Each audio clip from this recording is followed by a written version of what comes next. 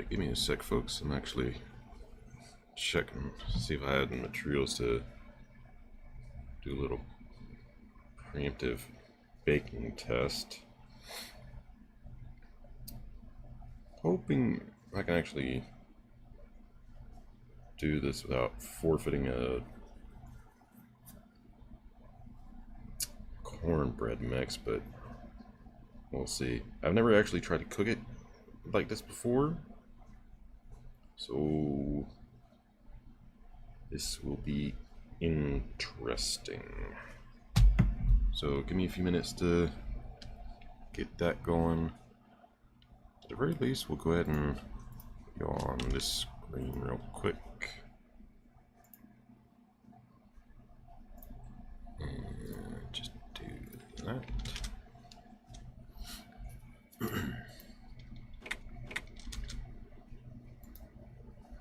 Come on, auto detect.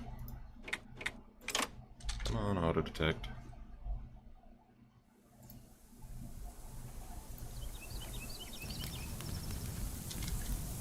Come on. Don't be fucking cranky.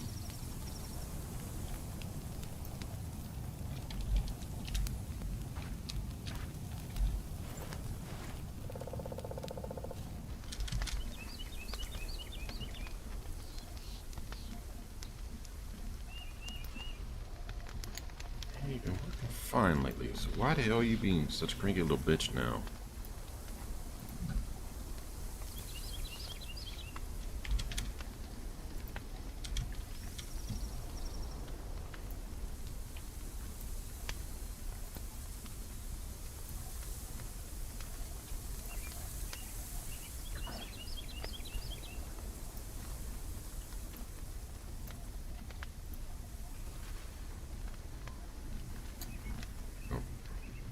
Guess we just gotta do that.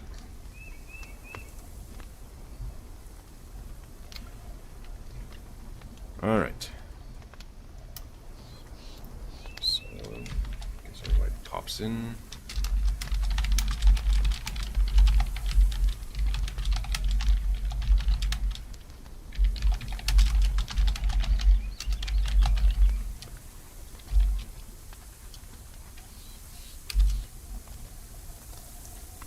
Okay, so we'll leave that. So at the very least, the ambiance can keep y'all company.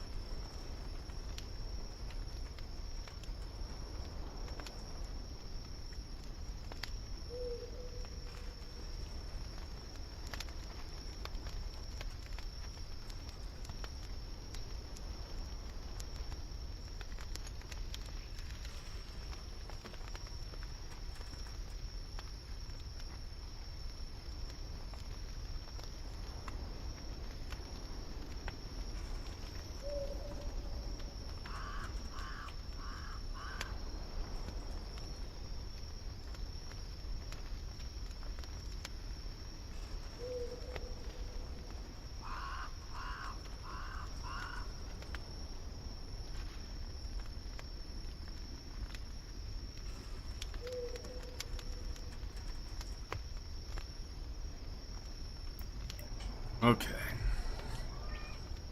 Let's check that every so often, but that should suffice for now. Okay, so that's the graveyard. Came down here to break that. I'm trying to get down here for that fuel cell.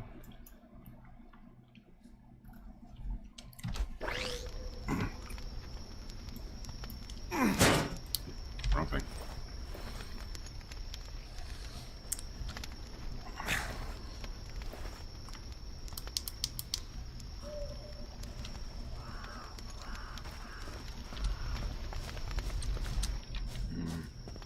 Maybe it goes this way.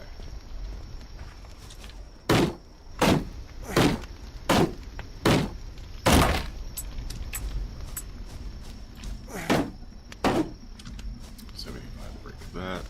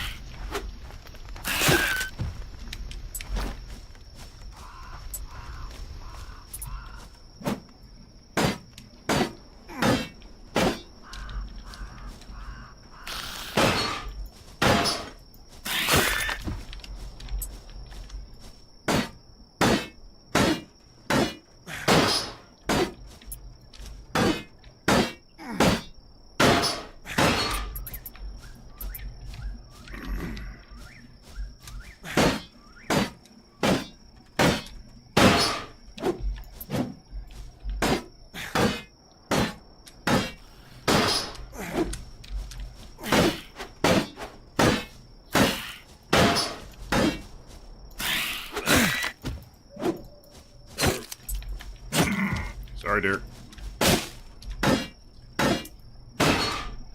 All right.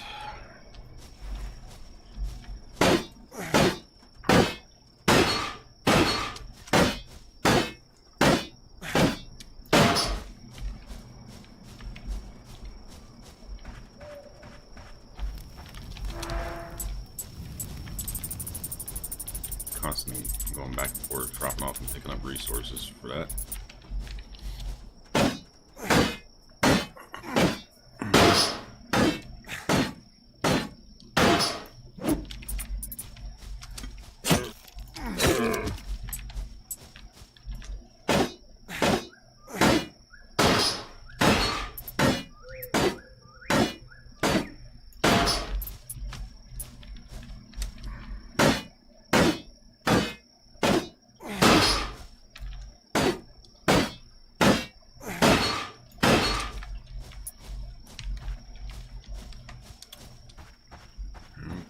Yeah, that's the nurse section.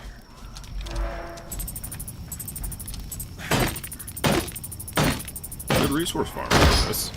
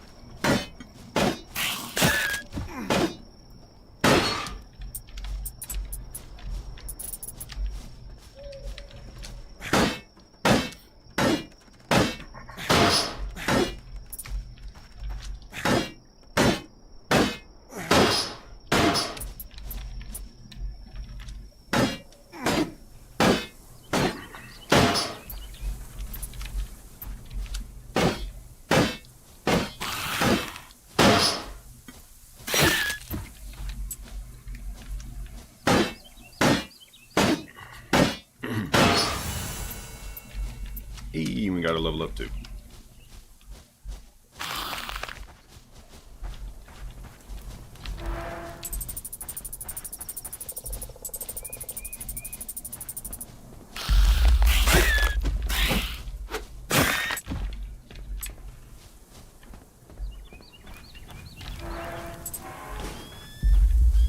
these resources will allow me to build up my base, so I'm not going to ignore getting them.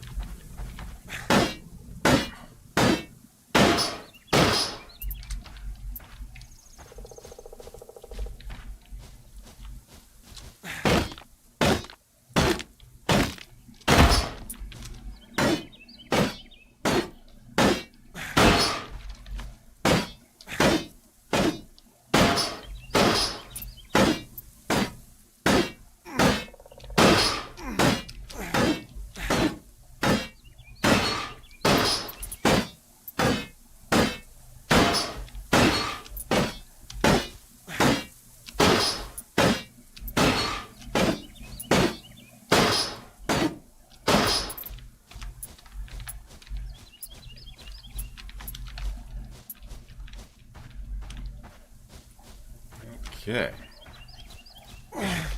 That should do it for the base building materials I need.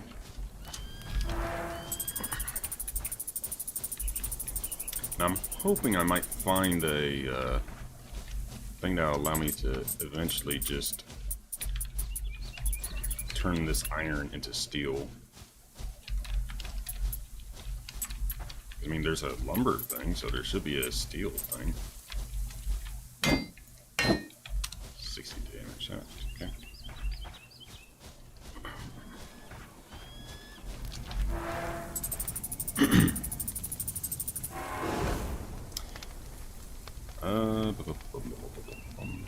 Fast learner.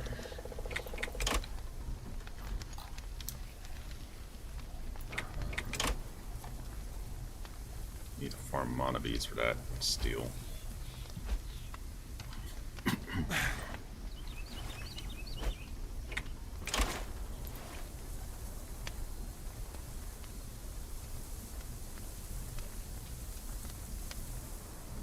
That's cool that I don't have to have the thing installed to check this area.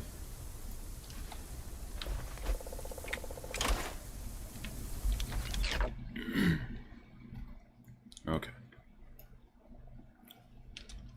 Let's go see what that wishing well requires.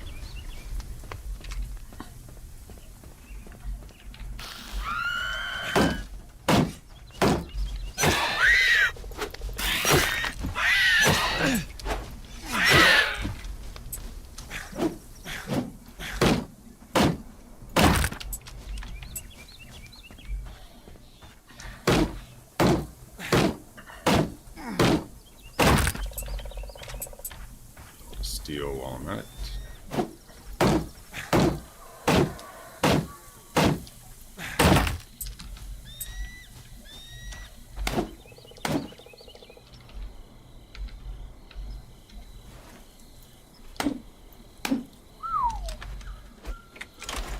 Oh, apparently I ain't breaking that.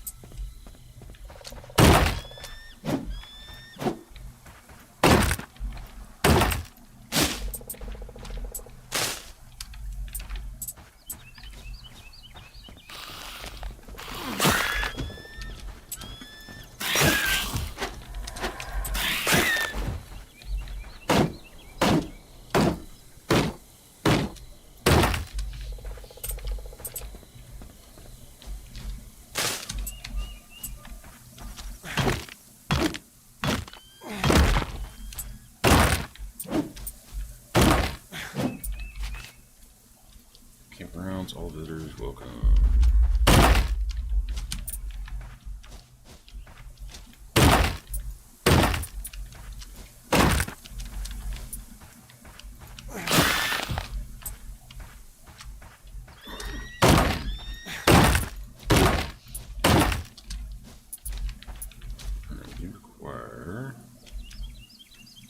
Plastics and one. I can do that easily enough.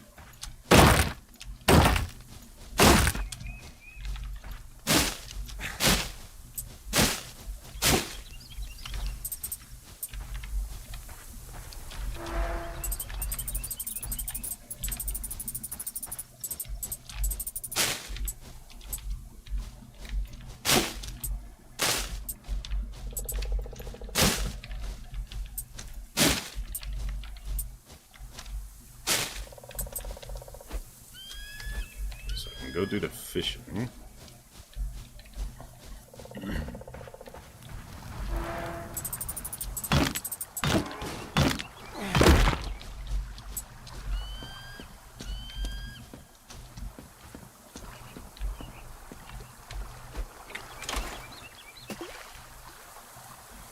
I should be able to do the fishing while I check the food real quick. I'm gonna be constantly having to check it off and on so it doesn't burn.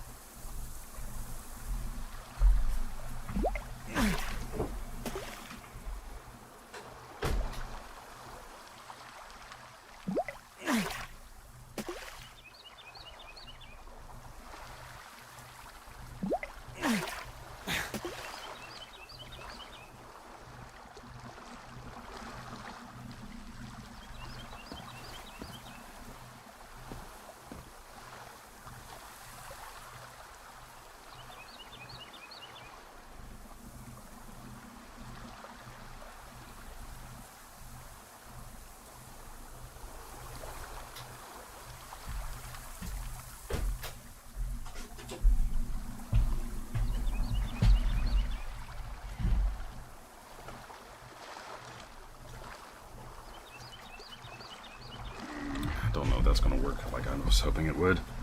It is rough. Did not take the crying out loud. I know I just changed the fucking setting. It decided to be cranky. It sometimes does that. I don't know why. I'll go to input a different category, and it stays locked on whatever my last one was.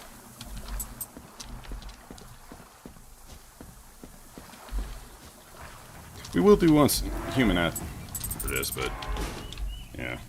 Okay, I needed one scrap, 2 plastic, I think it was.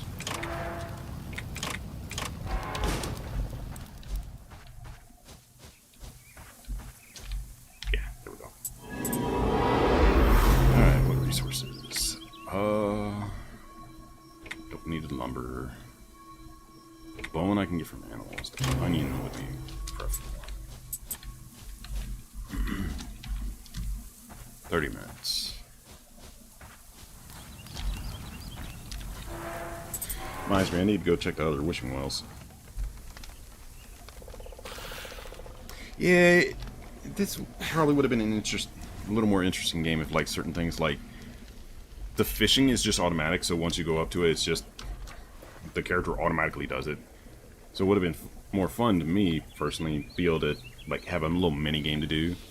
And same thing with like these locks over here. Actually, be able to just go and show you as I go over there, check them anyways. That the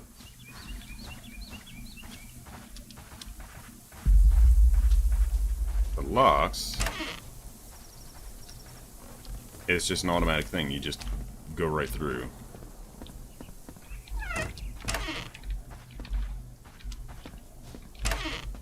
Which is a little disappointing, but eh.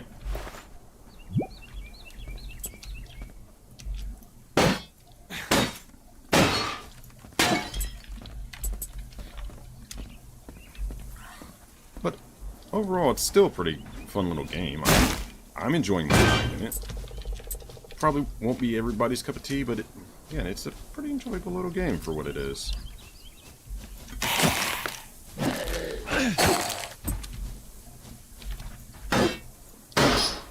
It doesn't have a difficulty setting, but considering some of the enemies, it doesn't really need to. Because, like, dealing with certain enemies is a skill check rather than, like, a difficulty check. Like this guy. Pretty easy to deal with. If you mess up your dodge, you're going to get hit. They have worse enemies that, like, there's some that are faster, they hit harder. Some of them that have, like, an engagement move that they'll do. And, like, an AoE. So it's a pretty fun little game. Nice little thing to chill to, for certain. It will have a thing that, like a lot of folks will have issue with, that they usually do with a survival game, which is a grind to it.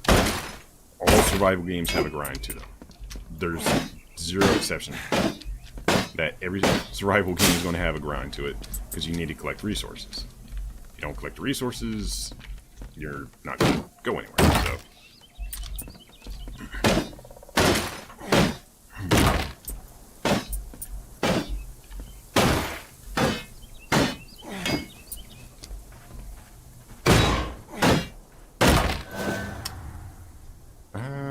Bruschetta. I can't make it because I don't have the wheat.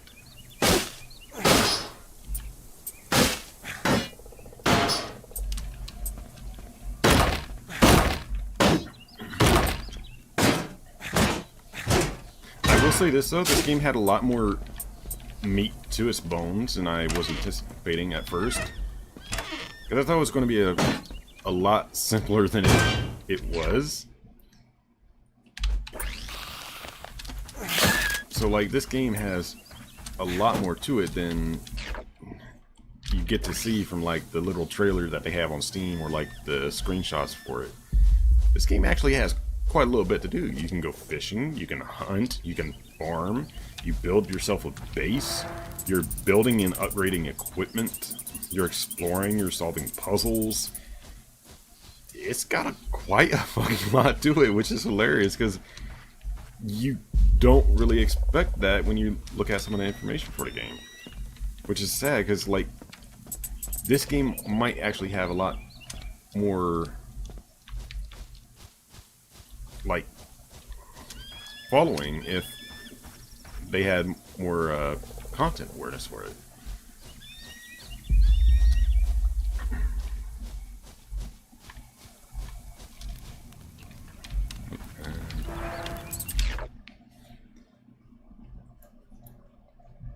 Soda Lover's House. Oh, that's why the thing is full of that. Alright, so right now I'm trying to get to this point over here. This is the map, by the way. When you first start off, you're just stuck in this itty bitty little spot right here, and you start right here.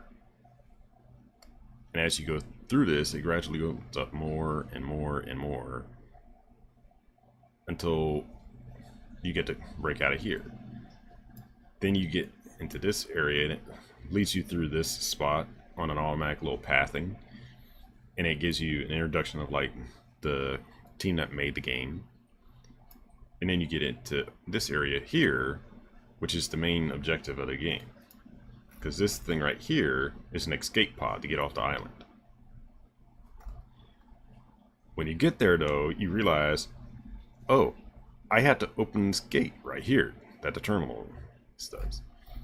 That requires you to go to these relay towers. Once you do that, you get to come back here and, oh, you can access the rocket, but there's nothing to fuel it to get away from here. Which then leads you to, you have to go to all four corners of this island. So like, I've already managed to do the one that was up here. There was actually a boss there.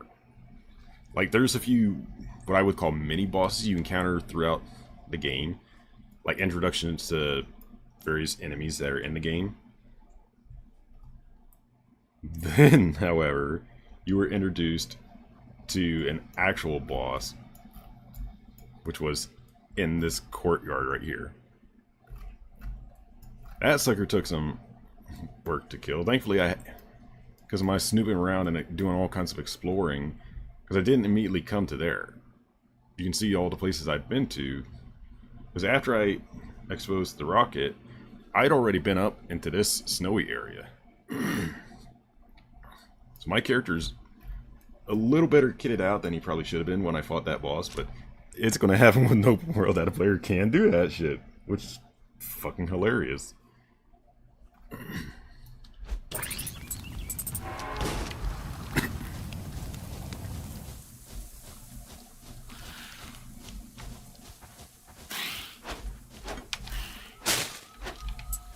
Oh, and I love this right here.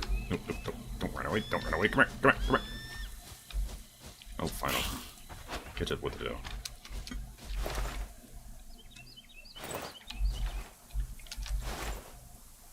Pet the deer, pet the deer.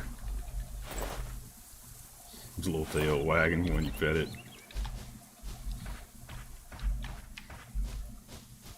And like, you can level up, and every time you do, it gives you an option of stats to upgrade. And like, each one works towards something else. Like, one might give you better stats, one might give you better chance of looting stuff. Like, if I didn't have a certain perk, I wouldn't be getting 2 mushrooms from that. I'd be getting only 1. So there's a bunch of little stuff that's in this game that makes it pretty damn cool. Like over here is probably just a completely optional place.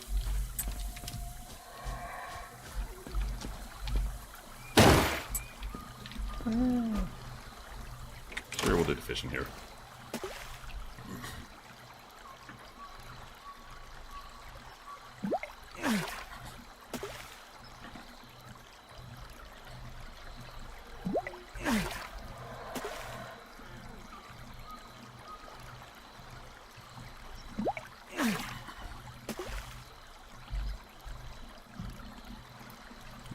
Pause that real quick. I'll check something.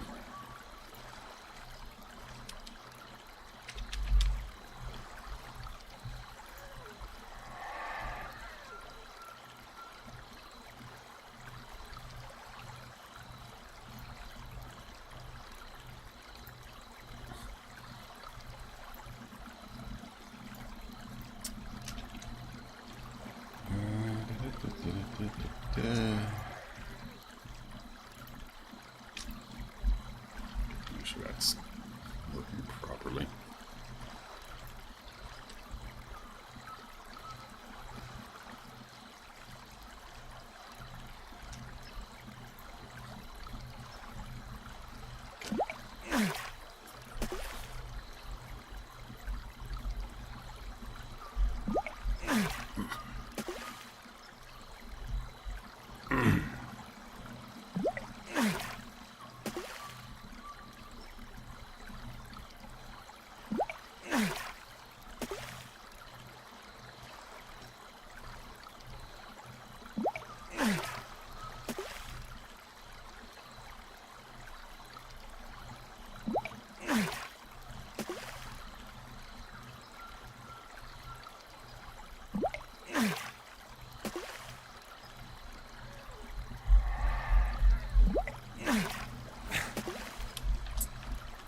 Grab all those fish.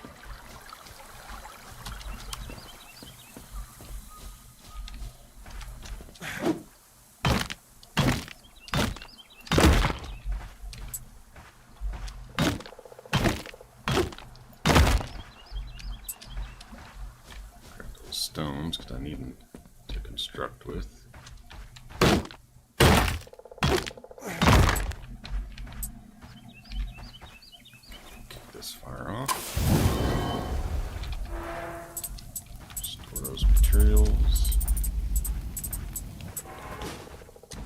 here to snoop to see what it is. Okay, there's a question mark down there.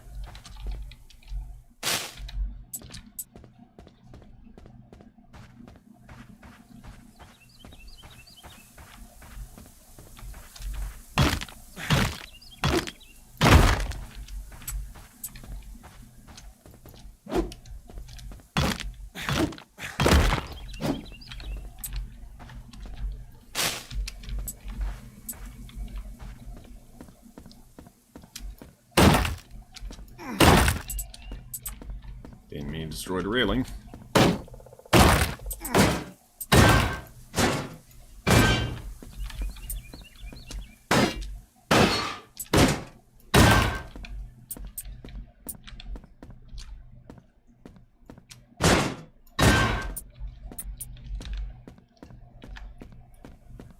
Like, the premise behind this game is also kind of interesting too, because, like, you know, most kind of apocalyptic games, there's got to be a story for explaining what the fuck.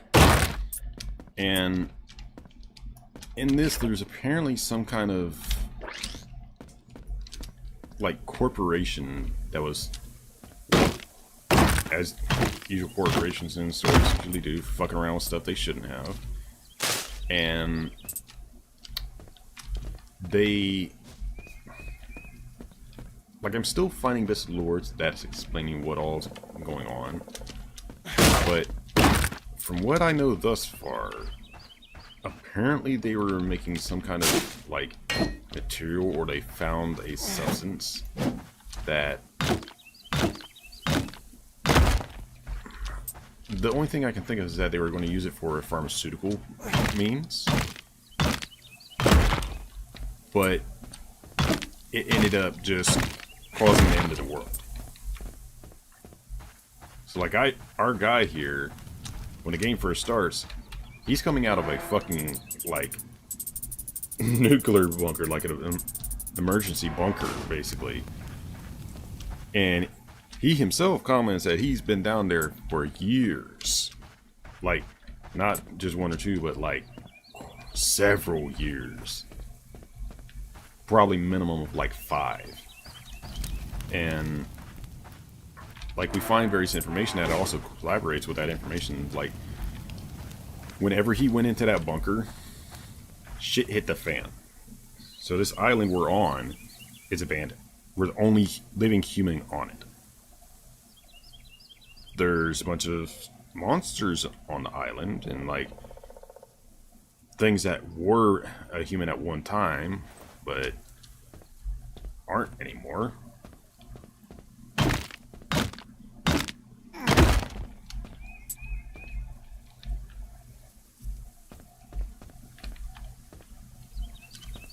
I don't want to fuck with that just yet.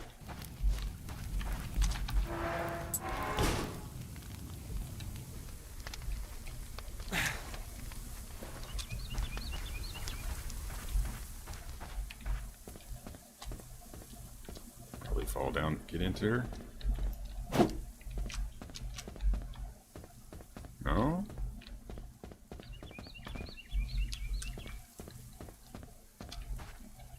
Oh, I know, that's the... There's also, this game also has DLCs. There's 3 of them.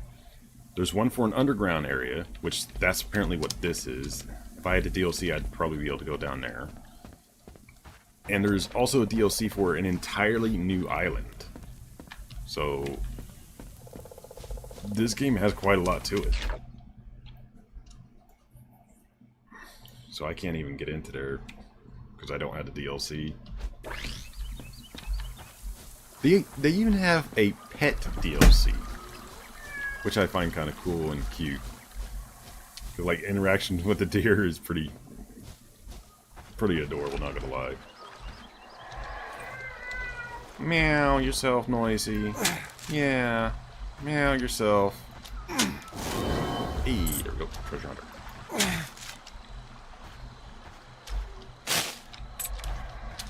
Like, you get to do stuff like that all the time as well. Just snoop around, find hidden little caches of resources.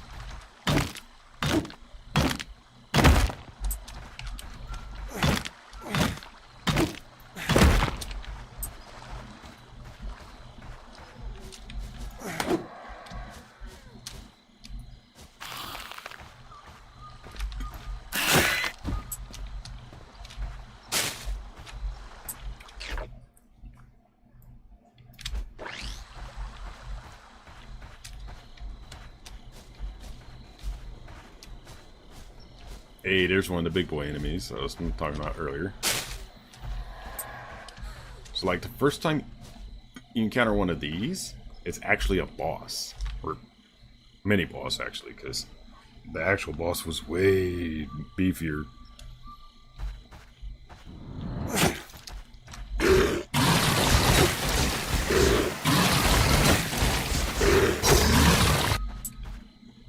And that's what I was talking about with like some enemies have stuff you had to avoid.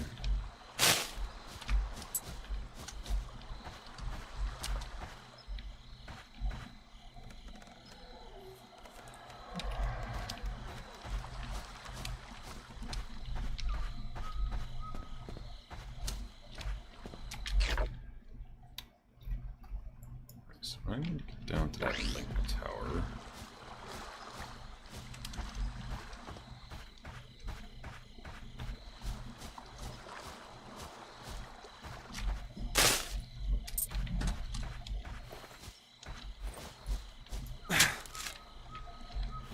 Oh, that's disappointing.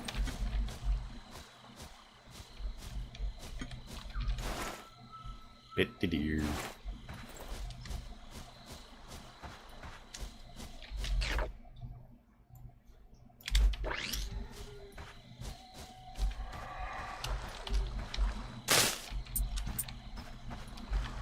It might seem silly collecting resources when I'm out, when I don't really need them anymore, but like, there's a point in the game that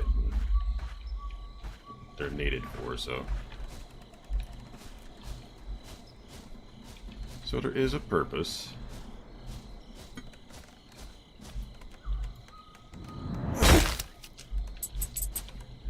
Yeah. Disconcerting that that plant has bones.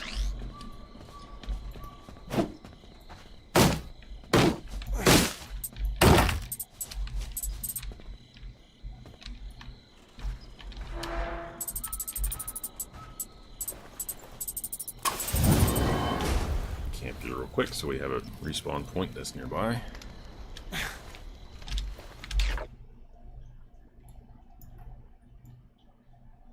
Fort Darrow, huh?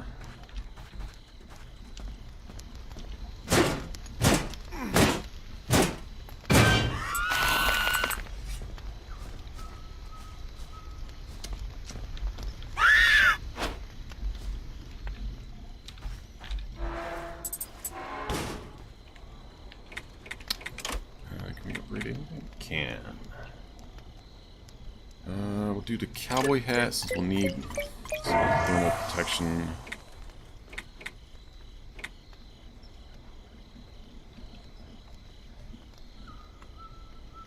I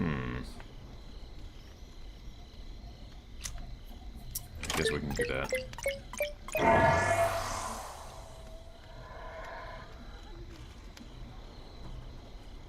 Damn. That's a serious item if it requires high-grade materials that quickly. Okay.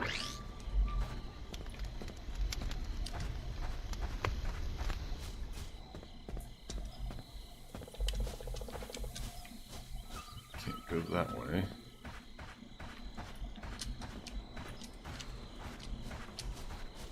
Pretty close to the thermal limit. Guttural sounds intensified. Around you, Exhumans aren't the only danger around these parts. Mortar pods.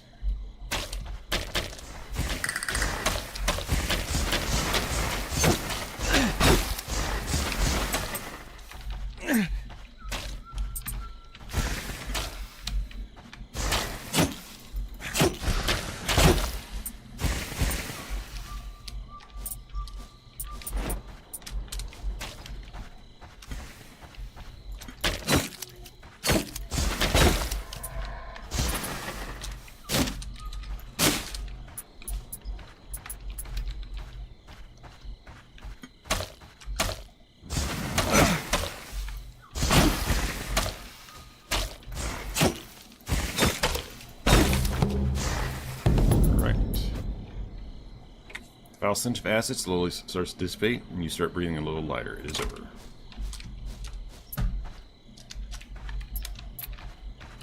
So like that right there, that is completely optional thing. I didn't have to do that if I didn't want to.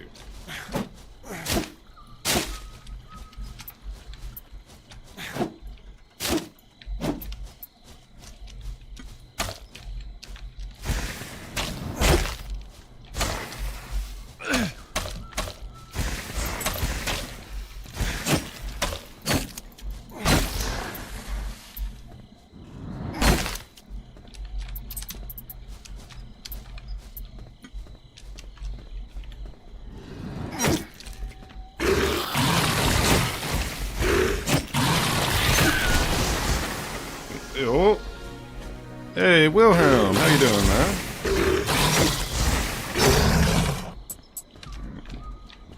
Give me a second to do something for you, since my shit actually behaves now for this.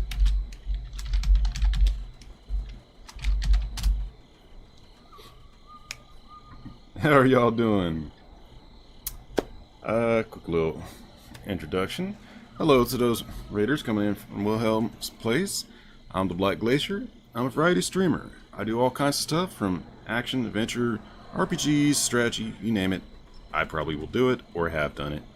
Just not so much a fan of fighting games and racers. They just don't take my fancy. And you'll usually find me playing games on the hardest difficulty I can. I'm doing well. Not doing too bad. Just enjoying this strange but fun little game. Where's there's fire? Up there.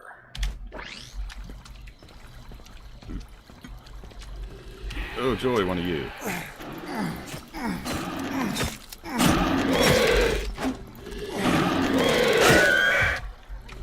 Oh, those guys are such a pain in the ass. Ugh. Playing a little bit of a zombie-ish survival game here.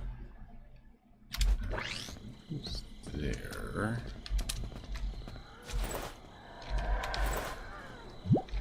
This is an interesting little game. I was not expecting this thing to have as much to it as it does. Which is pretty cool, though. We had reports of unmarked boats on southern shores. Please report any further sightings straight to the Crown. This is an automated recording sent from K23, the Crown Station. I haven't seen this game before. What is it? This is Dysmantle.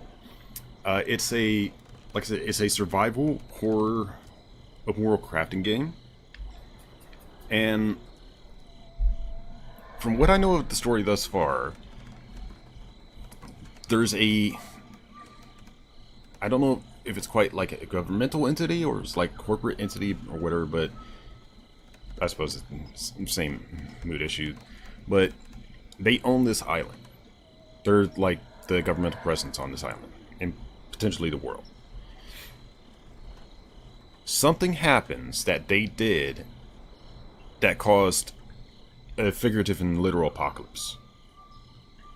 So when we first start out, our character here, he's climbing out of a fallout shelter, a bunker, and into a like cordon off suburb area, like a high concrete wall, like a quarantine kind of thing. And we find out, like, start a game even by his own comments, as well as some literature we find throughout the game, that he's been down in that shelter for years. Now, I'm not talking like 1 or 2, I mean like minimum of 5, maybe even 10 years. And the literature we find backs that up, because like all this happens and he's the only living human on the island.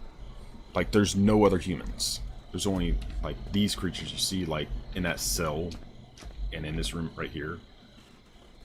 They were human at one time, but they've become monsters. And our point in the game is to survive, and everything you can destroy gives you resources, which you use to build your gear. Like all this stuff I have, I built. And every bit of it helps your character survive. So like, various outfits you get to wear, hat.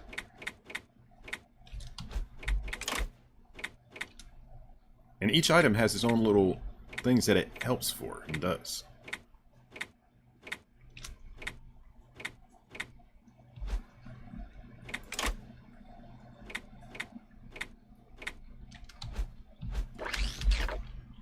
And when we first start off, we're actually in this suburb I was talking about.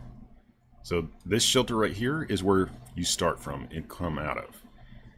And you get to explore this little area, and it's like, okay, this ain't too bad. It's kind of big. Then you get to go out this gate, which takes you over to here. And your main objective is getting to this structure right there. This one right there. But it's blocked by this terminal. So when you interact with that, it's like, oh, go activate these relays. It's like that one there, that one there. And they're scattered all around this area.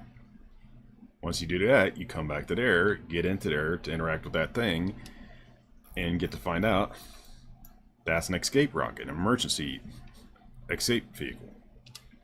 And there's obviously several of them that were here. But it has no fuel cells available. So when you get to that, you then get indicators for all four corners of this map. And this is a big map. Like, just for me to get all the way up in this area, that took me like probably 2-3 hours. Because it's not just like a clean straight walk. There's all kinds of obstacles and like wildlife and various monsters and stuff you have to fight through. Yeah, it's a big map. Like, I found a radio that gave me 2 GPS coordinates for the western side of this map. And that's why I had this area in the north opened up, because I was trying to get over here to find them. But I can't, because there's 3 routes I could have taken. I'm pretty sure there's one here in the south somewhere, but there's one here in the middle, and you can see these entryways. So there's a bunker that would lead right through here, but it's blocked off somehow. Like, I still haven't figured out how to open up those. And if you go up here, like, if I wanted to go through here, there's like some sort of like poisonous gas here that says, oh, you need a gas mask to get through here. And here's the other thing. This game actually has 3 DLCs. And from the information of those DLCs, there's one for an underground area. So like underneath this entire island. And then there's another DLC for an entirely different island. So they'll be the same size as this map from the information I managed to get. So I got this game thinking naively that like, oh, I'll be able to get this and maybe beat it in a couple of weeks. No, it'll probably take me at least a month, if not a little more, to 100% this. Because I'm going to 100%. It is possible. And like, there's all sorts of stuff you can do in this game. There's like little puzzles, there's little challenges. You can farm, you can hunt, you can build, and you can craft stuff. You can fight, obviously. And so yeah, this game has significantly more meat to it than I originally anticipated. Which I find cool. I absolutely love when I find games like this where it's like, oh, this ain't so impressive. Oh, wait, you didn't open that door, did you? No, why? Well, open that up and careful you don't take the next step out. Open the door, you're on top of a skyscraper and you're looking out over a ruined city. I mean, that's just an example, but it's a good example. And like, all these indicators you see are indicators for like one thing or another. Like the wishing wells here, you give them a certain resource and it changes each time, and you get a choice of 3 chunks of resources you can get back. and then it has a 30-minute cooldown before you can do it again. And then there's other places like the radios. The radios are little tidbits and hidden chunks of lore that are scattered all across the map. And then there's other places like this obelisk. That's a fighting place. And these tombs are little puzzle dungeons that you go into to get a rare resource that allows you to do other stuff. Because like each of these towers, where's good?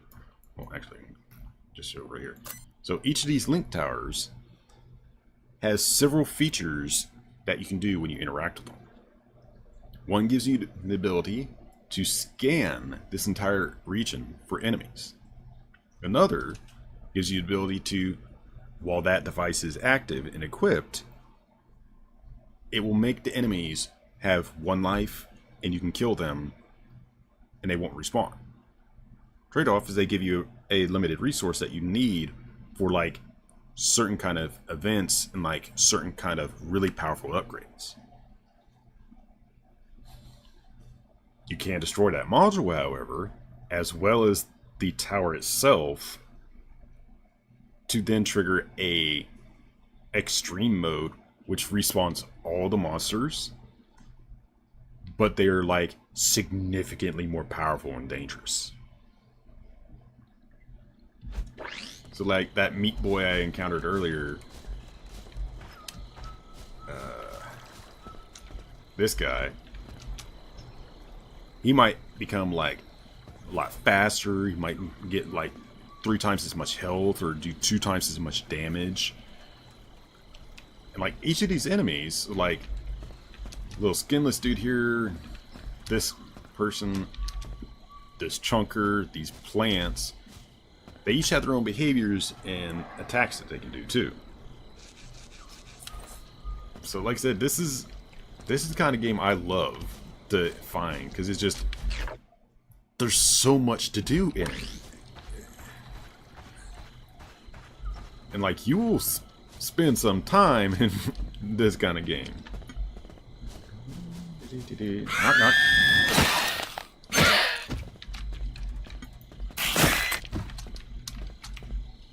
And like, you can change like what kind of equipment and such you're carrying or using too. Oh, here's another thing. Every object you see in this environment, from like this building over here, that enemy, these signs, the trees, even this vehicle, you can destroy every single one of those. And every single one of them will give you a resource. And like some of them, like, for example, this tree, I can't cut this down using the blunt weapon, the wrench. So if I want to cut it down, I had to use the axe. But even then, I had to hit a certain threshold to even be able to do that. So like this telephone pole, for example.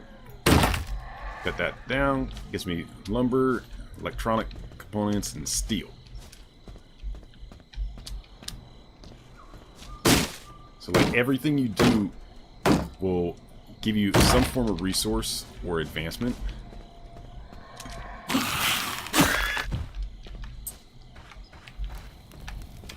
Like this entire structure right here, I can knock down this entire thing if I had the right tools, or strength of tools.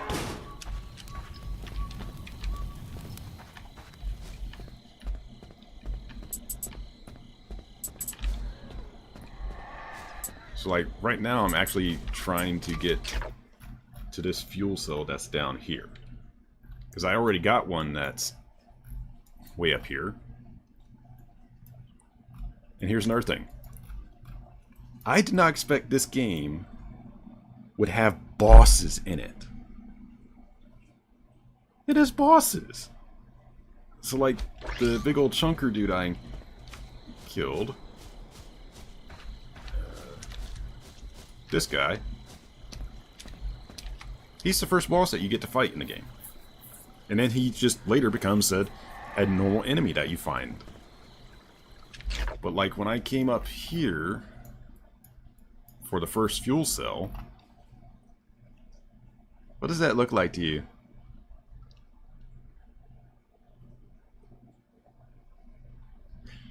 Boss arena. And I don't mean like little guy like the chunker dude. There was a big fucking boss in that courtyard. So this game has a lot more to it than like the teasers of this game have in the shop. So like, one thing about, go ahead and give a link to this.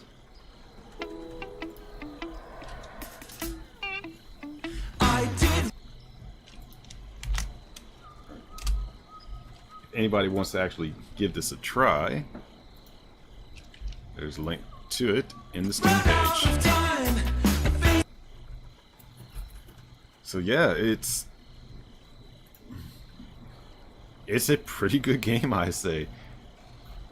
And the reviews that I saw are like extremely positive. So let's see. So from the looks of it, I'd say probably 90%, if not 95% of the reviews for this game are positive.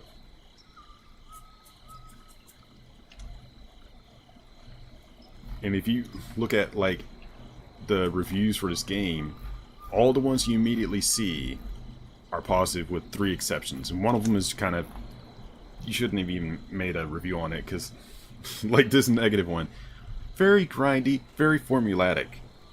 It's a fucking survival game. If you didn't understand it was going to be grindy and you needed lots of formulas to do it, you don't obviously know anything about gaming or what you're getting into for it.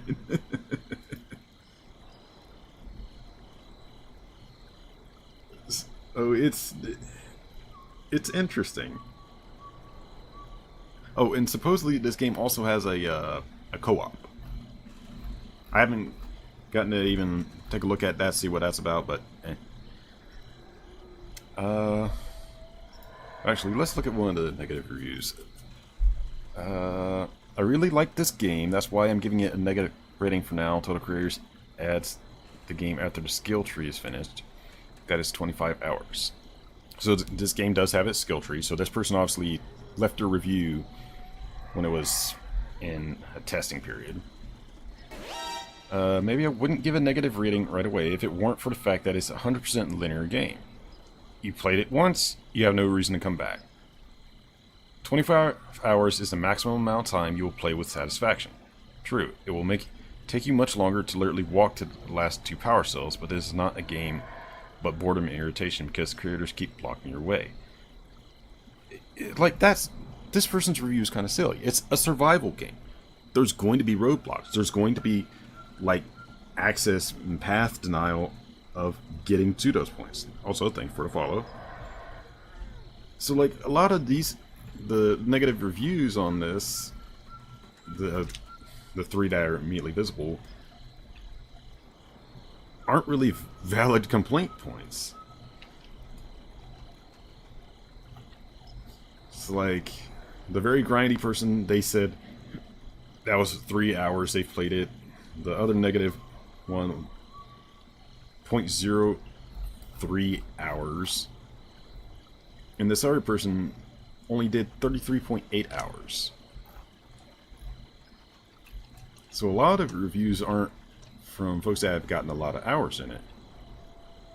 Like here's one that's got like 200 hours in the game, 100 hours, 600 hours into the game.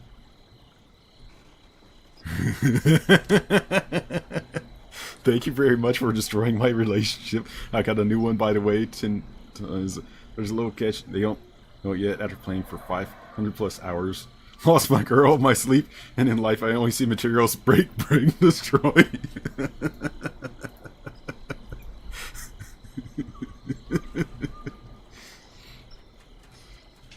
Oh, that's funny.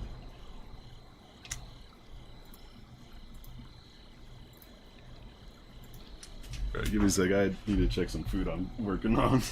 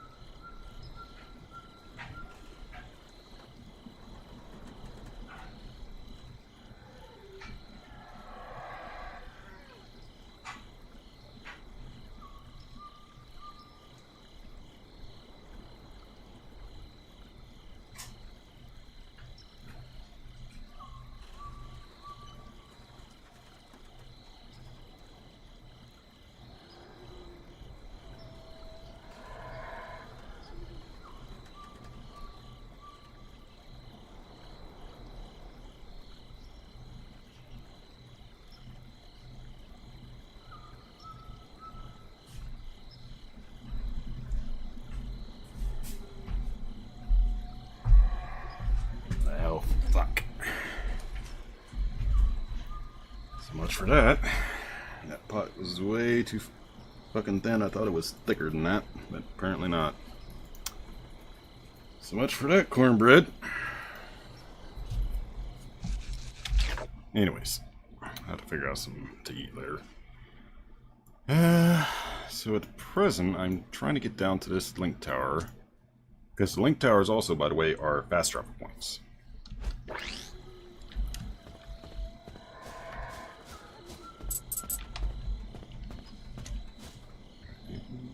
Not really.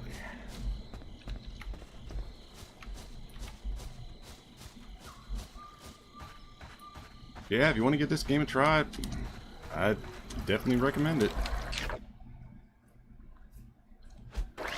It is pretty interesting.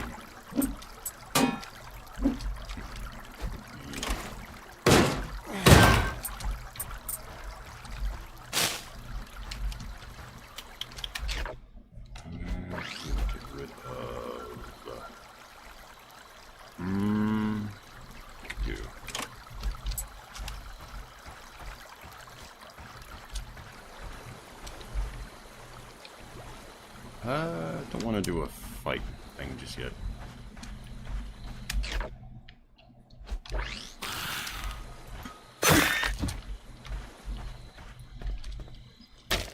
Wait. Ow.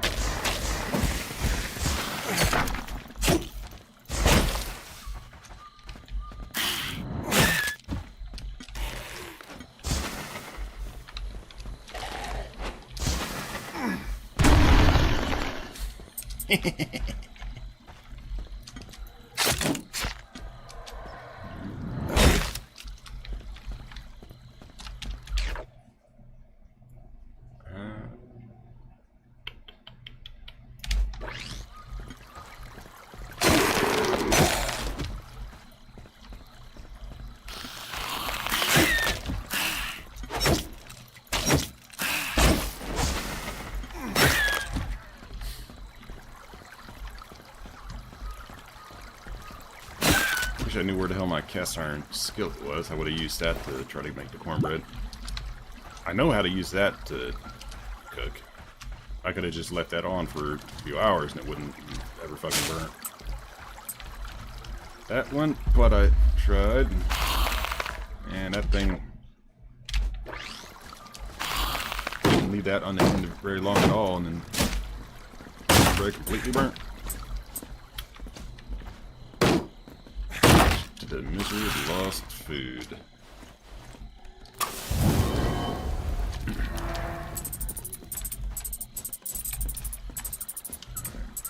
Go back and claim those resources I've left behind.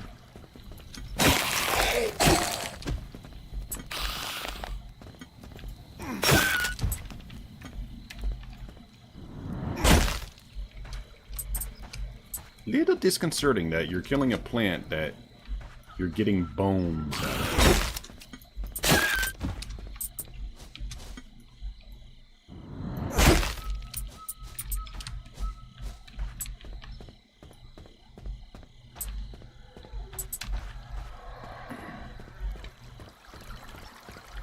I'm still figuring, like, story-wise what all went on.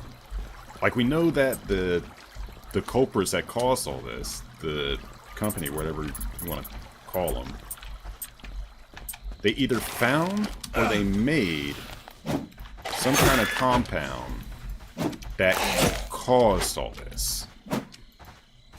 Like, you can see that this person here, they got all kinds of stuff on them. That's whatever the compound is. And like, we know that the events of this game happened over span while our character was in that bunker of like years. Like I said, a minimum of 5 years, maybe upwards of 10. So when we come out, this entire place is just gone to hell. Like, you see the buildings, they have plants all growing all over them. There's vehicles that are broken down and breaking. Like, everything's rusted and like messed up. So it's like, whatever they did, it royally screwed the island and or the planet. And with some of the lore tidbits that we found, it leads me more to lean towards it was probably world, not this isolated place. And if that's the case, is there anybody else left alive in the world besides us?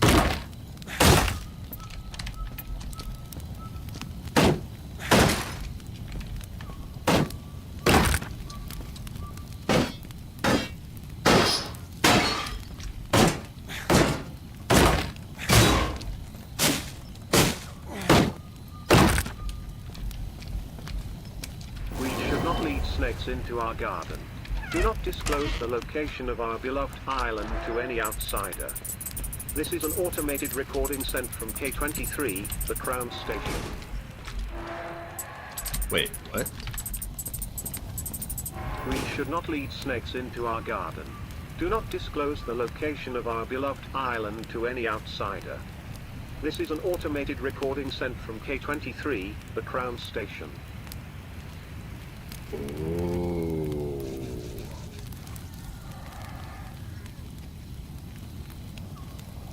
Okay, that in of itself,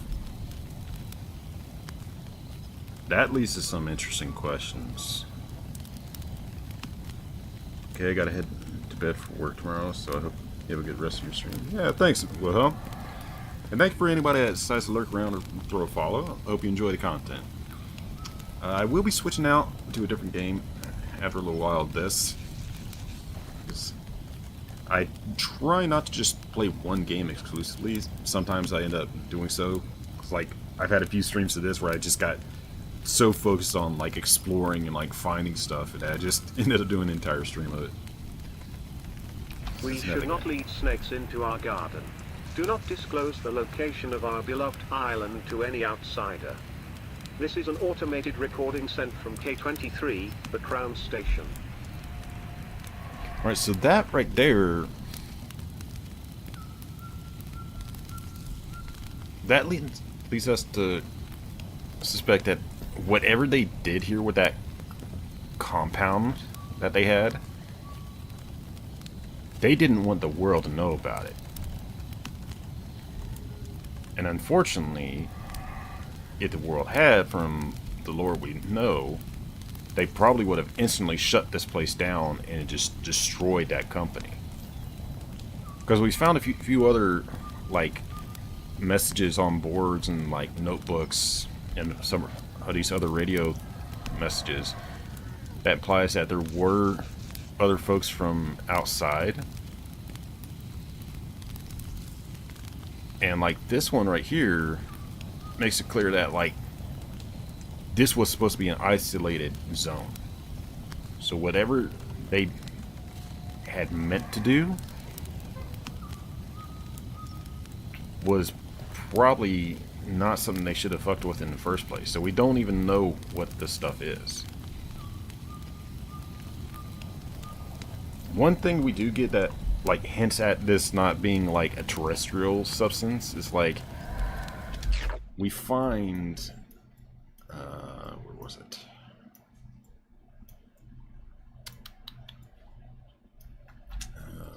Need to find one real quick.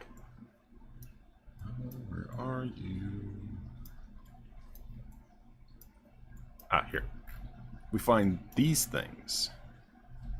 And in the tablets that we found thus far, they elaborate that something fell to the planet. Something fell to Earth. And with that, there was an entity. And in one of these tablets descriptions, they refer to the entity as a one-armed entity. So either that means it was injured in its crash, or like its form is only like that. But it has access to like a technology or like a power that isn't normal. Because one of the tablets we encounter is that it teaches humanity how to manipulate a substance called that they name mana. That's what the let's see. Gotta find where it is. This, the shards in these things. That's a crystallized form of the material. But one of the tablets, they describe that whatever that creature is, it doesn't need that energy source to do its thing. It can, obviously,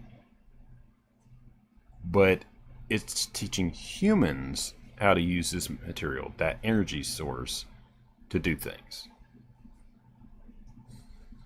But we do know that, like, the mana is somehow connected to the other stuff. But whatever the other stuff is, it's what caused everything to go to hell.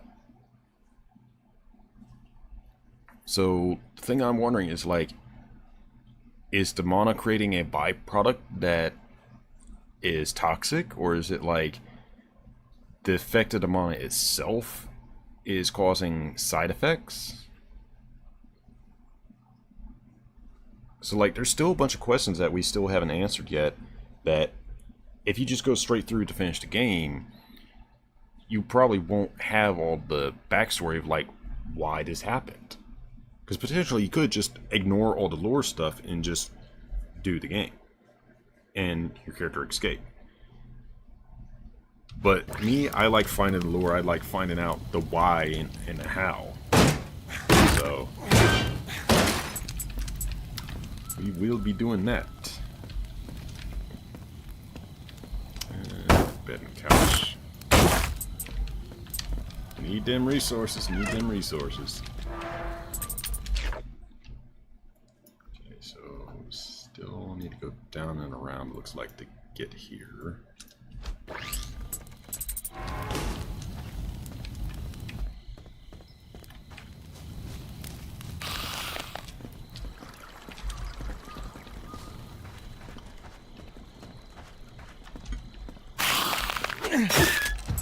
You mind? I am busy.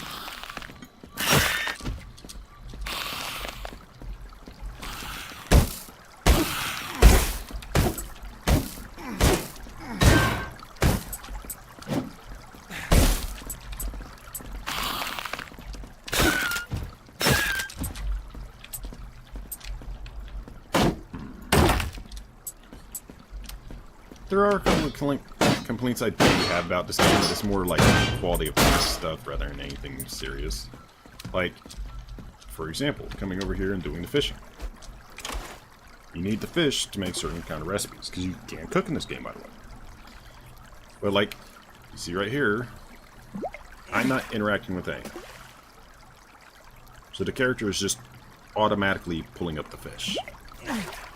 I would have loved to have at least a very rudimentary minigame to do something here.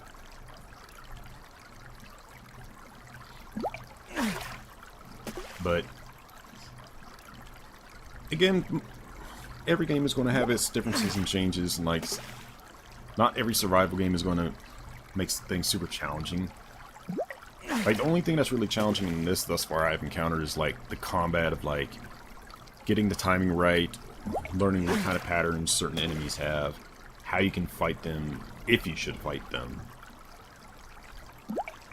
Because, like, the skinless enemy, you encounter that sucker at the start of the game.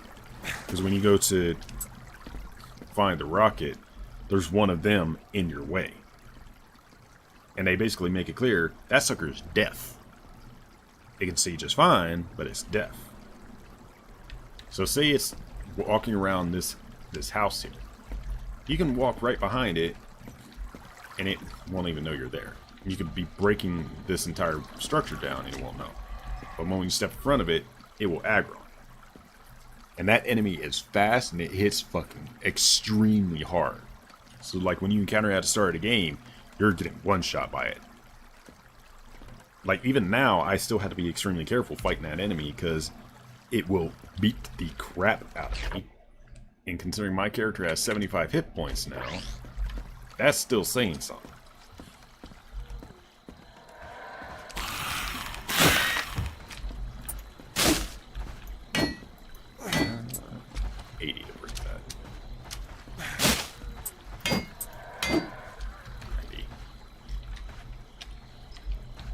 it'll be interesting to see at what point I get the materials to like break the really big stuff, like these boulders and like the concrete walls of the suburb. The concrete walls are like level 100 to break those, and like this shipping container, that's like somewhere between 80 to 95 if I remember right to break that. So they do not want you doing certain things.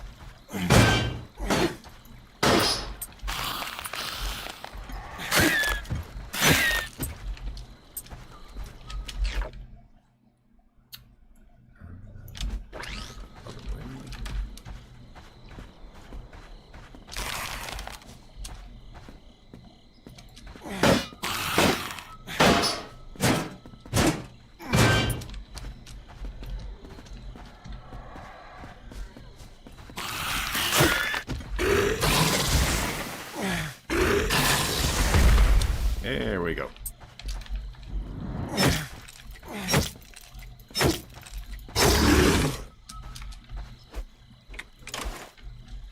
Nope. Nope, I do need to heal, actually.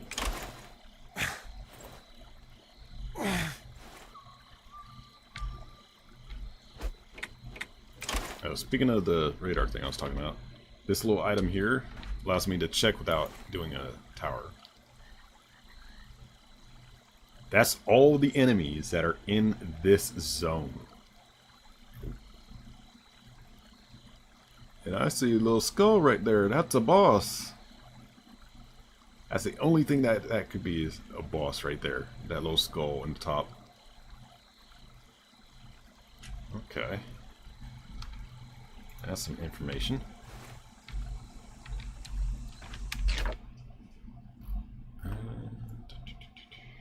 Need a fire nearby. I guess that's the closest one.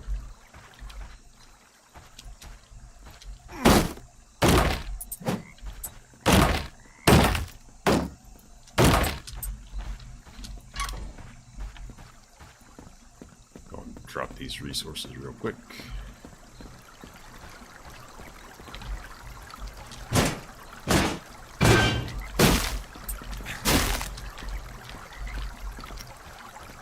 It's always funny when you see folks make reviews about something and they don't necessarily give like helpful reviews. It's just like, oh, I played this game for 5 hours and it didn't allow me to instantly beat it just by clicking this one thing. It's like, you're like, with this, you're playing a survival game.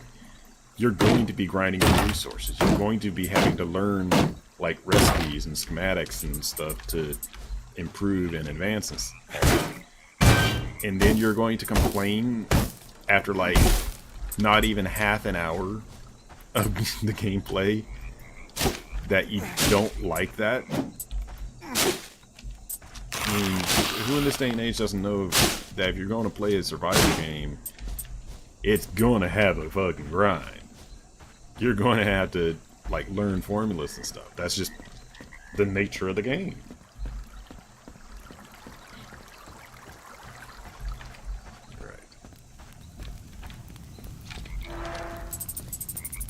So I think the first objective here will be getting this link tower, trying to work over to this fuel cell, but knowing that there's a boss here, I'll probably have to fight through that to get to that cell. And there's going to be a big boss on that fuel cell.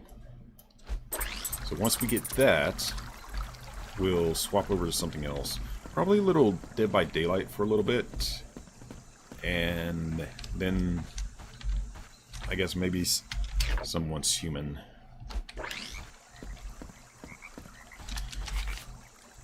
Games, Philcrest. Fight some bitch.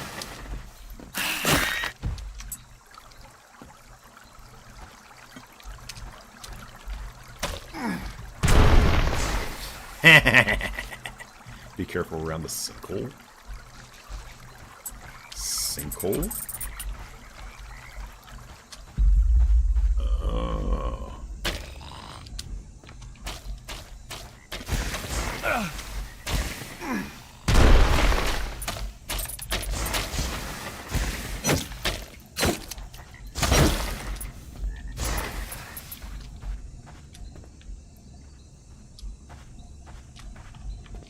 I do believe that be lava.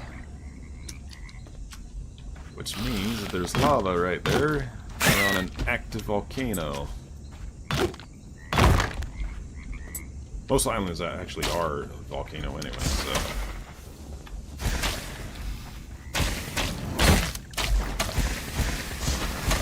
You gob-spewing little bastard, stop it.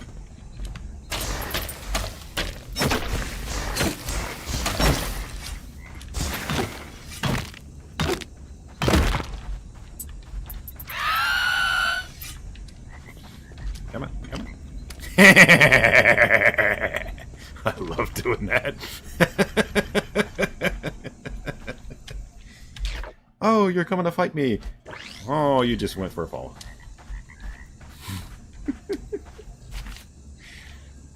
Run this thing a little good.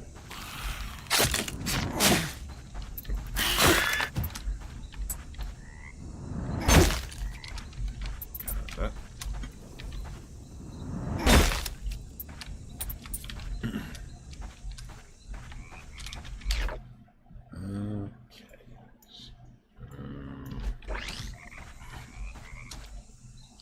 Actually, that begs an interesting question.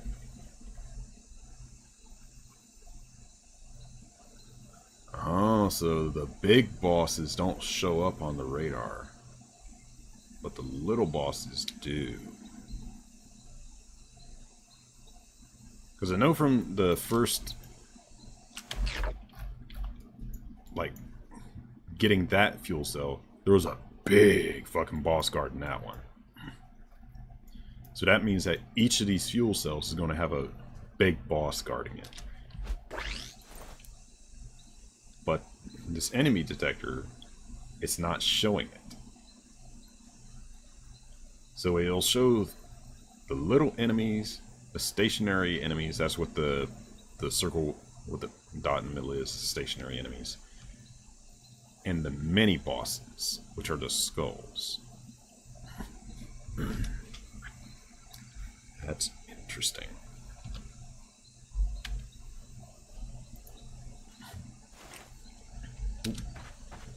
And there's a timed crate right there. Nope, wrong thing. Come on, folks. There we go.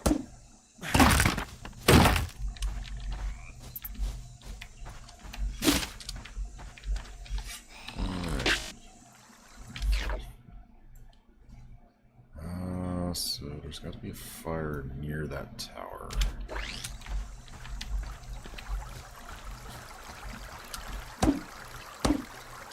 That's another thing, is those time crates, these are scattered all over the world. And to open those, you have to immediately beeline to them once you do a rest at a fire. So once I get to wherever the nearest fire is, I'll have to race to this time crate to open it. And they give you really good resources too, so they actually serve a purpose.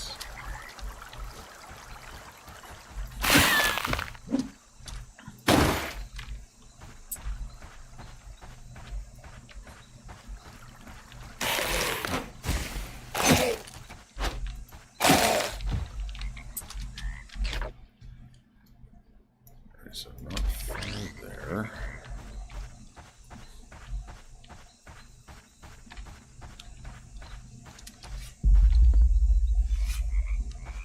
Okay, so we can't get through.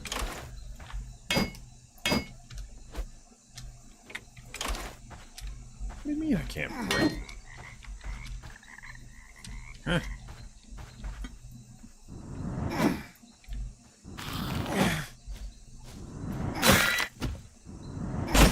There we go.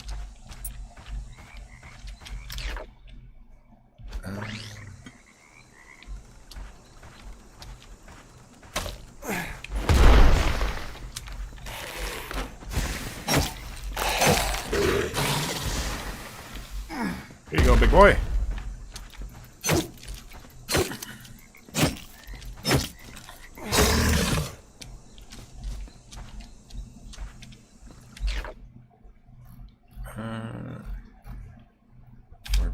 there.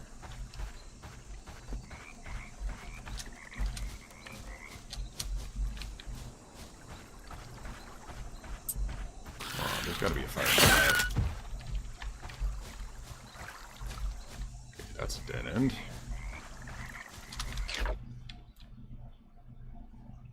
So only fire in that spot?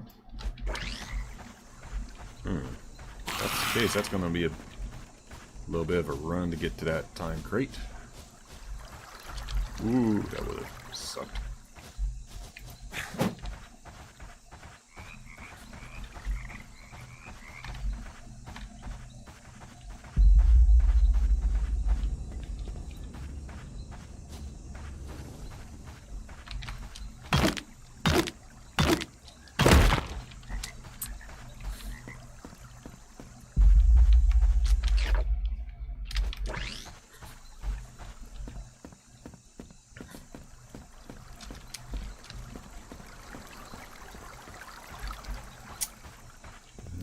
Okay. All those off. And it might seem tedious that I'm just collecting certain resources, especially if I don't need them anymore, but there's a couple of objectives that you actually should constantly farm resources for, even if you no longer need them for certain things. And thankfully, this is one of those games where, like, you will always need certain resources. Like, even the most basic resources, you'll still continue to need those, which is really, really good. Most crafting games, if they give you a resource to do, they'll, like, go, oh, you got to craft with this, you don't need to craft it anymore once you make XYZ items. A good crafting game will always make use of every resource. Like, even the most basic resource, like this wood I made, scrap wood and like that metal, all that, should always be valid no matter what point in the game you're at.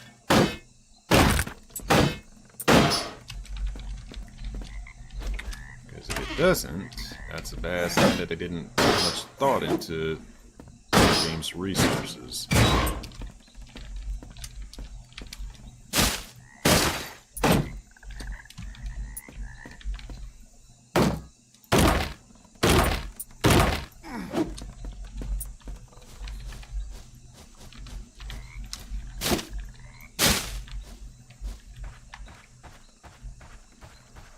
Like the plant matter, for example, that's the fuel you need to smelt stuff or craft stuff. I'm still pretty sure there's got to be a smelter system in there somewhere. I just haven't found it yet. Because there's a machine to convert the scrap wood into lumber, and that lumber into like full lumber.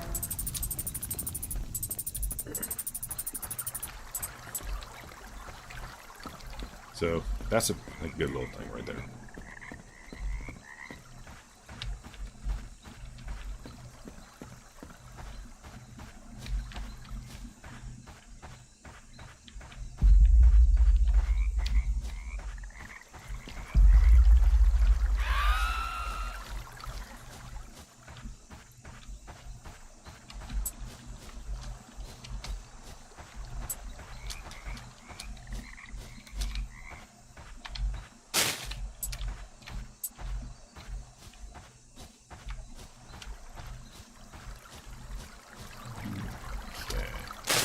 Food resources. Oh, and the cooking in this game, whenever you make a recipe for the first time, you get a permanent buff from it. And any cooking you do of that recipe from then on will actually heal you. And apparently you might be able to get that to the point at some point in this game where you have like 200 plus HP. Because some of the recipes will actually heal you for like 150, 200, like 300 health.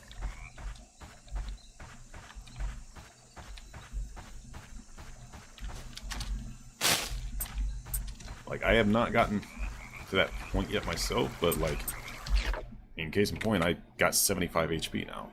Part of that is because of this item right here. But some of the other is not so reliant. Okay, so I can't get to you from there. So that means I have to go through the fort to get that link tower. Which means fighting that mini-boss.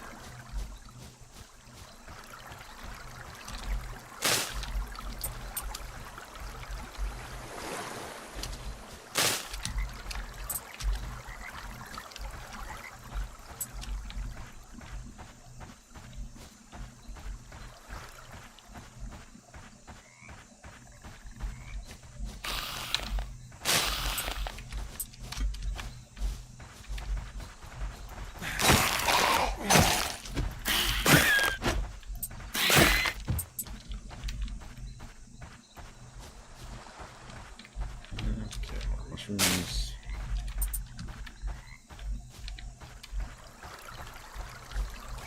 Yeah, this is definitely going to be one of those games that you will be spending a fair bit of time in when you're rolling around.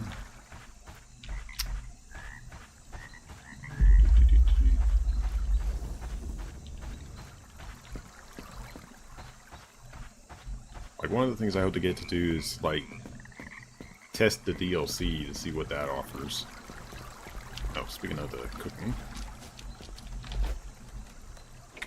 Like, this is what I was talking about, that each of these recipes, when you first make them, gives you a permanent bonus of one form or another.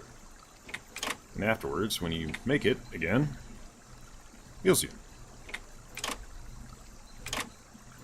And you can just, once you've done it that first time, you can click that recipe, and if you have the ingredients, it'll automatically fill it so you can just immediately cook it.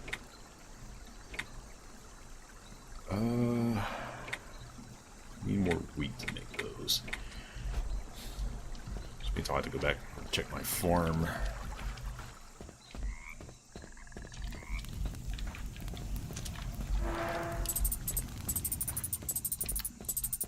Let's see. So there's a locked door.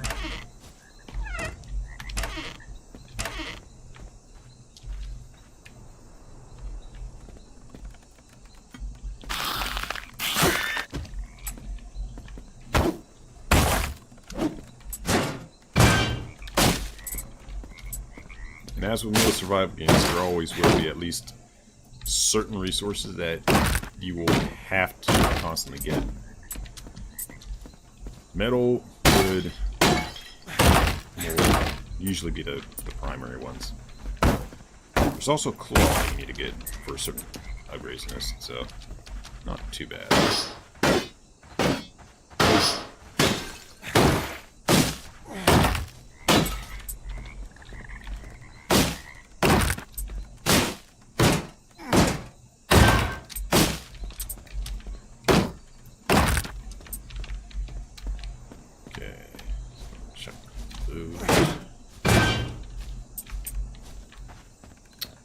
Storage.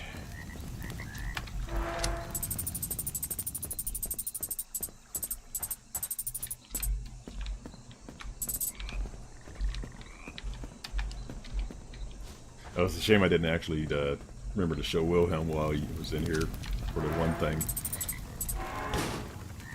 One of the things you get when you level up is a thing that lets you to befriend animals.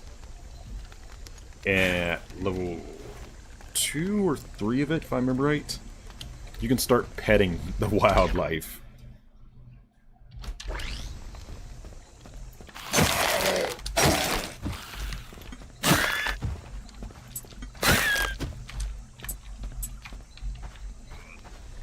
So, like, you can find deer and caribou in this game, and if you can get close enough, you can just go pet, pet, pet.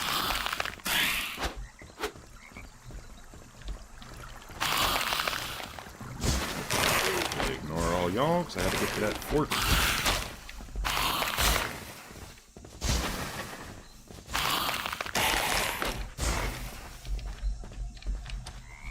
Let's do funny.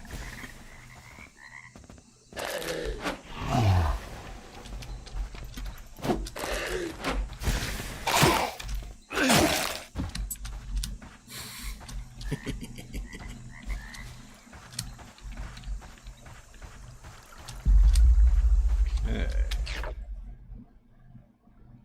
So maybe it goes that way.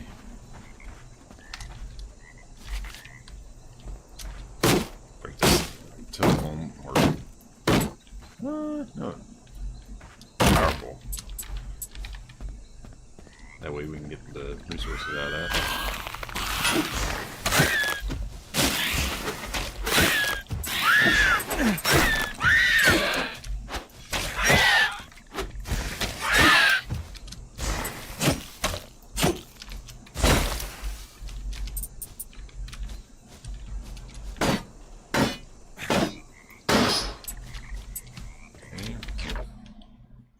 The thing I'm wondering now is what kind of enemy it is going to be.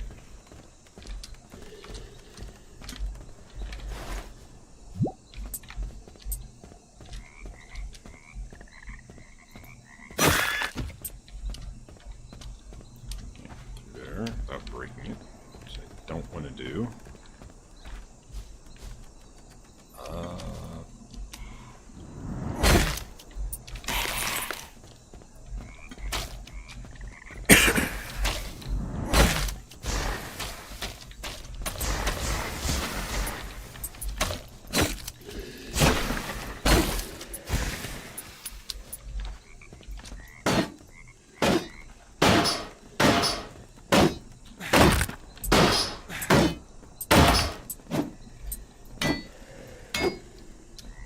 Almost complete it. Whoa.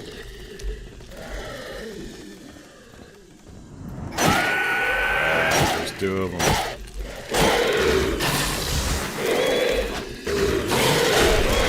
Fuck it, fuck it, fuck it, fuck it.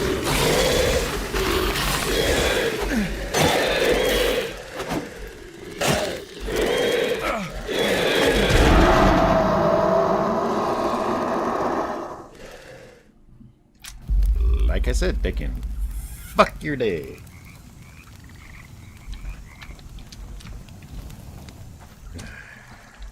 Now, the annoying part is I had to get all the way over there to where I died without dying again. If I do, all the resources that are now on my body will self-destruct.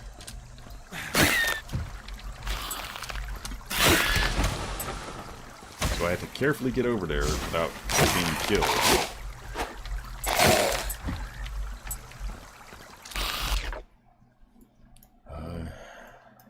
So I mean, there's campfires there.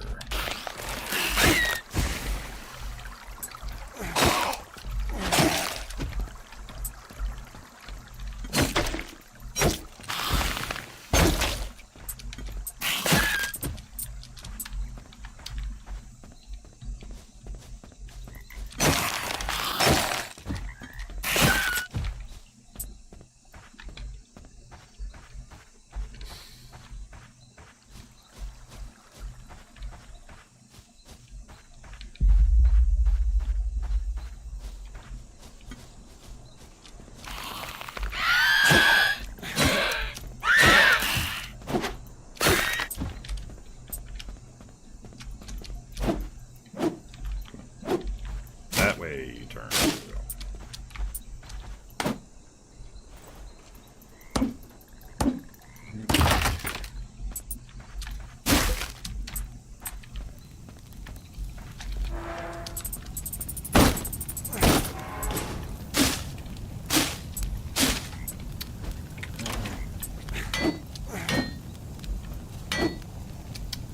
Break that.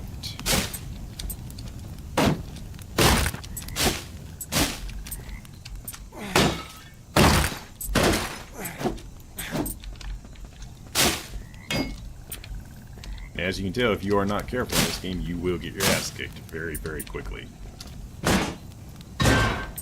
So you do have to be careful, even against the little guys.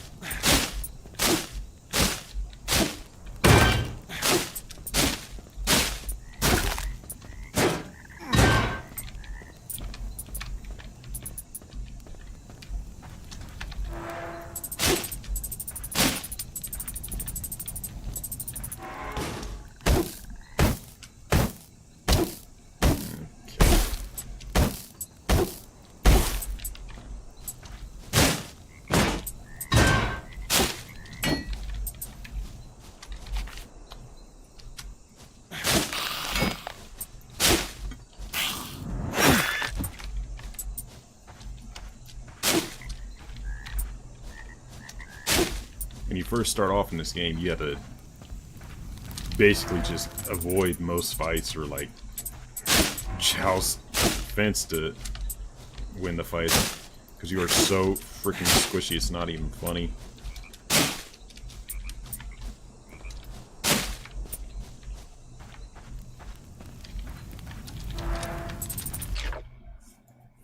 Okay. Careful for this.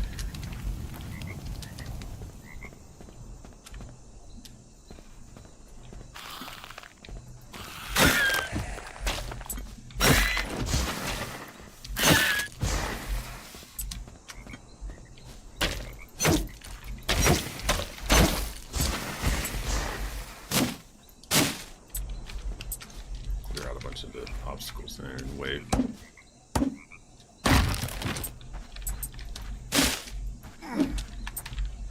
So I have an easier time traveling.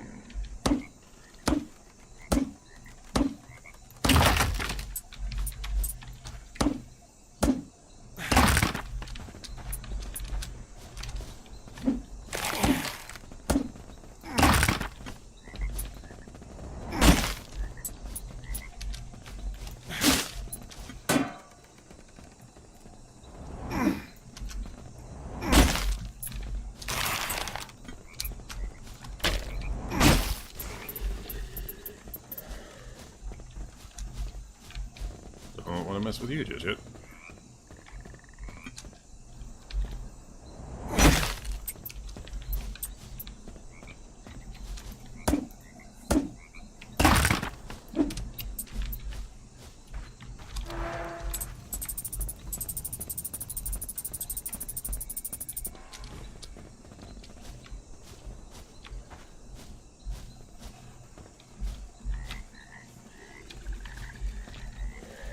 Thankfully, those big guys are deaf. So don't be stupid. I'm going to drop my resources off. I should probably hit the campfire so I can have that established as my respawn point. But if I do that, all the enemies in this area will respawn, since I don't have the inhibitor plugged in just yet.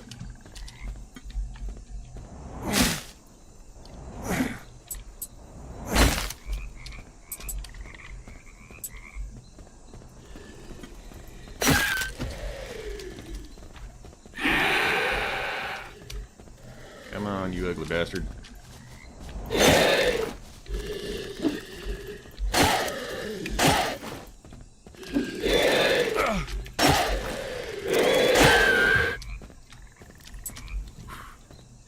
And mind you, I have some gear on me that makes my defense a little stronger, so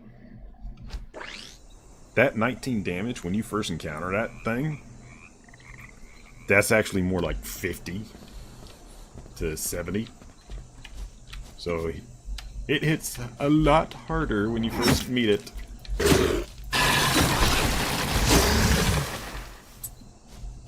Not that it doesn't hit hard now. Still, because that's 19 damage it managed to get me for one shot.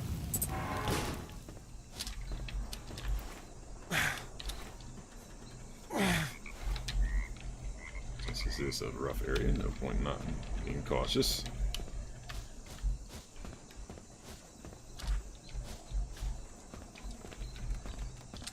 Alright, where'd the second one go? There was two, you little bastards. Where's the other one?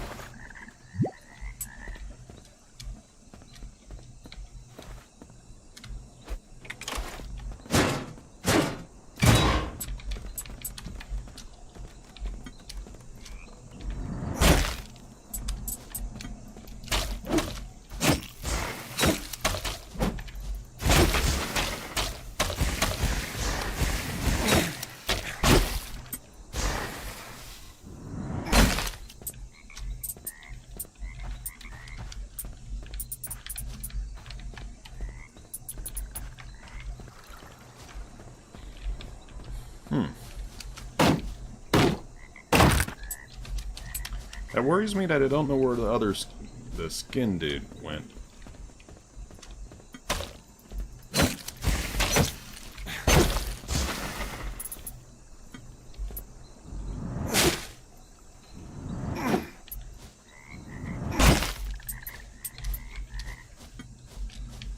all the enemies I've encountered thus far in the game, they're probably the most dangerous one.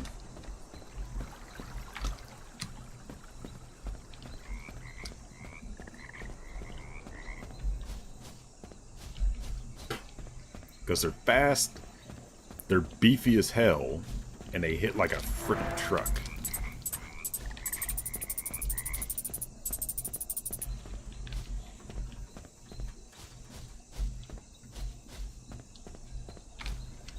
Only upside to them is they're fucking deaf. So most of the enemies will actually hear if you're doing stuff. So like if I keep hitting this, you see that enemy that's just beside my XP bar. How they have an attention meter that's gradually going up with every hit. Once that gets maxed out, they'll try to beeline straight to where I am as close as possible.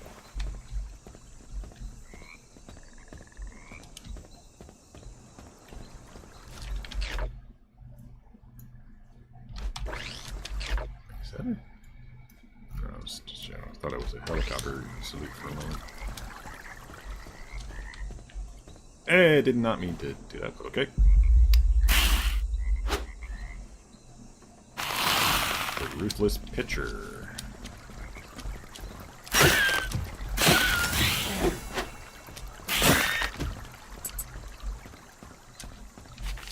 Day when I finally get out of this island's air blizzard. Say Armando's Park. Well, let's go ahead and give you a couple little goodies to deal with.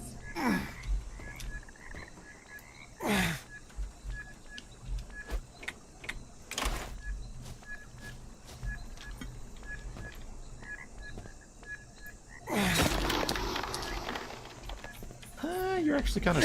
Hey, you little bastard. Alright.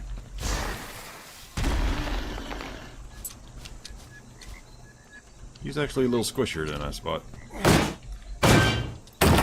Not surprising since he was a ranged unit. The ranged units are actually a lot softer.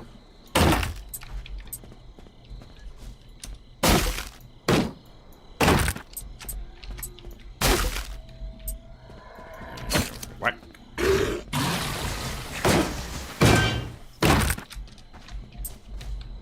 Come on. Come on. Come on.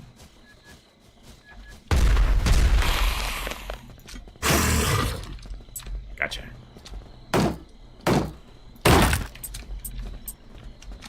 Okay, that begs a question now. Okay, so that was the mini-boss.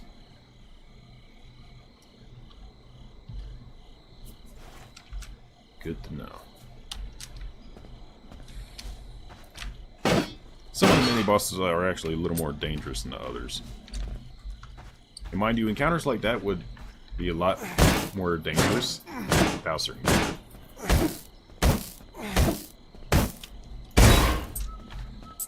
Like, I'm actually a little better off than some folks might be when they encounter that, because of stuff like I have the knives fully upgraded, I have the mines fully upgraded, so yeah.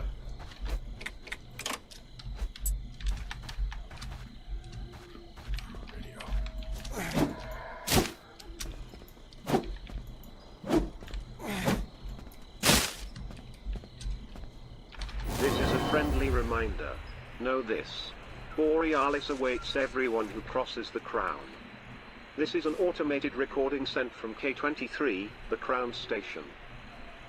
Borealis. That's the first time we've heard that. This is a friendly reminder. Know this. Borealis awaits everyone who crosses the Crown. This is an automated recording sent from K23, the Crown Station.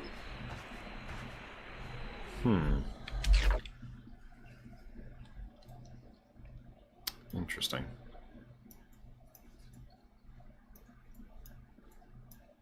Alright, so to get to that link tower, I've got to go down and around, it looks like.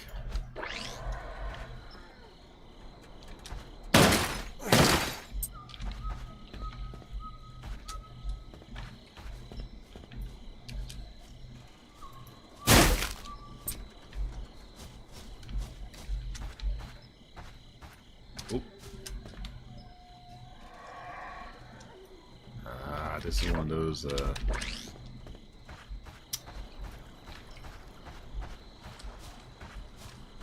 Yep, there. So this is actually a defense mode. So I can place down a defensive structure to fight there. I haven't done that yet, so I might actually try this cycle. Leisure resorts. Damn, so how the hell do I get to that link tower? Do I have to go all the way down to where the fuel cell is?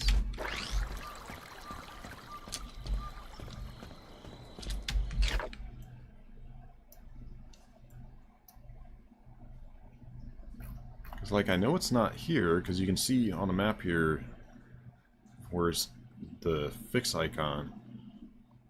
There's a wooden structure at the bottom of that bridge. I had to be on this side of it because that's a drawbridge that you have to drop. I can't come this way because that's blocked off. Don't think it's this way, but it might be. I'll have to double back and check there.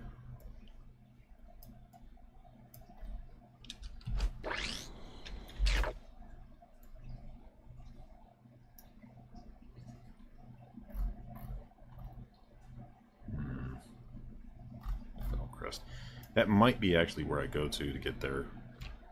Which means I'll have to double all the way back to do that.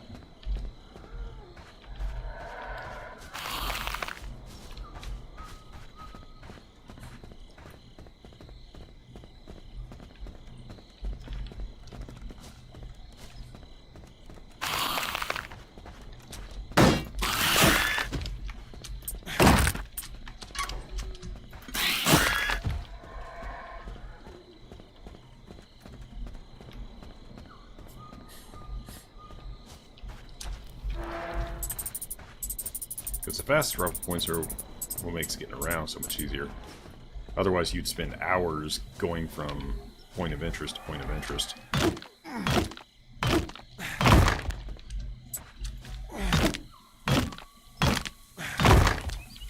Well, personally, I love these kind of games because, like, you get to take a time, you get to chill, do all kinds of little fun stuff. 60, so next tool should be able to break that.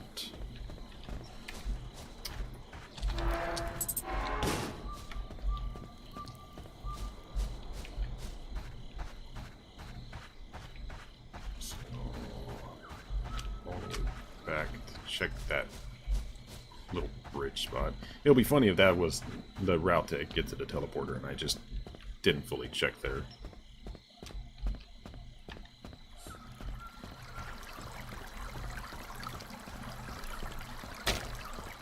Thankfully, because one of the accessories, the trinkets I'm wearing, my character is actually a little bit faster.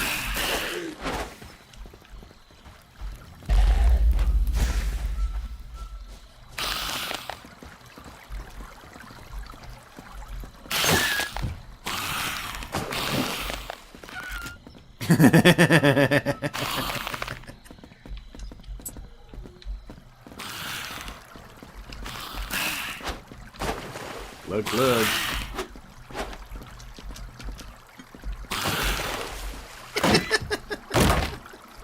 love being able to do that in games. Just getting an enemy with an environmental like that. Never gets old. Never gets old.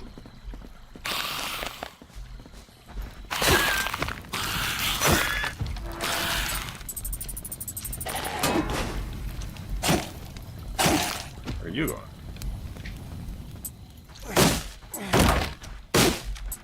Get these monsters out of the way so I'm blocking these as I'm running by.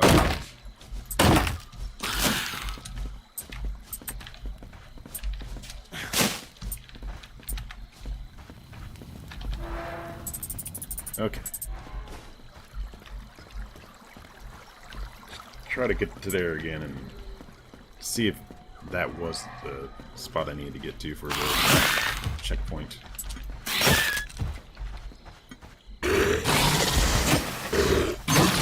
Come on, big boy!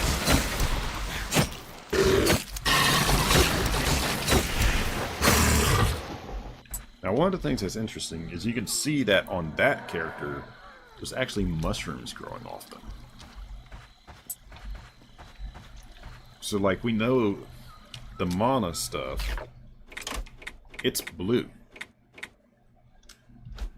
So whatever the corruptive stuff is, it's organic and causes an organic reaction.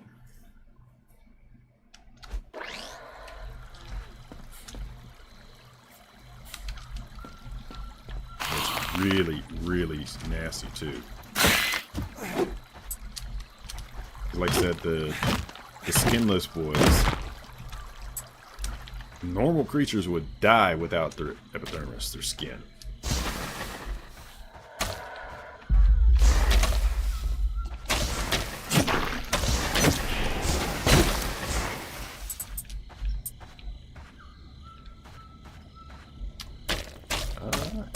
This actually would be good for farming fuel.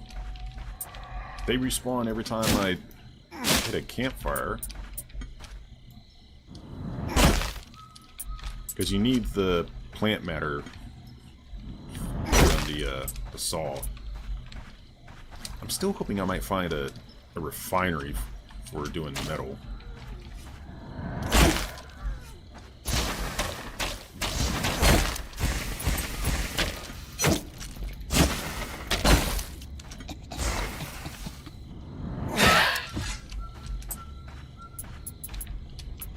Like, metal is one of the big resources I am persistently denied on. Really?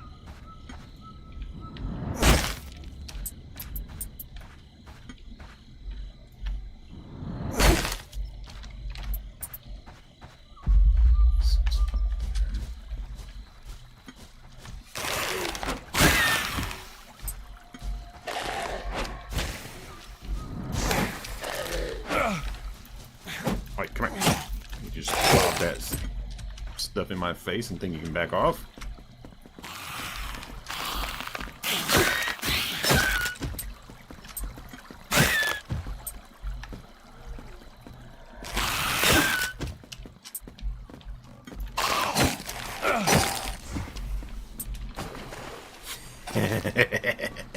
Oh, there's radio there. Our community is stronger and more prosperous than ever. There is no room for snakes here. This is an automated recording sent from K23, the Crown Station. Snake? Snake? Snake! Sorry, I couldn't do this.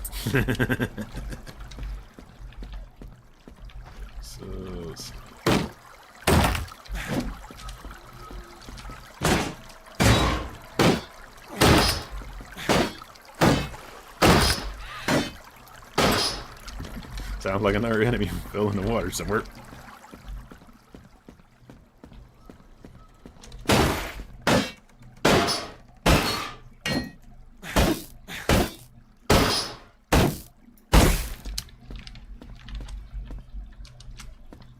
Hopefully there's a bonfire just over here.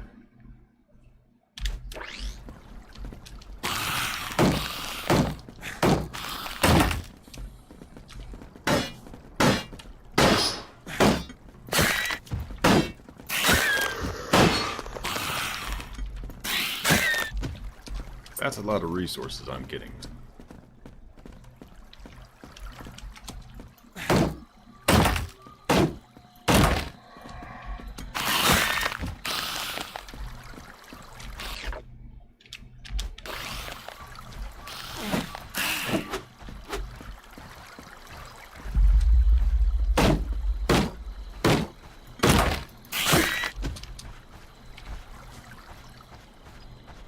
There's a bonfire right by it.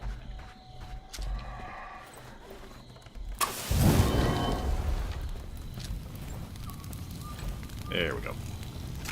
Faster up point unlocked.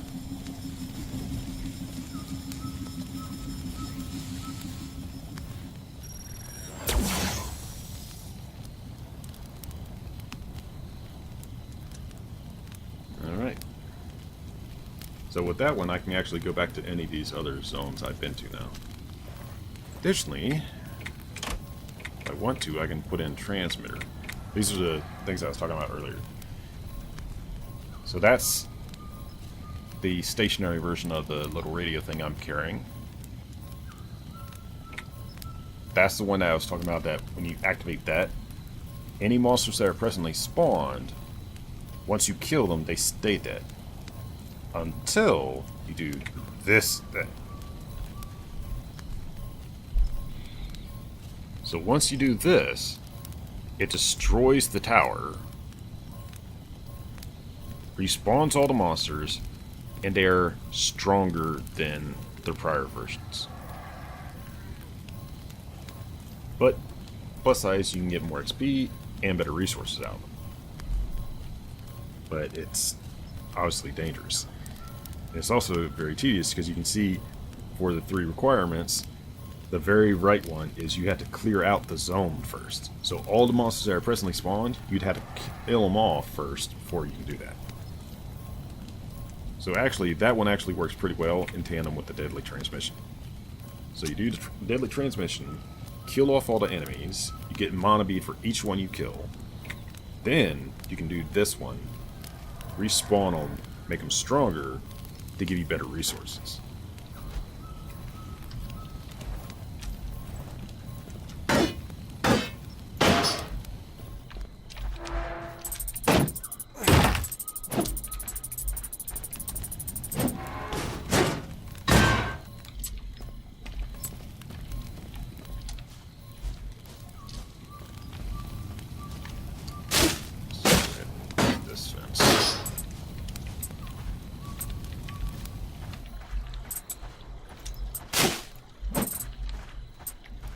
Double back and collect all those resources.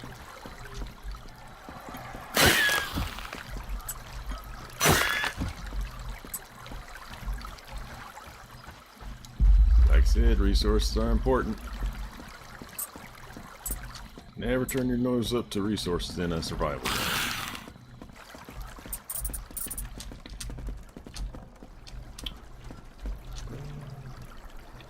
Kitchen in there.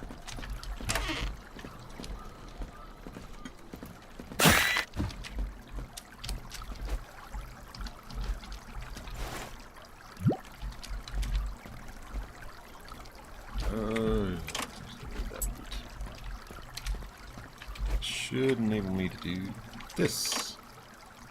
Hit points. 6 fish. Mushrooms. And all the wheat. Plus 5 HP. Now I just need 5 more wheat and I can make that one. Gives me a crit chance for backstabbing.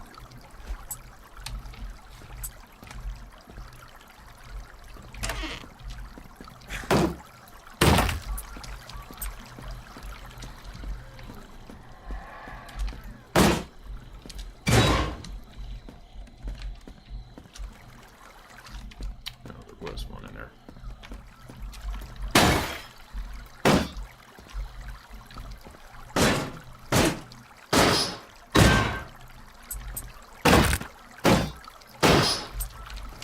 I don't need to destroy the stoves. That would allow me to heal if I wanted to with those resources.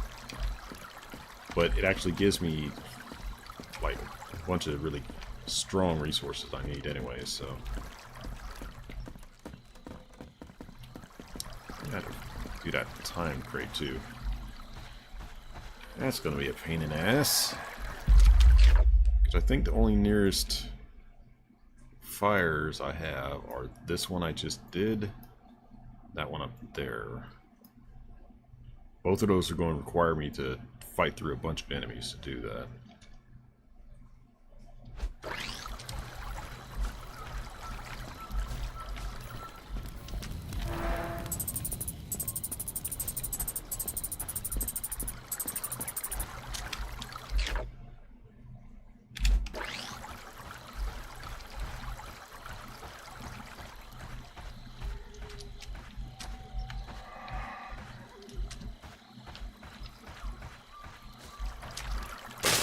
mushrooms while I'm at it. So I definitely need that for the other objective.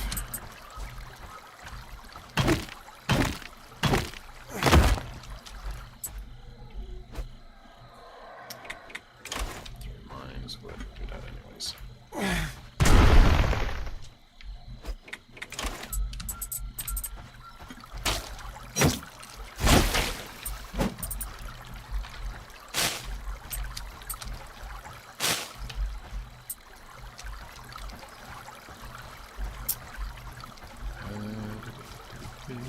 More mushrooms out here.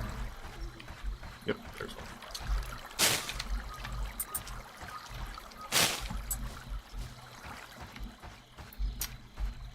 Additionally, for those that are watching, one of the next games I'm actually looking to play, probably once I get to about 50% done with this game, is one called The Long Dark. I'm told that's an extremely good game, so we'll get to find out and take a look at that.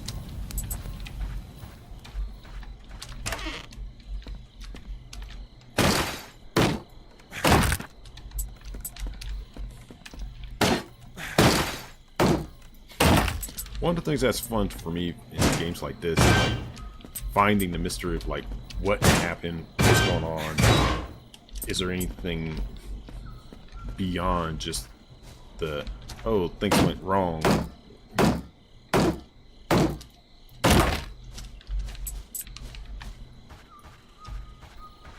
Yeah, there's nothing wrong with just going straight through the game for the story, but like for me, the real entertaining bit is finding out what happened.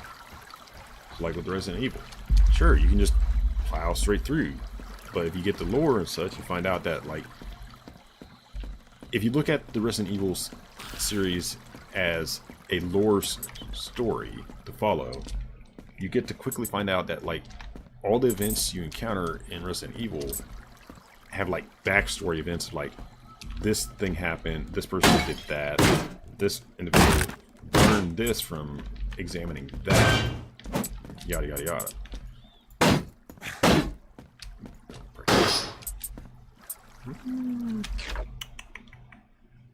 Actually, I probably should, because if I take that campfire route, if I want to get to the time crate fastest, I'd want to go through the building rather than around it, because that would be several seconds longer. Yeah. Go do that real quick.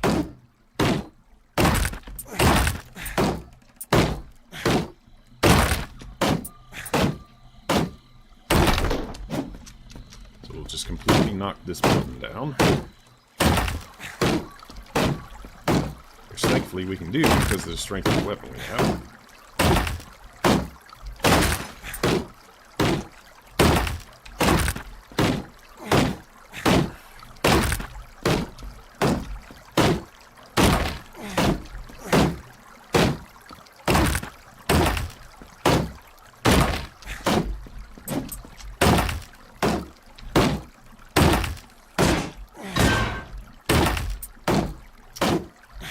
It gives me a ton of resources to work with, too.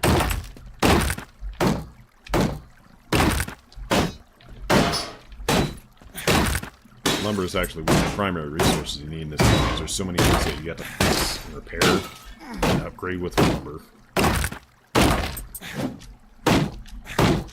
So doing this ain't exactly a bad thing. It's a little time consuming, but worth it.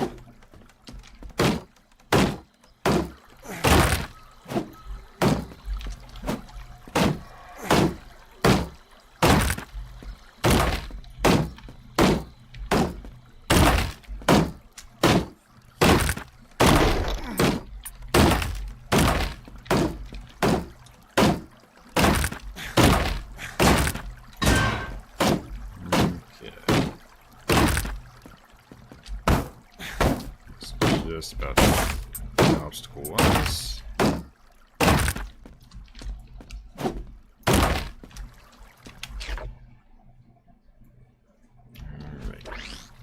See if there's any trees and such we need to clear out the way. Again, can't do anything with that. Plants.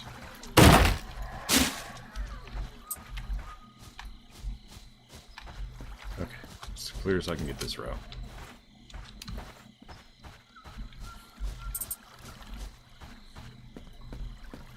Alright, now I need to go back to the campfire so I can free up my inventory, come back and loot all that stuff.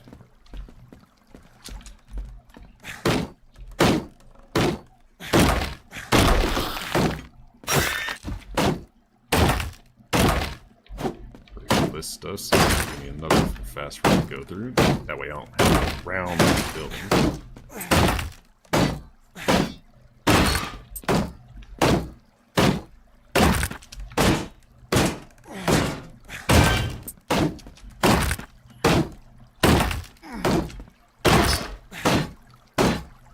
That's always one thing that's very satisfying in games like this, is the ability to fully remove certain environmental obstacles or set pieces. Like there was an old game, Red Faction, I think it was, Faction 1 or 2, and like you had the ability to completely deform the terrain with like your tools and weapons. Like the only exception would be like any like bunker kind of material. Hey, corned beef hash. Or corned hash beef. Yeah. Semantics. Slice and dice the ingredients on a pan and fry until crispy. Yeah, one way to do it, for sure. I got the ingredients to make that, so I can do that at a campfire. So just blew up the stove here.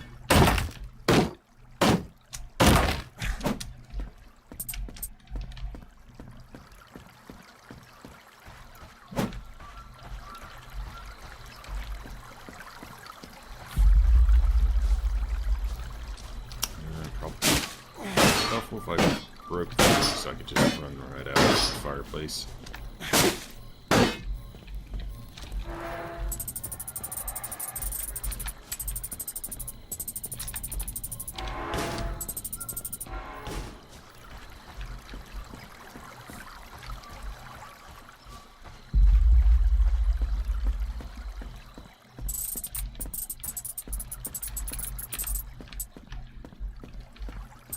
Okay. Down here, get some of these resources. Make sure everything's stacked up as much as I can.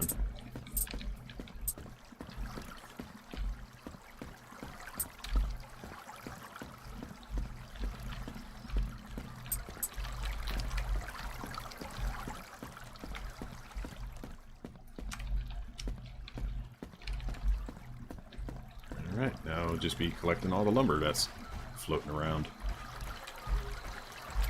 When I go back to the base, I can set all that crafting into lumber and refined lumber.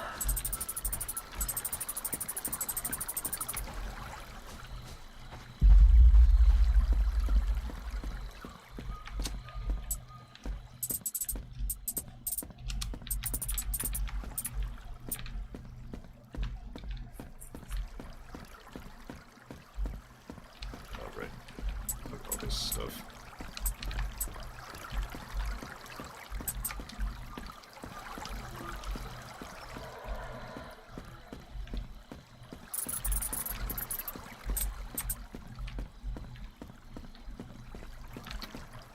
Alright, I can fully load down my inventory with all that lumber after this drop off. And then once I do that, then I can try to do that timed crate.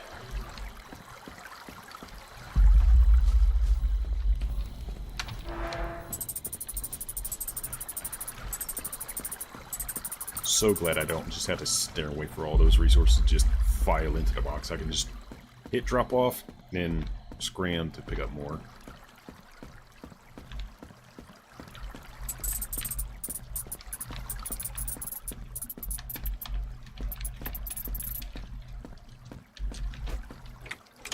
Drop that one. So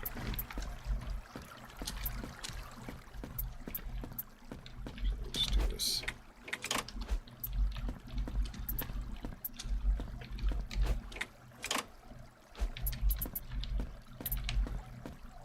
easier. That way I can just pick it all up and drop it off in one spot.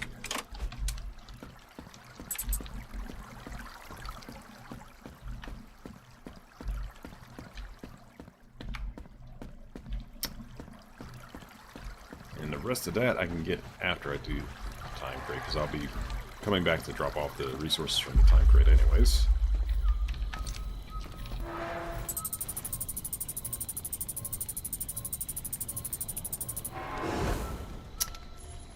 Alright. Animals that are following you fight by your side?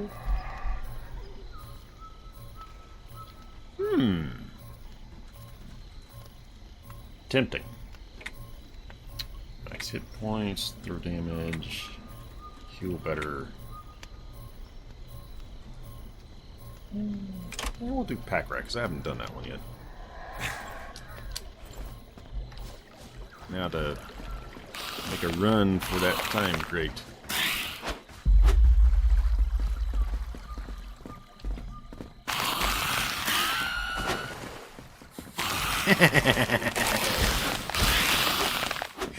All the enemies just dropping in the water as we're trying to chase them.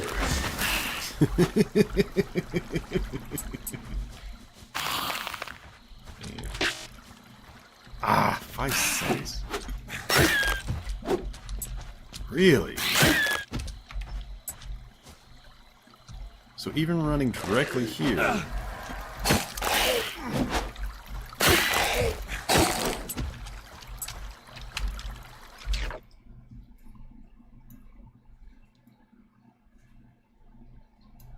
So maybe it's this campfire I need to go to.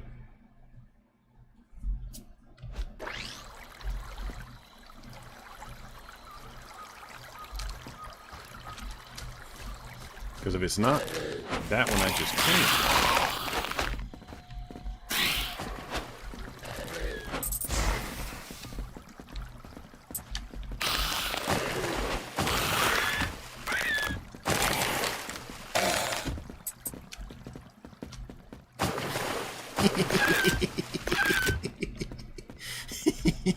That never gets old.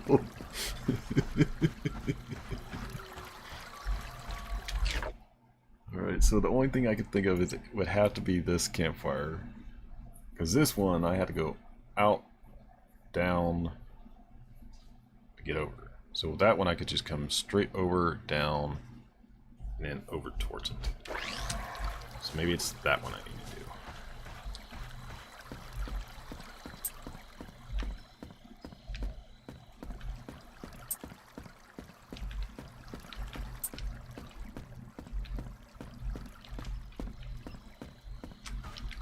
And yes, for anybody wondering, I can drown myself if my character is unfortunate enough to run off into there.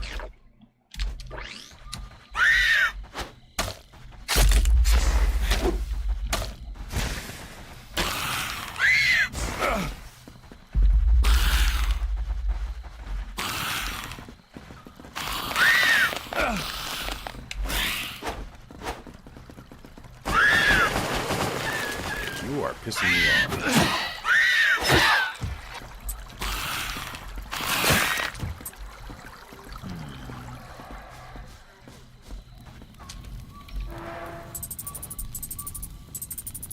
With all the enemies in the way, I might have to do the kill signal. And then clear out some of the enemies to do that.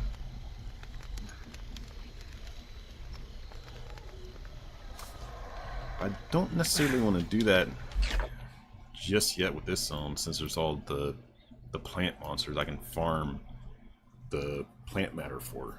I need the plant matter as fuel to do the lumber machine.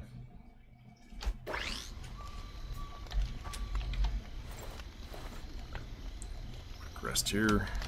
Try going this way for the time machine.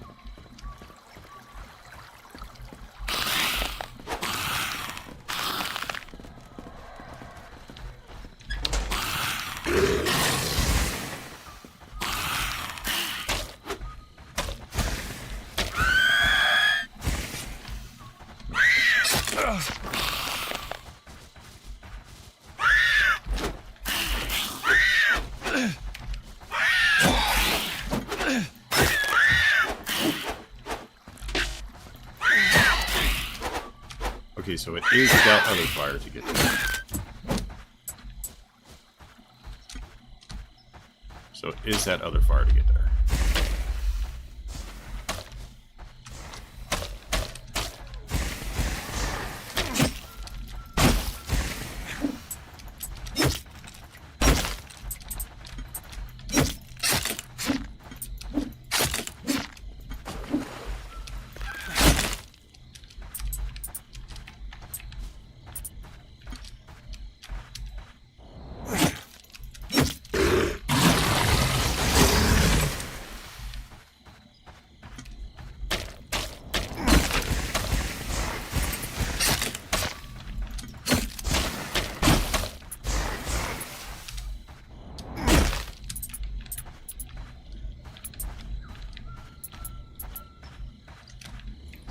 This tree down. 80 to cut you down. I know you're about the same.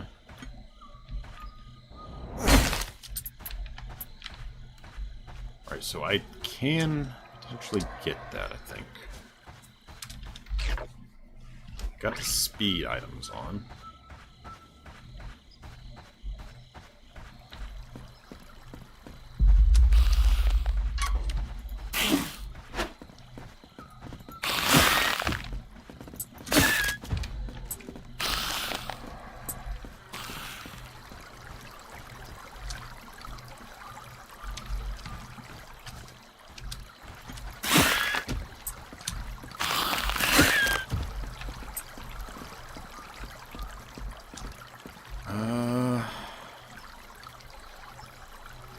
I might have to just bulldoze through these structures to get there faster too. So I can cut straight through here, and straight through here. That'll cut off several seconds. Yeah, let's do that.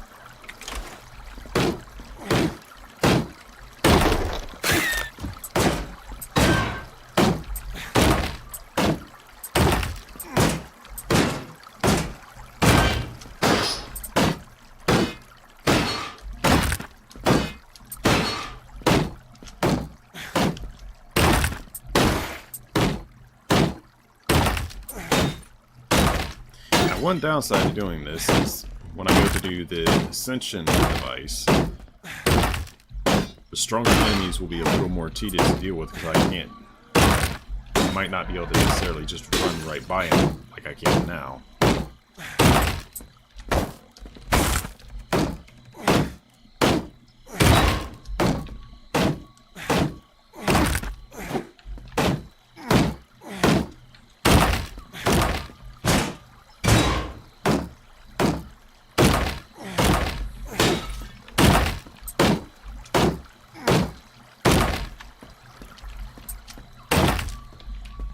That's all those structures there.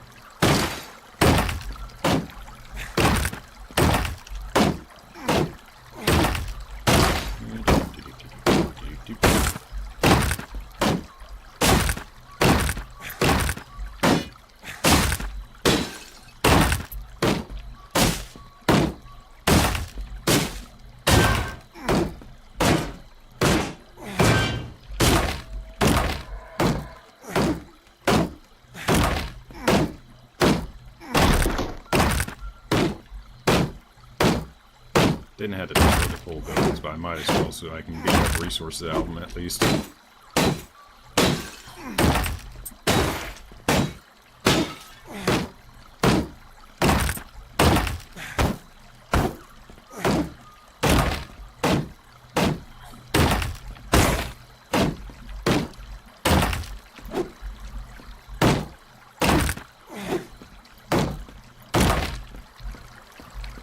Okay.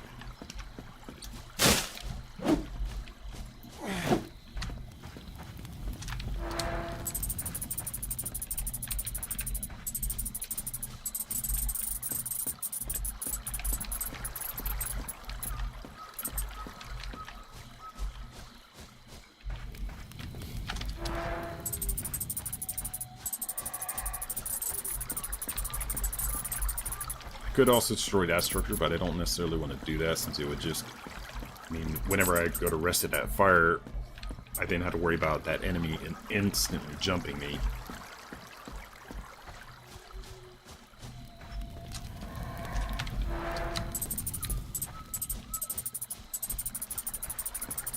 Good way to build up a bunch of resources doing this, at least.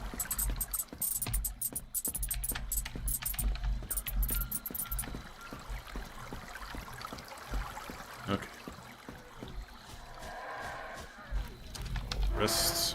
That allows us to make another one of those recipes we just got. Okay, so corn. 6 meat. 5 potatoes. 3 seasoning. Damage deflect plus 10.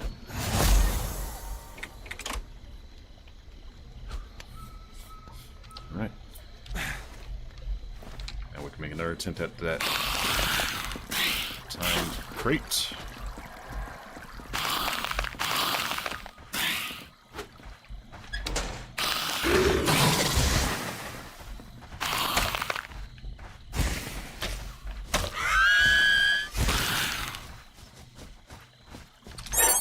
There we go.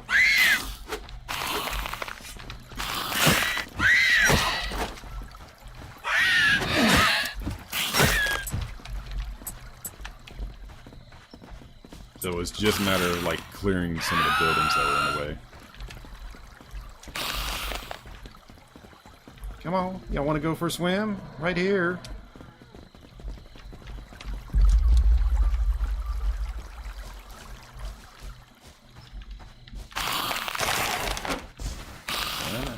Come on. Come on.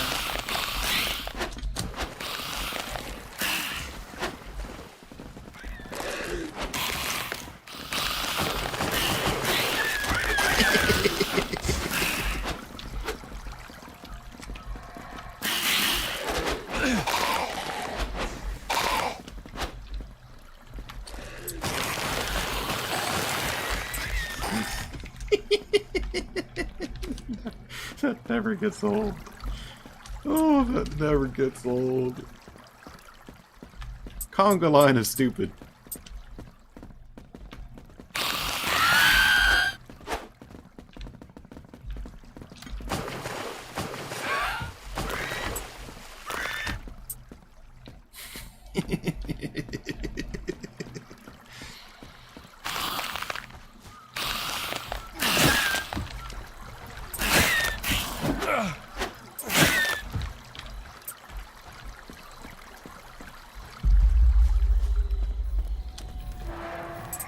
Alright.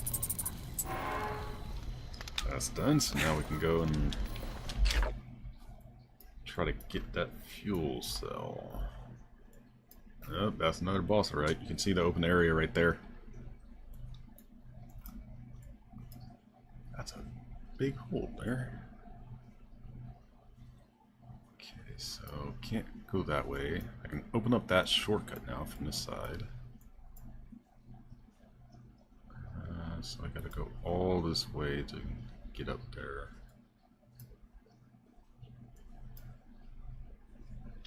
Convoluted route, but at least I can do it.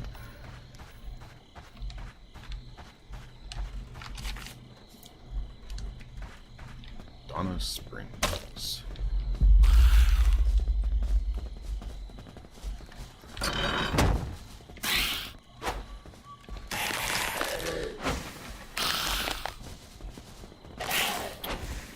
Doesn't look like there's any points of interest.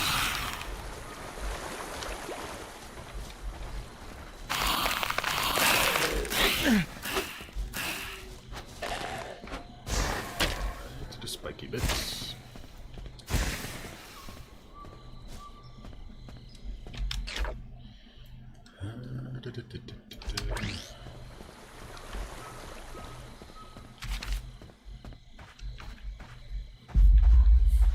There's a radio. Another farm plot I can put if I want to.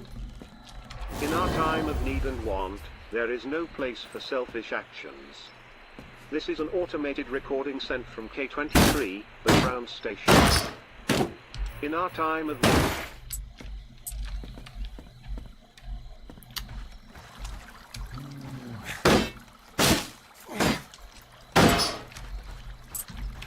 Always need rubber. That's one resource I'm glad to see that it's like you constantly need that through the entire game. Is rubber. So that's like a very starting resource that you need non-stop.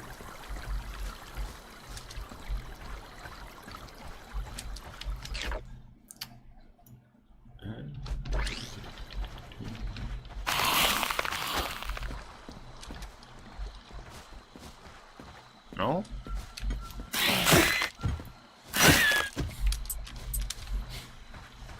Here, I was hoping they'd go for a dunk.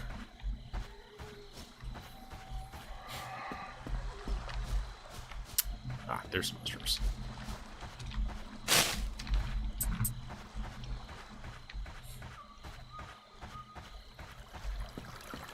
There's another radio.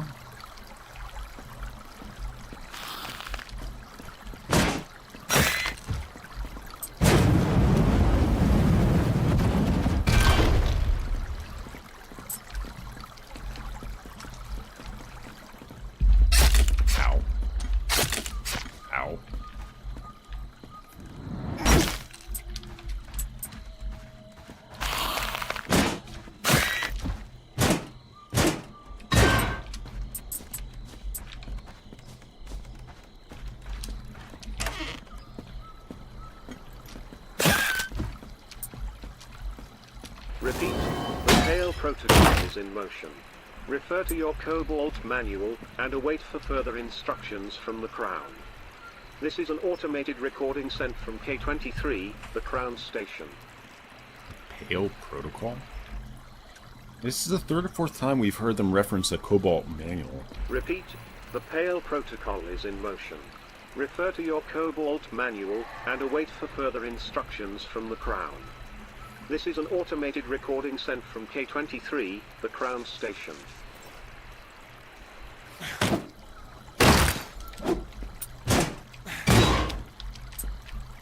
Oh, that's another thing I need to get to is there's, let's see, right here. That K23 is the radio station. So it's this link tower right there. Because here's K23. So that's one thing that's neat is that some of the radios actually have the coordinates of a location to go to.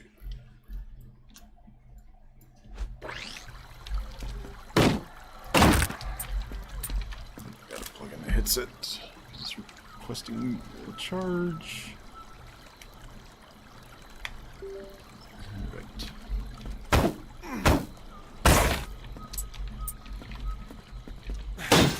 Doors. It's not going to be an issue with this house closed.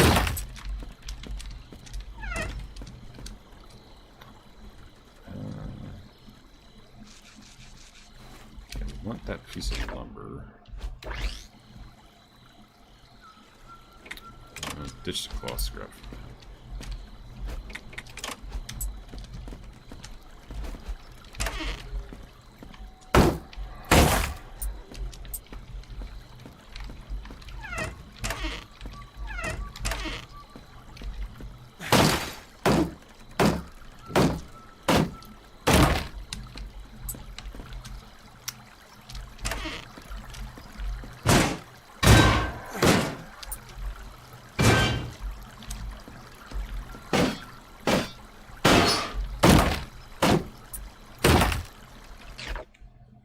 Let's see, is there a fire nearby?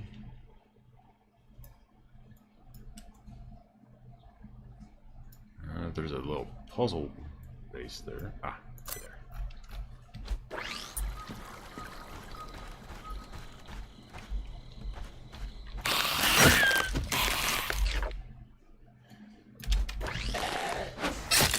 Ow.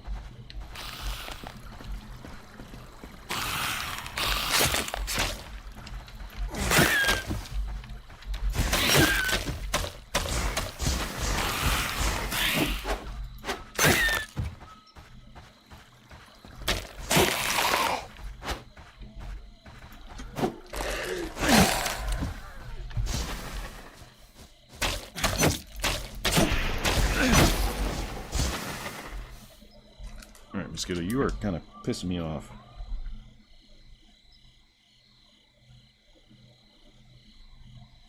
Come on, land on me again. So I have to keep having you buzzing around my legs, you little bastard.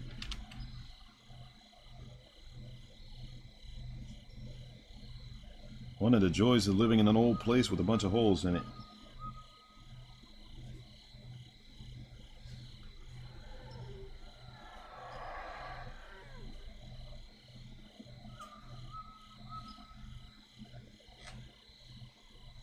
Come on. Come on. You don't need to be shy, you little bloodsucker. Come on. Oh, you're gonna be one of the flighty ones, aren't you? It's gonna be a pest to deal with later.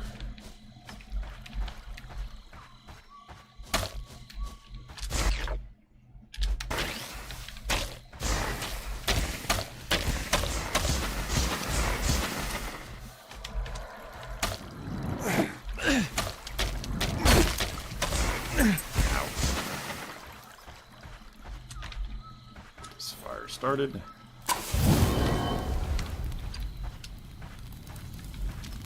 Now we'll just rest here so that gives me my respawn point.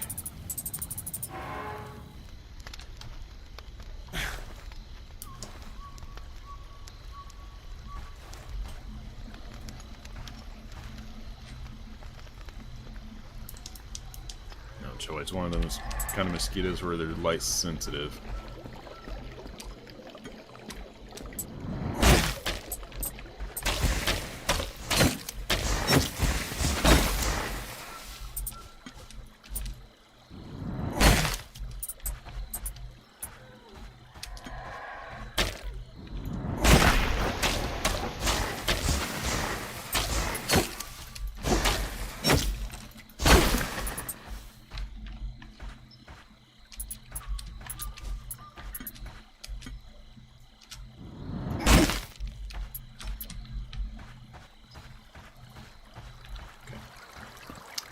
Alright.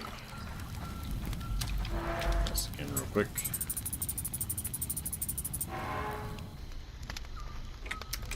Actually, since I haven't done this for the character in a while.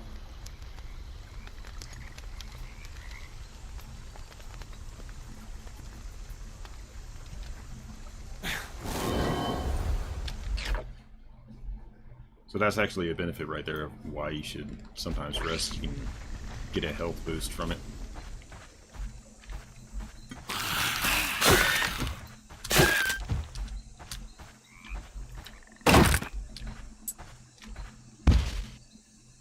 Meat, 3 metal parts.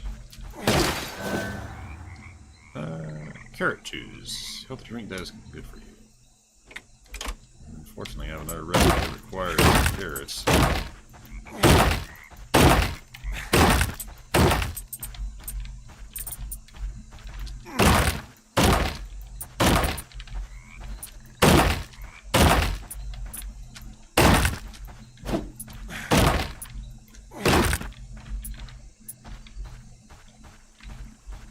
Step required. Drop those so I don't want to take too much. So 1 piece of meat and 1 more scrap. Oh, for those that didn't notice, every time you store materials, you get XP for it. If you're withdrawn, though, it costs you 2 or 3 times as much as what you put in for them. So like you see, I lost 64 XP from that. Now the thankful thing is it pulls from the pool of your XP, rather than like your overall level. So if you get a level up, you don't lose that level.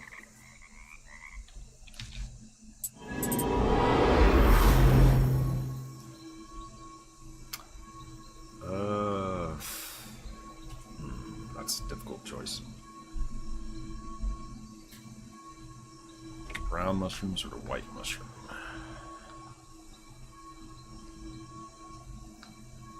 getting 3 of the brown mushrooms, so that would be 1 more than an actual node.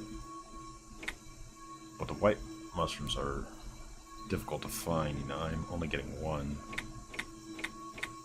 I'm ignoring the lumber because I can get that literally anywhere.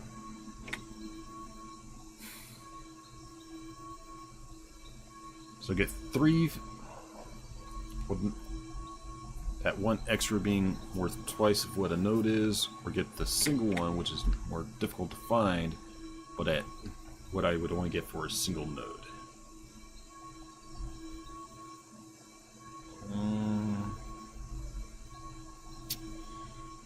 What you think, chat?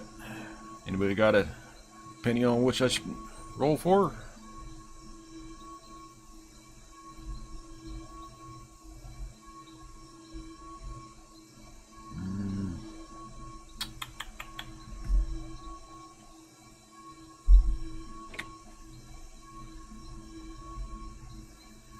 I'll probably do the white mushroom since it's harder to find those, and the brown ones are pretty damn common to find. Yeah, white one.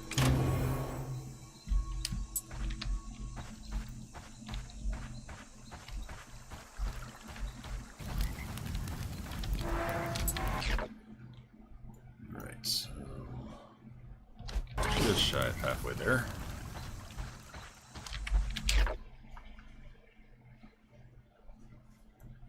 Over here and hit that shortcut as well. So there's that shortcut, there's that shortcut. There's that one up there as well. So there's 3 shortcut points I need to hit as I'm progressing.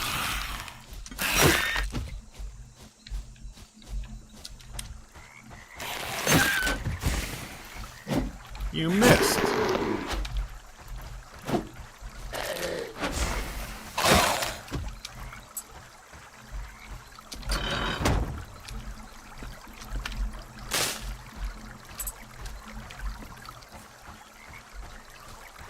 Okay, what this is. Yoink.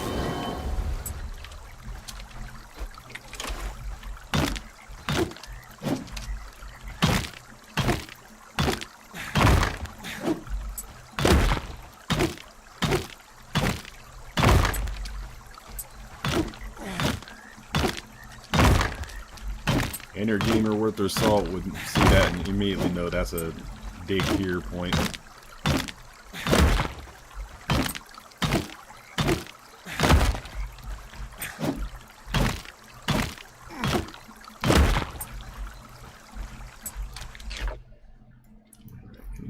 Fires along the way.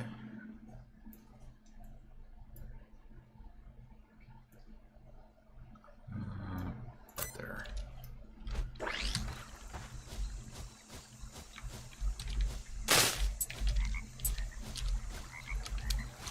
Still haven't gotten a thing to be able to get the flowers. I know that's a resource because they're all over. Just haven't gotten anything for those yet.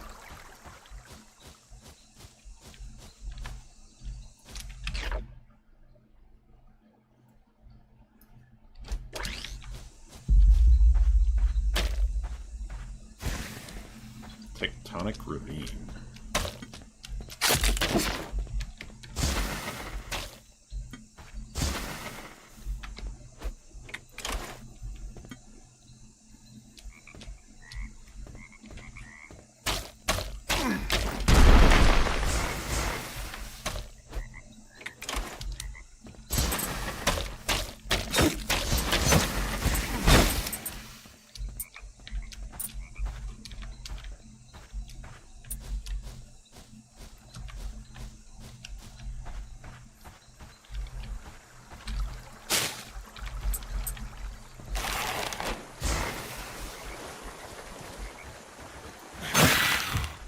Hey, another one of you.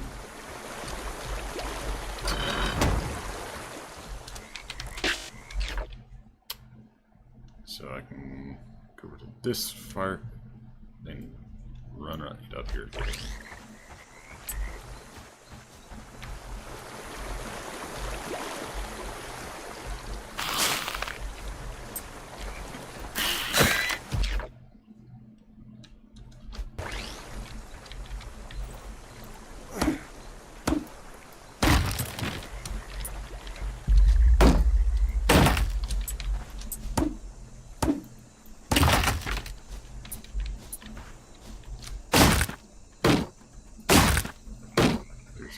obstacles out the way. And steel, kind of want the steel.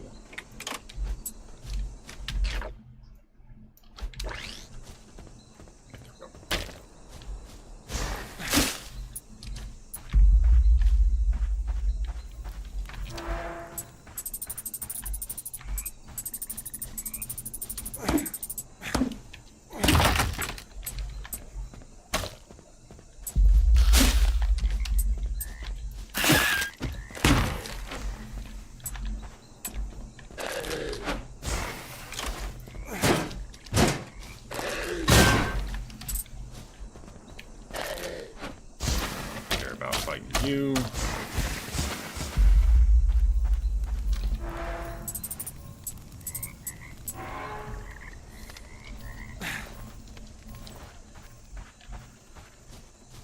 Alright.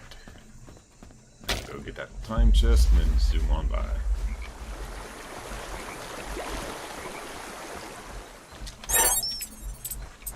Ooh. Kind of rough with that time chest.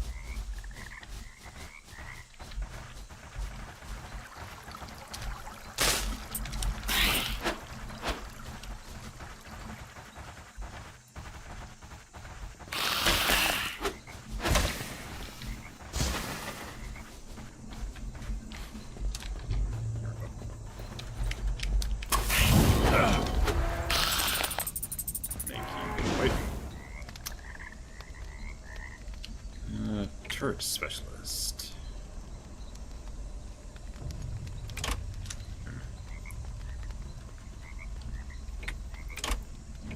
Upgrade. Module speed, strafing speed. So I'll save those resources. How about material magnet?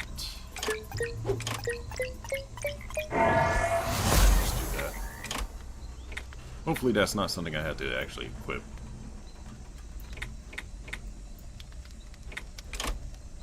Still haven't gotten any cactus, so I don't know what the hell that's for. Okay.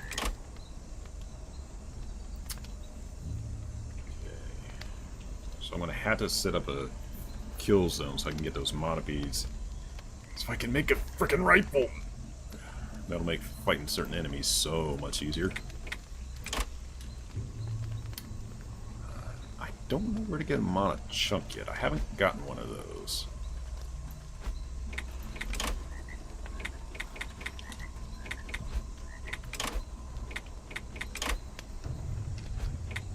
That is an item I have to equip. Boo.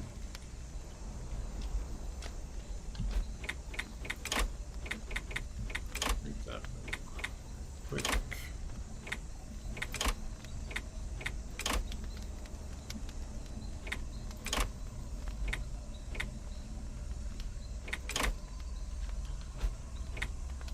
That should have just been a passive item.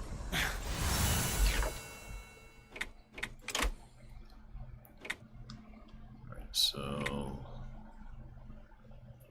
2 laws and a rope.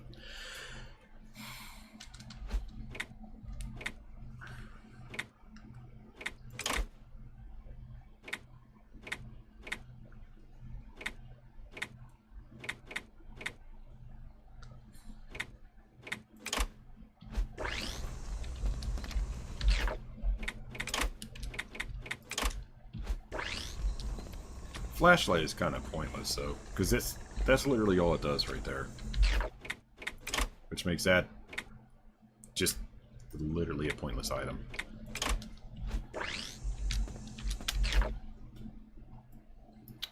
Okay. So I had to go down this way to get over there. So I'm pretty sure that's going to be an immortal structure. Pretty sure, pretty sure.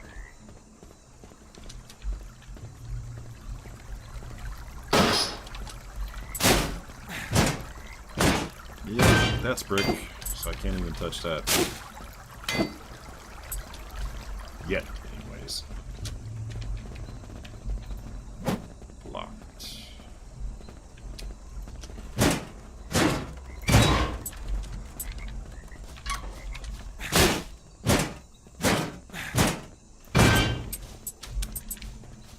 I can't go behind there because I have a big ass rock.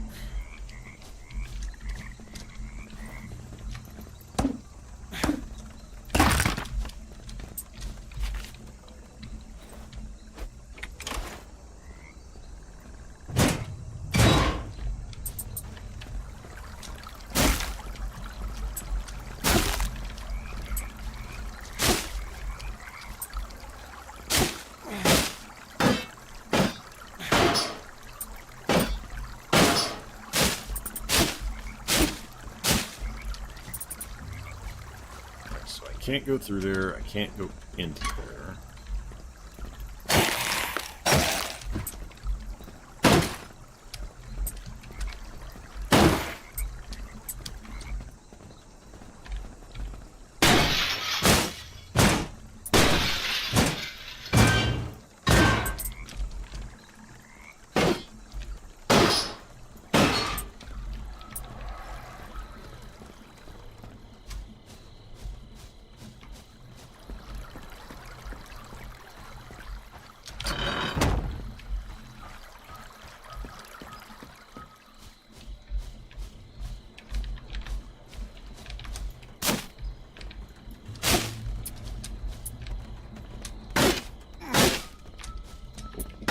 Break these now. Nice.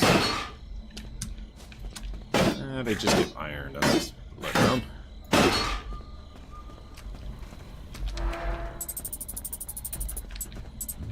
I break it yet? I can.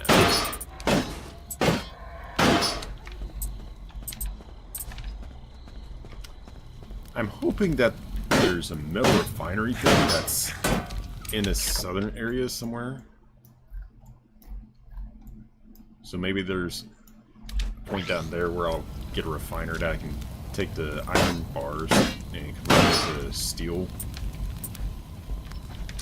Because if not, then that makes just farming metal probably the most tedious step in this whole game.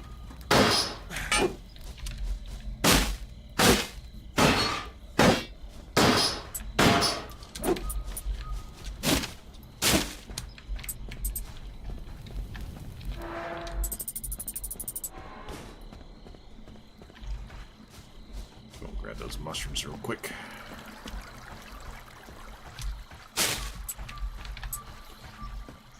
There's a side quest I have that I had to collect a ton of resources of all sorts of things, from like wildlife to like building materials, everything.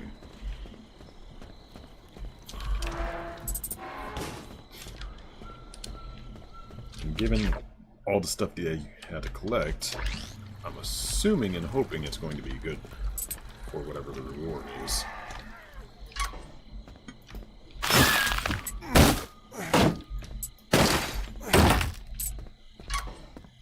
All excavation projects are hereby prohibited. Continuing excavations is considered hostile act against the Crown.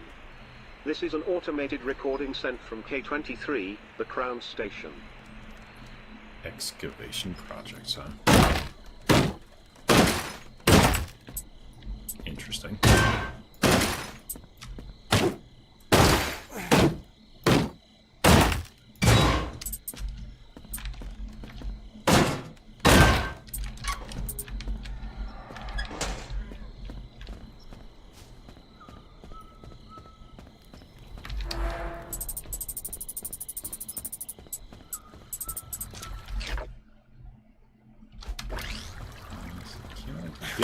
this place in the back.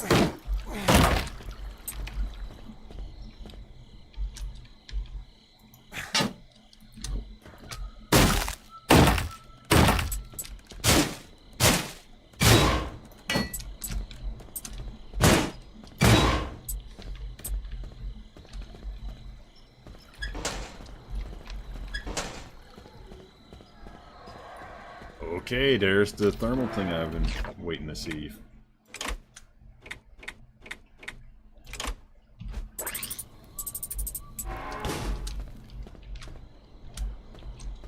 So now I'm in a zone where it starts actively getting hot. So I need to start hopefully finding cactus materials here that are upgrade the heat resistant stuff. I got the hat upgrade as much as I can. So that's one thermal protection source, and that ice block, that's another one.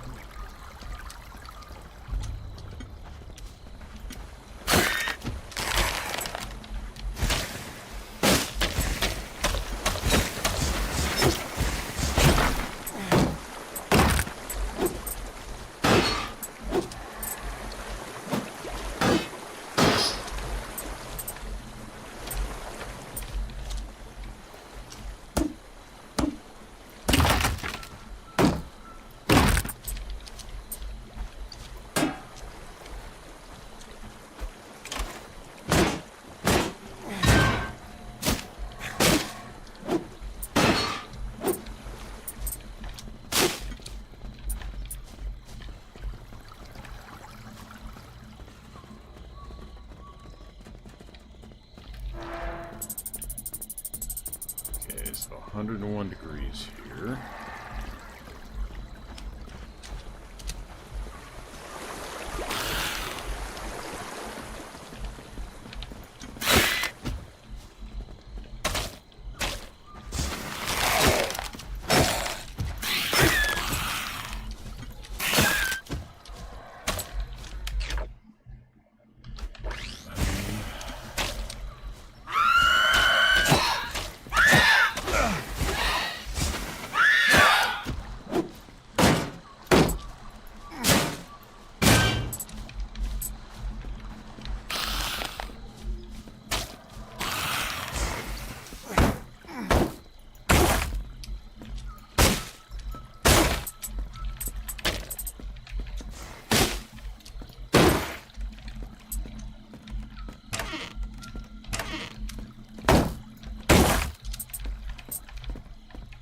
So I actually need some cactuses so I can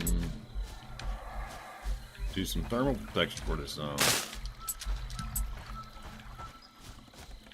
So where's all the frickin' cactus?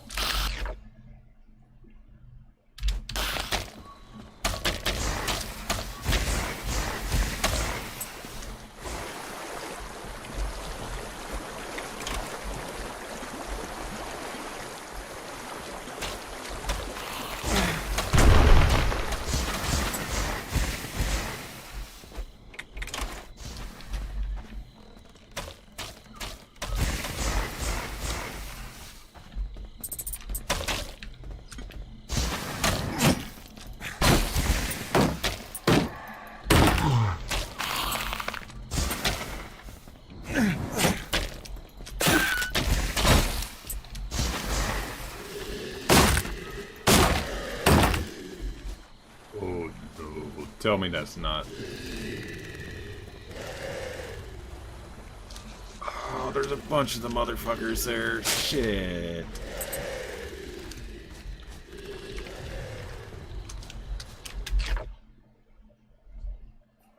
That's gonna suck.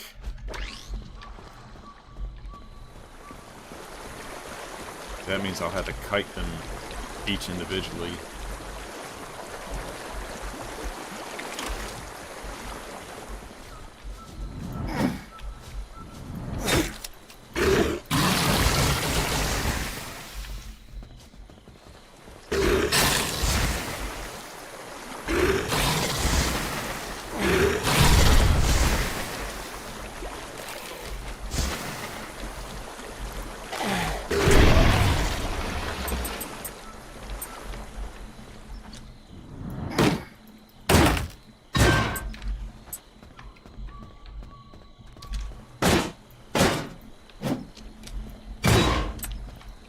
Like I said earlier, the toughest enemy I've encountered thus far is those skinless dudes.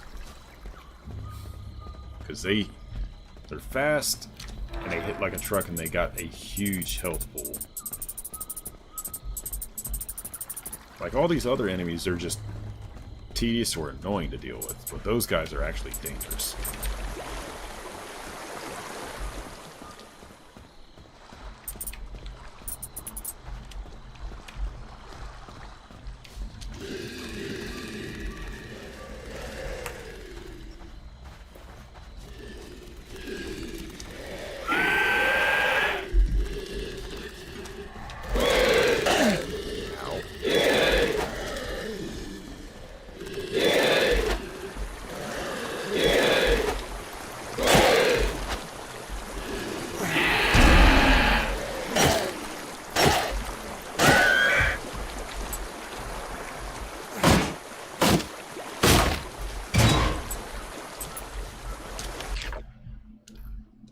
Is there a campfire near here?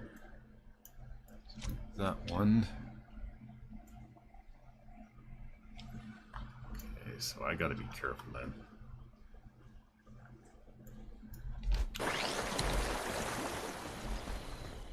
Means making sure to drop off resources too.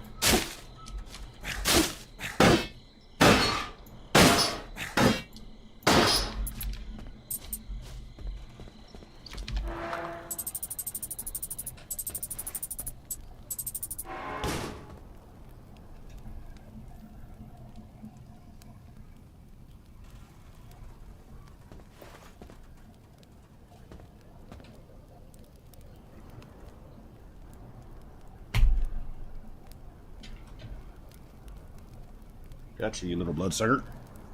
Where'd your corpse go? There it is.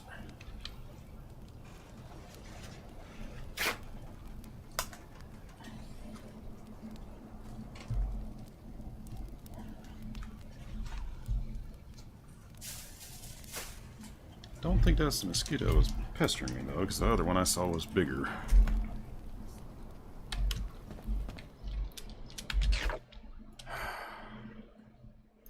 Okay, I need to get around to this side, open up this area so I can get through here to get to the campfire, go through here easier. That way I don't have to fight through the skinless dudes.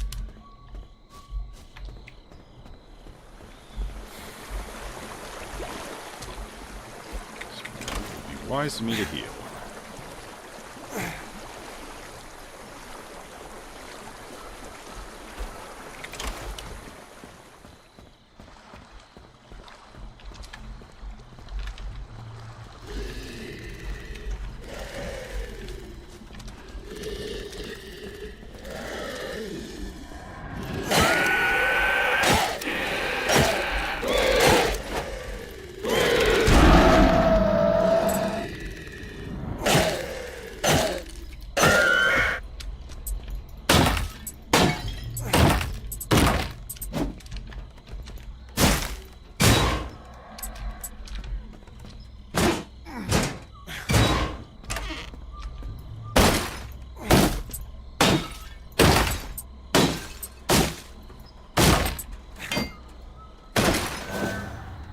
Strawberry sponge cake recipe.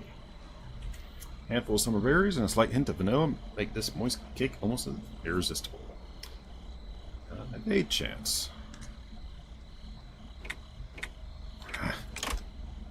I really need to get back to my farm so I can make more food. Flour. Or wheat, rather.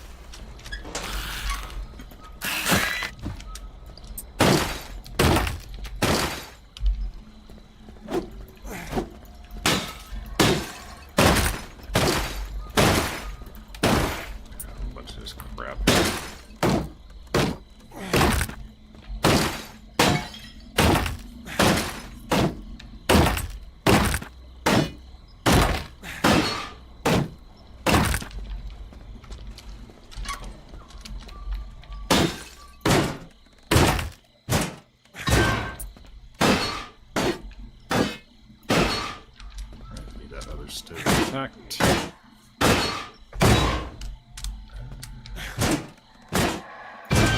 Okay, shield 15.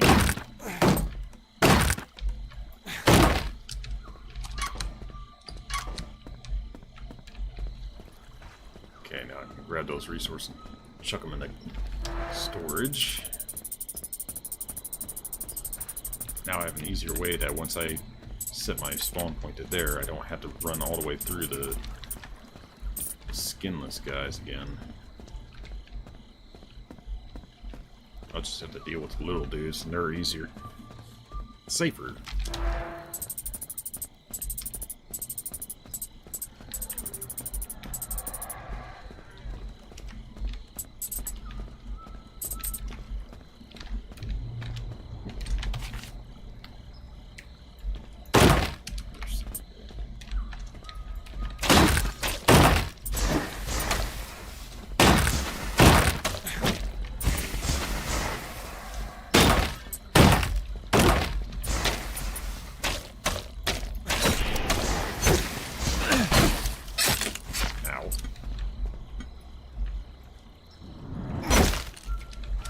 Those mortar monsters got a real long range, that's for sure.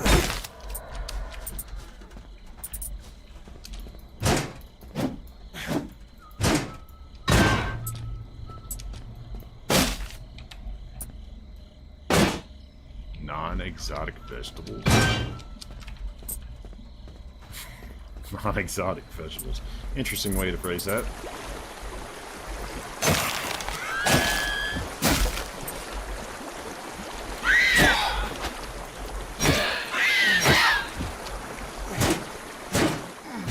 Tonight on the menu, no ET veggies.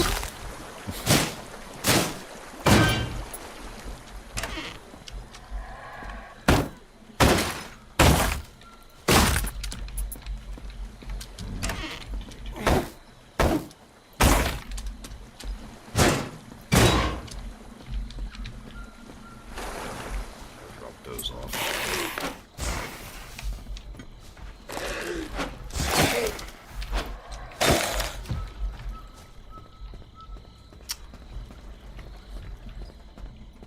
So I wonder what this boss is going to be. The first one was interesting, also a bit of a pain in the ass. I one-shot it, but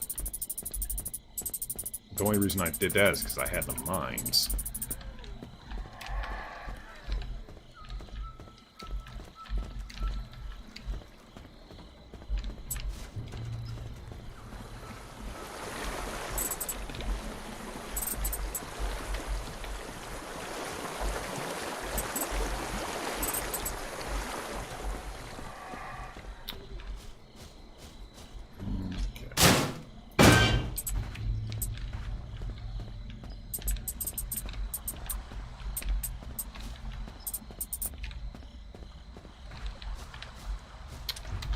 Mushrooms. I wanted mushrooms.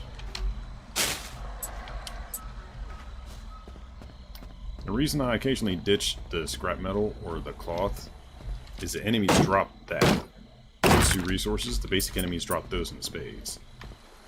So if you have a zone that you can just go to a campfire and constantly respawn the enemies, you can just farm those resources infinitely. Want those berries.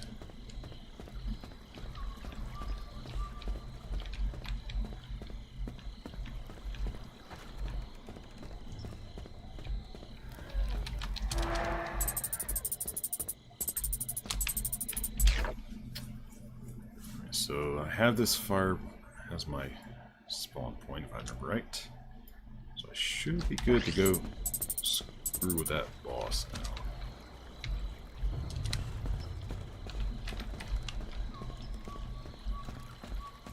I should probably reset my loot, my mines and such, but I'm not gonna. Here we go. Hey, it's another one of them. So this is the boss I found the first time. Guess I should try and remove it, like last time.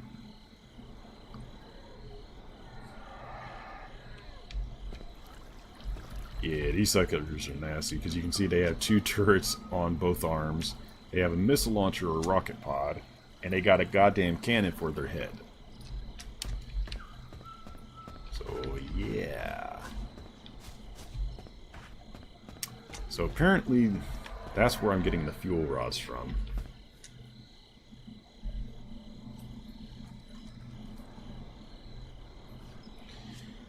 Alright. Let's go ahead and give this big booger a whack. Ooh, you're a tall boy. Last guy wasn't so tall.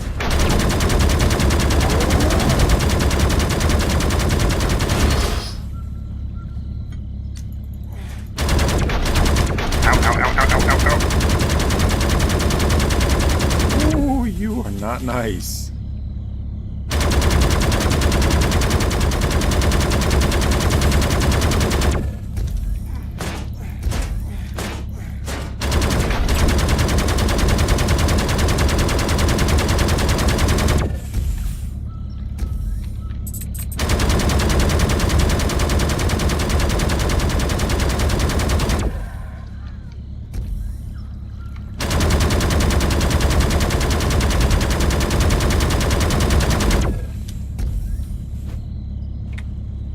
Forgot the mine still spawn. Or reload, rather.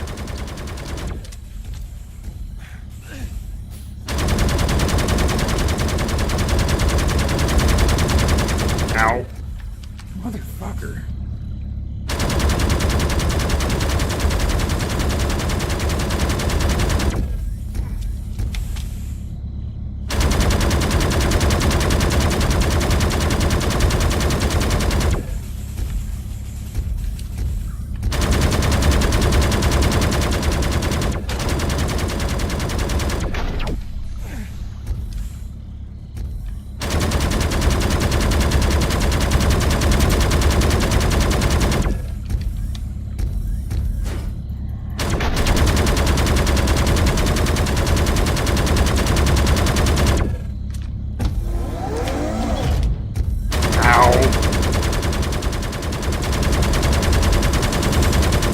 I figured he could do that, but...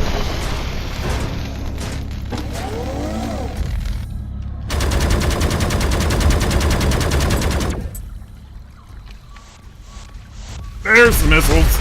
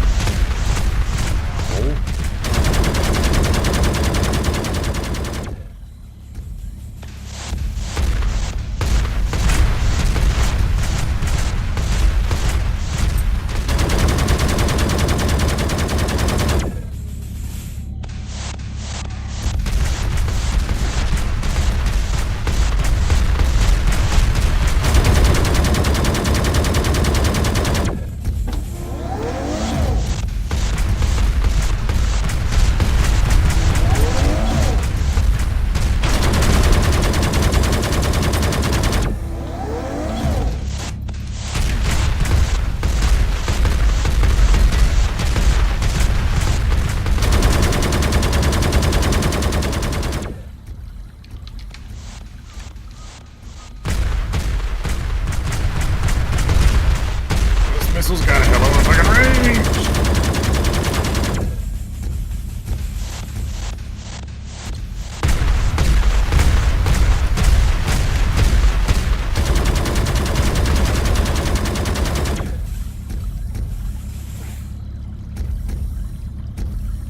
Yeah, shoot me through that, bitch.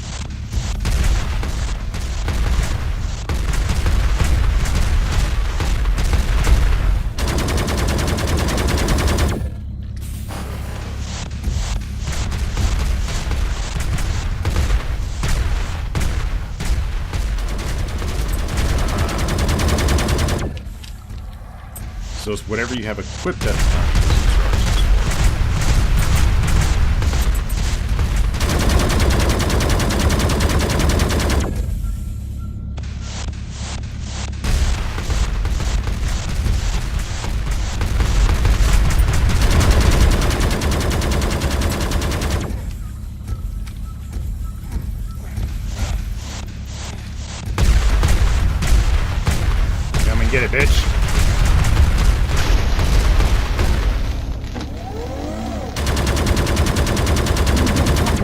alive!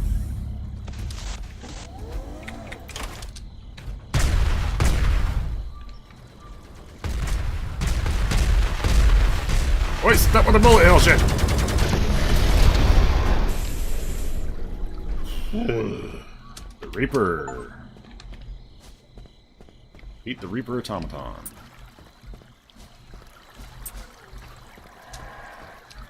Bitch.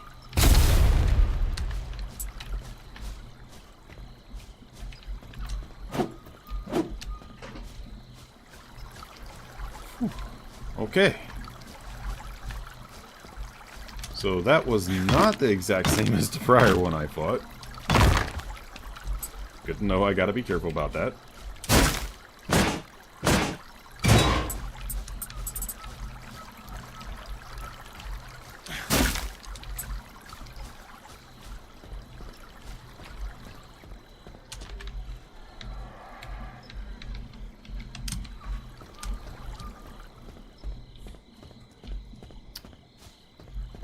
The +1 things respawn, it looks like.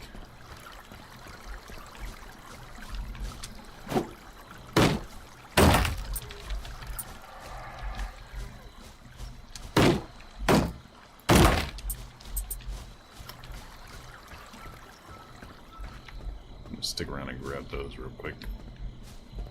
I don't really need to worry about anything else at the moment.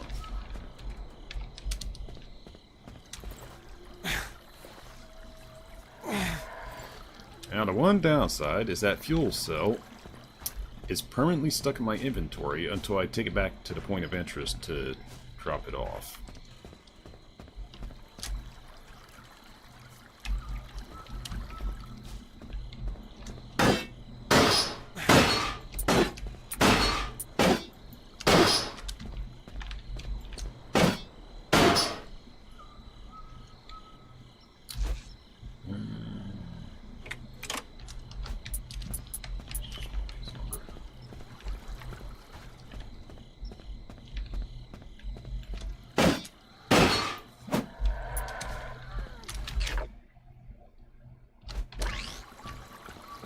Makes me curious. If I'd stayed in the arena, if, like, I hid just behind this rock or one of the big trees, could the boss eventually have broken those for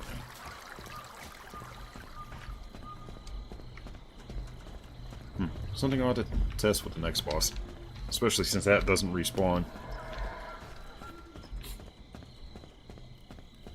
One time only kill for that.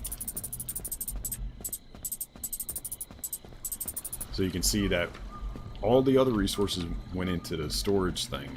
The fuel is still on me. So if I want to get rid of that, I have to go back to the point of interest and deposit it.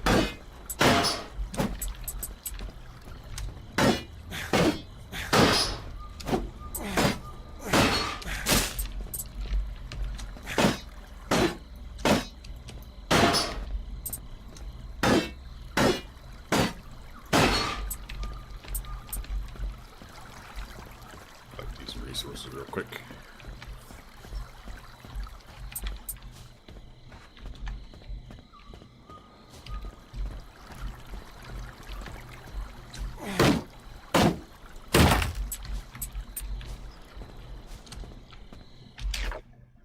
Oh, there's a radio down there.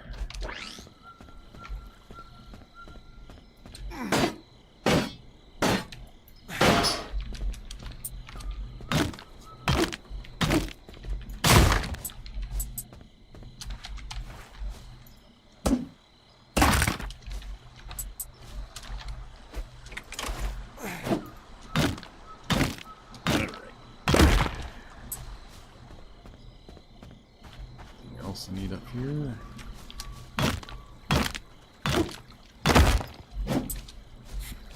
Kind of wish the character could make a blowtorch and then just come back and just chop that big bastard up for resources. That would be pretty cool.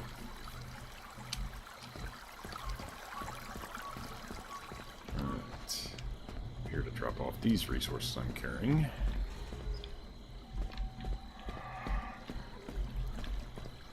Then to go over to get that radio real quick. And we'll go back to that point of interest to drop off that fuel cell. Then we can hop over into doing some Dead by Daylight for a little bit before going to Once Human. This way.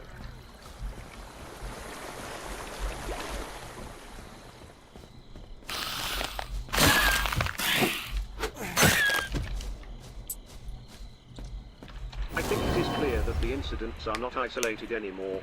This cannot be contained, but we can still fight it. This is an automated recording sent from K23, the Crown Station.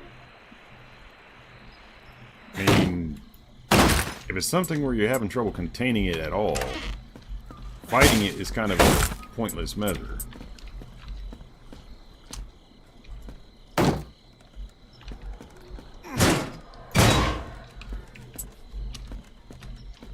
Because fighting it implies that you have a chance of beating it.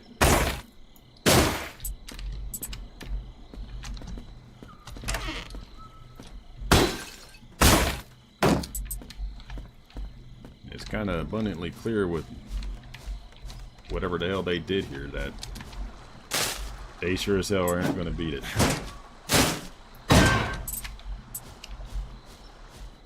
Not a chance in hell.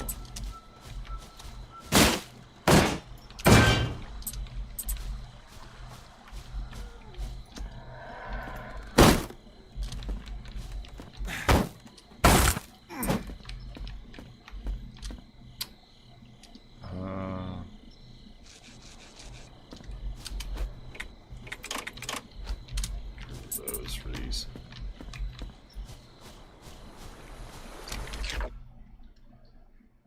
Okay, that's it for this side. Still no cactus though. So I wonder if that's in the actual southern part of the world, or maybe closer to the southwest.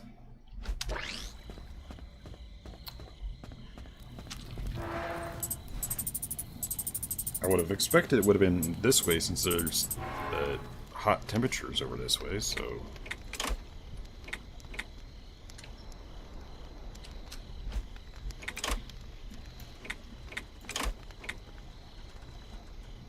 Like, I can't make this without the cactus. Which is a little annoying, but... Okay.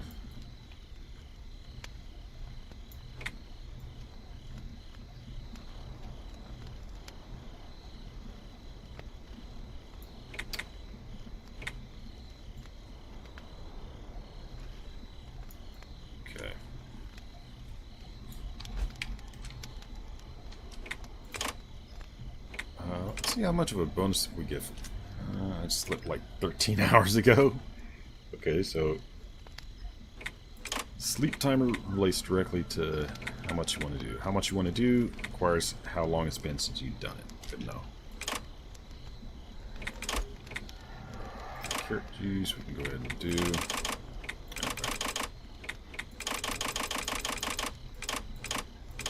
That's one thing that does bug me a little bit, is that, like, you can't just put the ingredients in a random order. It has to be the exact order, otherwise it doesn't work.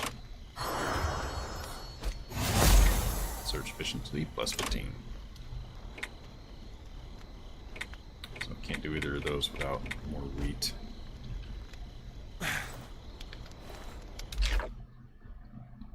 Okay.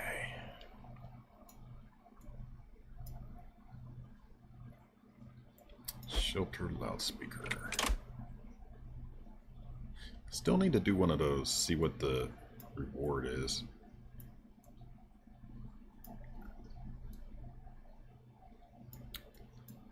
Okay. So I can go straight west to get to the teleporter.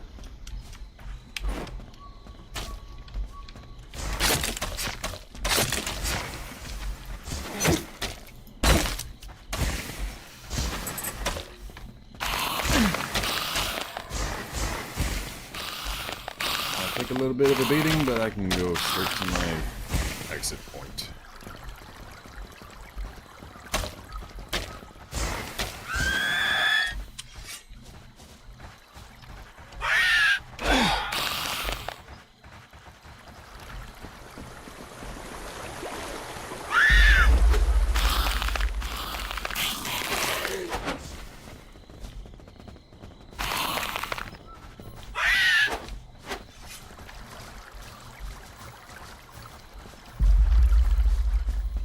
Great.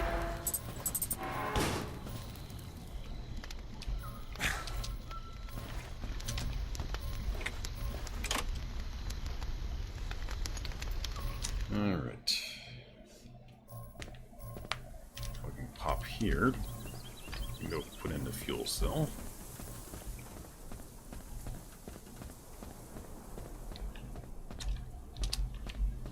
Put you there.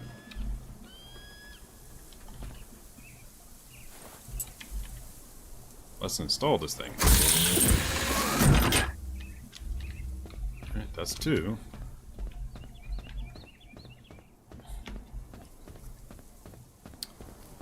Alright. I think I want to try one of the fighting things and the loudspeaker thing before I do anything else, so.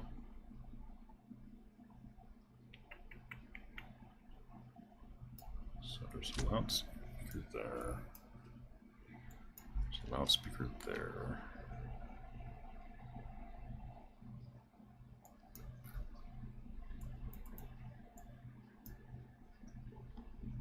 So anywhere there's a shelter, there's a loudspeaker nearby.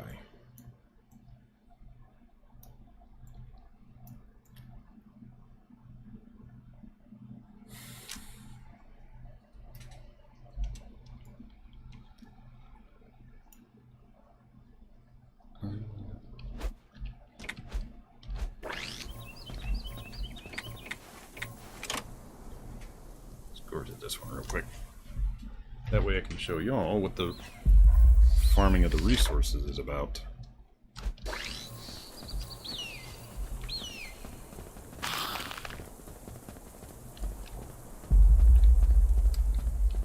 Because you get to come down to the Ark. So I don't quite know what the Ark is about yet.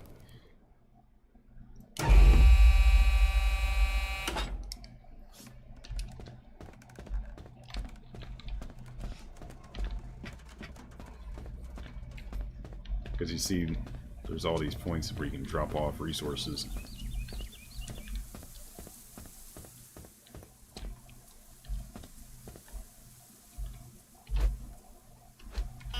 "20 samples deposited. 20 samples deposited. That's all the potatoes I have. 20 samples deposited. Turkey 40 samples deposited. 20 samples deposited. So as you can see, some of these are quite a ways to get them done. 40 samples deposited. Which means I need to do a massive amount of farming to get all these done.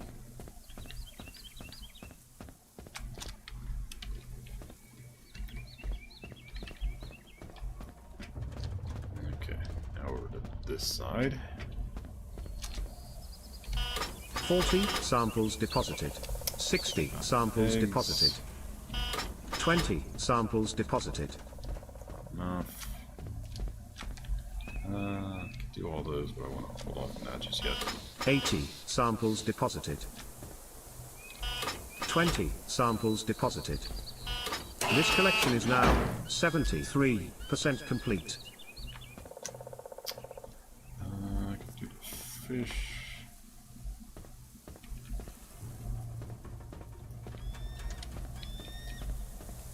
Okay, so this one is the one that's going to be a little more difficult because I had to find fishing spots.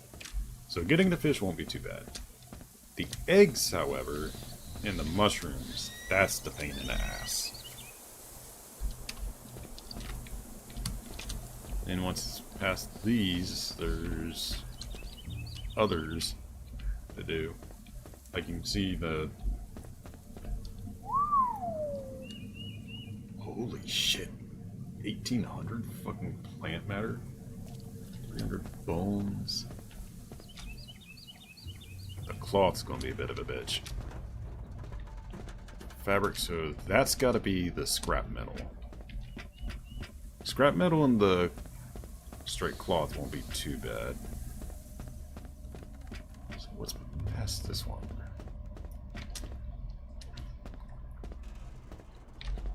Ooh, but this one's probably going to be a pain in the ass too. Okay. Oh, and I can't break anything down here, damn it. That's fucking rude.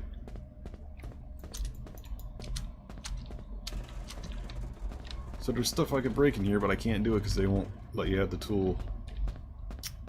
Man. So that's one of the reasons to just farm the hell out of resources every chance you get.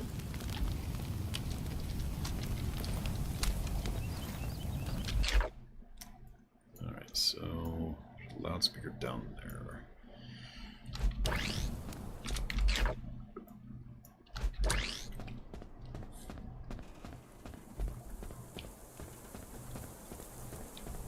Alright, so that means that zone to the south, I need to leave that be for doing stuff.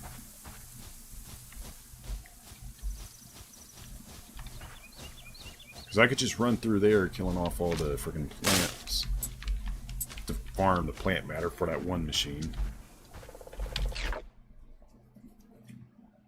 I need to go this way to hit the spawn point.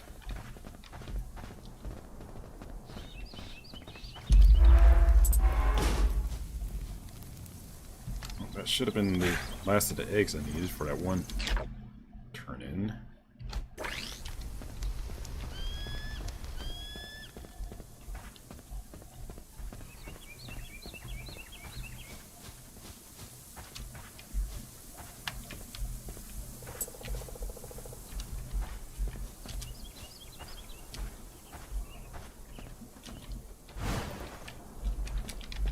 Didn't mean to do that.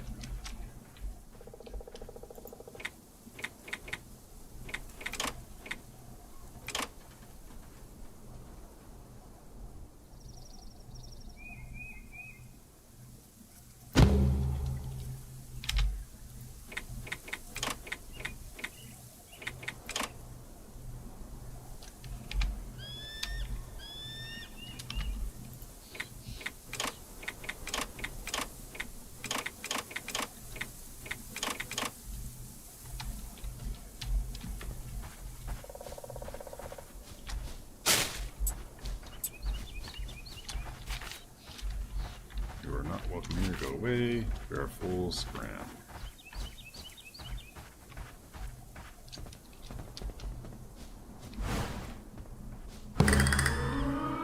Two-wave monsters incoming.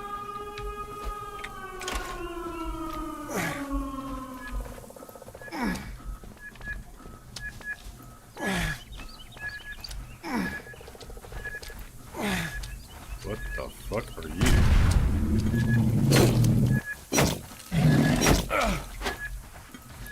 Ooh, you are nasty is what you are.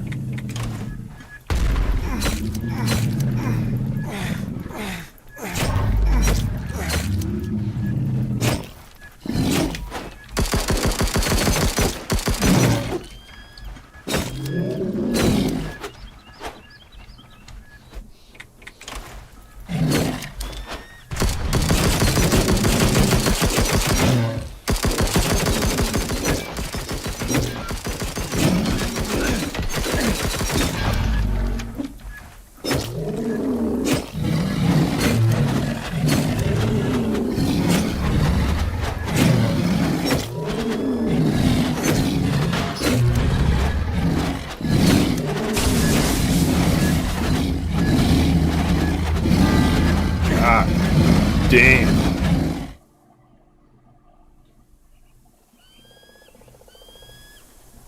Holy fuck, that's not funny.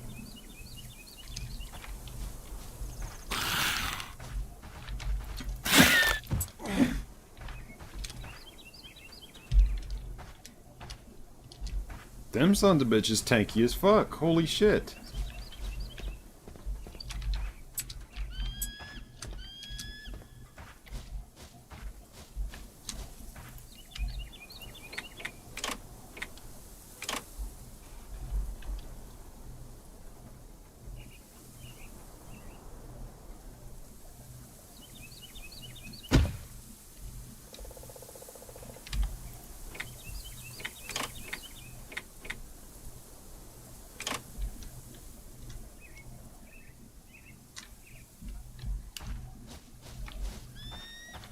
gonna come from there.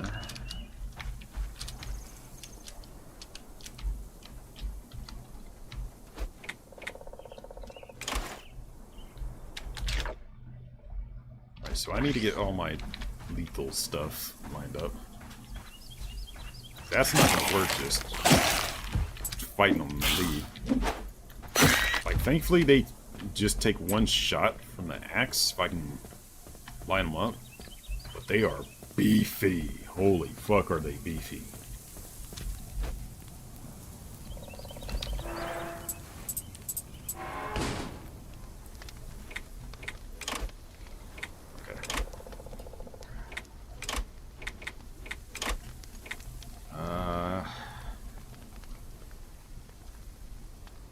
Don't know if that will actually work.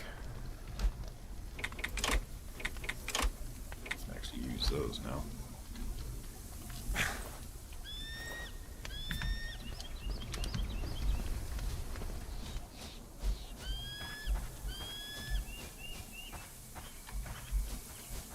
So this should hopefully work like I'm thinking.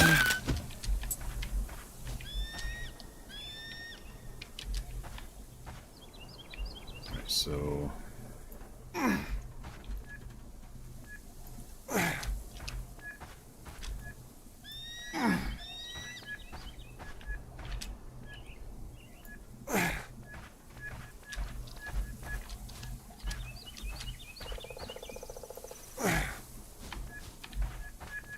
just kind of a tower defense setup. At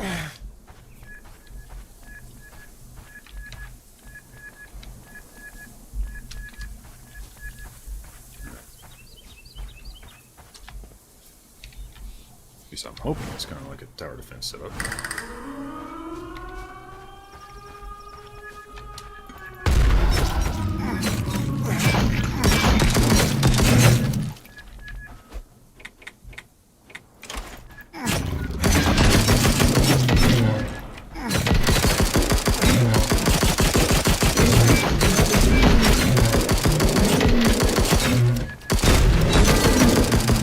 I can get killed by my own mines. Good to know.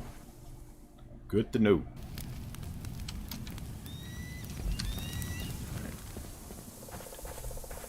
I might have to come back after I've gotten the gun made, though. Or at the very least, a fucking extra turret.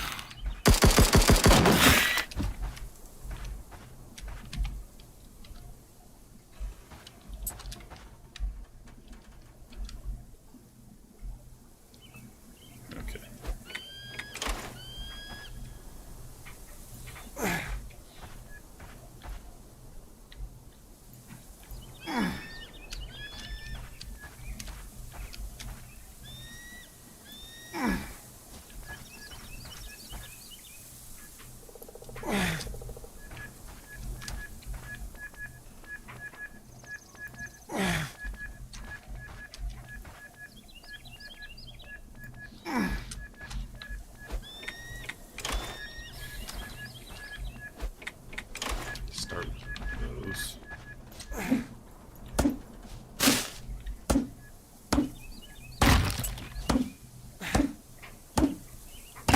I'm assuming that they're going to do pathing, which hopefully should make my life a bit easier.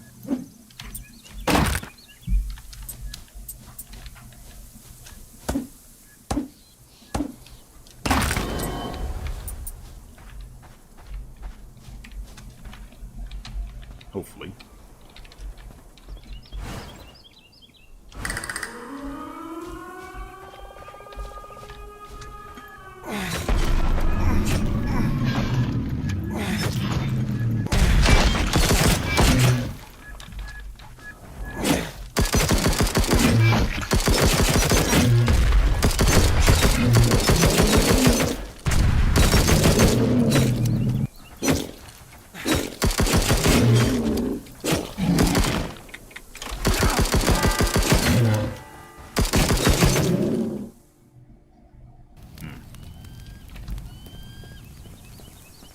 I might have to come back and do this after I get a second turret. Because I think I can get another part to to make turrets by accessing these towers.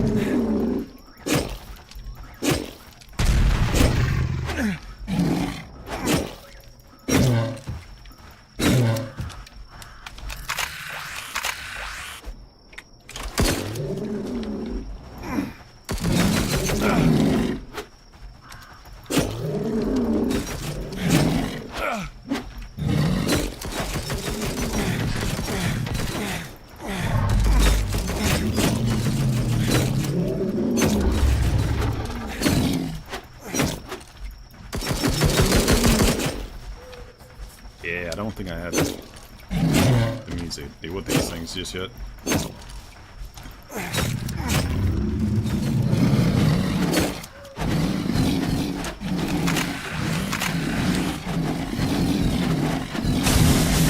Yeah, I don't have enough.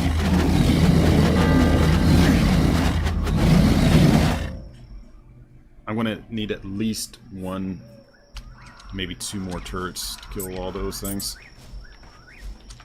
Because I'll have to put the turrets right here, and let them just shred the shit out of the things.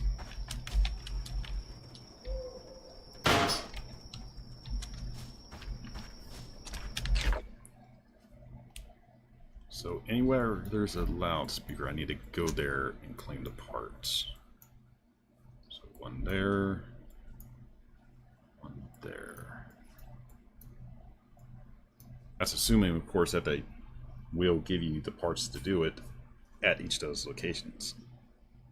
Because if you can, awesome, you can just make a freaking firing line and then just let the turrets beat the crap out of them.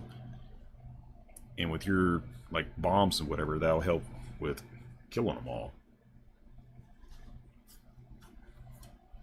At the very least, I can go do that too.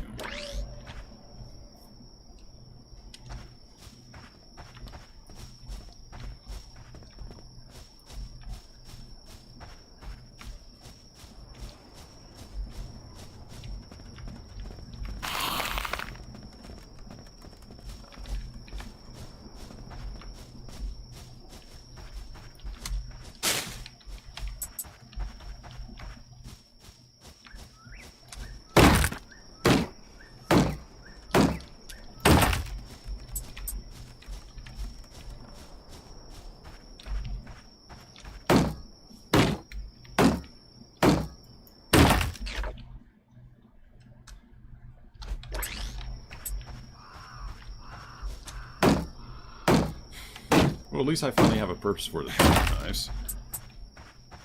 The multi-use ones, anyways.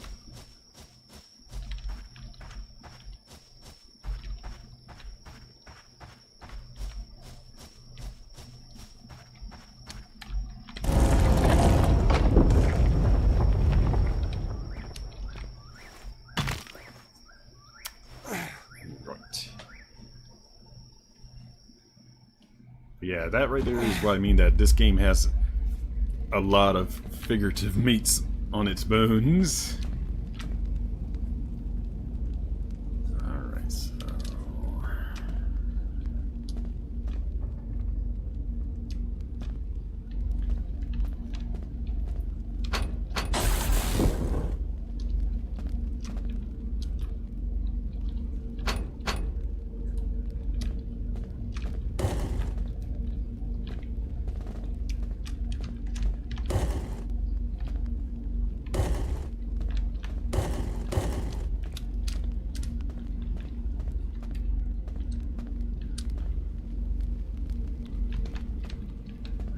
said that puzzle because I've already screwed it up.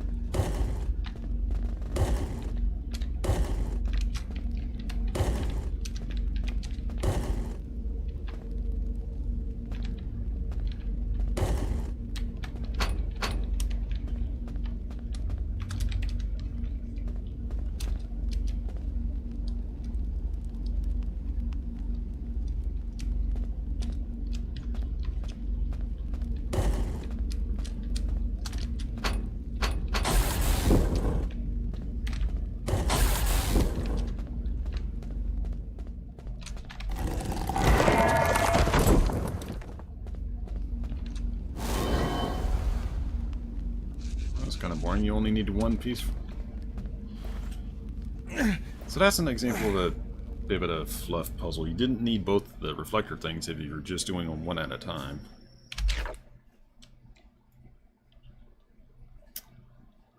Okay, so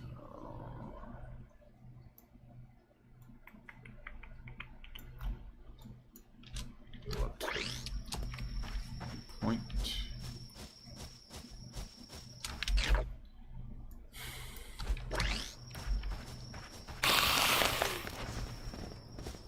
Well, if I can actually get multiple turrets from the various points, then that would make doing those objectives significantly easier. So like I said, I could just make a line of them and then just beat the crap out of anything that comes out. Ow.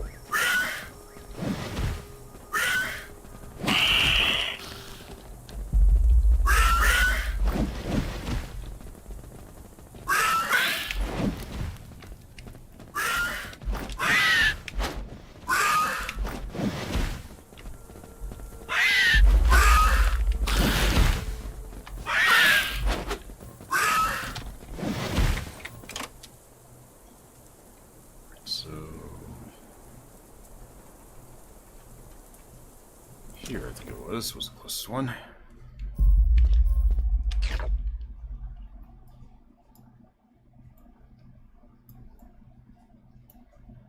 No, that one actually.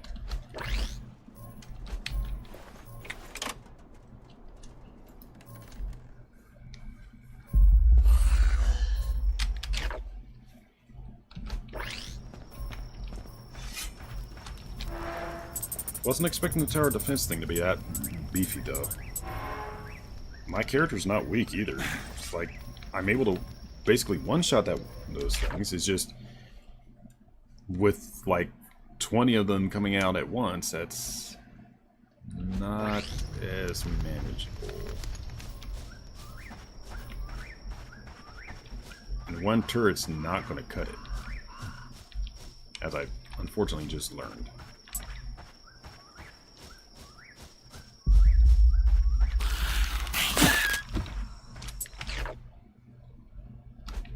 Straight west.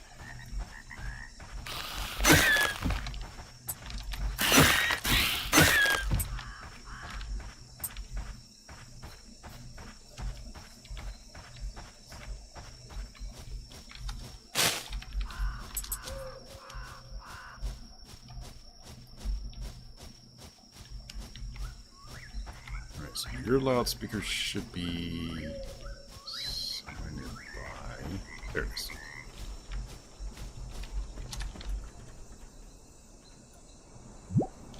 There we go. Overridden and extracted.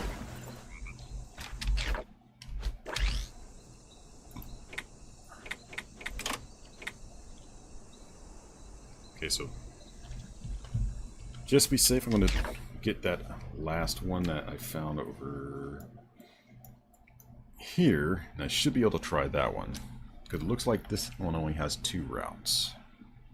So I could put a turret here, put a turret here, and a turret here. They'll just rip the hell out of those enemies.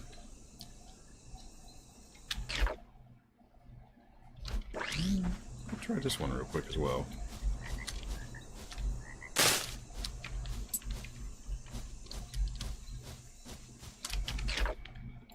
It would be smart of me to save real quick though, just in case.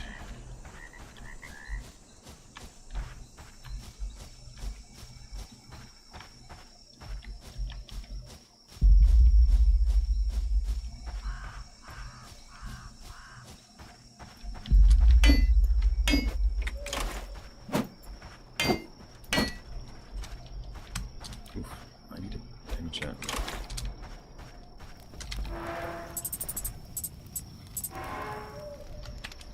Okay.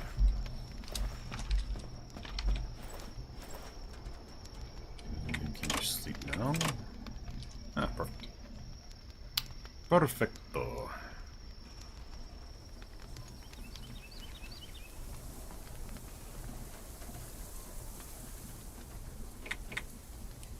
Kind of annoying that they show you have a sleeping bag, but the character just flops on the ground.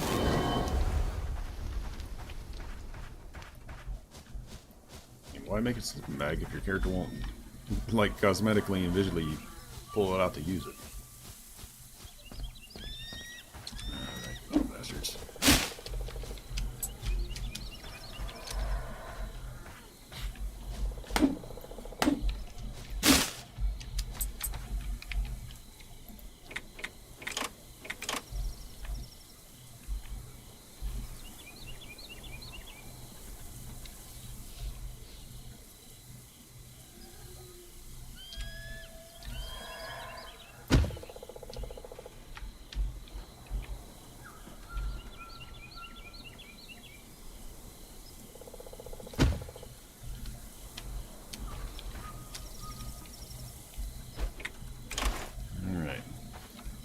Check out a bunch of mines along the path.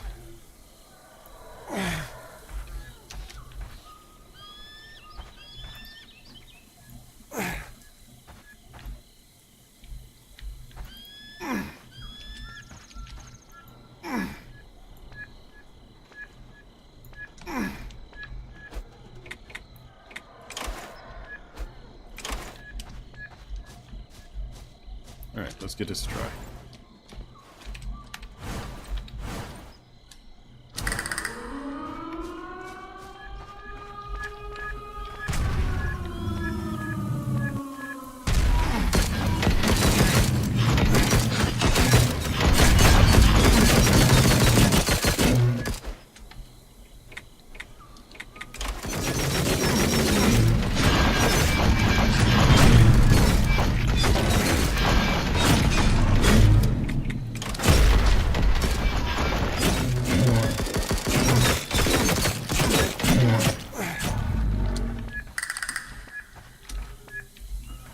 Wave 1.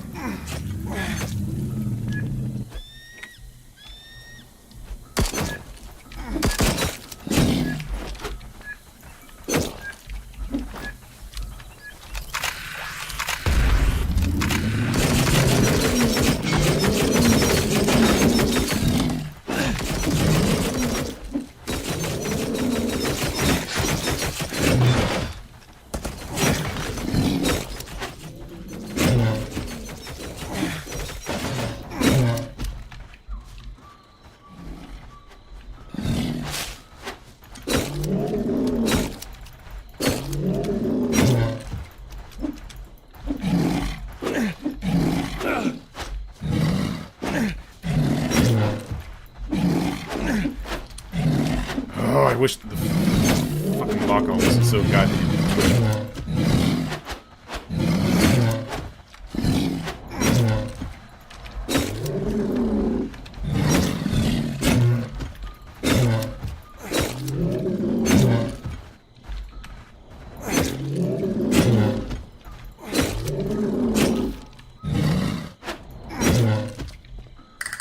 There we go.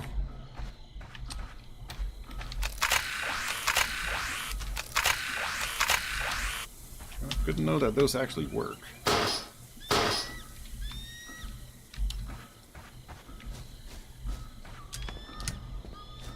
So let's see, I get to go down in there now.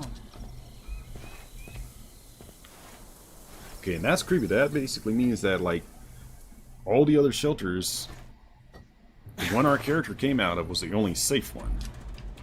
Because all these others didn't survive. Shelter defense. The old underground shelters are good sources of rare materials. Turret aim on expansion recipe. Central processing unit. Gimme.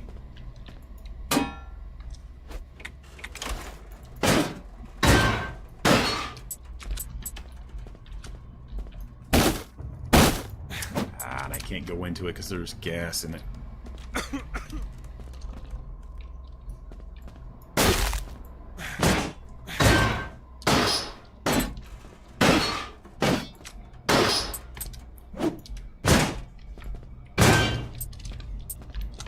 Alright, so I can access the shelters, I just don't have the ability to do anything with them, even if I do clear out the crowd control stuff.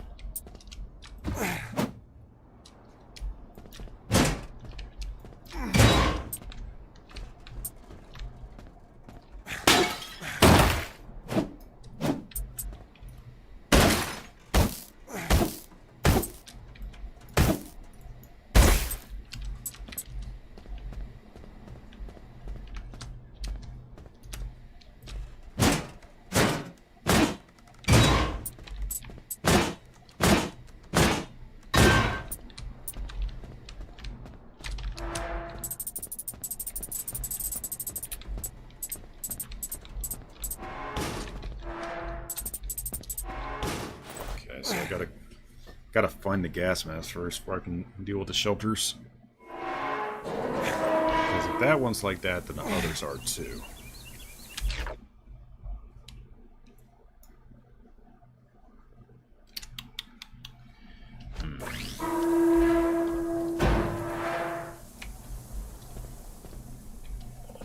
Good to know I can always re-enter it too. Oh. Okay.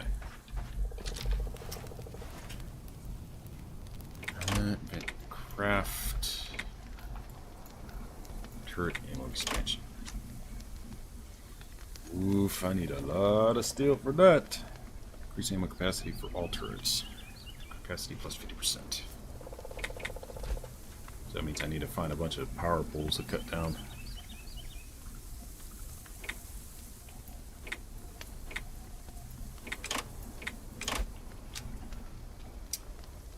Fuck ton of steel, bunch of lumber, and I need a amount of these.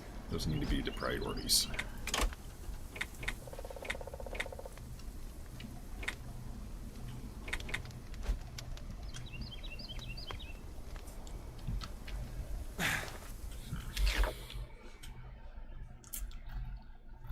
Well, that is a question then of what to do on certain situations.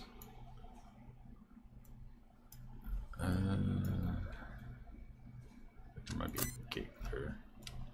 Let's go snoop over there real quick, see if that's a point I can actually progress.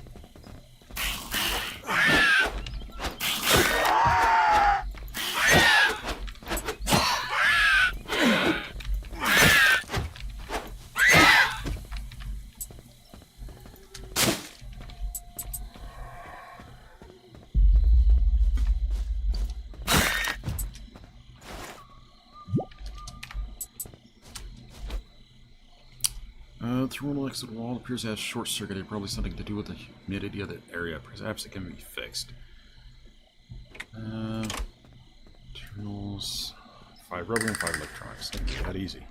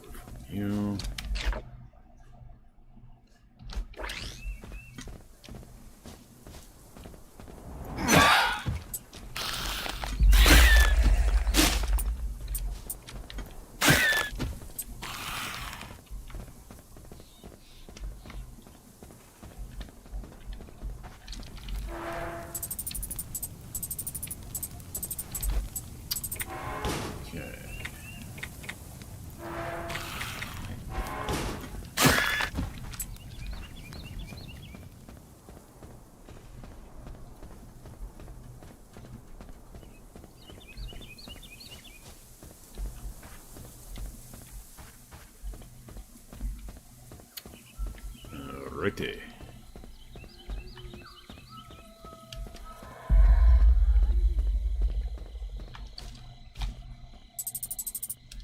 Ah, he did 8 level. Rubber not 5. Whoops.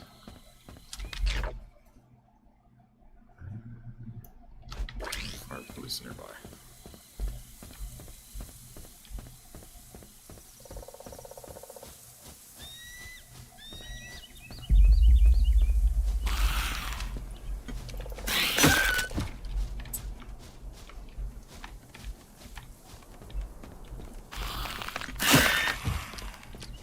If I look at the town, I ought to get some from the place.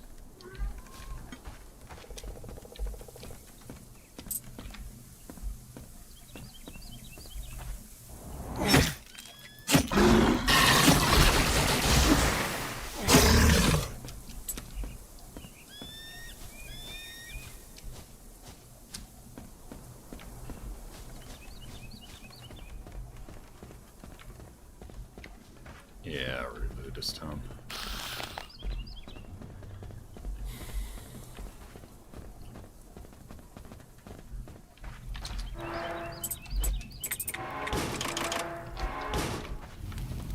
Go. Now I can open that gate.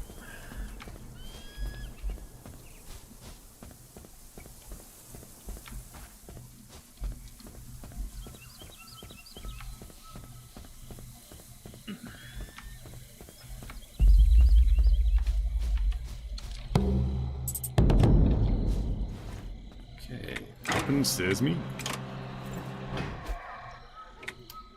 Turns out that the seals that were supposed to keep the electronics dry were faulty, and you fixed both the seals and it enters the terminal.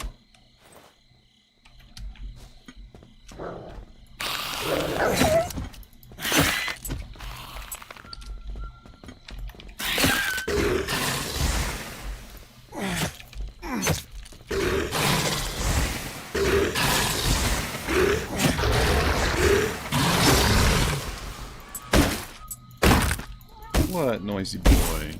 What noisy boy?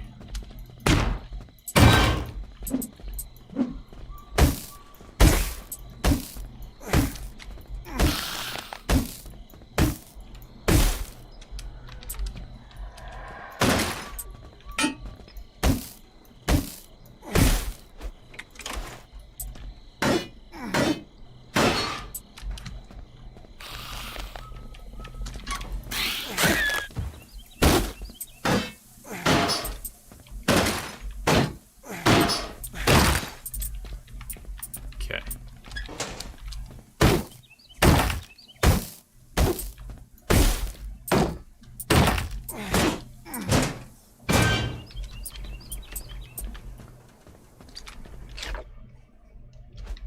There's fire right there.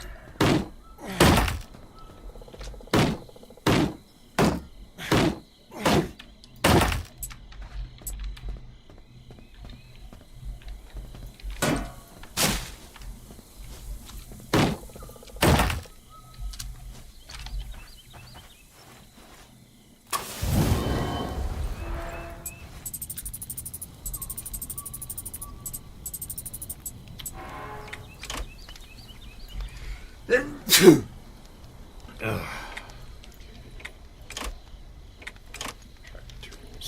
5 more steel, and I can do that. That'll make those significantly more powerful for actually doing those little dance modes.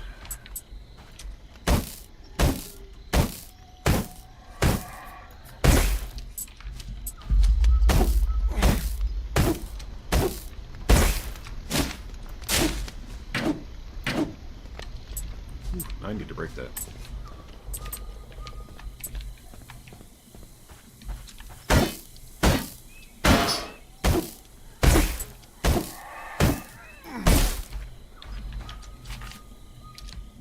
Feel okay.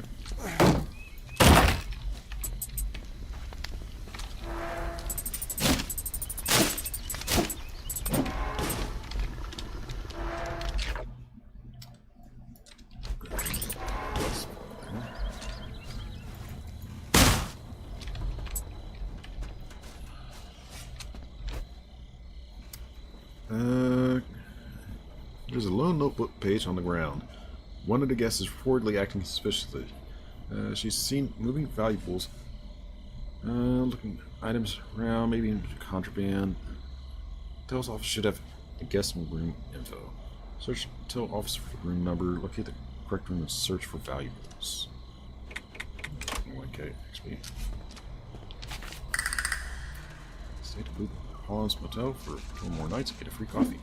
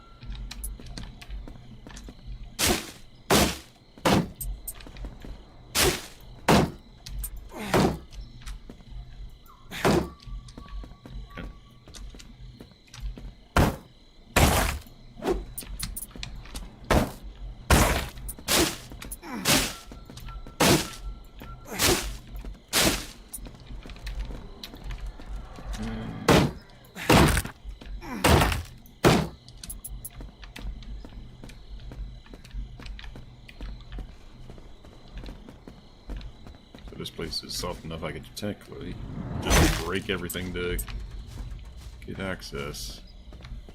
I'm not gonna, because there's the issue of once this stuff is broken, if I do the ascension thing, I'll have the enemies more easily able to access me.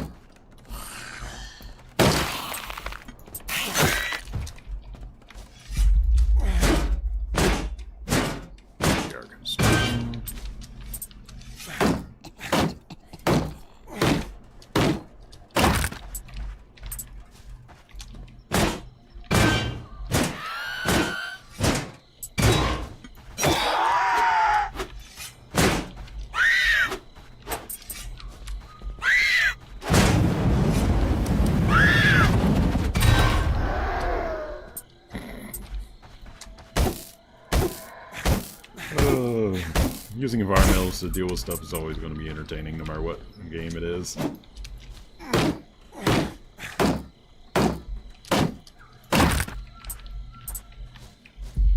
It's like when that one, Dead Island, I mean, yeah, Dead Island. That you can hilariously drown the zombies in like ankle-deep water.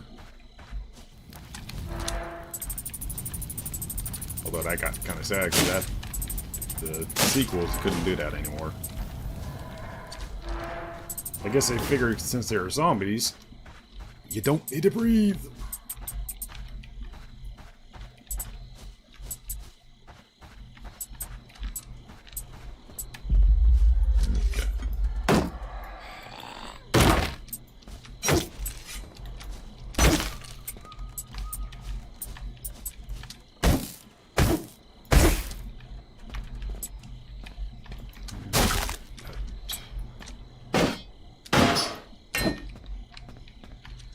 Gain access to Continental Diner. Some myth tablets. And get the remaining fuel cells.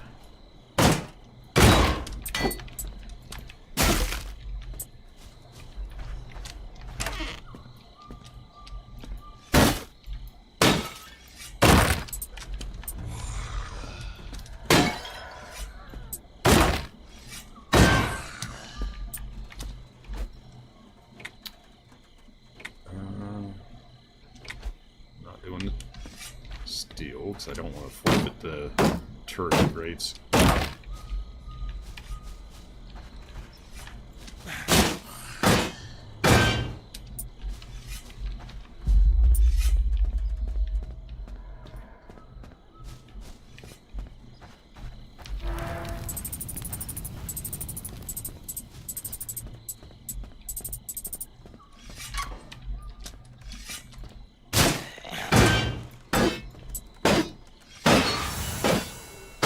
Nice. Hello. That was perfect. I have leveled up, which returns to campfire and invent something. Means they just gave me a new goodie.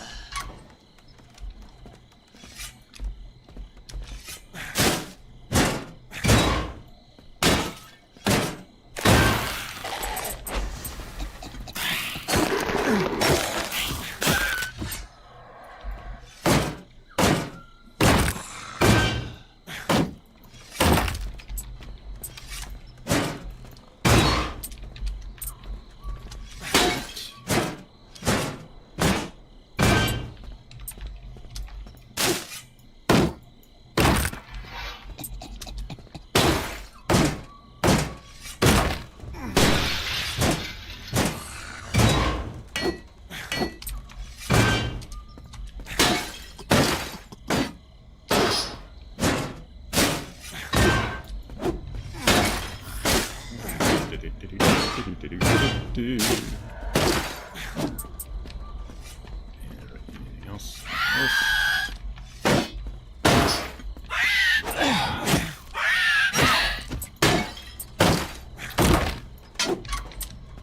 Okay.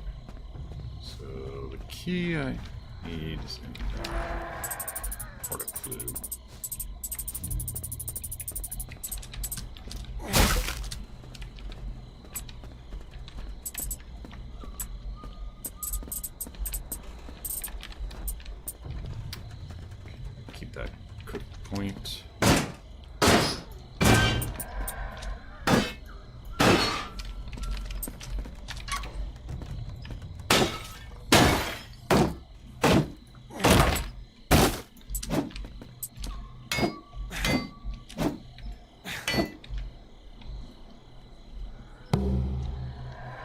Bogey, Eskil, room 4.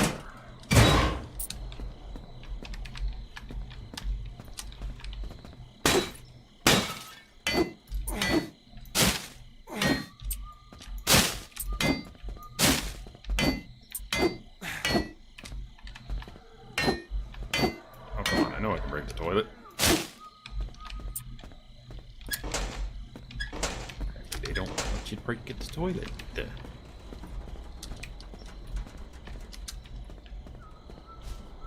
So it's in room 4.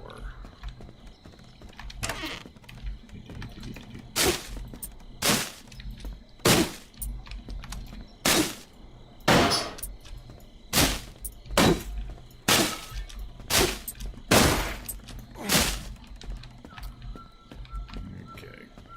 Take all those resources, chuck them into the storage.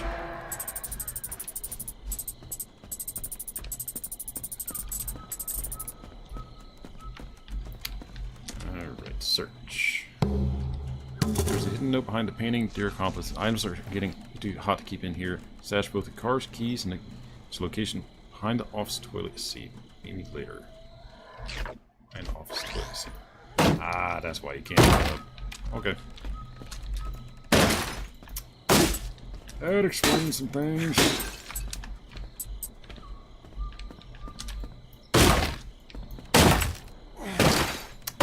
Yeah, you would do that. Oh well.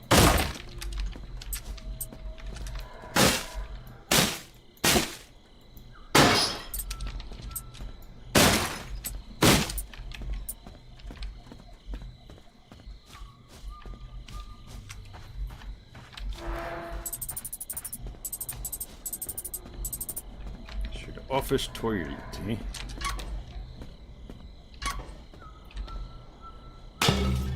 There's no note. Here's the key. The car is at a parking lot at West Underfield.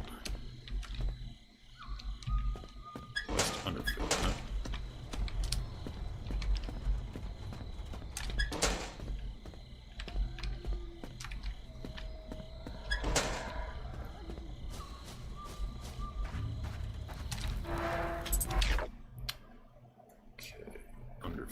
Underfield. In this area, I'm guessing.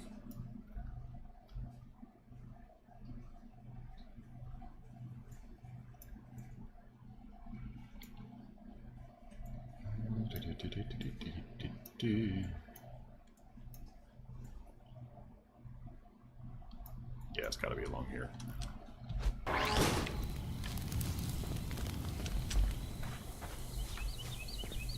Alright, let's go get that waypoint. 12 footballs I'm missing. This one.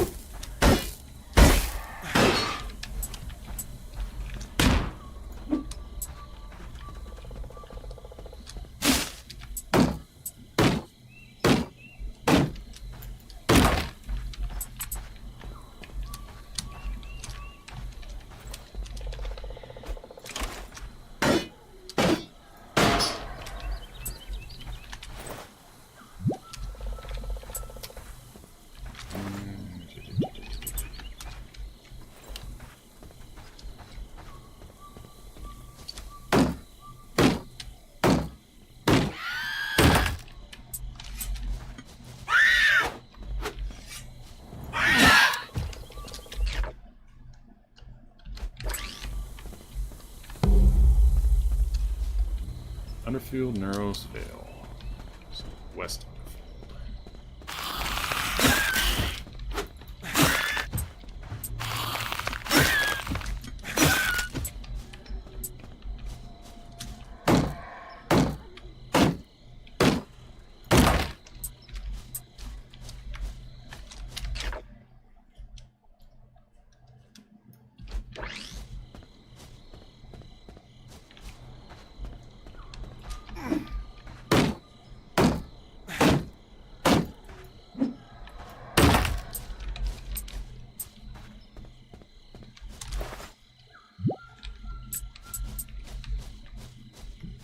resource out of that. That's a dead end.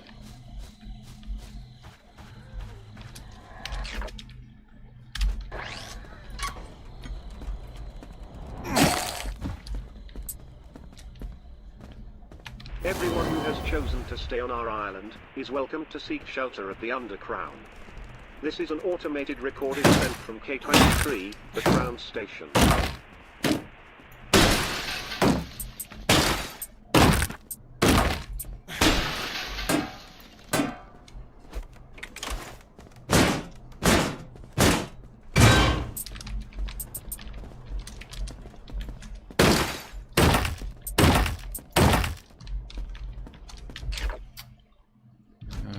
Place right there.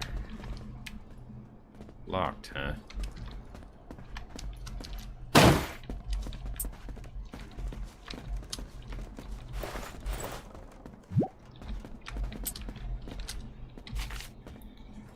Get rid of the snakes.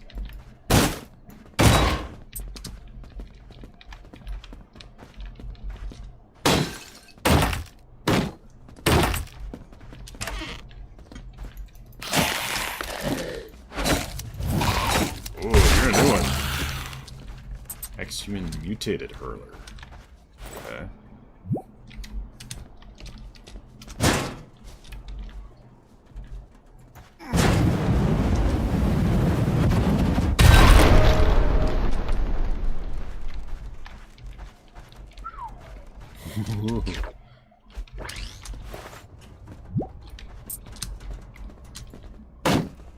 Should be able to get through these fences.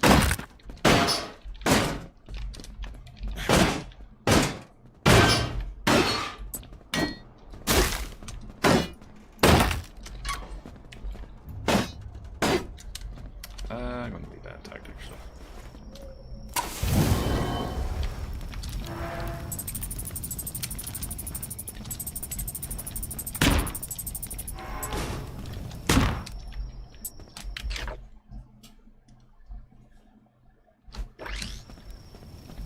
Car is not here.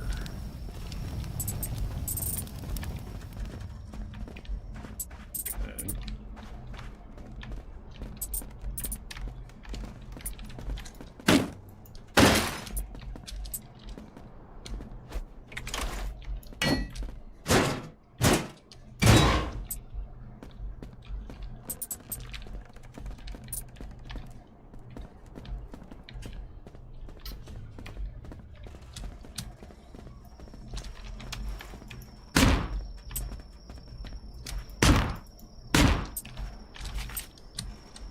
Adventures Auto Salvage. It's obviously going to be back in there.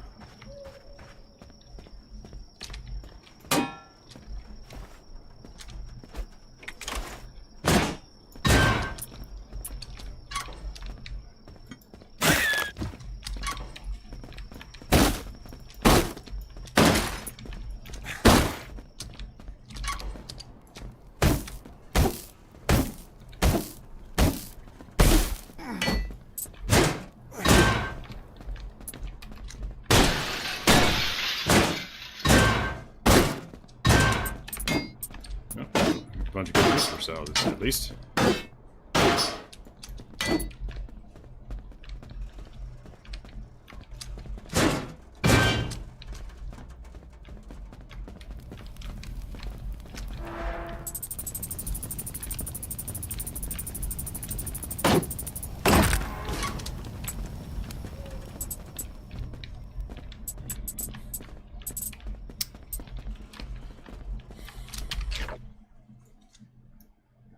How am I going to get into the car recycling place? That's surely where that's going to be, the vehicle. Back to this anyways.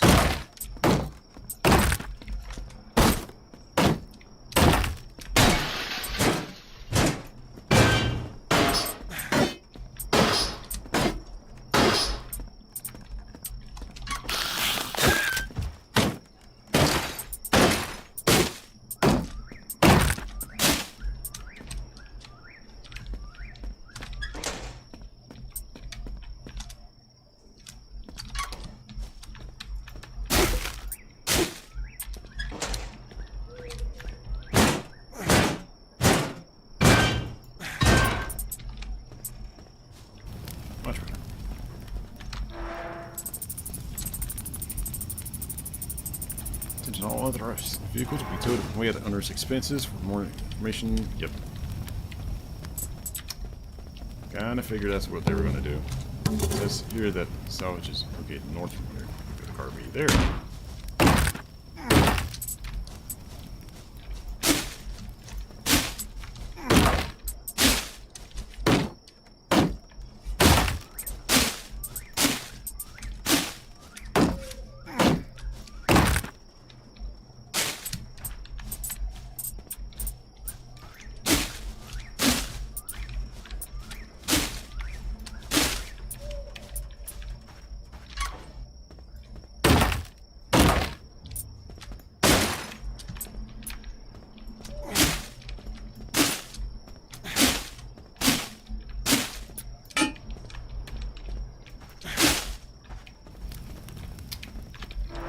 Resources there.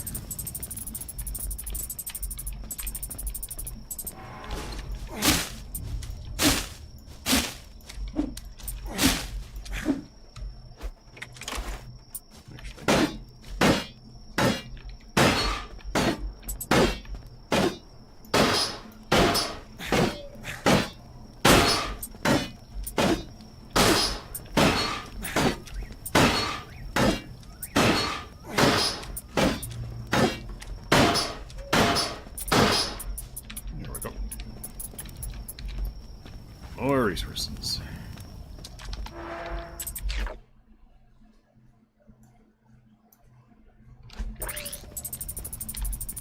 Alright, quick rest.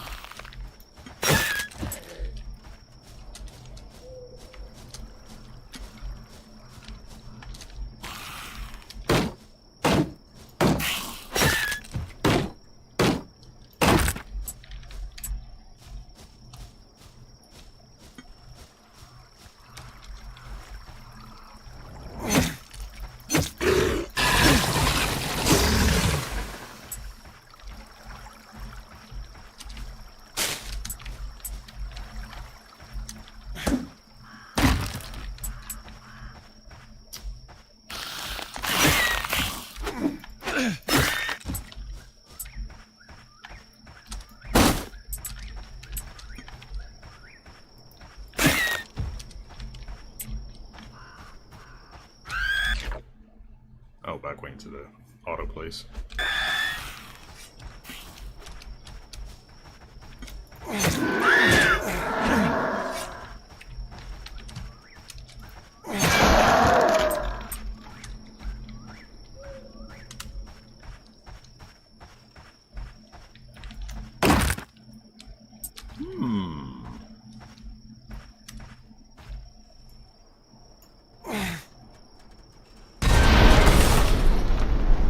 Nice.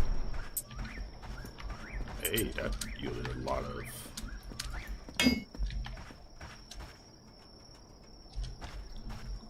That yielded a lot of steel, that did. Auto salvage. That car looks abused. Don't worry, little car, I'm sure you got your best interest in mind. Yeah, I'm not really sure about that since it's... Junkers tend to just destroy stuff.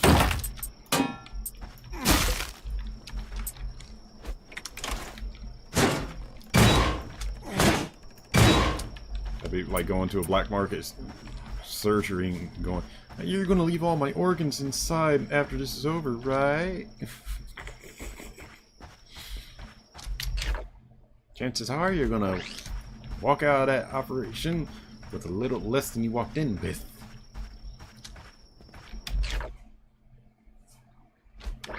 And I don't mean just the blood.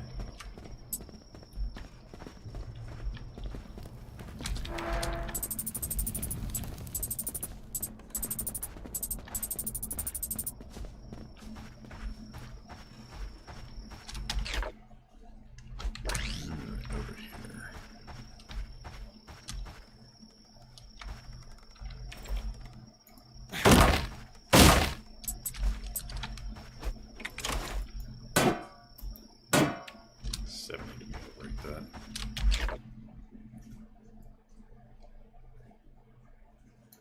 Can't go that way. Can't go that way. That way is also blocked.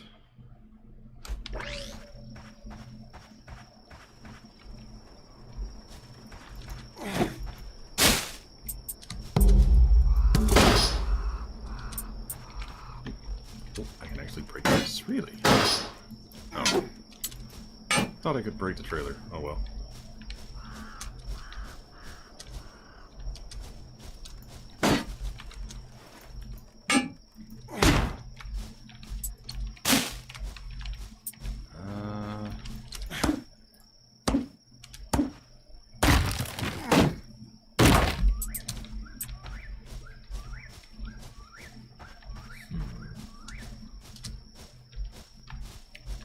Looks like I had to break in through the fence here.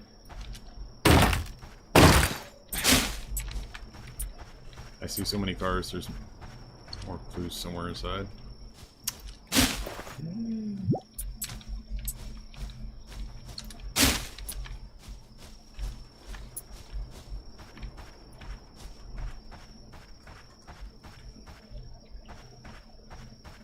My only annoyance is I can't destroy the damn things for the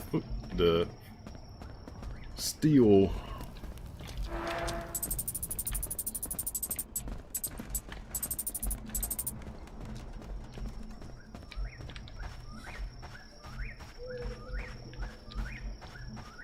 All these resources and I can't collect them.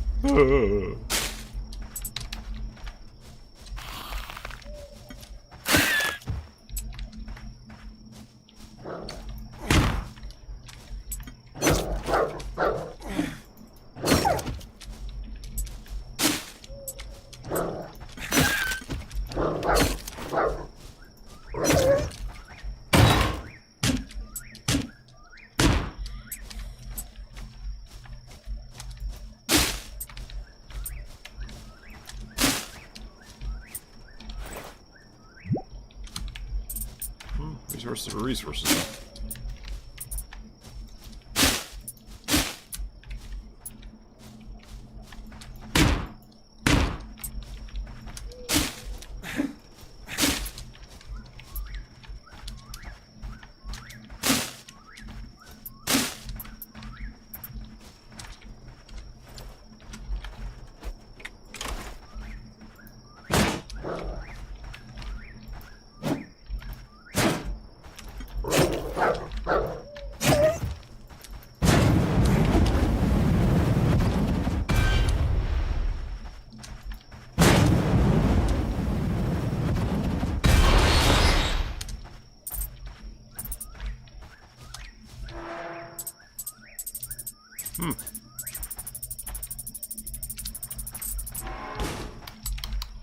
Somebody broke a fence.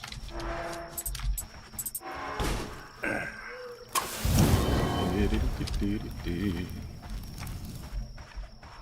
I check this one? I think it says I can. Good, there we go.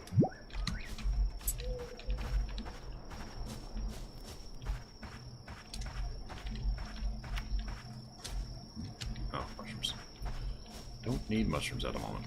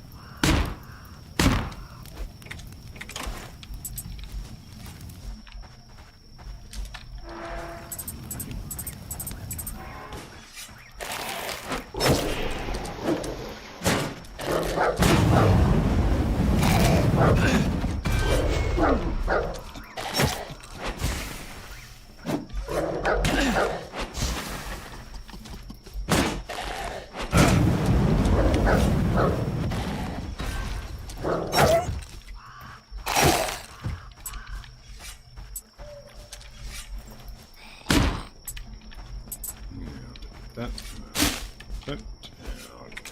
Take that metal up there.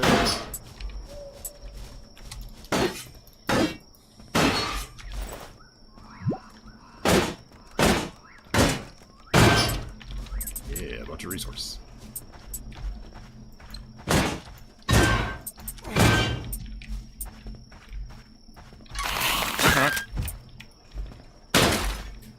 Huh, way home. Nothing but that corpse I'm walking on for some reason.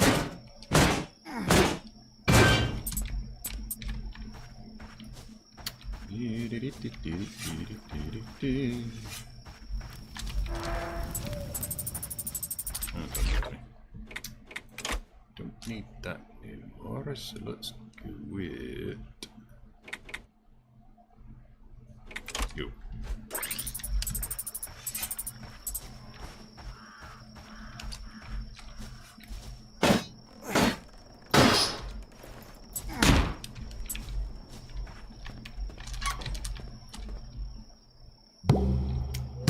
The car that this key belongs to is an orange van.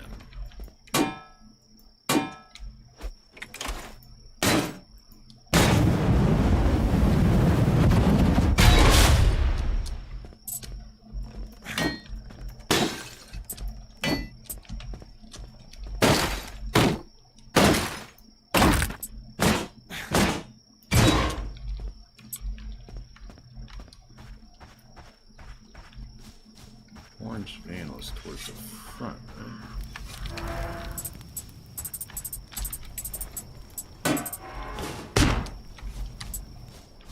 Out there.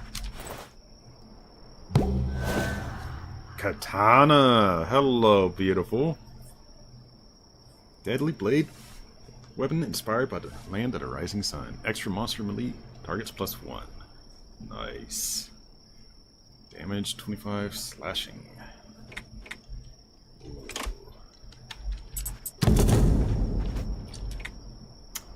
Misplaced getaway in cars and door unlocks. After pulling the rest of the door open, you gain access to the spoils of the crime.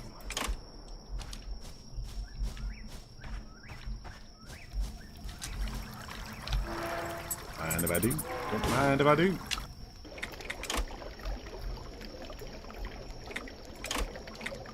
Immediately make that.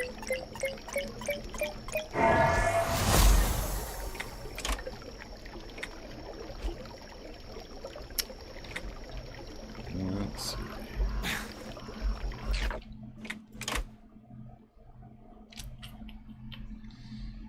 So the katana is 25, axe 74.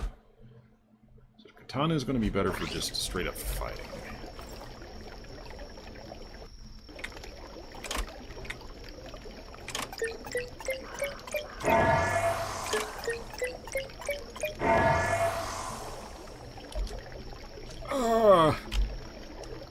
Where's so much steel, though? I mean, not surprising katanas are made from steel if they're made correctly.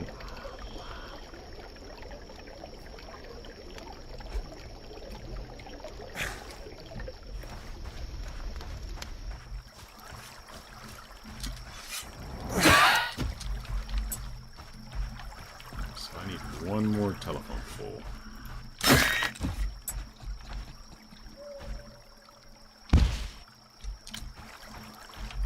Great, so I need 2 more telephone poles, because that's 2 things steel. 1 for the well, 1 for the katana.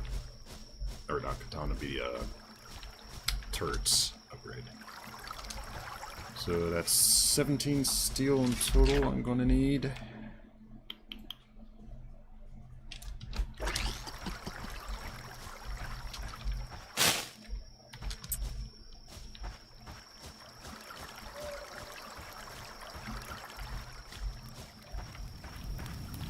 Well, at least having a katana is going to make dealing with certain kind of fights a lot easier.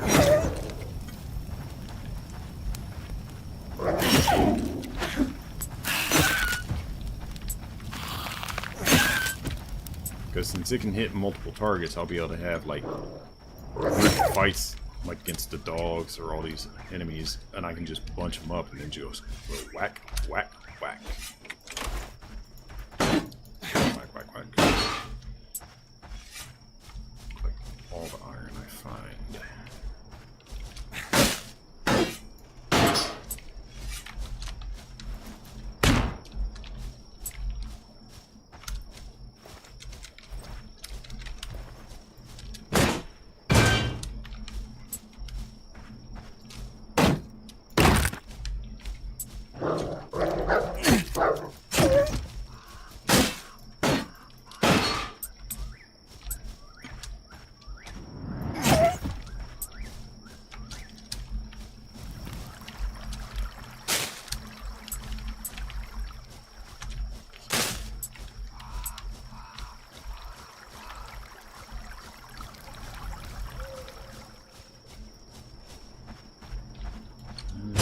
Nothing to deflect.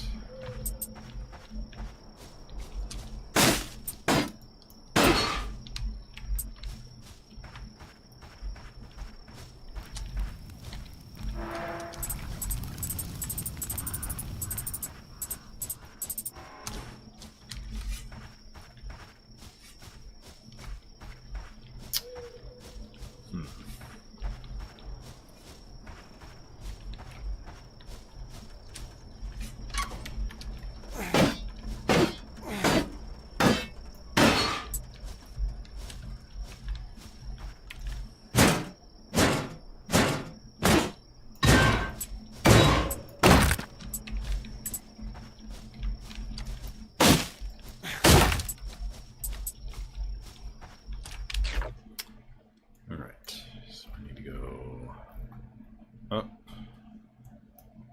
and south.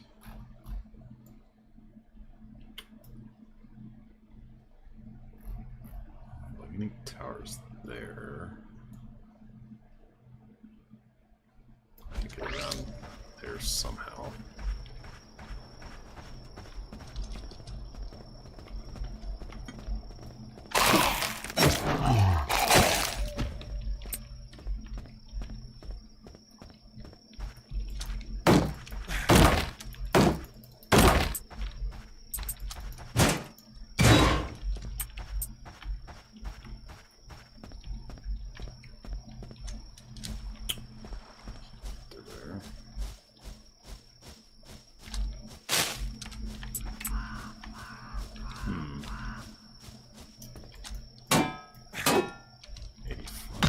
That.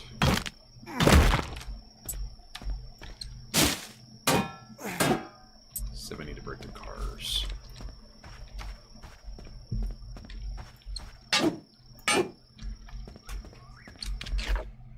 Alright, so that's a dead end route.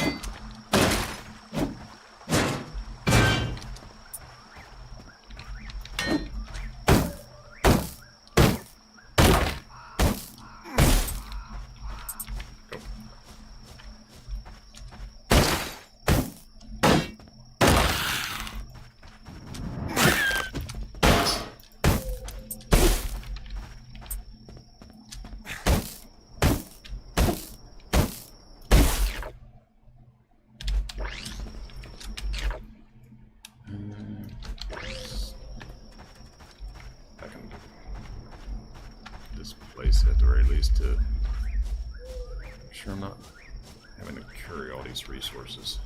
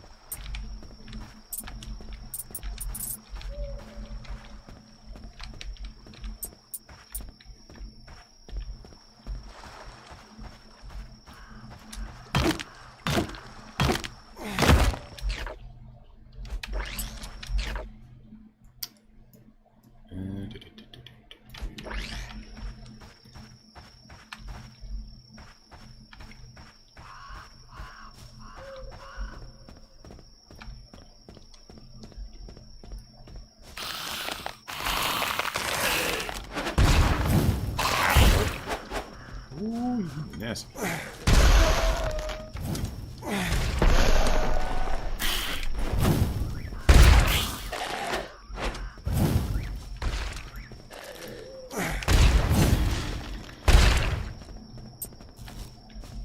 That's a nasty son of a bitch.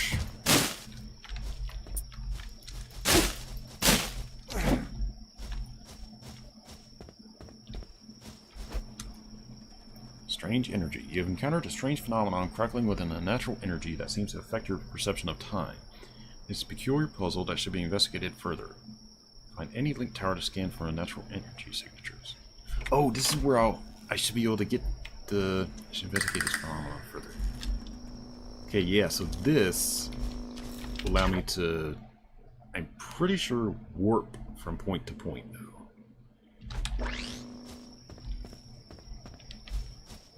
Unless that's potentially what it actually sounds like and just a fucking time trip kind of thing.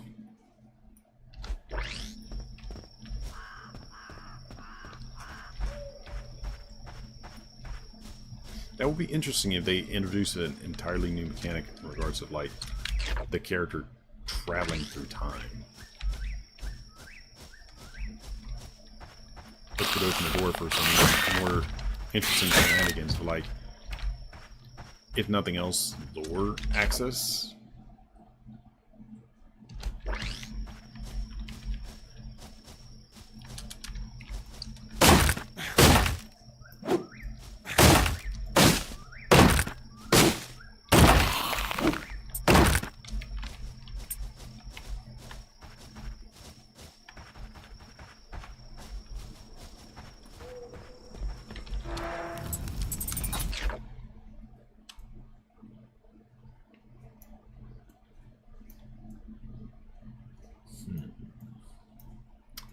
So if I had to go back to a relay tower, or a link tower, that's the only closest one.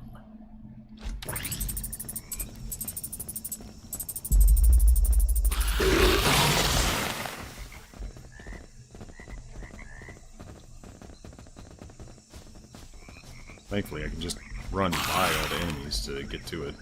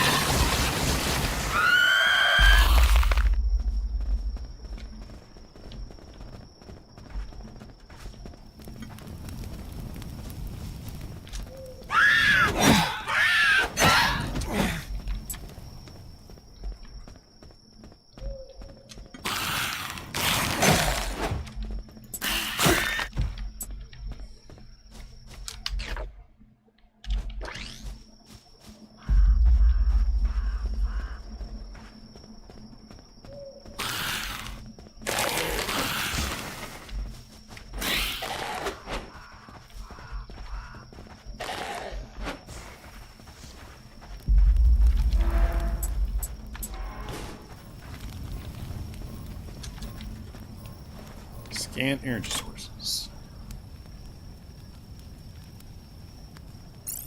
Found a strange source of energy there.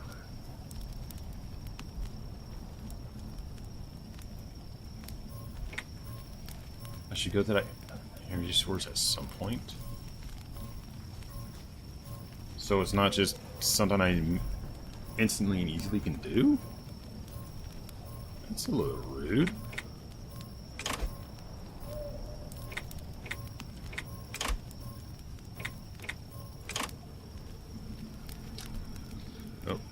First things first is getting that link tower there so I can just easily hop around.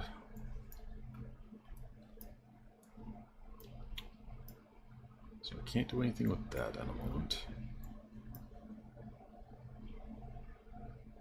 So I guess I just gotta go there.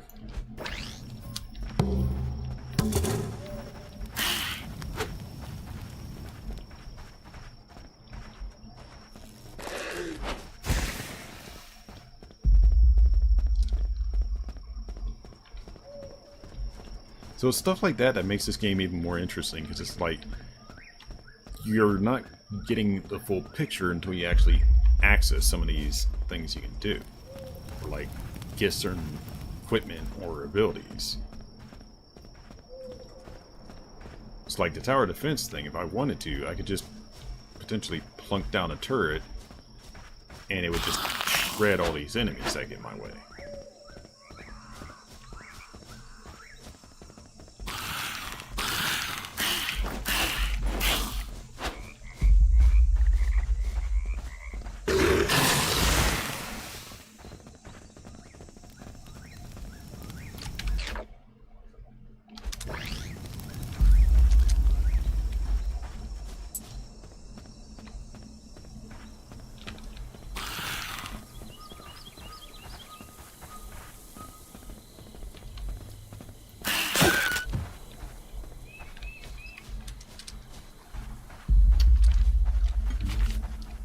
Roadside barbecue and fishing. Get your own fish steak.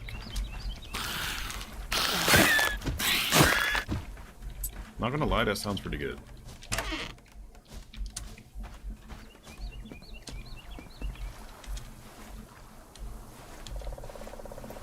If I could trust the water in the area I'm in, I would probably go get some fishing done to get myself a meal.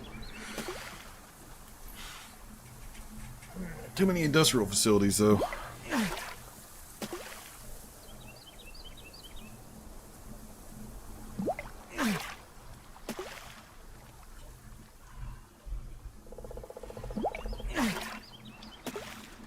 Man, I can't remember the last time I had something like a freshly caught salmon, carp, and a few other kind of goodies. Catfish is a good one, but like, if you want to have good catfish, it has to be a young, tender one. Because if you get, folks don't know that catfish can live like almost, if not the same length of years as a human. But the bigger and older a catfish gets, the tougher and more gamey its meat gets.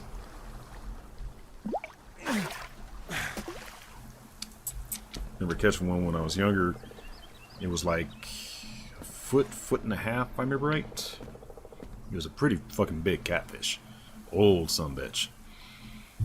And then there was another one I caught that was like maybe 8-9 inches. It was tiny compared to the other one. The little one was nice and tender, had no gamey taste to it. But the big one, oof. Chewing leather, that sumbitch was.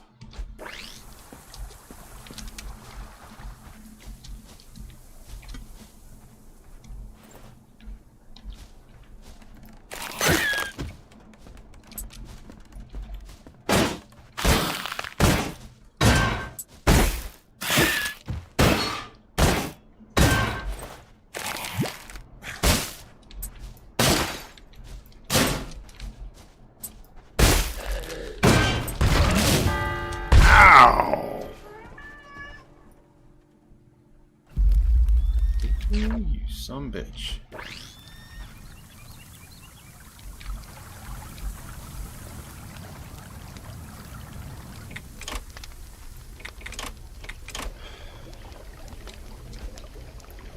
I can do the turret upgrade at least.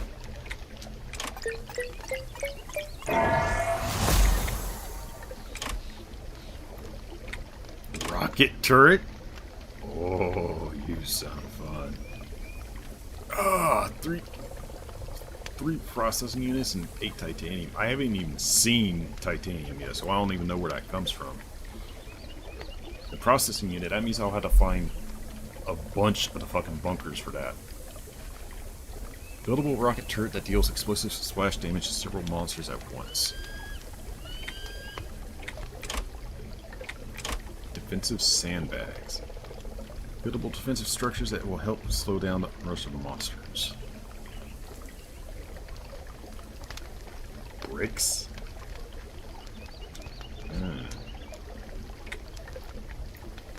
Okay.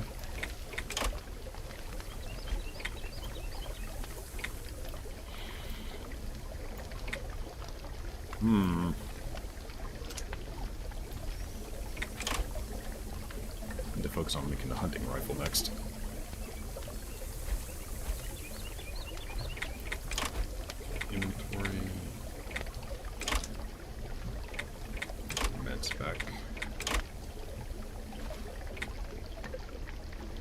don't need a monster scanner for now. So I'll stick to the weapons.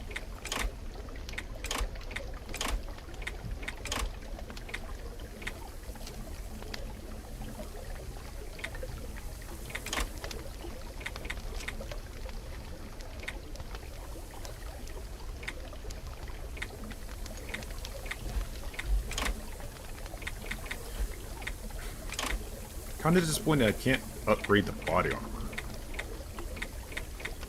Like the clothes, these, whatever they are is whatever they are. You can't ever upgrade these.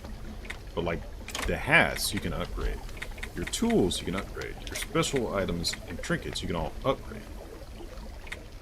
But the clothes, once you make those, they're just, that's it. That's what you get. No upgrades. So that's just a little weird.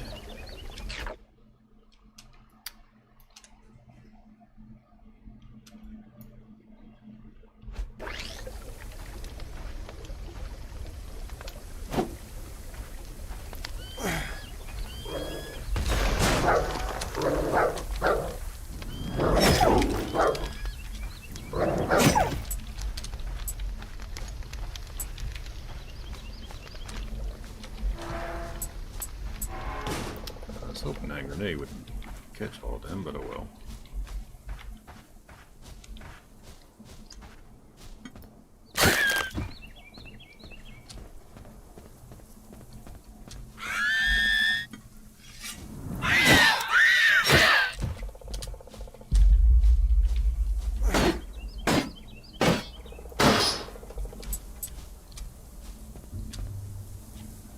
Why's that got a mark on it?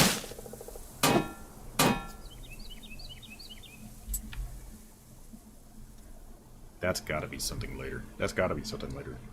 Because that's just weird to, like, all these vehicles, and then that's got a mark on it? I wish I could do map markers.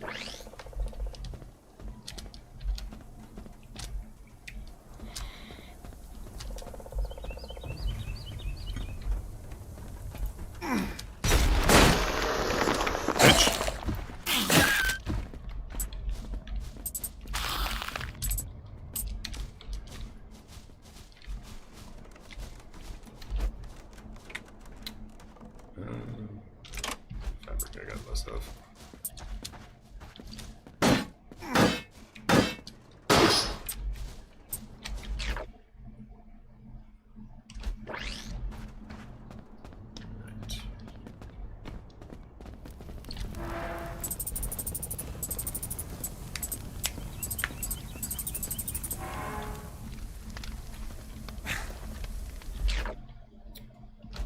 Hey, well, once I get our big link tower set up, I then need to make a point of picking a zone. Probably this one here. Then going through and just eradicating all the critters to get the mana beads.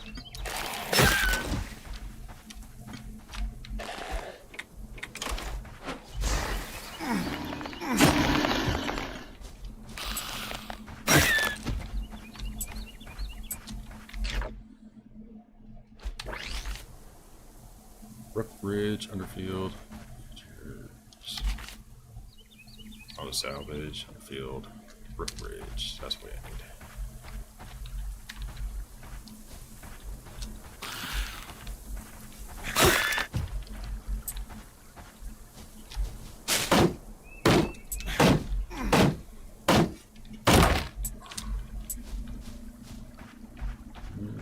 Powerful. Yep, there's one.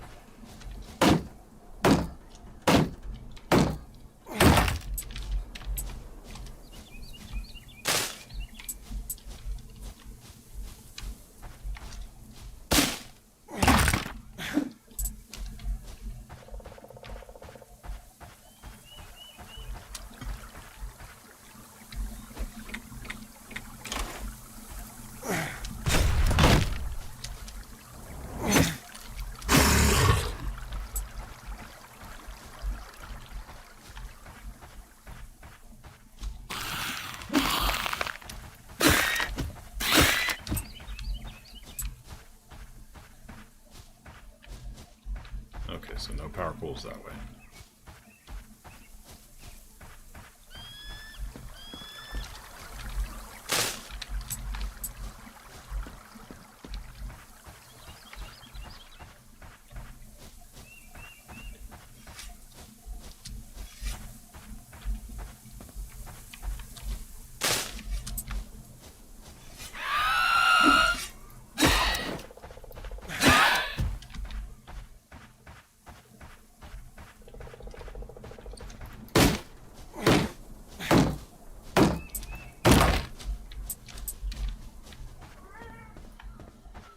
What noisy boy?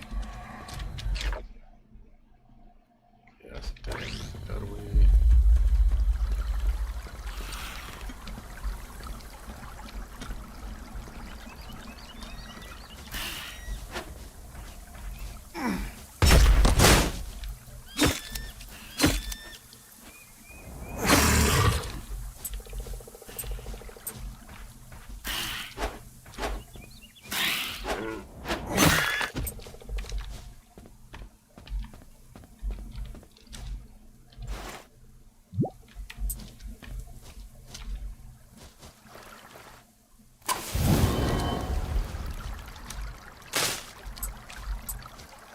Found most of the fires now.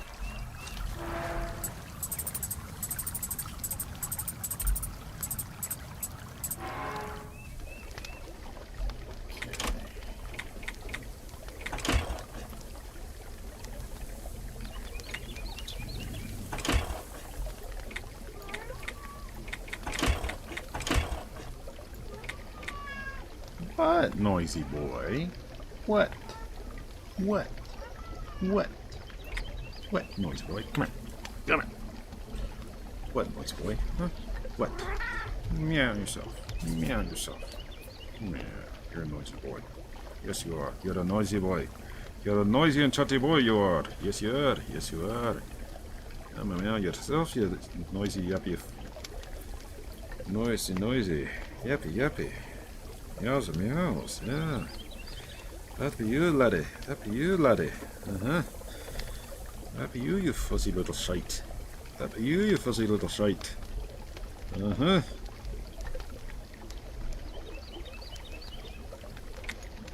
Okay. So, 12 more steel to upgrade katana to 3. Aye. Aye, little army not.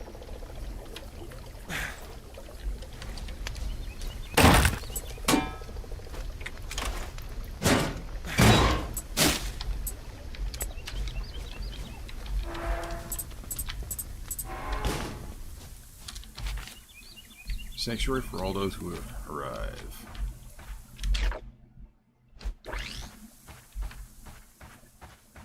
Let's be nosy, see if this is actually visitors welcome. This sounds like a fucking trap. All will be saved. You rip what you sow.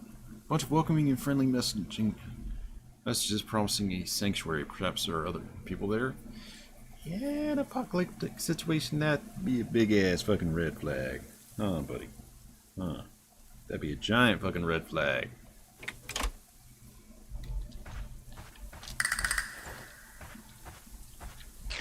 What?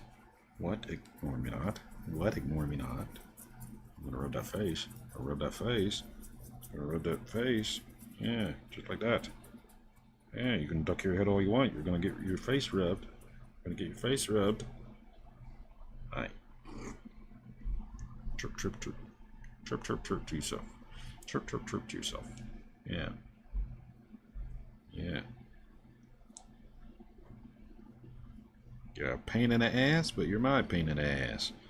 Yeah. Yeah, you are. You are, you little shite. You are, you little shite. Mm-hmm. Mm-hmm. Yeah, rub, rub, rub. Rub, rub, rub. Yeah, yeah, yeah. Right. Uh-huh. Uh-huh. Yeah.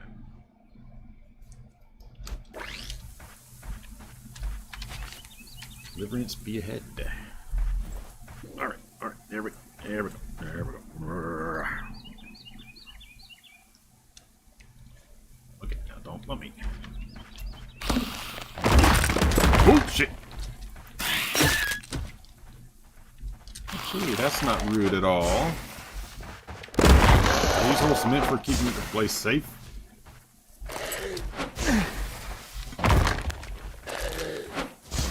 A bunch of spike traps.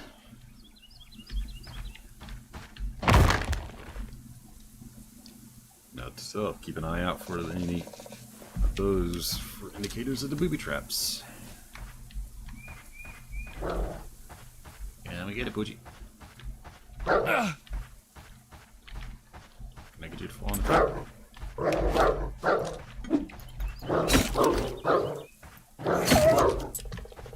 Cannot. Shame.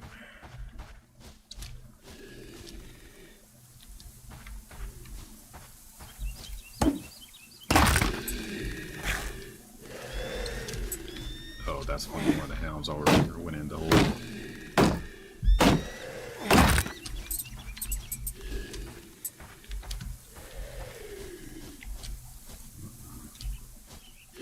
Okay, they're skinless. Ending to your heedless tricks. Yeah, no kidding.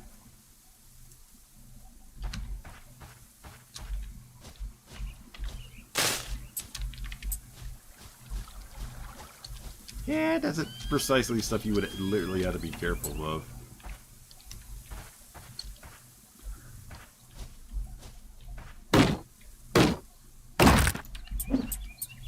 You'd have to be the biggest sucker in the world to go into this and think you'd be safe. Sanctuary for all those who arrive. Who arrive, it says.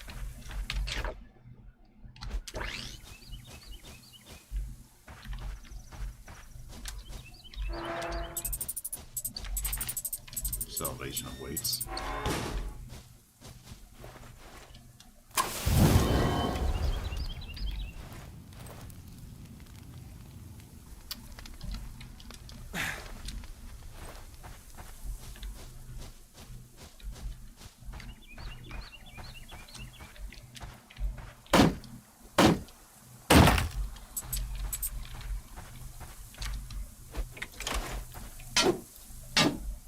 $75 to break that? Okay. Leave behind your tools of destruction. There's no need for them here. Yeah, I'll keep my weapons. Thank you very much. Kiss my ass.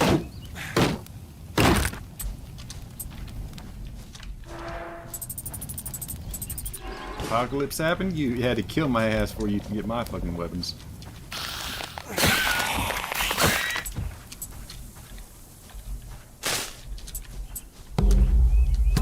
Sanctuary Farm, Narrow Field.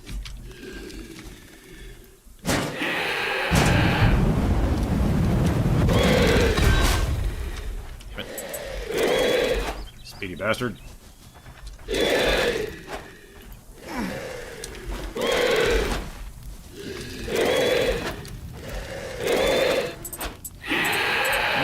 Neener.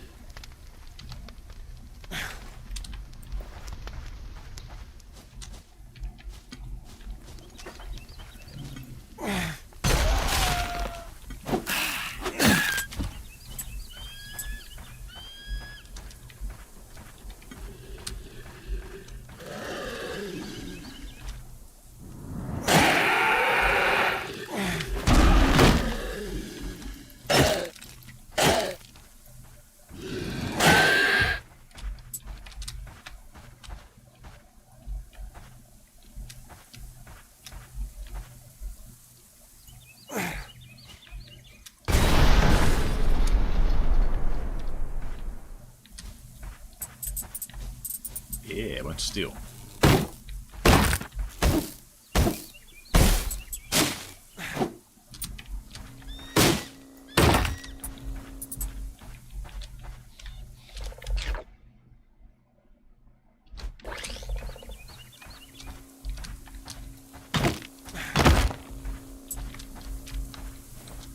wonder. Nope.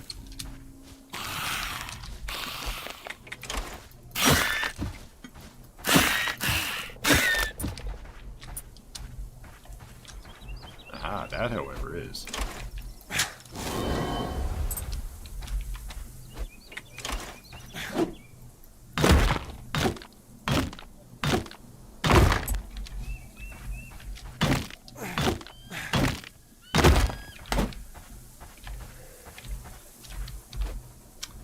Go away.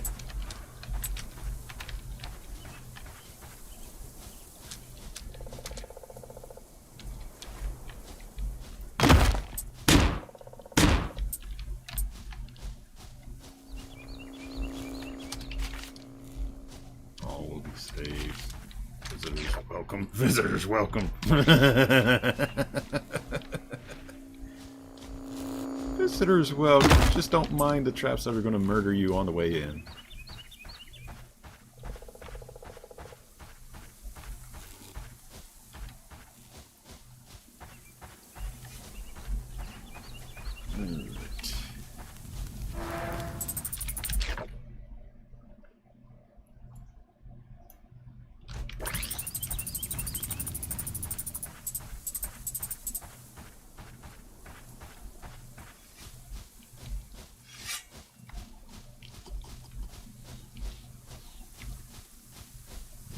Okay.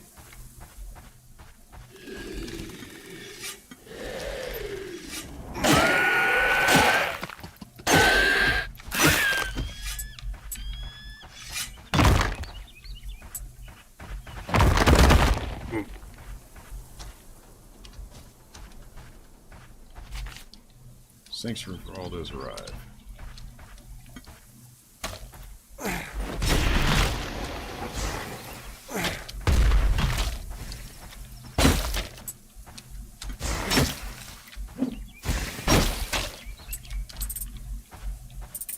Okay, so the hatchet more expensive now.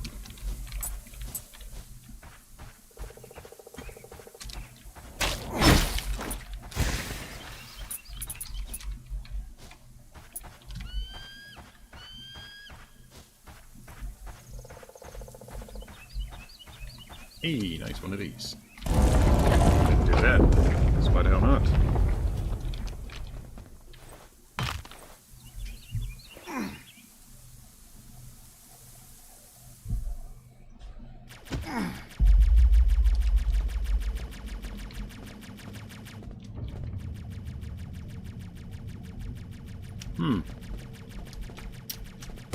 That's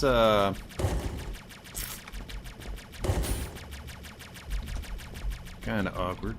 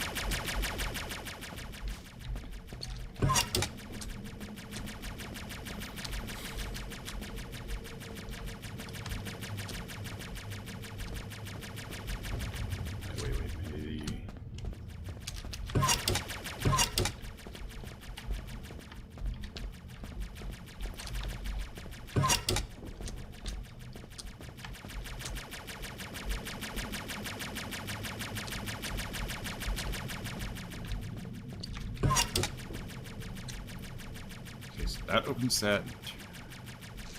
Turns that one on.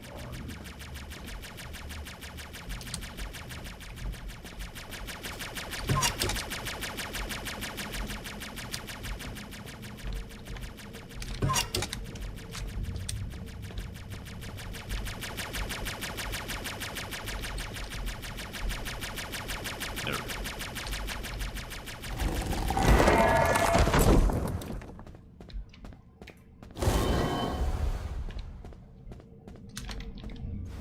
Alright, just one more of these to find.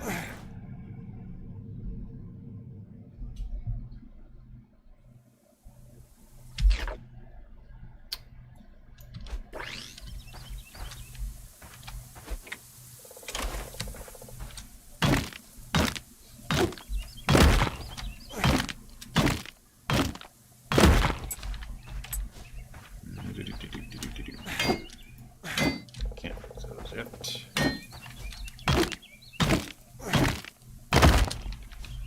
What do I need to be able to break these? 100, so those are indestructible for basically the whole thing.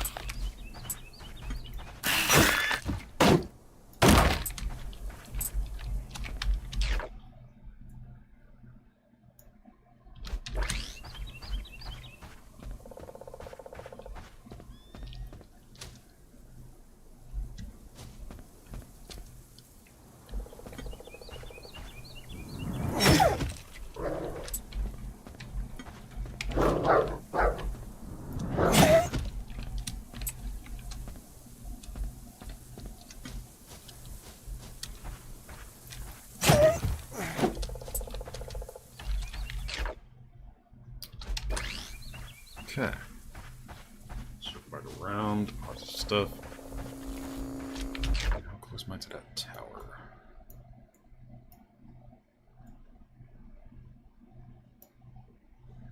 Oh, right there, actually.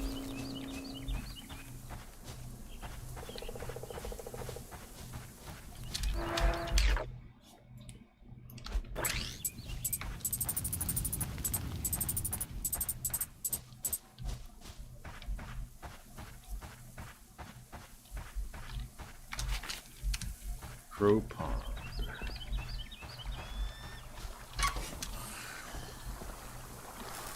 Oh, come on. Man.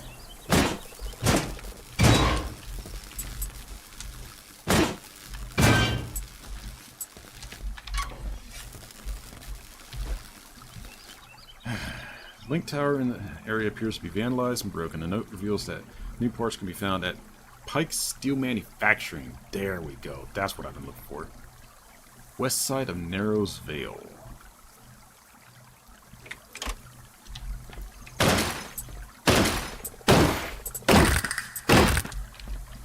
So that's where I get the ability to make titanium. I just thought of something. I should return to the campfire.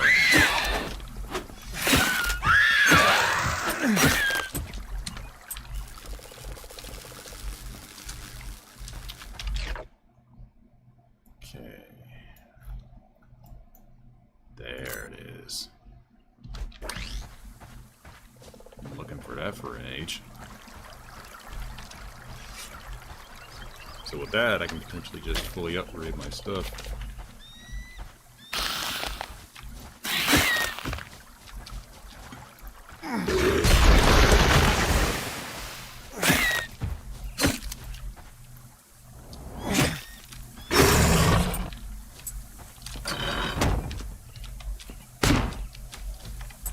Faster up point finally.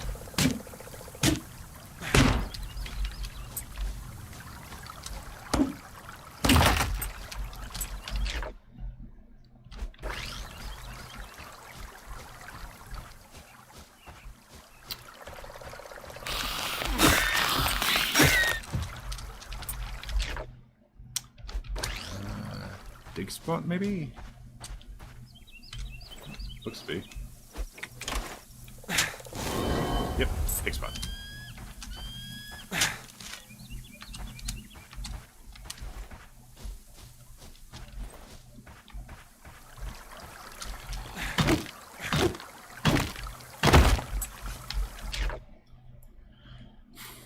So I need to go west from the sanctuary farm to get to the steel place to finally be able to start making the titanium. Maybe I might even be able to make the steel as well.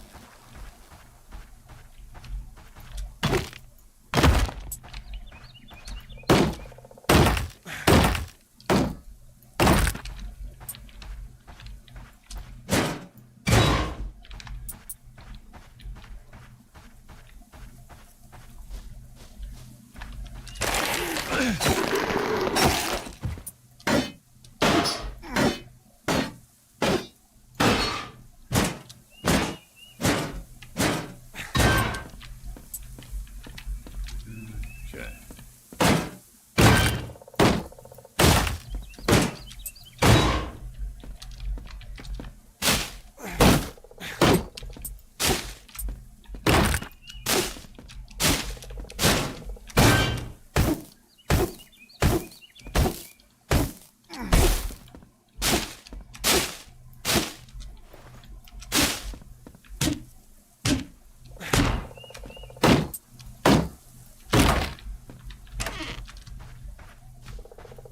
Alrighty, go down here, drop off these resources, get a recipe from that spot.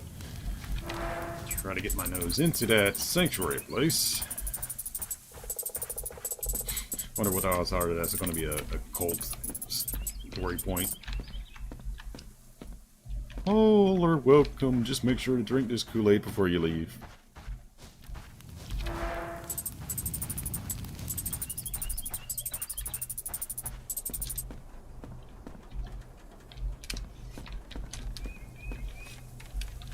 Locked. Locked.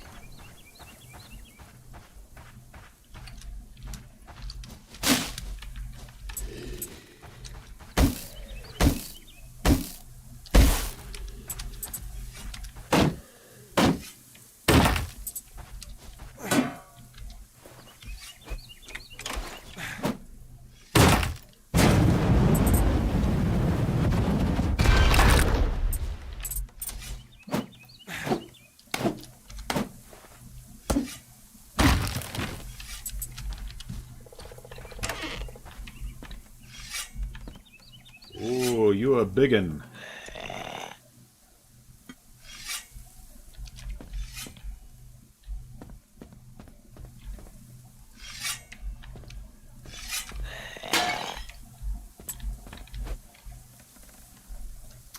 Let's see. Max have crit chance, fade chance. I can do one of them, but not both. Let's see. Hey, Siku, what's up? How you doing today?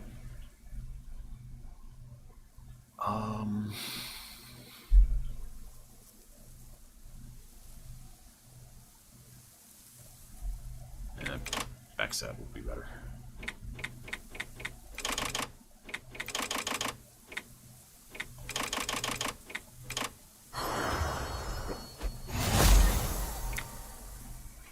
Snack that is quick to prepare that has tomato and onion slices on top of artisan bread.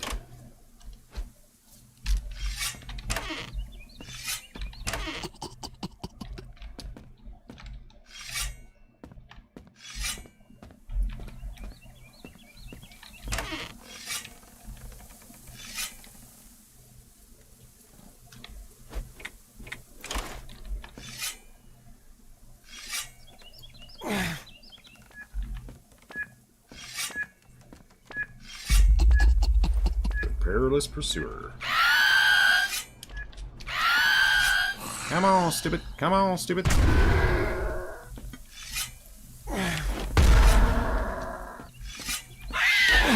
Oh, wow, you were very fast.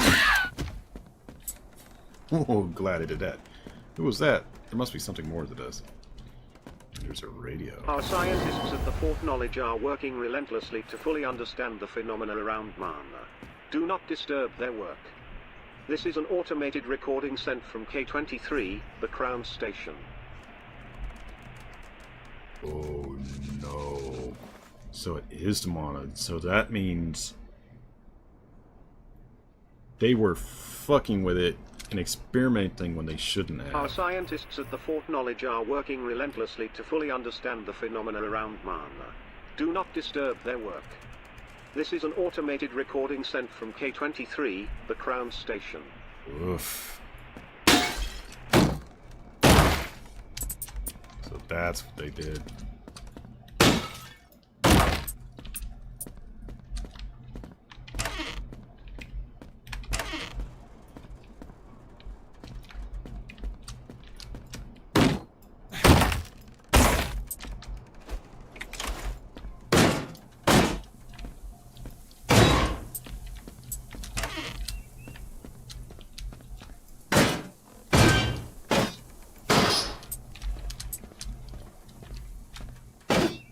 Now, this was a few other survival games I can name. This would actually make a pretty little decent spot to make a base. Bolster up a few places here and there, and it would be pretty nice. Especially with already existing traps.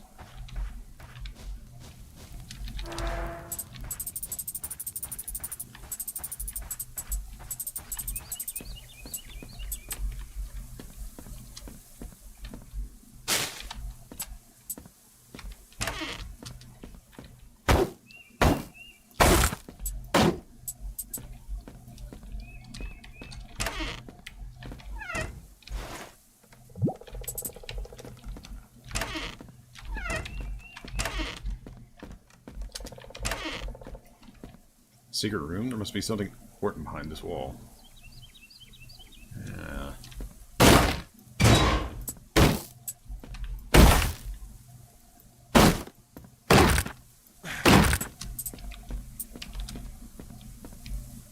It's blocked.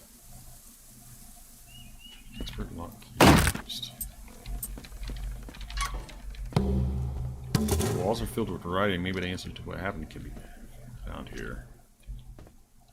Well, let me read it. I must cleanse the pitfalls soon. I don't want the unwanted to see and smell. So that's what those holes were. So many have succumbed to the temptation of the sanctuary, the skull trees that the sacred pond that a crow keep watch of the spoils of the harvest. Yeah, this was a cult. Skull trees, harvest. And there's a hatch right there. I better be able to go down there. Follow the northeast creek for the secret place, past the barn in the metal tower of disease that is now dead. Oh, so these... So that little turd broke it. I should look for that place.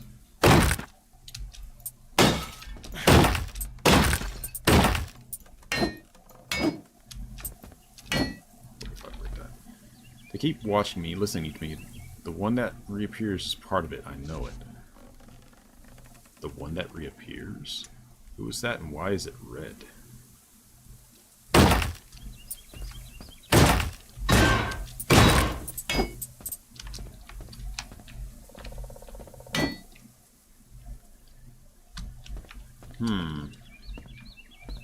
Okay.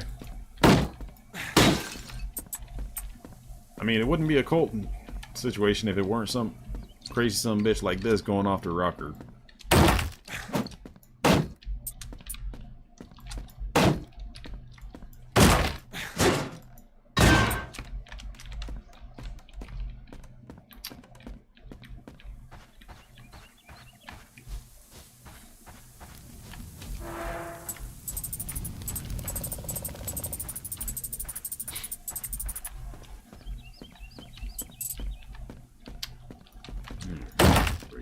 Real quick.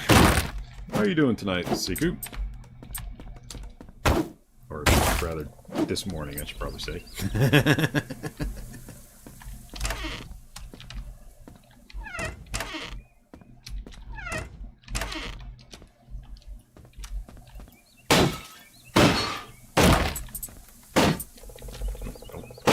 stove. Don't break the stove.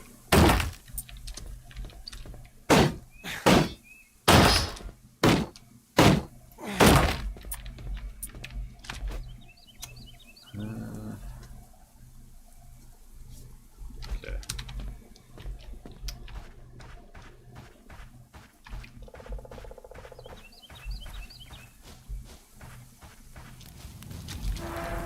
Alright, so we have 2 points of interest to explore. We had the colt place with the lake up here, and the ability to finally make steel over there, which will be the priority.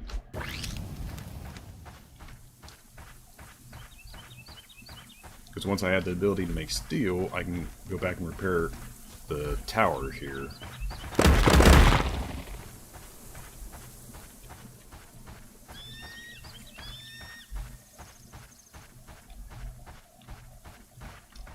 So getting the ability to make steel and titanium is the priority.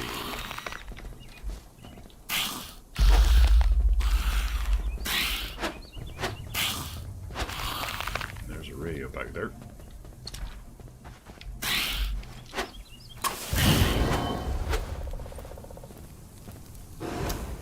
Six more fireplaces. Let's see. Hoarder. I haven't really used that once yet. Pitcher, pack rat, fighter.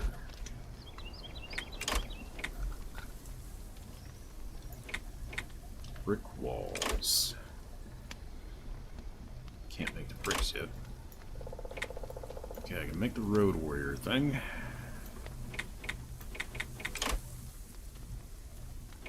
Do that right now. Light armor that doesn't sacrifice mobility for protection. Soldier helmet. Hardened military grade headwear. That's not. Damage block. Damage deflect. Soldier. Woof. 8 titanium, 7 hide. The hide's not an issue. The titanium's going to be a bitch. Military uniform of unknown origin. Excellent for combat situations. Damage block 15. Piercing range damage plus 80%. Oh, so if I get the rifle, that'll make that obscenely powerful. Extra throwable weapon uses. Oh! So that's a combat booster. Warmer steel from motorcycle helmet. Helmet with visor. Makes it a lot easier to hack and slash without the blood getting into your eyes. Okay, so a lot of really good items. A lot of really good items.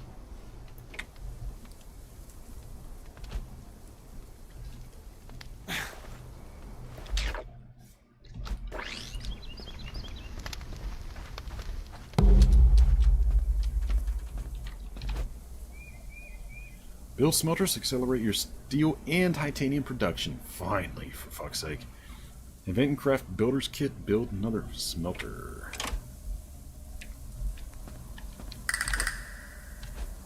New quests, smelter building basics. Input. Oh, so I can use the mana beads. Okay, that explains why you can harvest so obscenely many of them, so you can actually upgrade them into bigger ones. Steel, titanium, iron into that. There we go.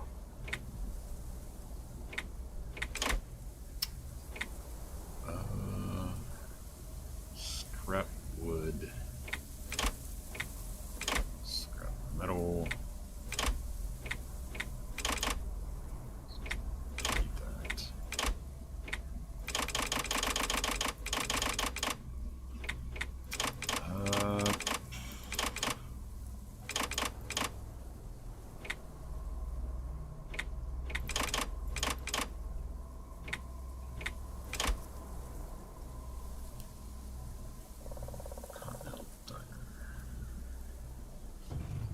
Let's just try to make just a handful of the titanium.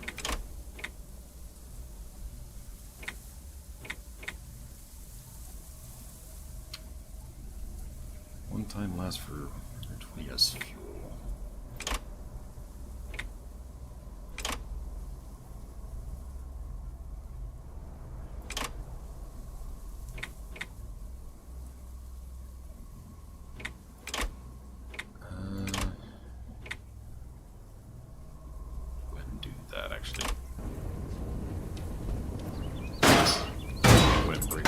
Collect resources automatic.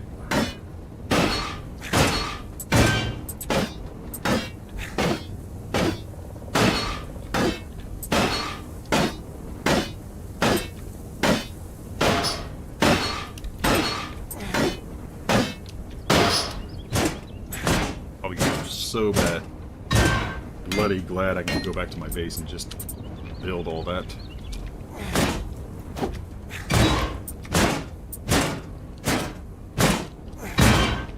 Lumber I don't really need as much. The metal stuff I'll probably need 2 or 3 of those furnaces if I can.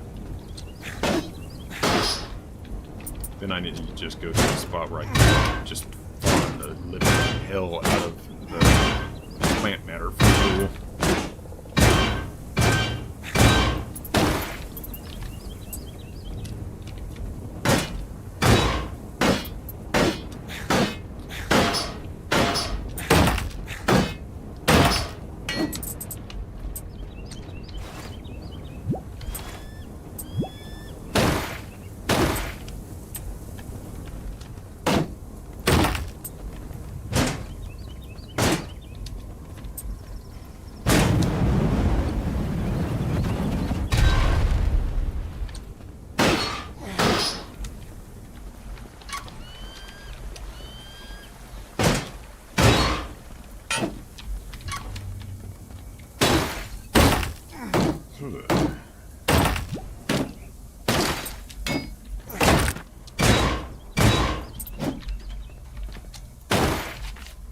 Safety first. 2 days since the last disaster. Oh, since that notice was posted, it's been a little bit longer.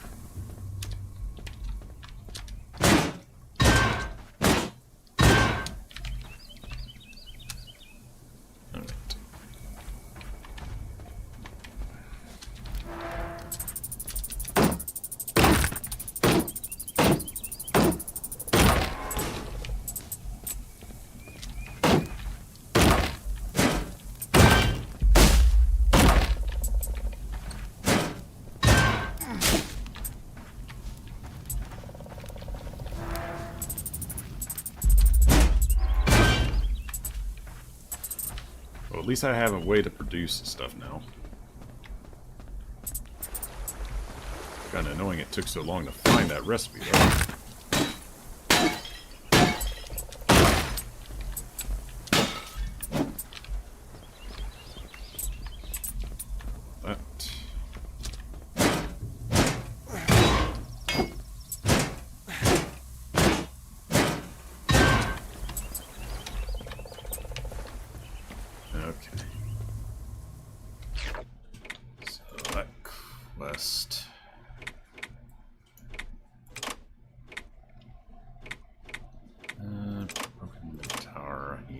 Six titanium and 10 steel to fix. Okay, I think I got the steel. Yeah, plenty of steel, so I just need 6 titanium.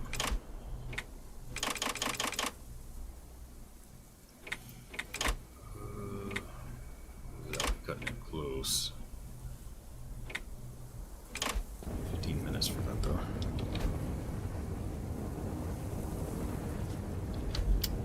Can I build one of you here?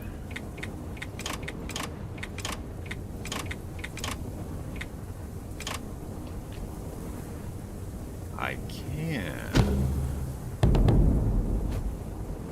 Smelter building basics. New metal smelter is now ready to use. It should be advantageous to have multiples of this machine. No duh.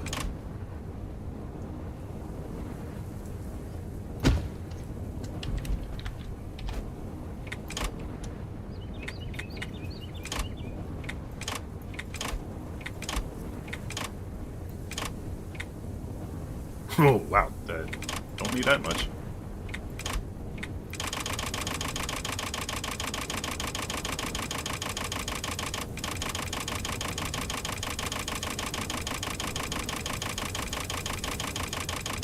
About 100 should suffice.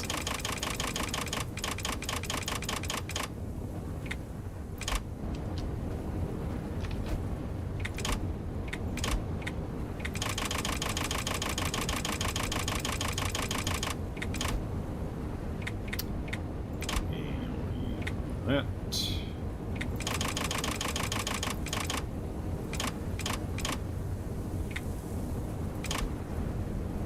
There we go. Now we got a manufacturing.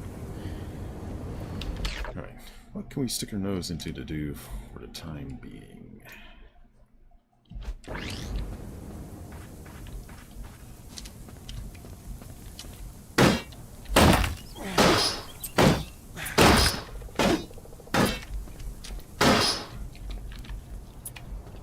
Now's where it comes in handy that I can just farm enemies to get scrap.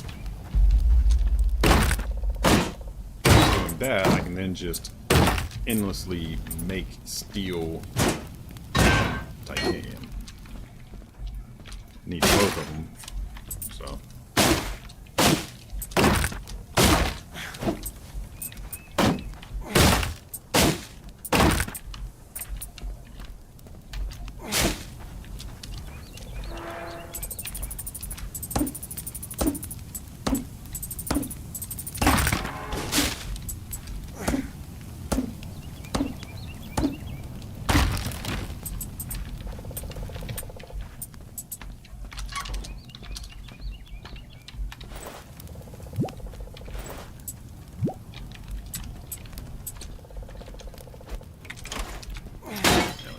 All this.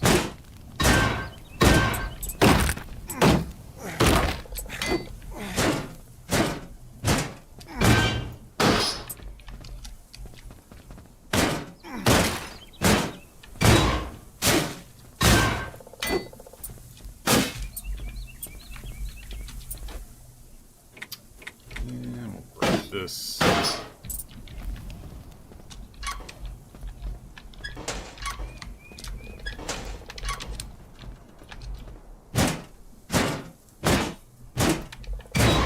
Rival soda, that's fun.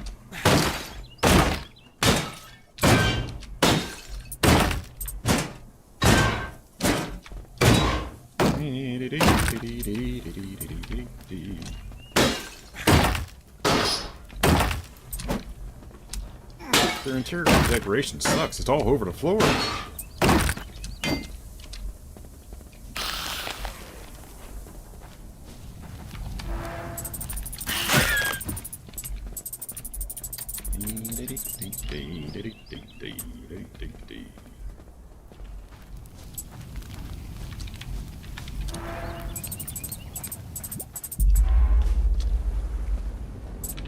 Iron.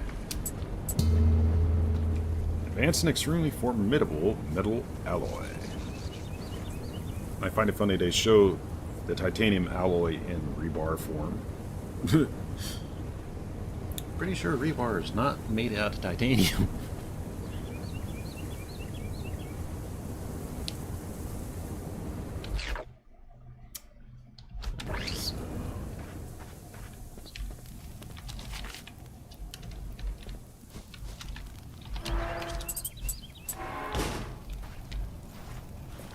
I should be able to make robotics, I think. Motorcycle helmet.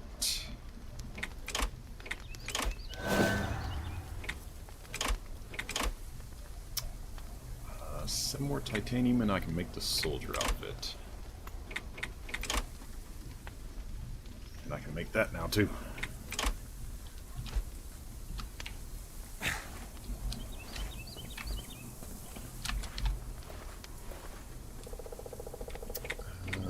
Let's see.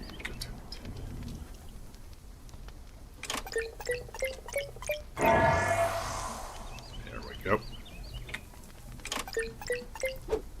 Actually, no. That can stay like that. Got more important things to use to steel titanium on first.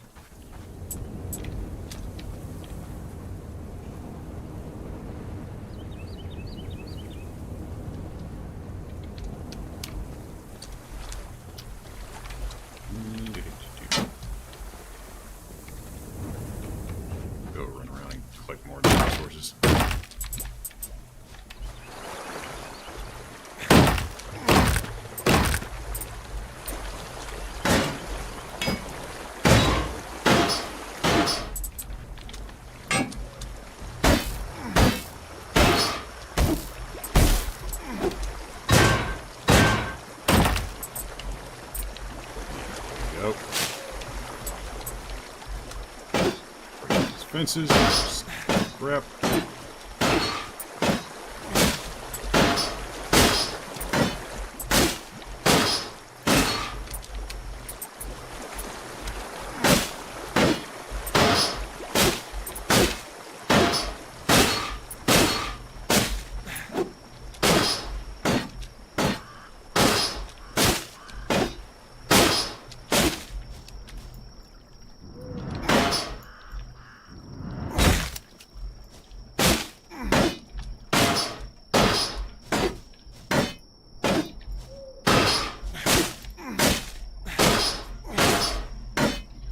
Well, at least I know an area to the south where I can find a bunch of the plant monsters I can use for fuel.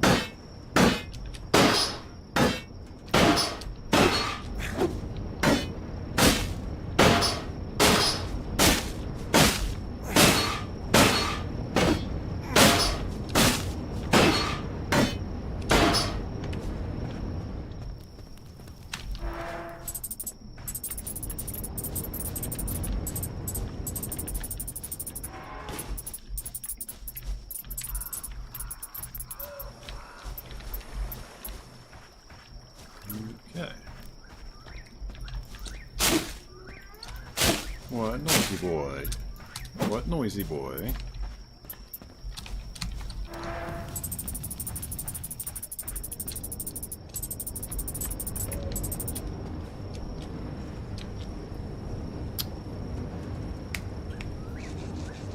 So much better to be able to get those resources now.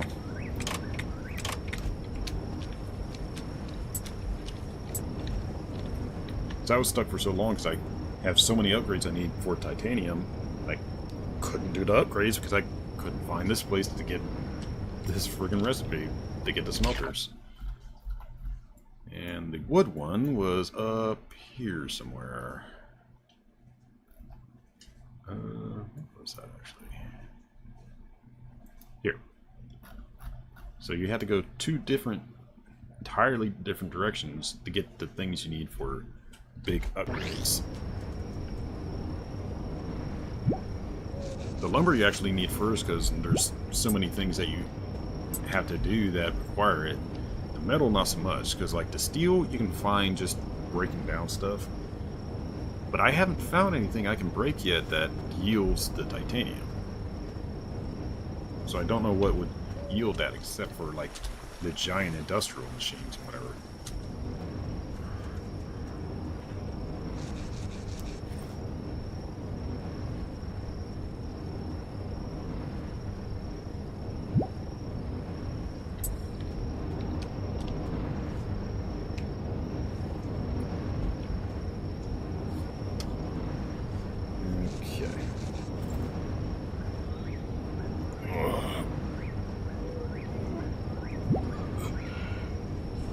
Quick little stretch while this is going. Snap, crackle. Fuck. Ow.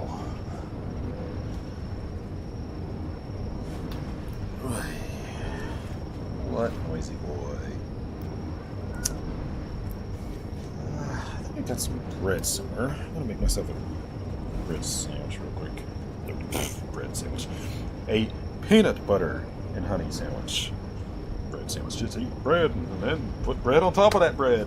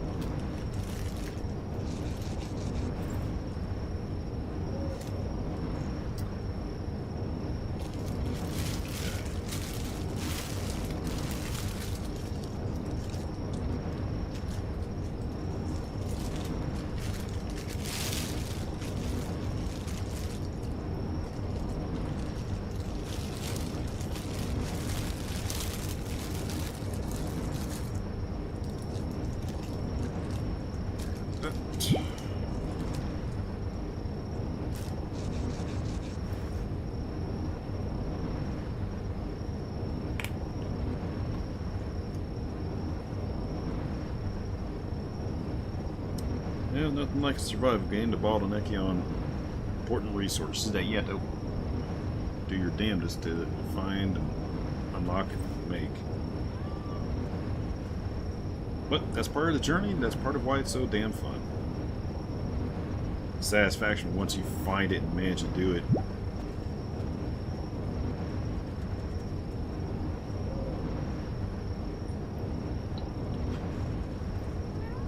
It'd be like playing a game where you're freaking Superman. You automatically start out knowing all his powers. That's not very fun, is it?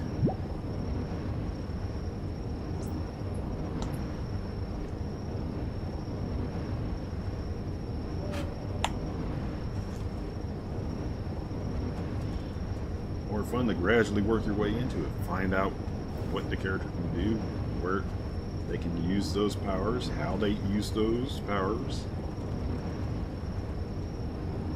That's a big thing that so many folks that don't play survival games just can't seem to grasp, or don't. But it's more about the journey of getting all that stuff than it is having the stuff.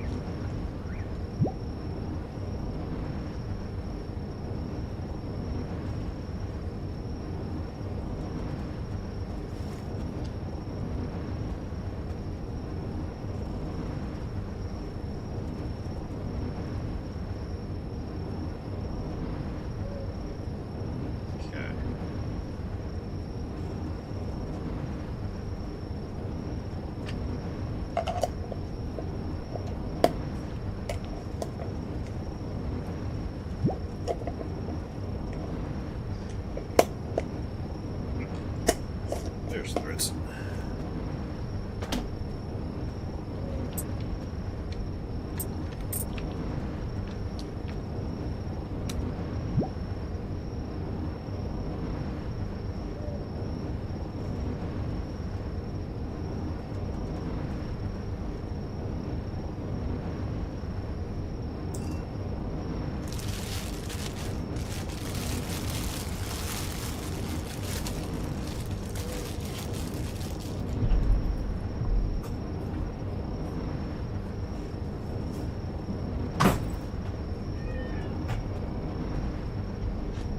Easy boy.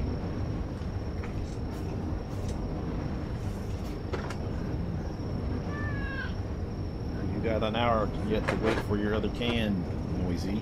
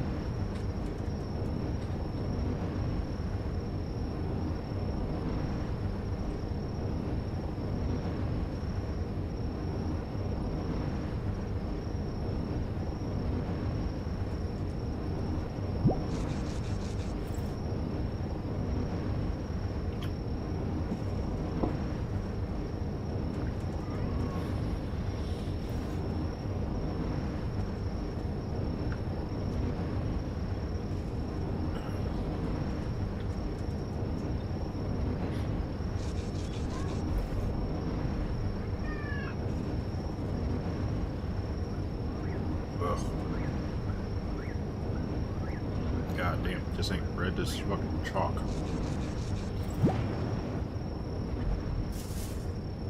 No fucking flavor to it. Dry as a bone. It comes apart like fucking sugar or salt.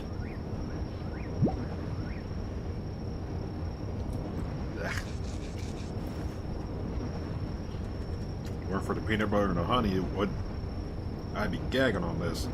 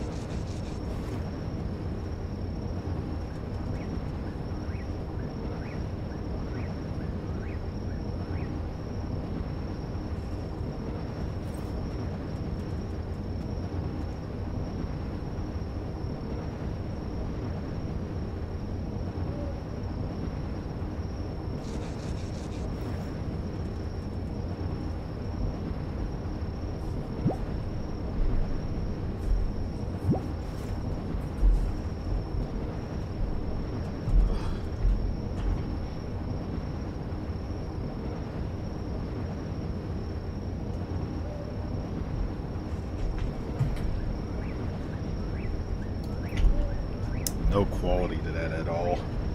None. I think I would have been better off just eating my peanut butter and the honey alone. Ugh.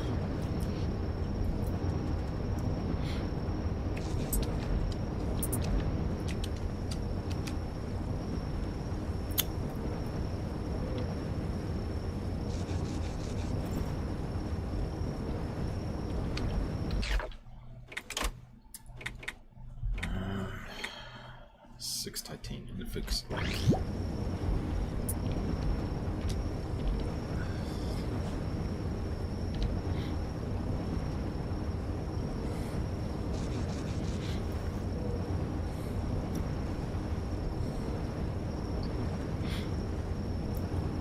There's one thing I do have to test about this game, which I'm pretty sure is only when you're actively playing it, does a timer tick.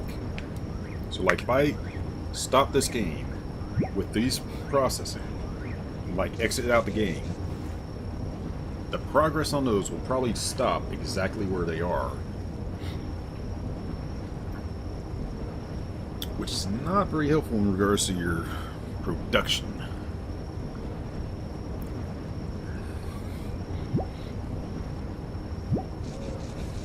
I suppose one thing I could potentially do would be to like in regards to needing resources, get these producing, and then go out farming another material.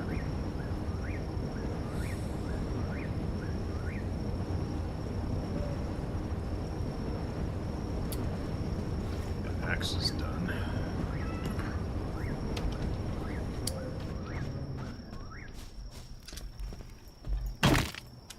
Hey, I can break that now. One stone for that. And 62 for that.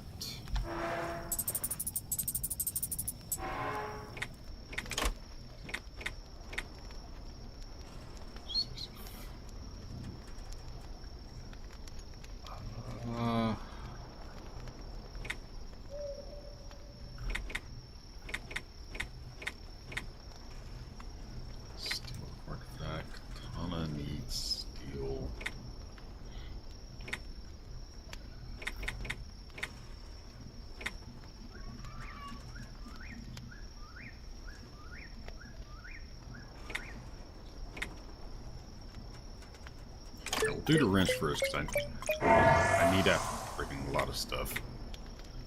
Do the mine, because those are really fucking powerful. And more of them will never hurt. Then I just need to build up more titanium.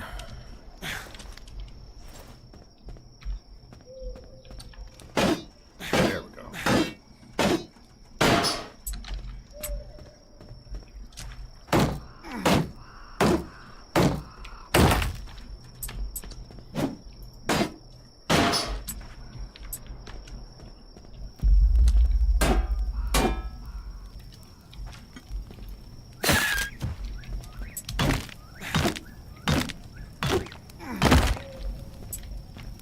I can bring over street signs if I need to get steel.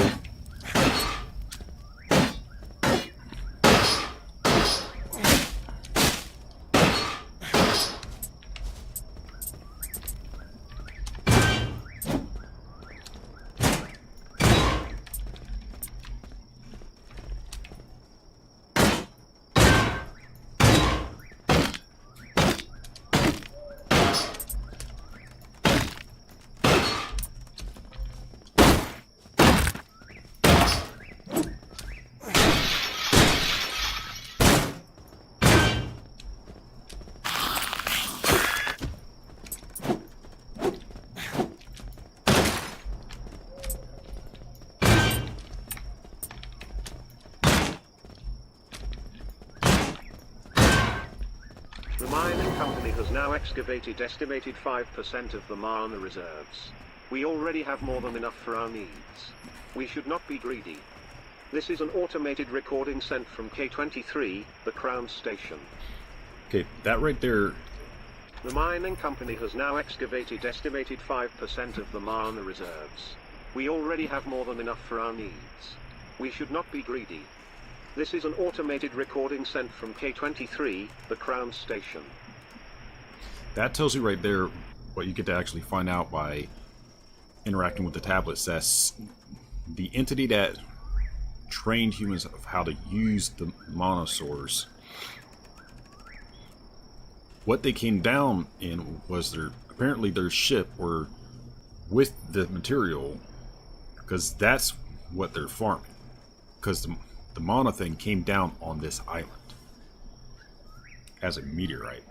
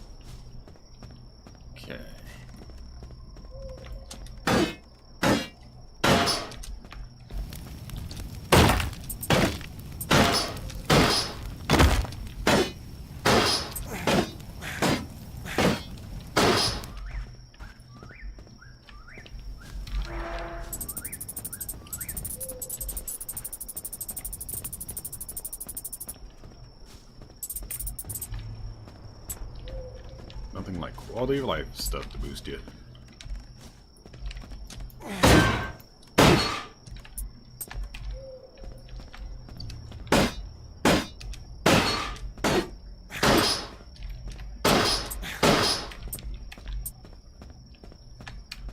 Get all this.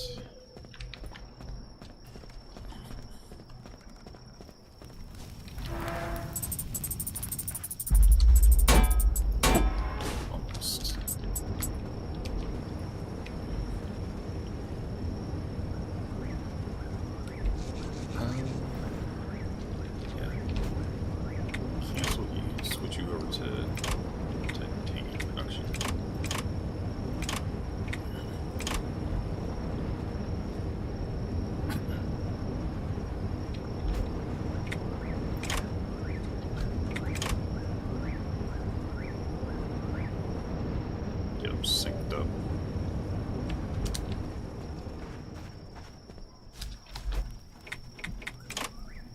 That.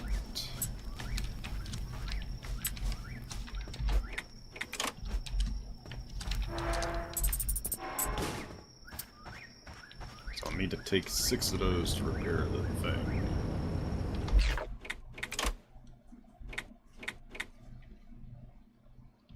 Steel.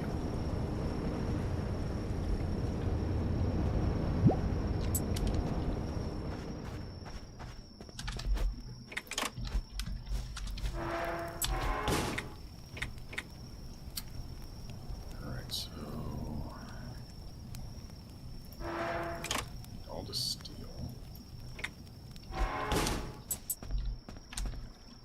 Six.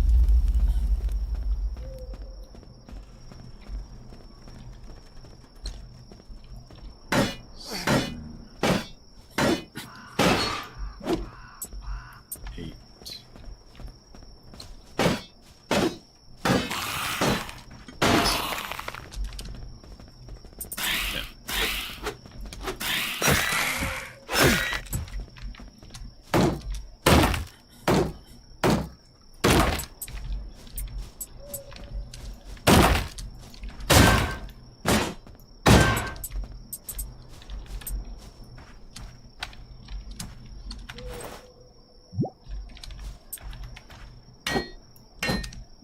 Still can't quite do it for the rock.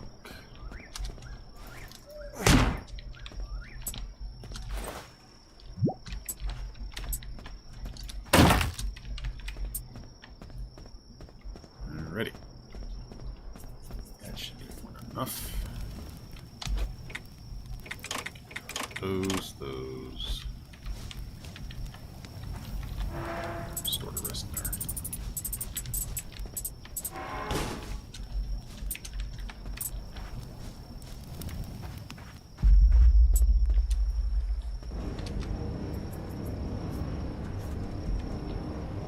Okay.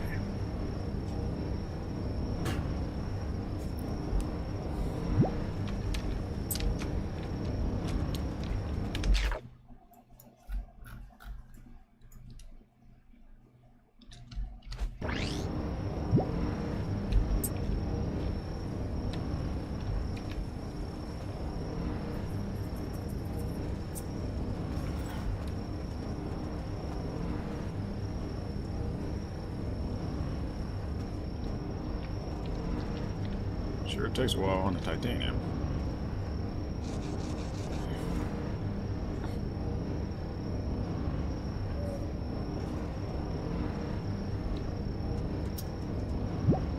Yeah, convert that to steel.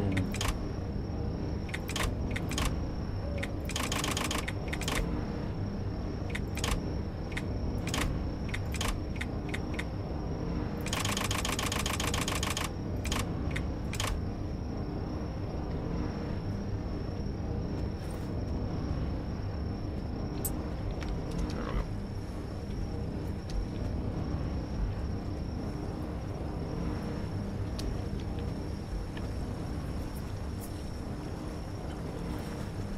I think once I get these converted over to what I need, I'll just rip those out and then go back to my base after I hit that relay tower that's repaired.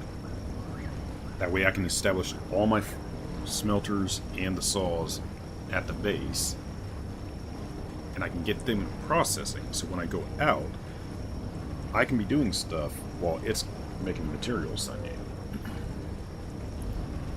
And every so often I can just pop back to my base, pick up the supplies, and then craft any upgrades. Speaking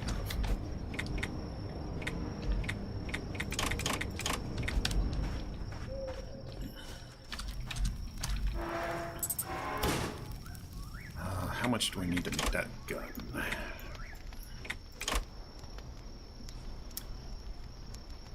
10 steel, 7 more lumber, amount of aids. So I have to kill a zone.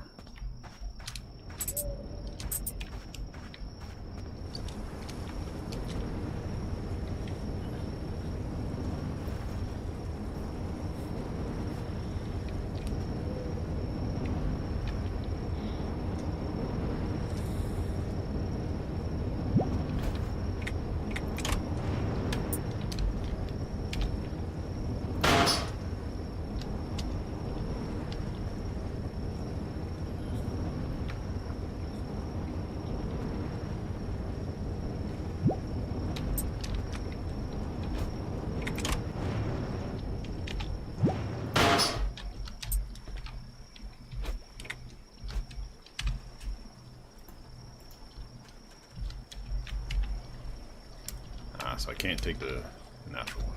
Okay. Good to know.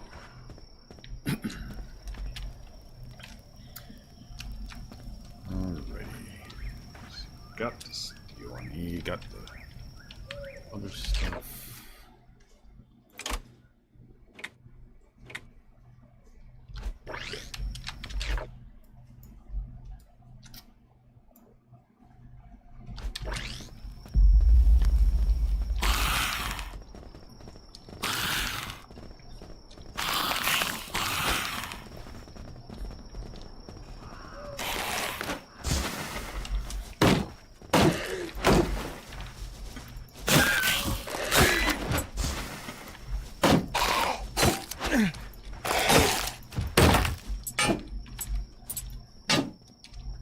Can't quite break that yet.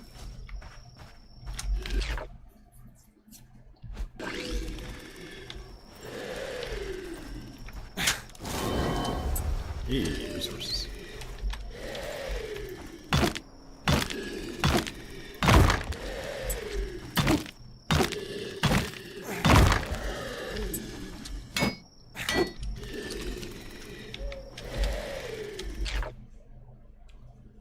Alright, down and around. Past farm.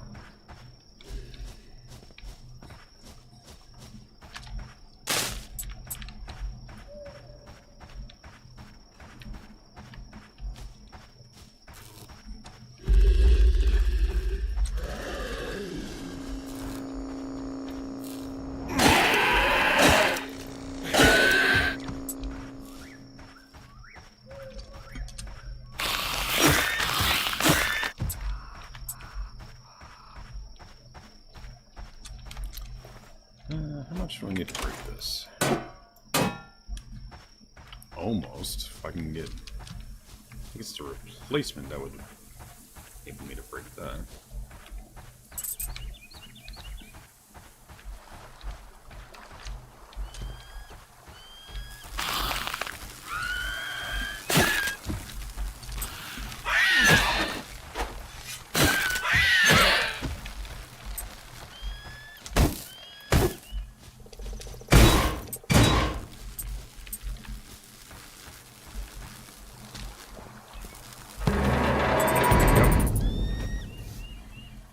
Twisted and broken supports have been replaced. You fix the structure and it enters the link tower. And activate.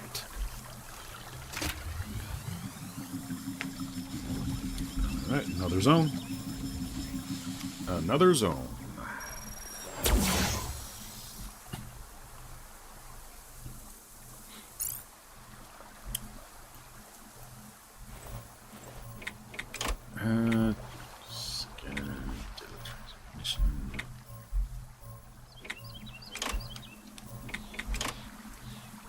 Travel. That way you can get to the base, build the structures I need.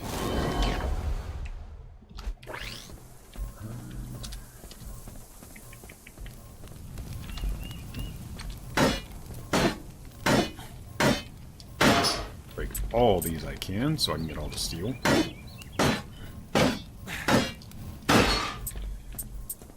It is good that I'm actually able to get 2 steel from those. That'll allow me to just make more titanium.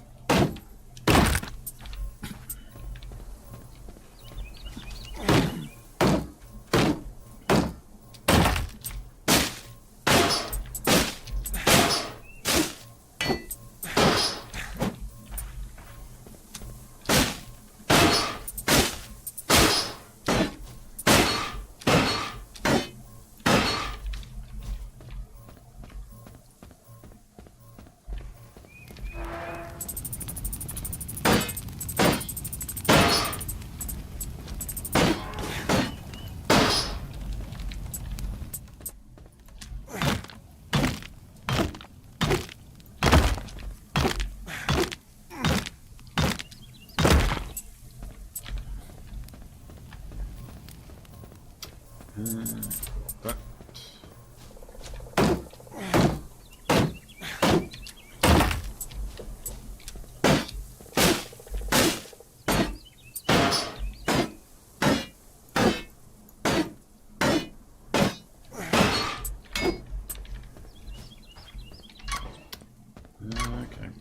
these yet.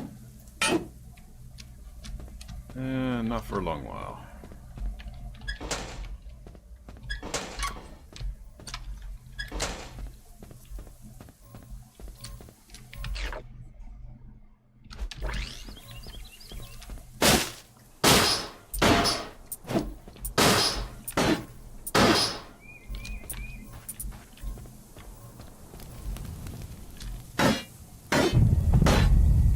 Night 2. Something sinister has awakened around the island? Fuck. Fuck is that supposed to be?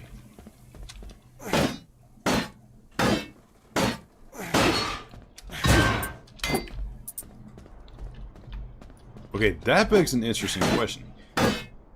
Is that, like, time you spend in the game to get there that appears?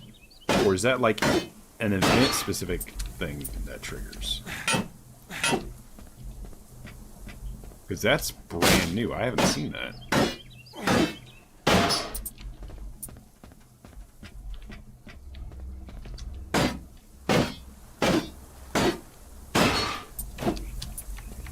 Oh, that's interesting, though, that... So it's day 24, so the character's been out of his shelter for a month. And something new and dangerous just woke up.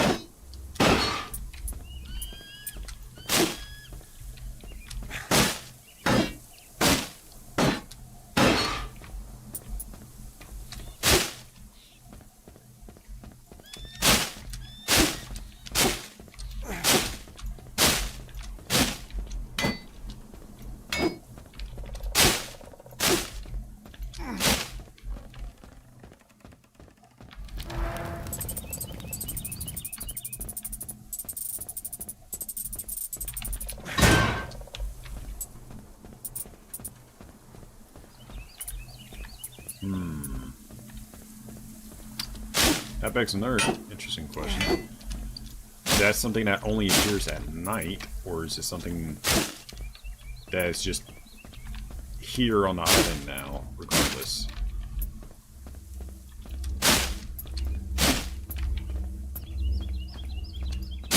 So, like, that's what I was talking about, that this game has a lot of hidden stuff in it that, like, you don't get to know about at face value, just looking at, like, the Steam page and whatnot. Which is pretty fucking awesome, because, like, what just awoke?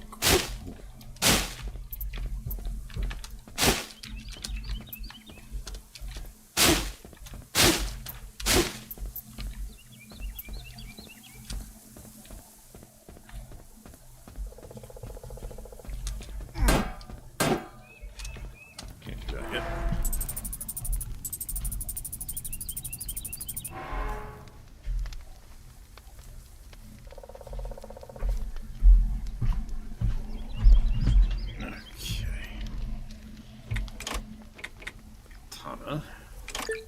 Plenty of steel for that. Okay. So now I get into needing titanium for that.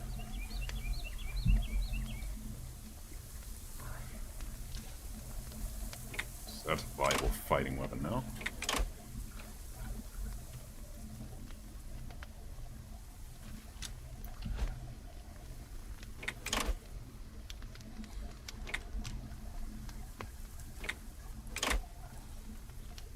Okay, 74 slashing.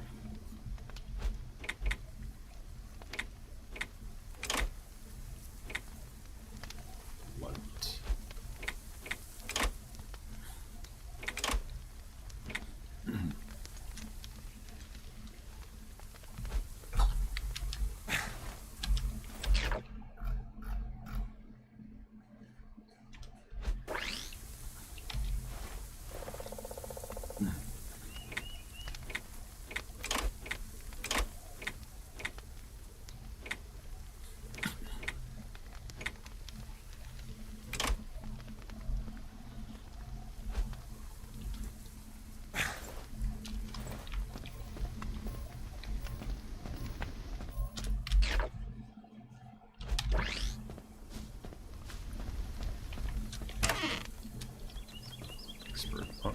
closed.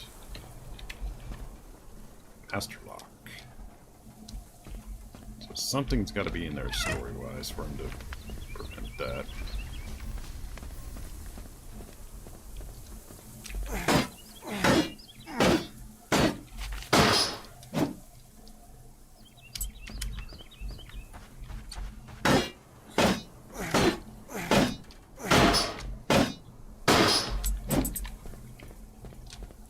Grab all the metal I can.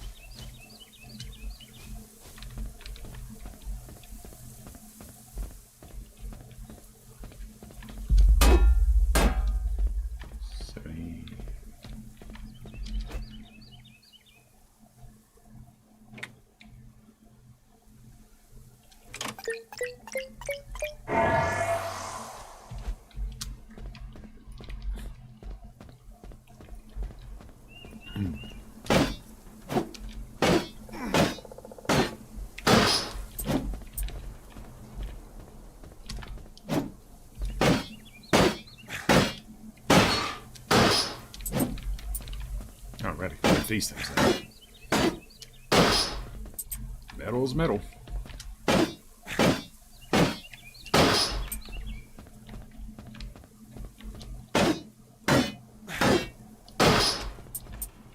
It's one less resource I had to farm for to do the smelting.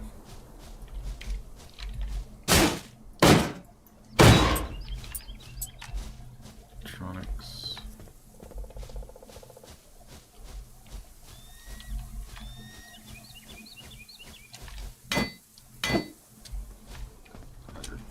Be able to break that.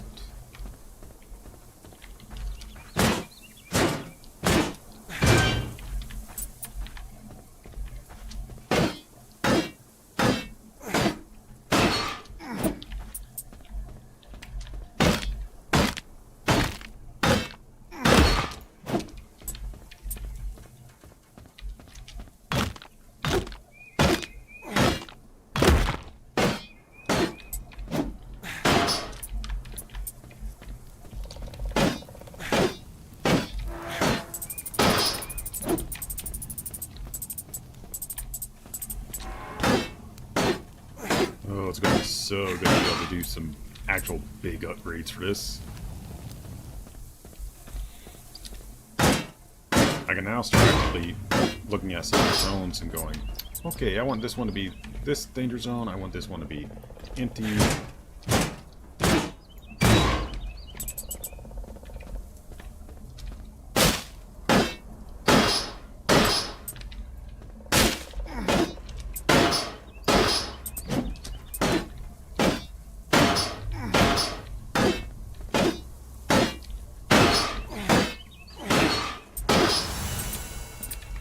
And a level up.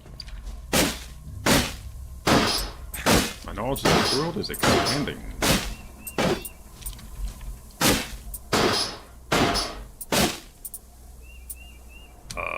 This was not broken before.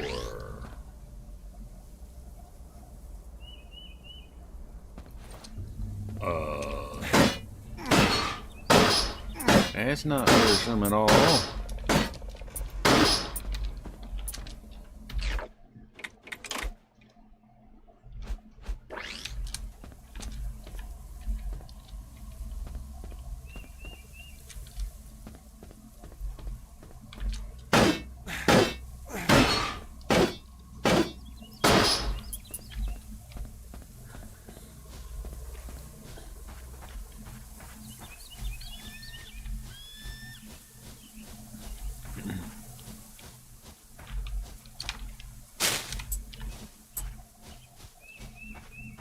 Last time I was through there, that wasn't broken.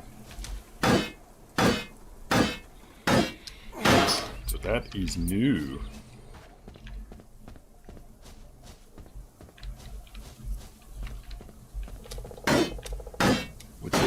very worrisome.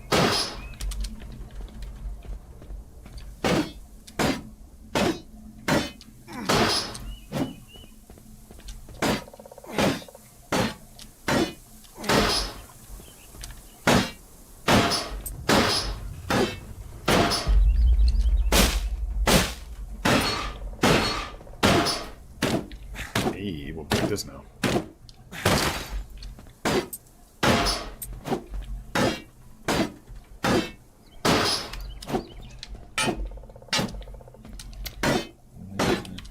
Break that just yet.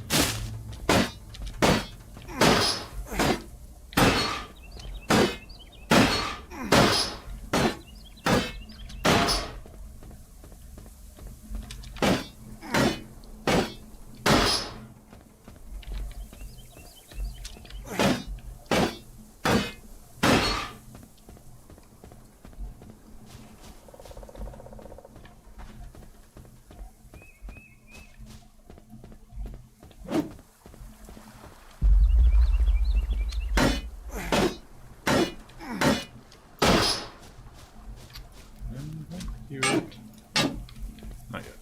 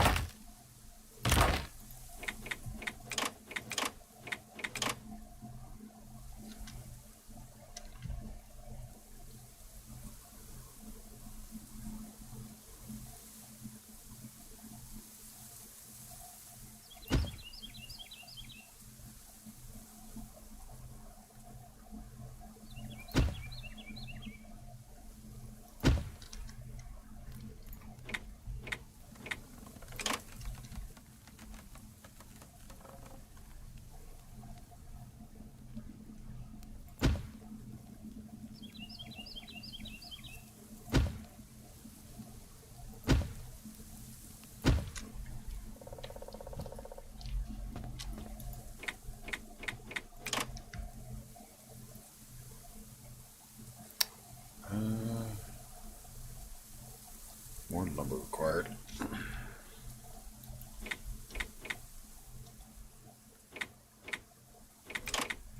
Fences, walls, sure, decoration.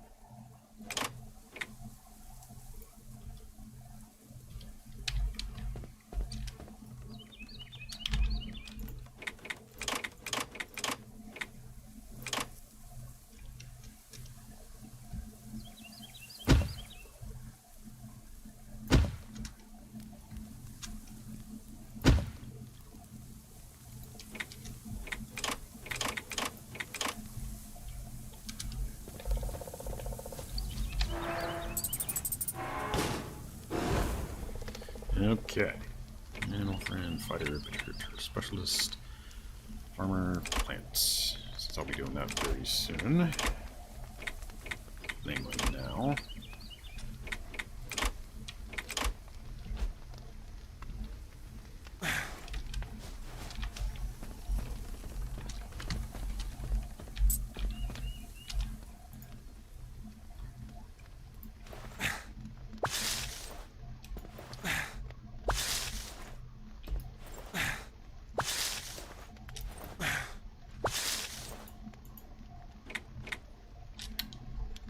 goes in 20 minutes. Good.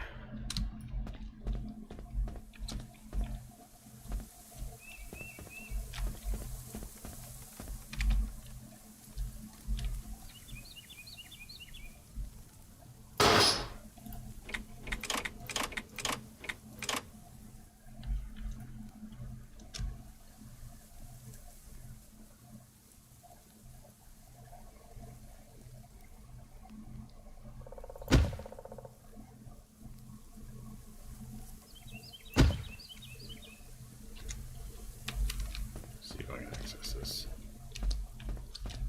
Good.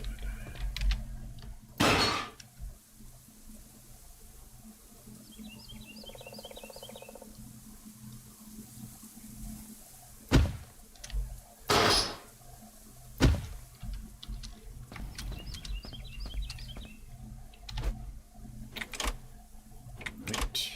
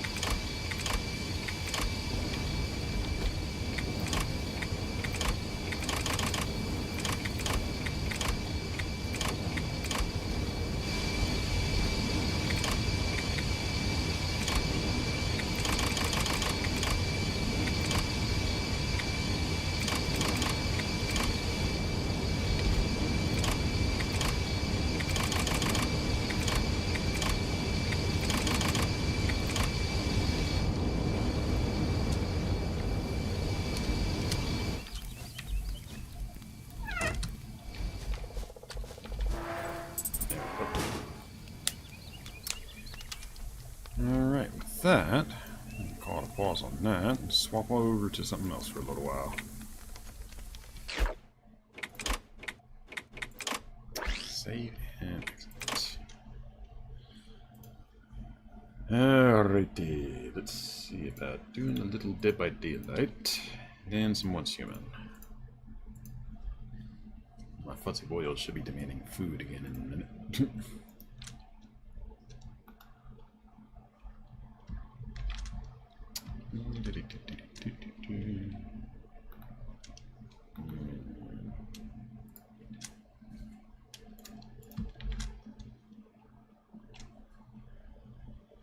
Okay.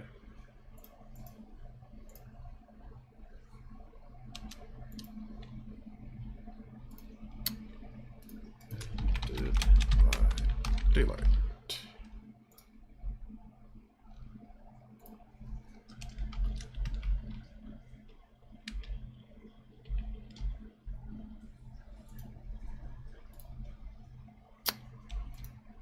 Alrighty.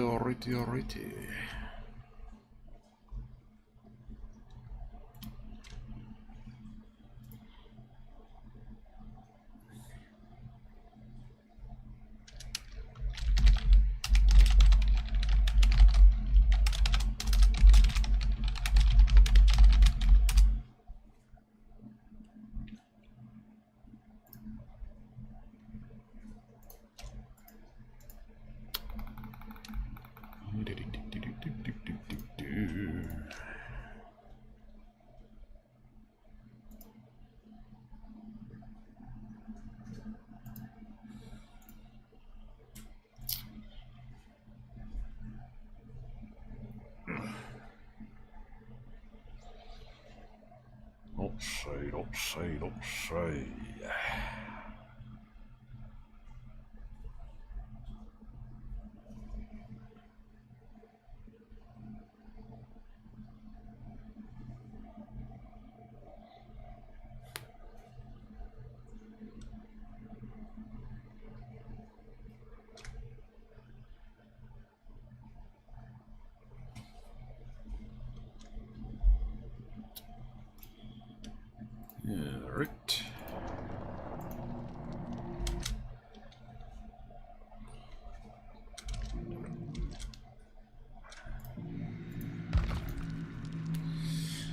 Let's see about hunting some people down, shall we?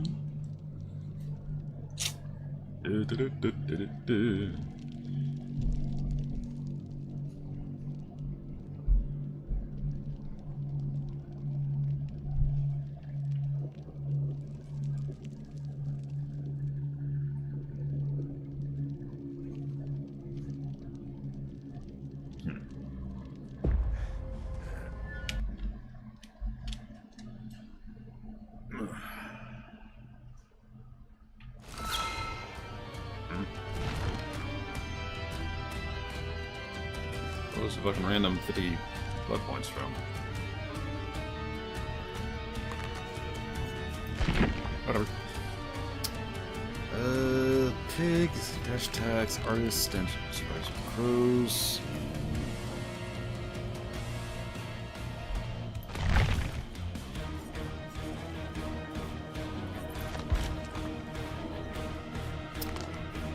Oh wow, they were resolutely desperate for survivors apparently. So let's suffer a couple of matches in that. 100,000 points.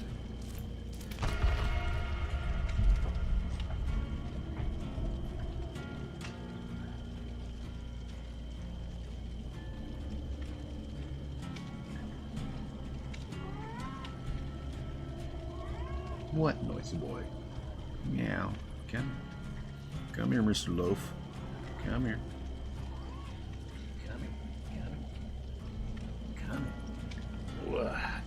That's a good boy. Oh, ow. What the fuck was that about? Huh? What's the sudden rearing up about? Just holding you in my lap, dummy. You don't need to do that.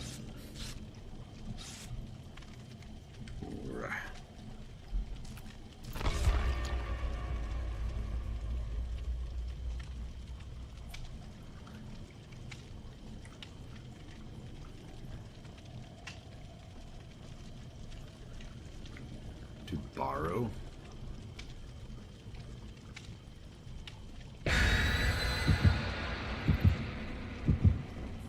Okay. Wonder who that character's the skin of. Unless that's a brand new one. In which case that's kind of weird to introduce a new character all of a sudden. Yeah. Yeah.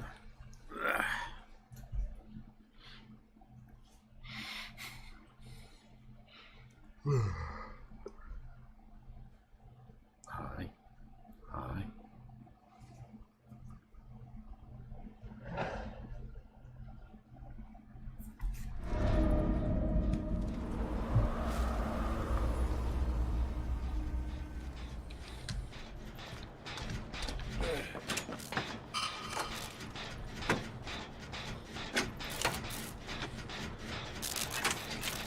Why are you fucking creeped up? Don't need a creep on this road.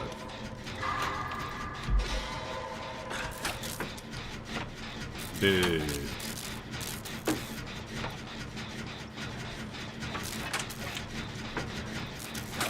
Oop, somebody already got burned.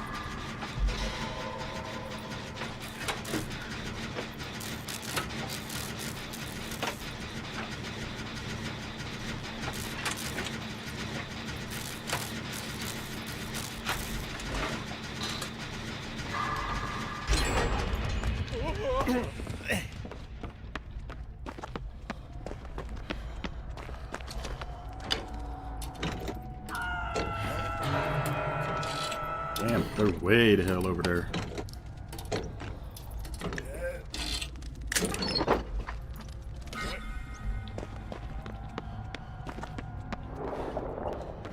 Ah, it's an executioner.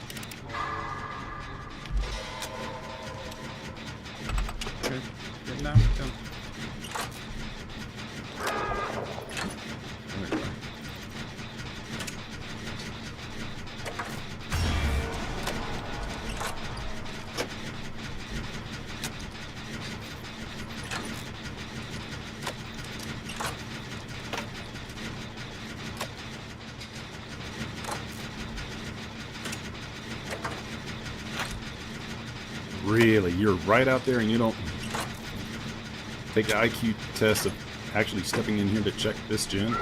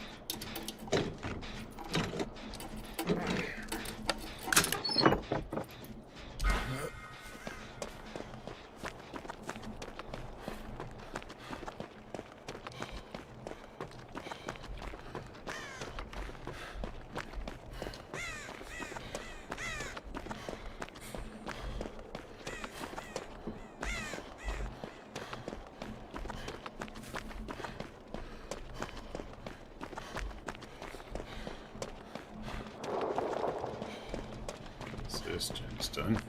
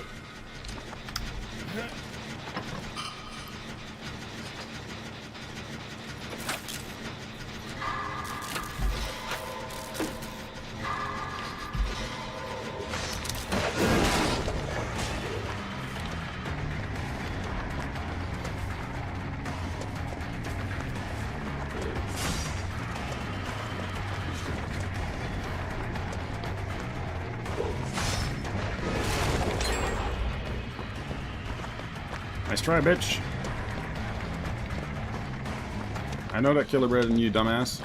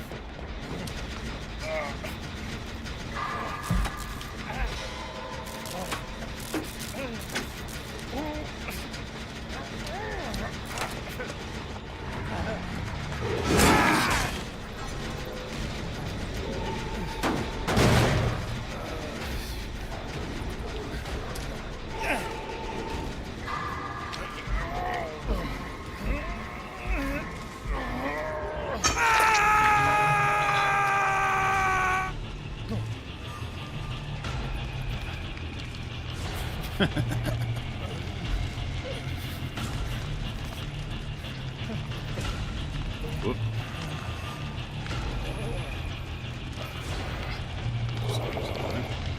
So if he can come get me.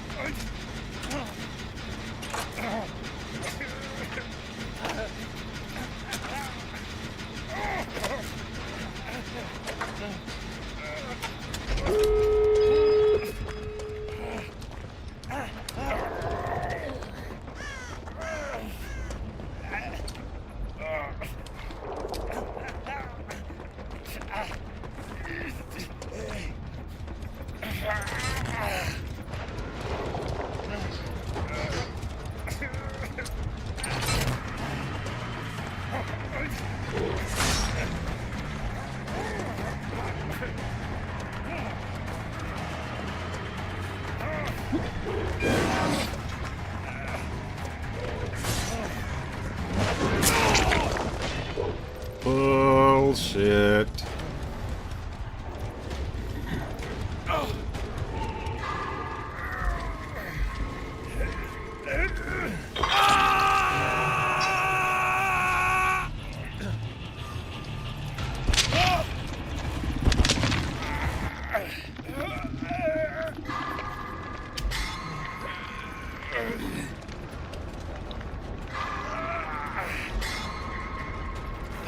Card is working on the other gate.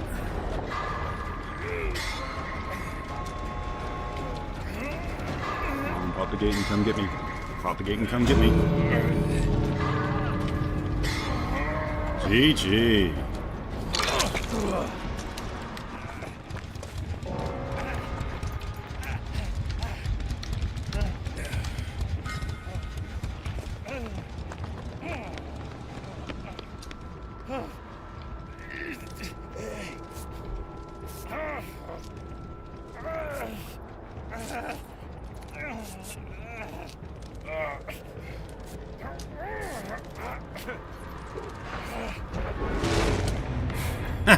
He missed.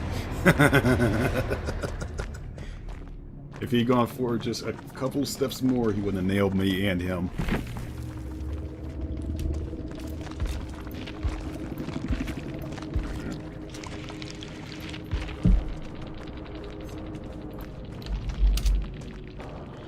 Whew. Not sweaty at all.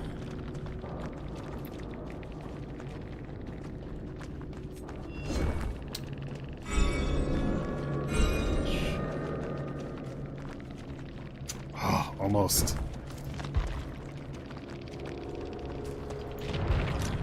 Almost. Oh, this next match. Demon Survivor.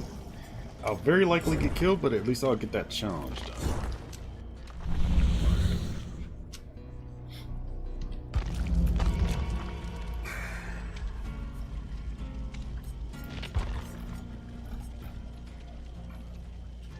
Let's see.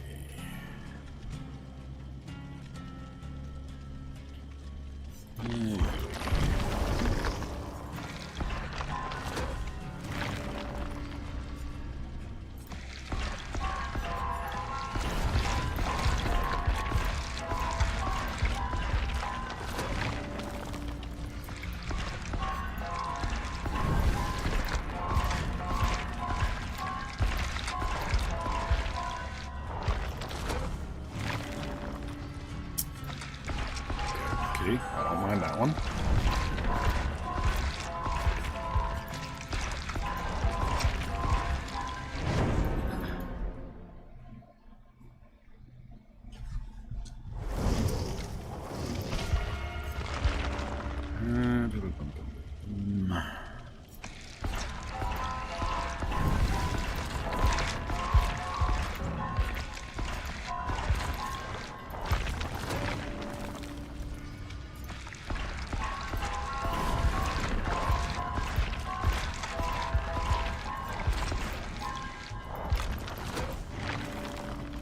Okay.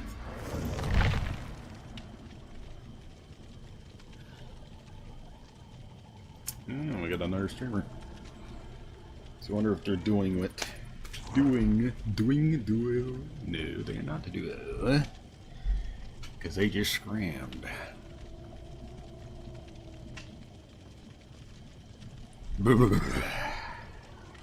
What? What? What? What noisy boy? What noisy boy? Hi. Hi. Yeah, hi.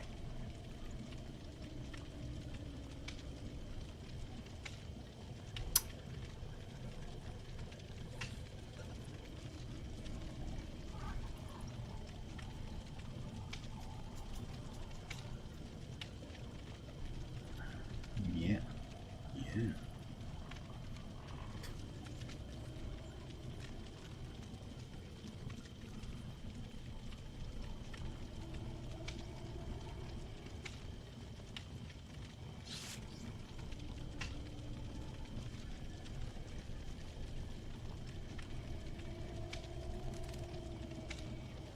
Yeah. Wait for this match to start. It's taking a while. Last camp. Yeah. Yeah. Feed you, feed you. Once the sun comes up, I need to take a walk to go get your food.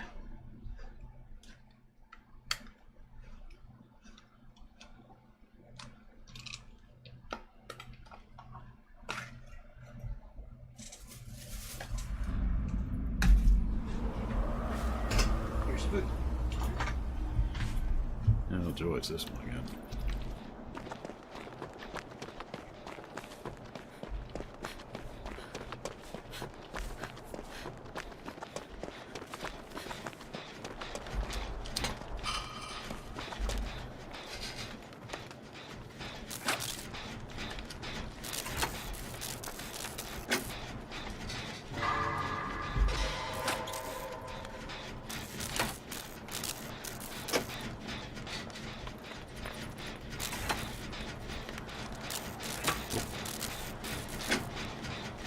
On the cake.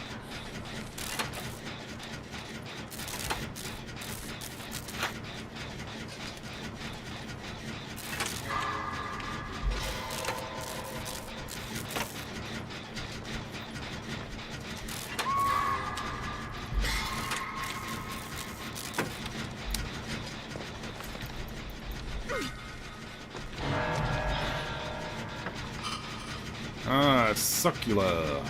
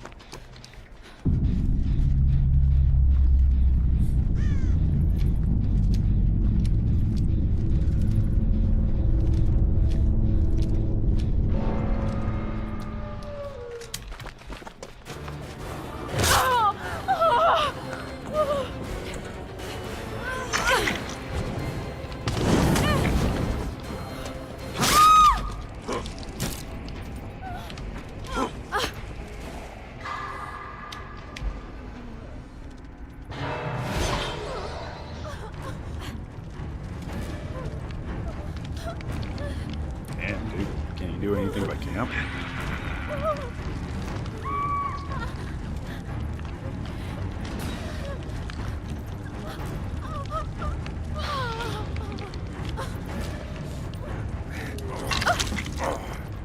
That's a potentially big fucking mistake, man.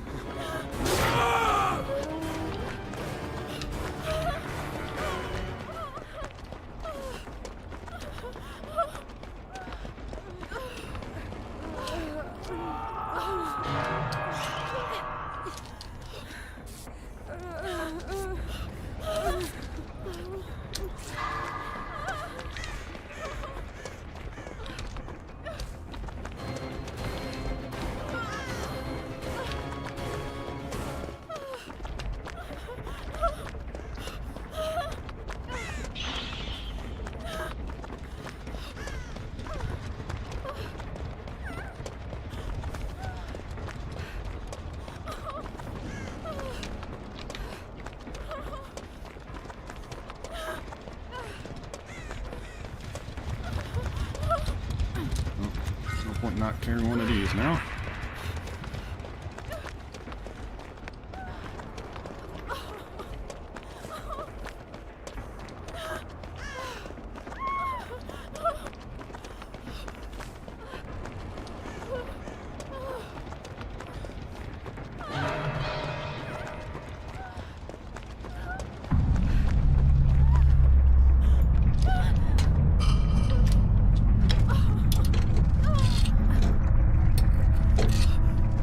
If this doesn't give me a med kit, I'm screwed. Did not give me a med kit.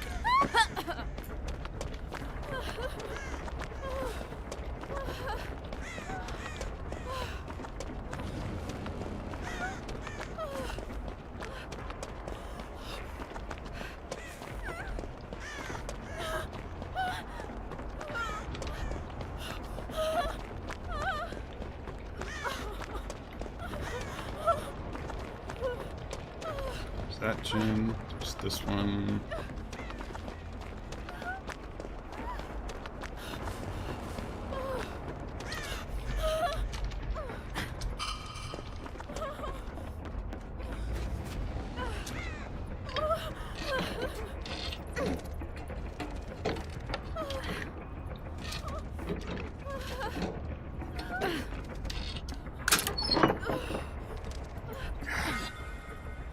I get the ideas for them to have the cameras everywhere, but fuck's sake, they're just...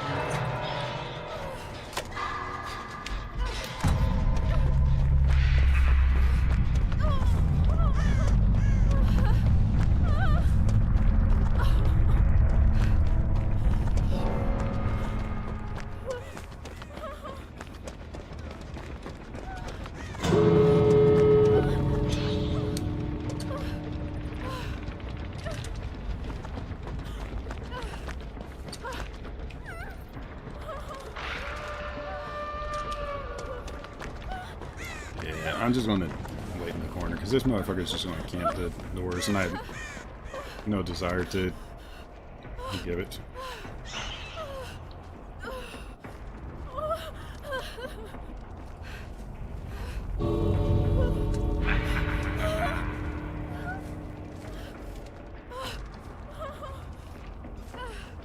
Did you hear? This big one little punk is just gonna go back and forth, back and forth, back and forth. That's all they're gonna fucking do. That's why I hate fucking seeing pay-to-win characters. The only reason I have a couple of them is folks gifted them.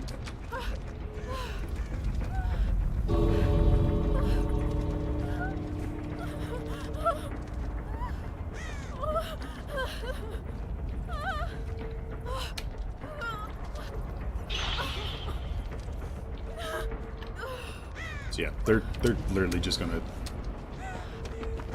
go back and forth. That's all they're gonna fucking do. So I have no desire to feed them a fucking easy 4K. They can just take the shit reward.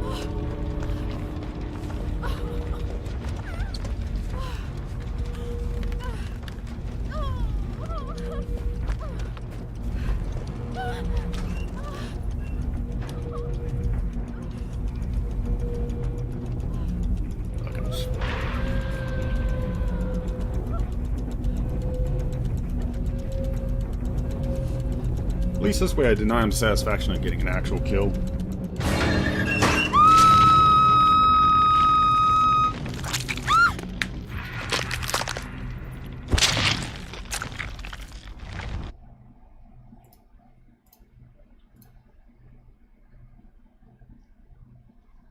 Hey gaming, how are you? Not going too bad, not going too bad.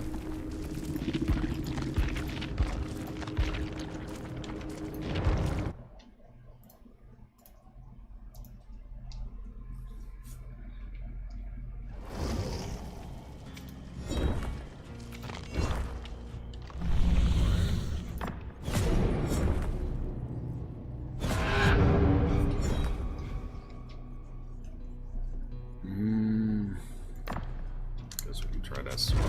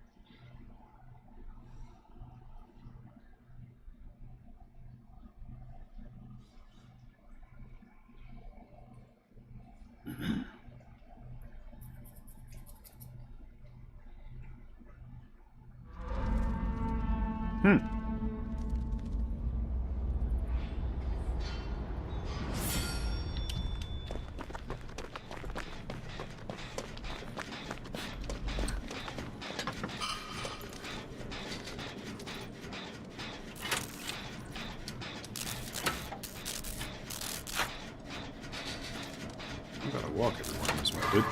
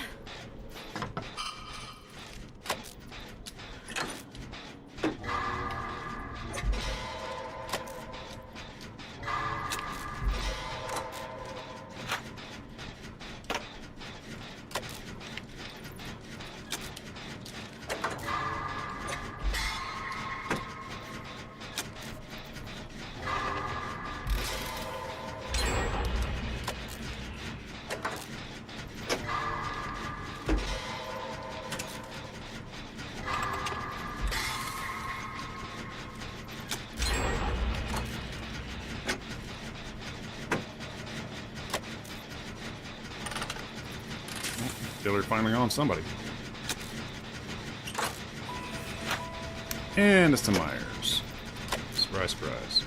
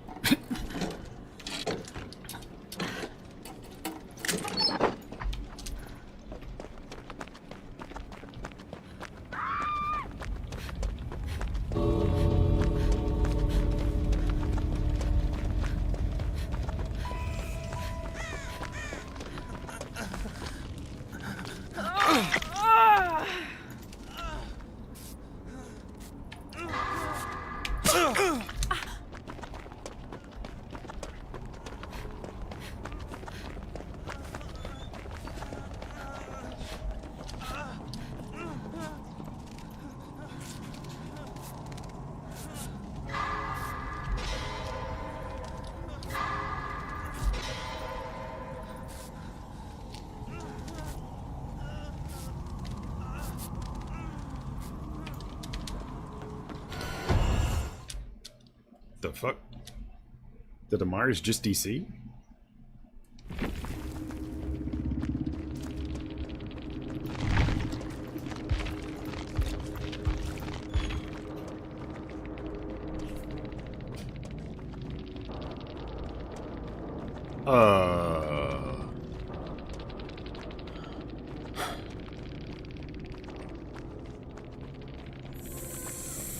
Fuck you, devs.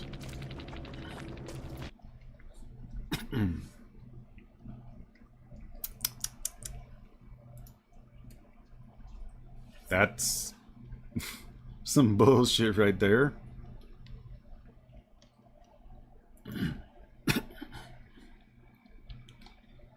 That bug is still fucking happening is very, very fucking annoying.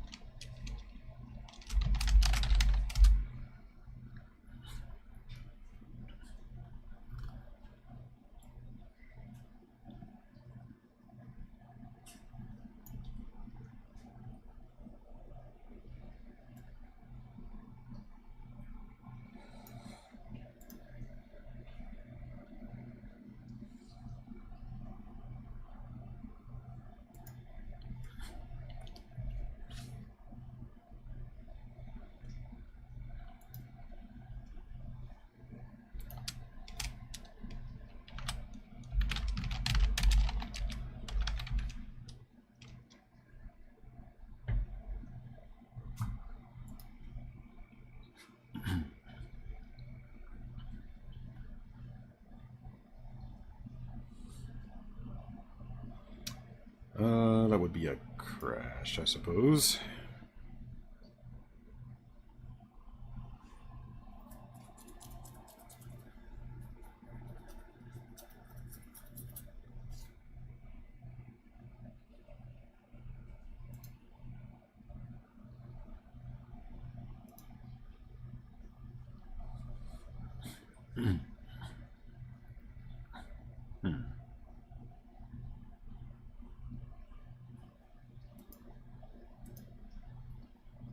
Okay, that's literally not fucking helpful.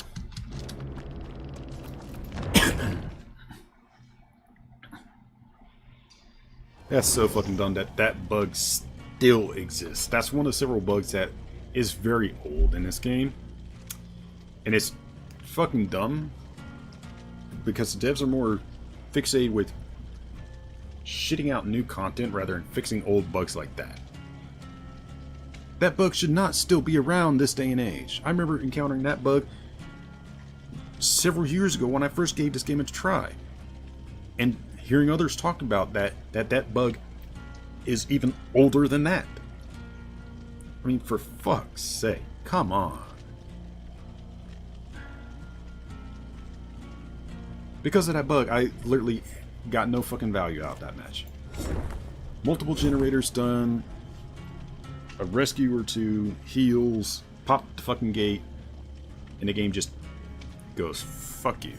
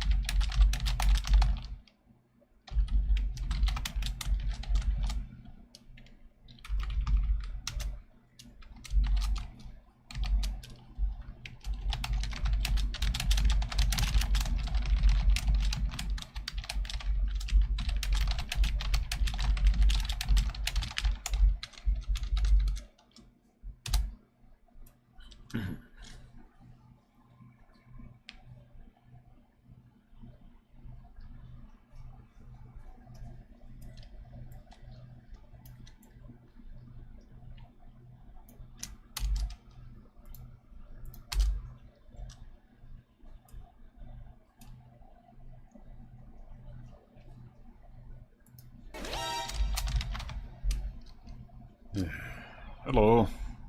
Thanks for the follow.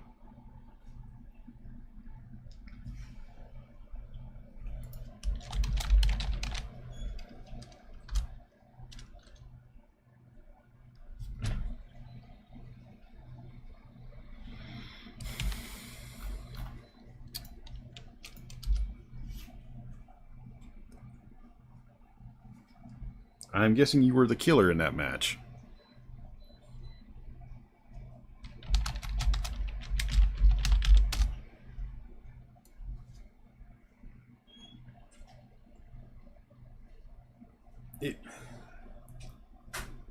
It's a long-known issue that's with the game itself, that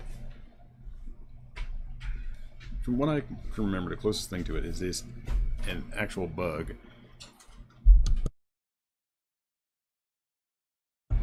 And again, it's an old one. It's nothing new. It's been in the game for years, where all of a sudden, match just literally stops dead and ends, and one player and the killer are both quote-unquote disconnected. And when that happens, it fucks both those players by giving them no points.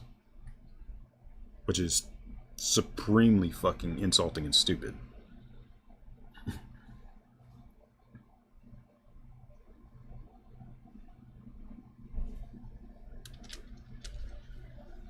So it's just, unfortunately, it is what it fucking is. To this day, I still don't know if there's any way that Dead by Daylight, the devs, will fucking refund you for getting fucked by their shit fucking coding. That bug should not still be in this fucking game years later.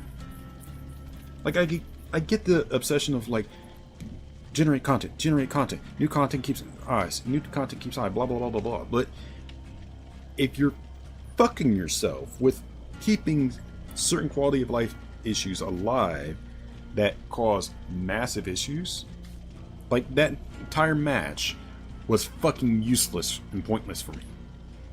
So the minutes I spent in that match and all the generators I worked on, the rescues I did, and the attempted heals, or actually the heal I did do, and the gate I popped, poof, none of that fucking counted.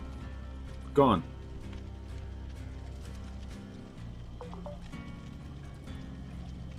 It doesn't matter if you're in a Swift or not.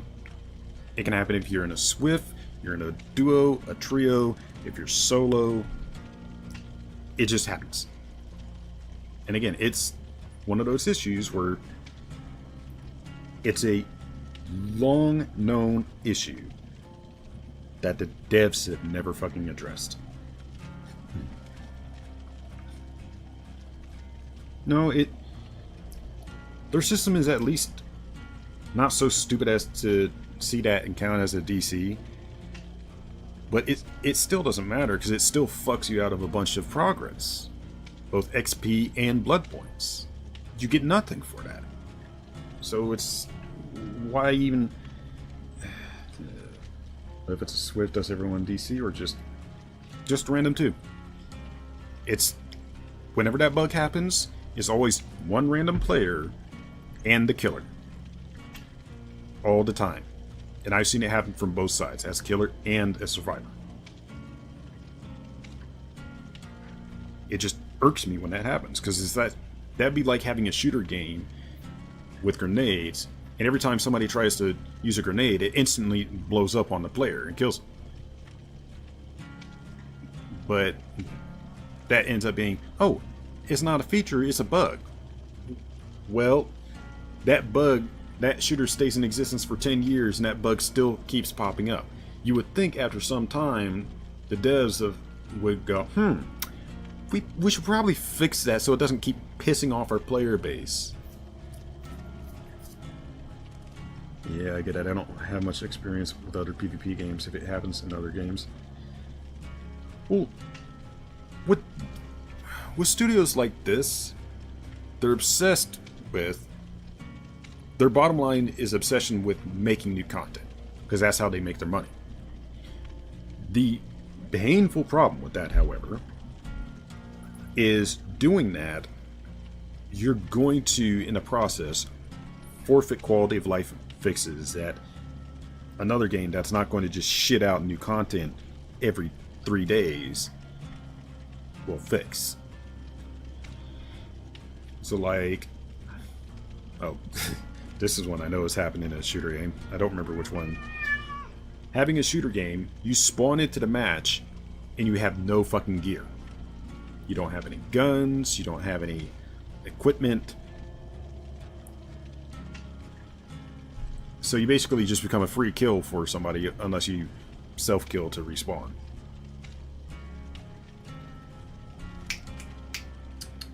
Oi, stupid, come here. Jack. Oi. Come here, dummy. Meow. Meow. Meow. Come here, dumbass. Come here, dumbass. Yeah, come here. I say come here. Blah, there we go.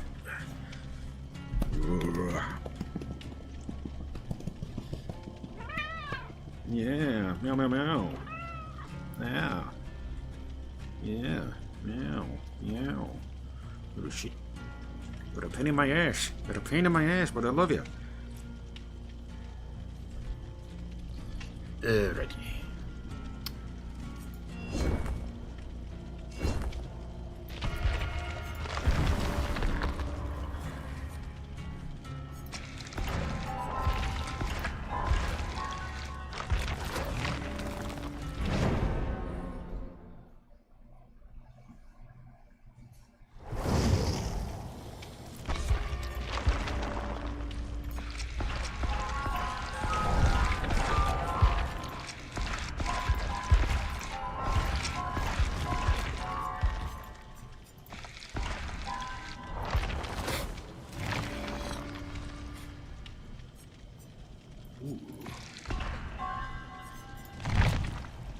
It's a shitty B&P. Brand new part. Hi, buddy. Hi, buddy. Hi. Wanna rub your ears? Rub your ears, you little shit. Wanna rub your ears? Want that one? How about this one? That one? Oh, this one. How about both of them? Huh? How about both of them? How about both of them? Hi.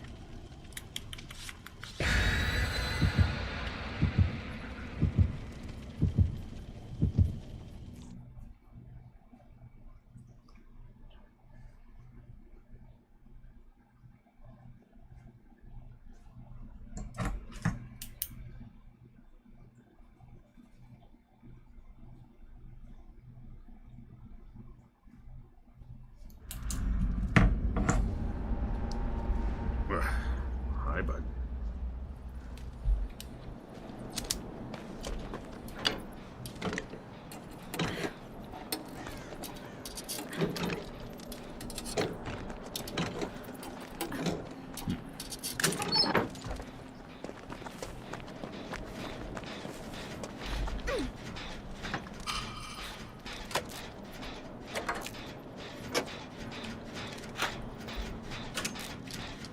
From the back of the map. That's a Mr. Sawboy. So that's either hillbilly or that's cannibal. Given how he instantly went down, we heard a brief rev, I'm gonna assume the hillbilly. If I hear another rev before they get over here, I'll know it's cannibal.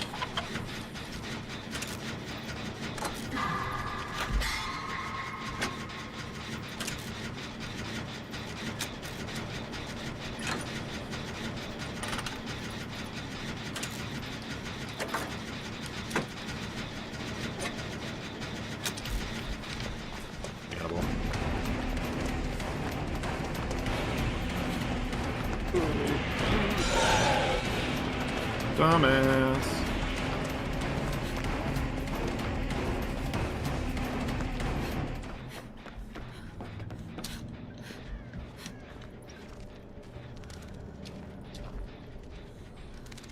Can't believe they tried to do that. Yeah, can't believe they tried that.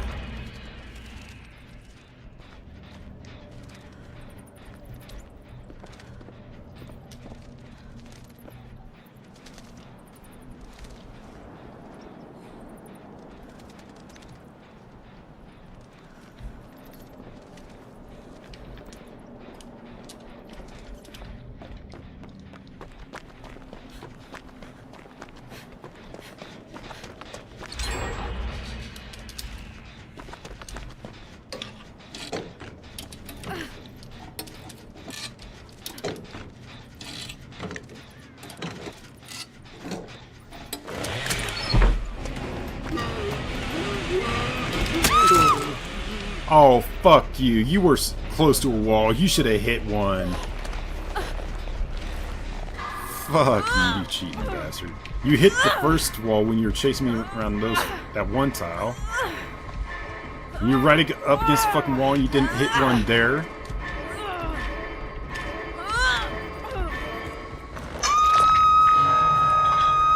Fuck you, man.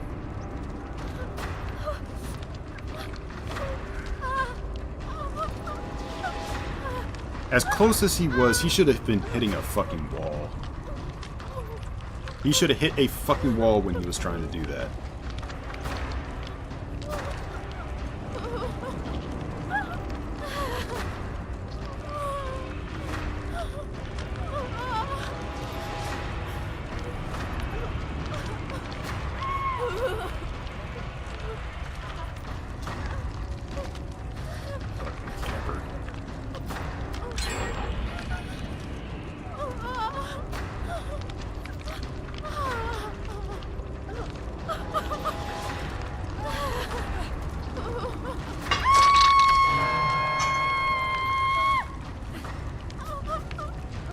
Surprise, surprise, you fucking idiot that doesn't know how to do anything but camp.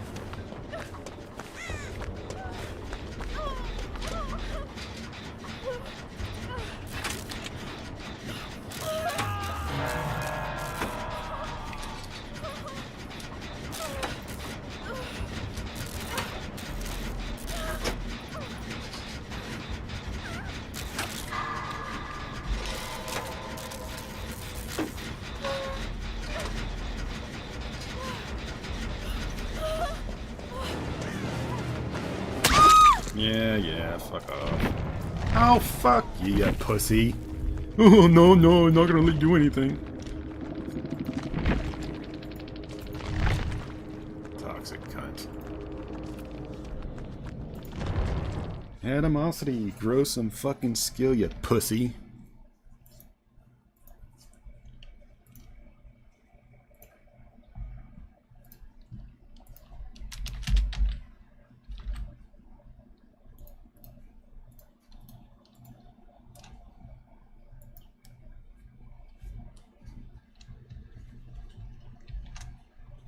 Not gonna get the cunt the satisfaction of fucking hooking me when he's being a pussy by camping the fucking basement.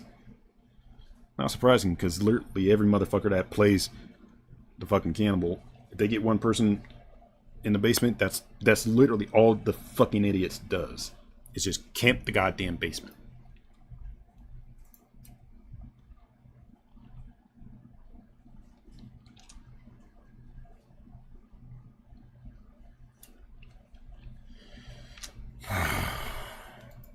Oh well, I wasn't getting any fucking points in that match anyways, with a little cocksucker just doing that shit.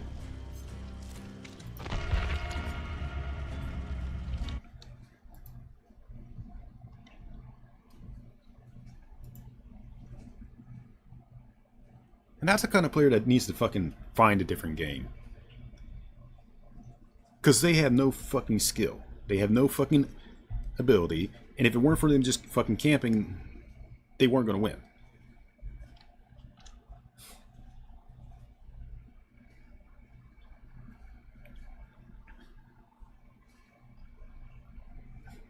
And you notice that the instant that they had somebody that they could death hook, they beeline straight the fuck for them.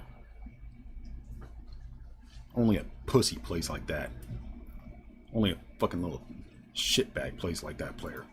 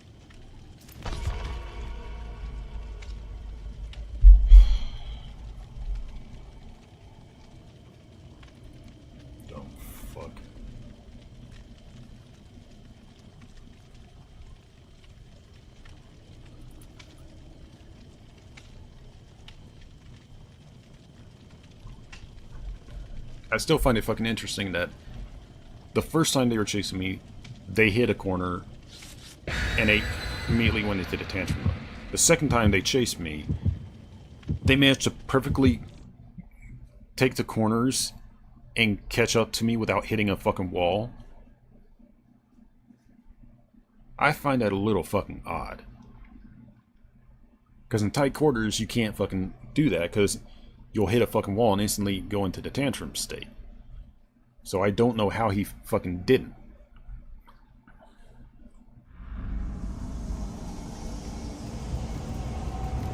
Whatever.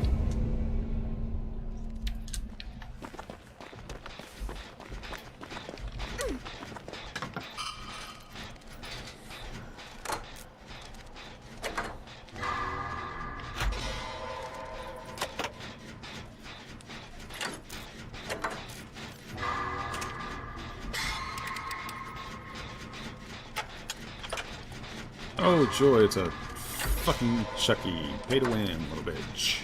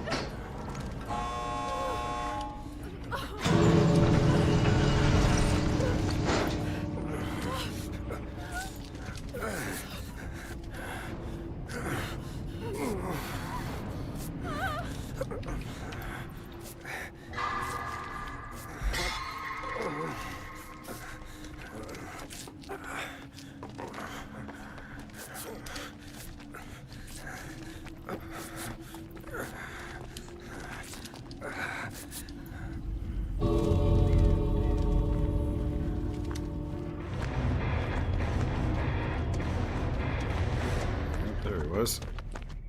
See the terror indicator right at the end there.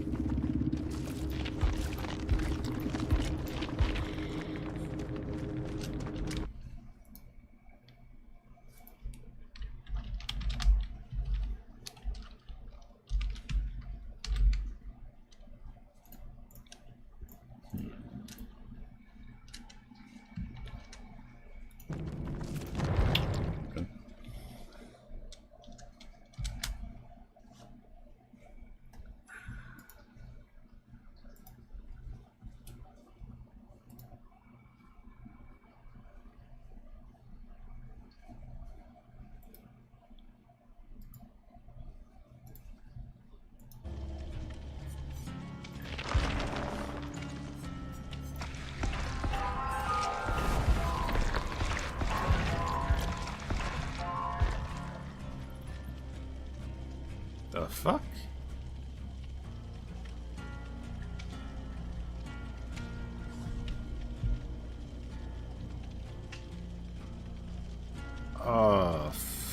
Fuck you, game.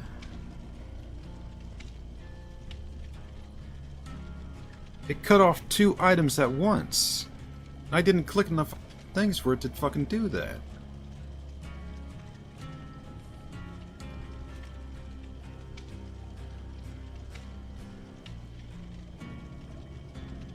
With 6 items, it should have cut off 1 ability, or something. And with another one, it should have cut off another. It just cut off 2 fucking things at once. Fuck you, devs.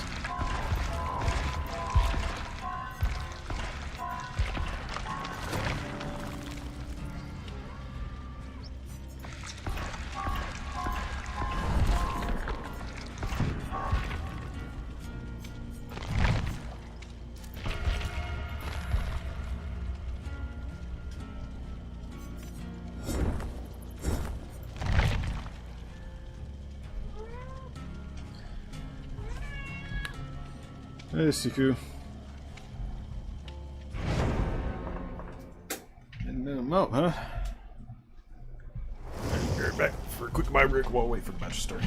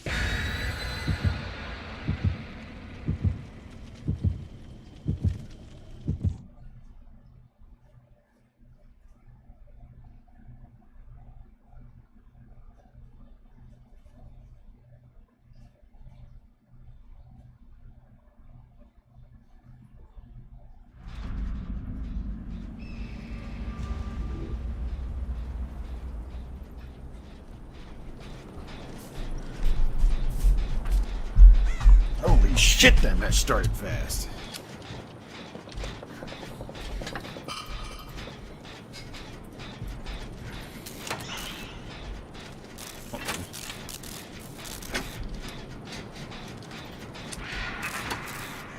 Fucking Dracula on this map.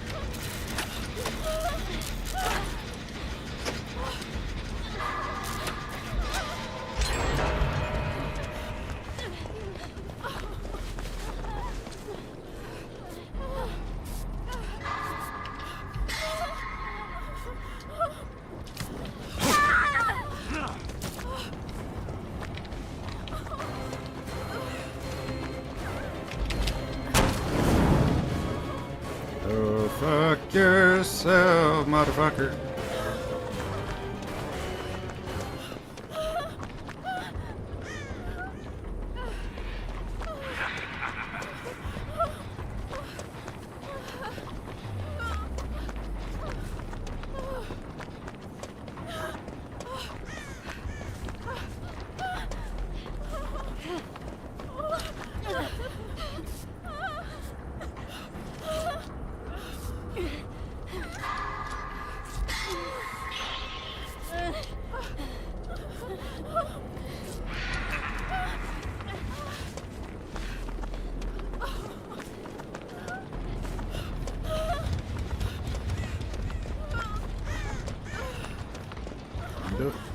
Oh, you lucky bastard, you got a Colby.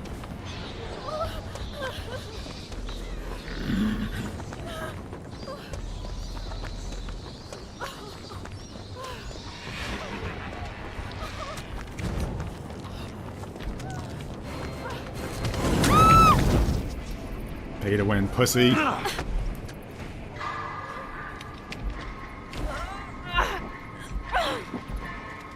I really wish that there was a way I could just select it that a mode where you don't see anybody that can use the gold fuckery funds to buy a character. So you wouldn't see a fucking Dracula or a Myers or characters like that.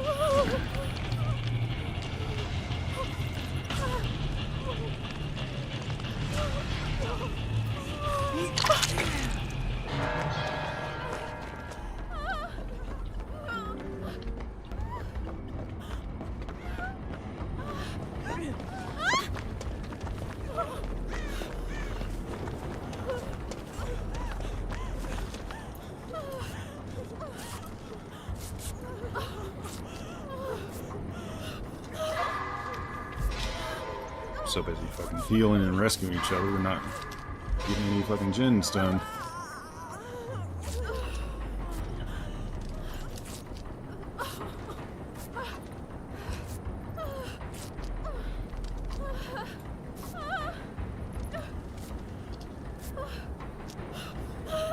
Somebody found a med kit.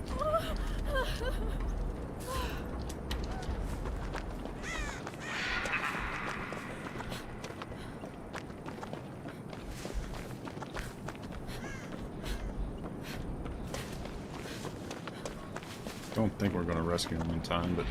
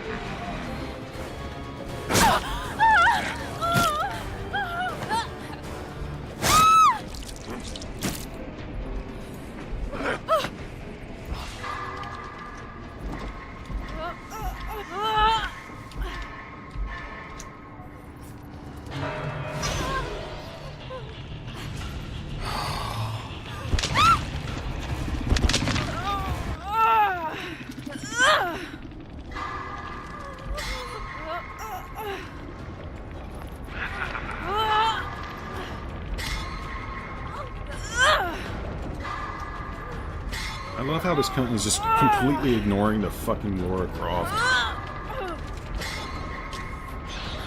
He's had her in chase at least twice, and he hasn't done fuck all nothing to her.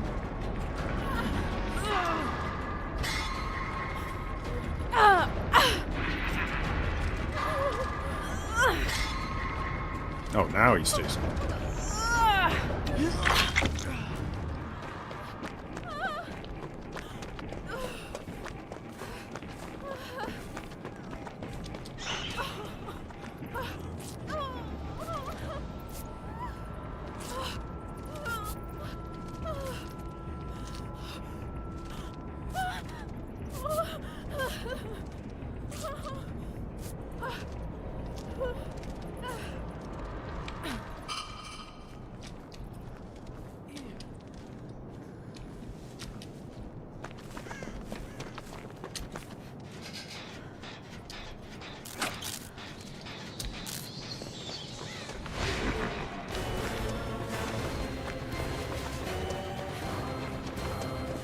Yeah, fuck off.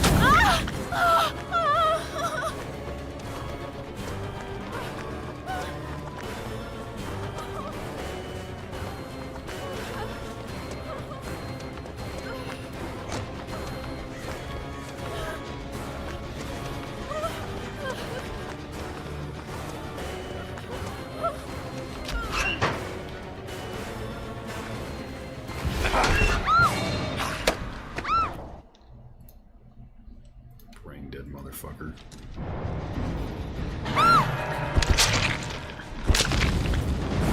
What they do is easy to win with a pay-to-win fucking character. I'm so special. I let my wallet win my games.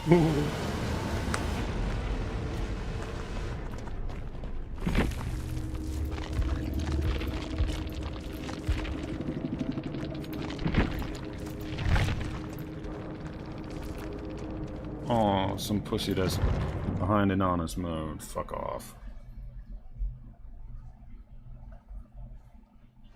No, most of the time, if I see somebody that has an honest mode, my automatic assumption is they're cheating. Because if you're not cheating, you don't really need it to fucking hide your thing. And like, if you're playing the killer role, you don't need to hide your name. Because you're just... The person is either going to immediately lead a match, or they're not. They're just going to stick around. And if you're streaming, you would want people to see your name. But whatever. Anonymous mode is one of the stupidest fucking things you can do in games like this. Because the only ones that really have an interest in it is the fucking cheaters.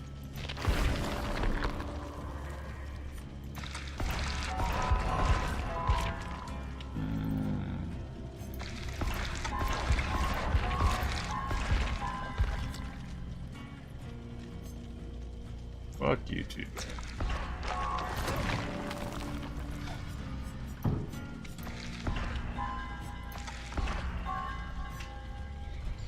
Be right back while I go put some food I had in the fridge on it for heating.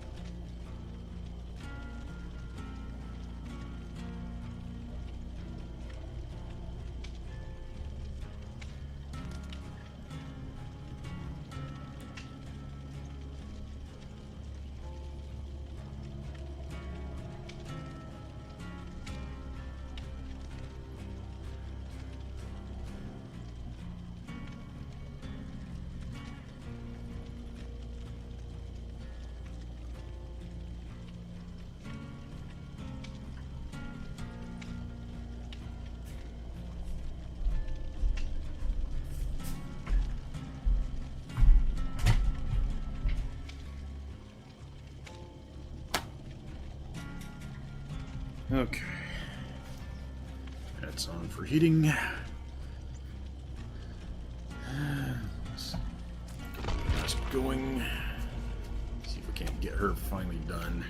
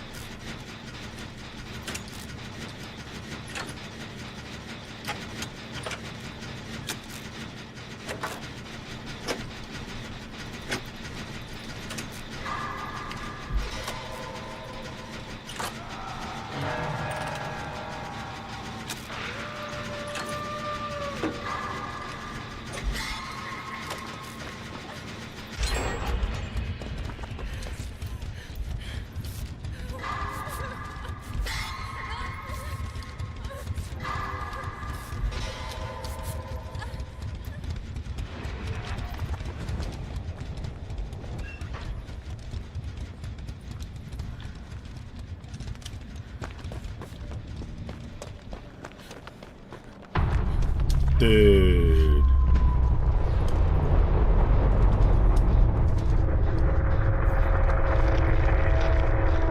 You fucking hook out like a bitch.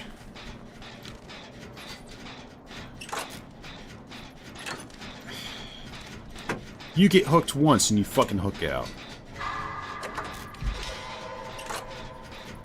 Fuck's sake, man.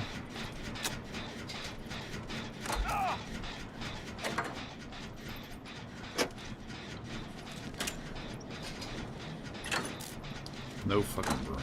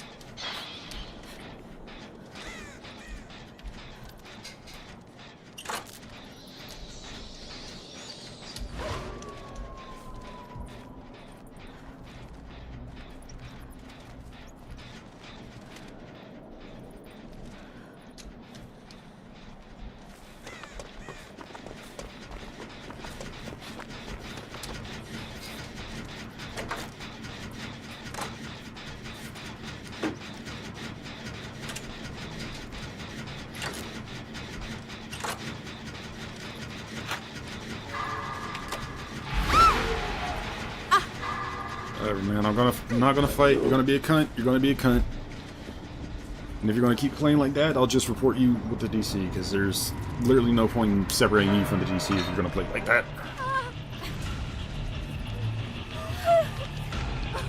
There's literally no point in separating this fucking killer.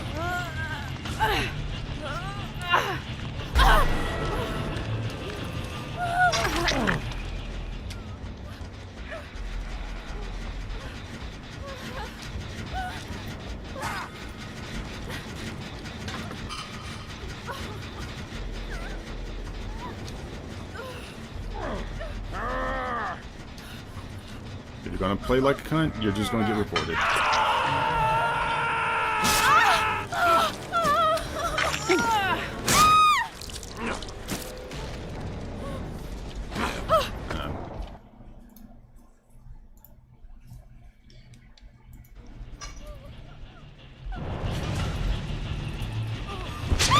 So this hook out cunt is the Kush person.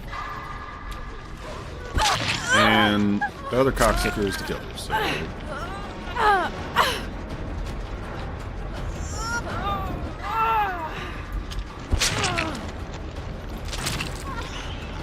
There's no point sticking in this match. The fucking killer is gonna basically do what is essentially working with the fucking... working with the toxins, whatever.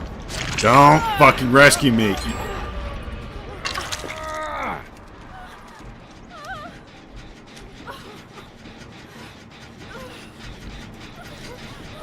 Okay, so Dusk, Kush, and the killer working together.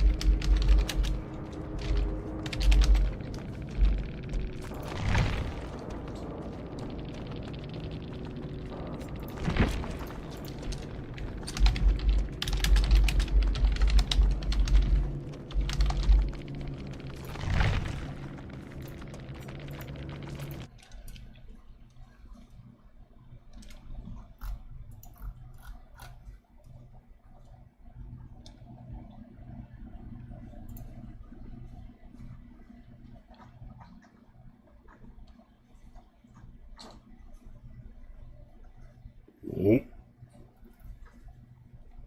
Oh, really? That's funny.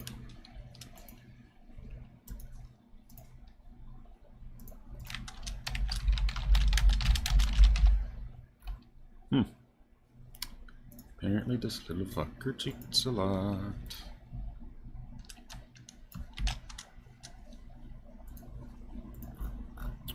Well, good to know, so need to report them. Surprise, surprise. Fucking cheater.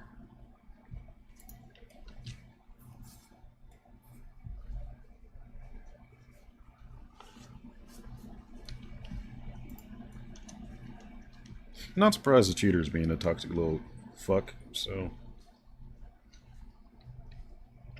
Whatever.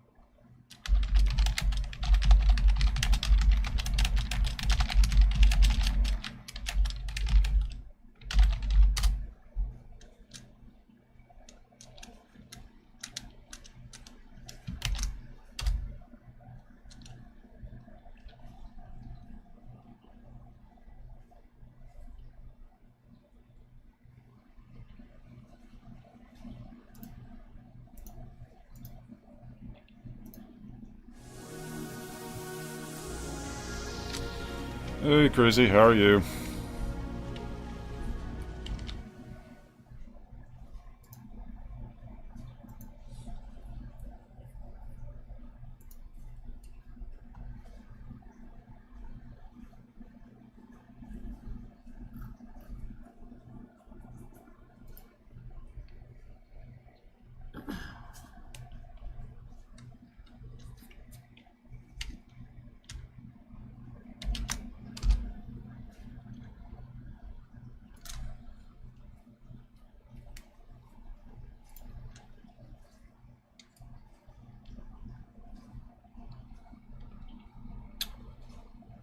Let's see.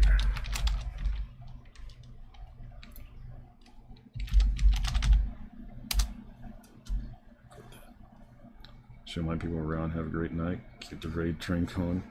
Yeah, I'll definitely have to raid out to somebody. Kinda sucks. Had some fun with playing Dysmantle earlier, and then made a mistake at trying to play Dead by Daylight. I should just automatically assume whenever I touch this fucking game that it's not going to be a fun or pleasant experience.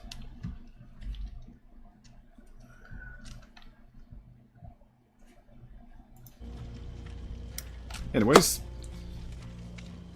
bullshit aside, hello all, I'm the Black Glacier. Thank you for coming in with Redhead on her raid. I'm a variety streamer that does all kinds of games, from shooters, action, RPGs, adventures, survival, you name it. I probably play it or probably will, with exceptions of racing and fighting games. Neither of those really take my fancy. Sorry. Gato interrupto. Gato interrupto.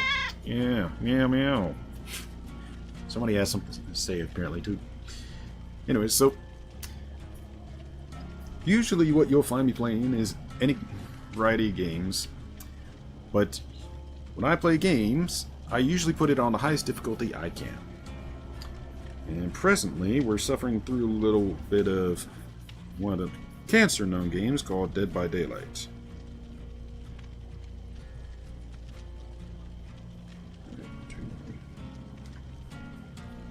Oh, you all comfy now, huh? You all comfy now?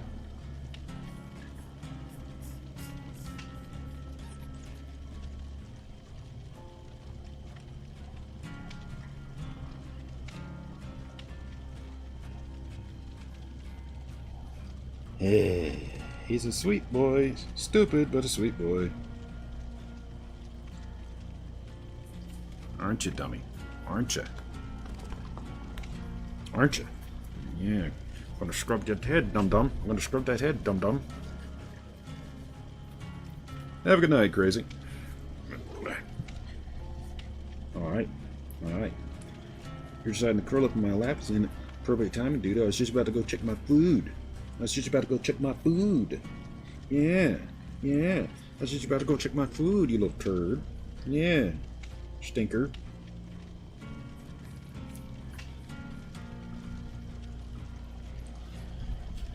Alright, let's... Enough of this buggery on this side. Let's go and play a killer match.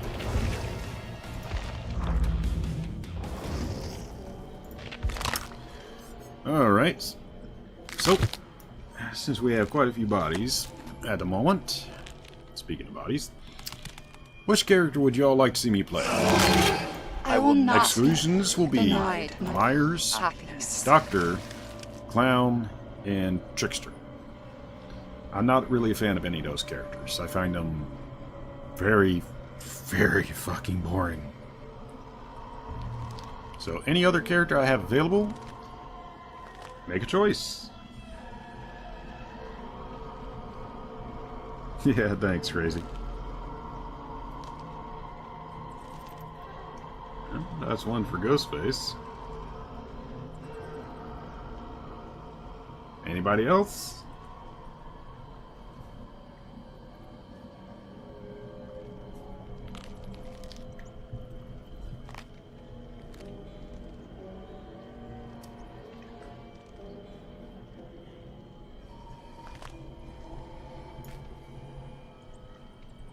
Nobody? Alright. Guess it's Ghostface indeed.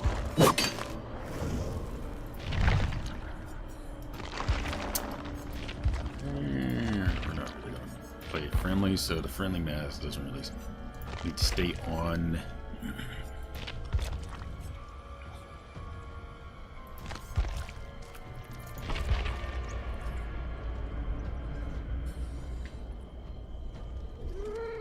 What, trippy boy? What, trippy boy? What?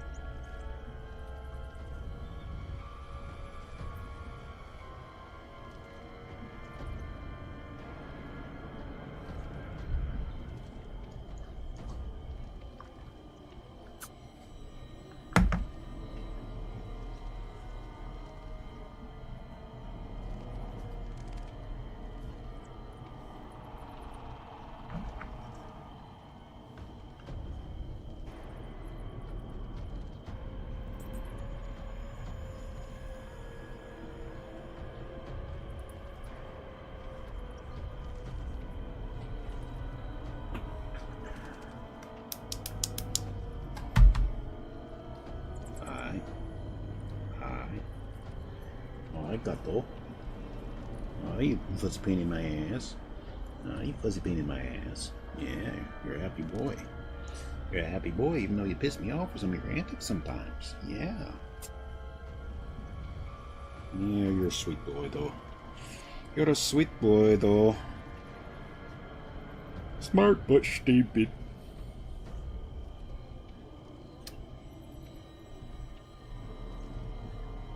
Yeah, I got that mask.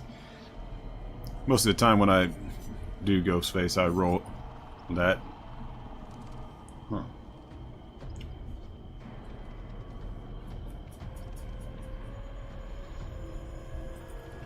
I actually spook the fuck out of people quite often, even in the normal mode with that. I've had so many times where I've successfully yoinked somebody off a gen, especially like at the start of the fucking match when they least expect it.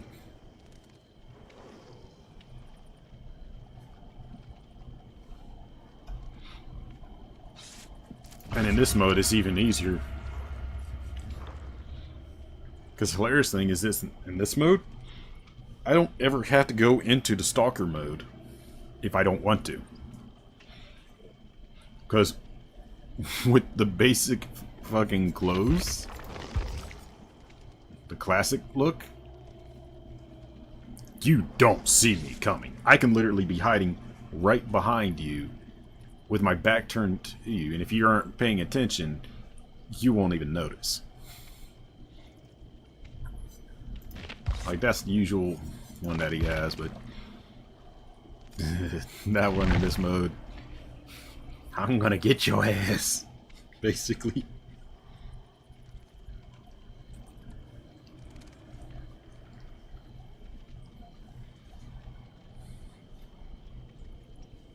Huh. Huh.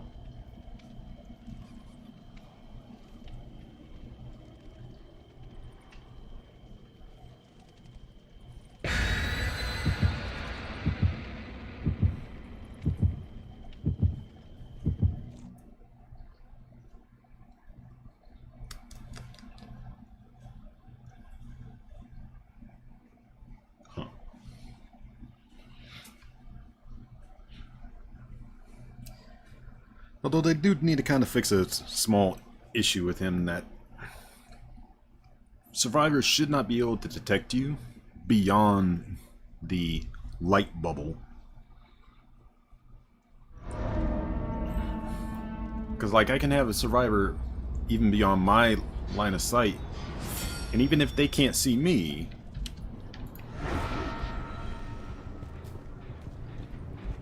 so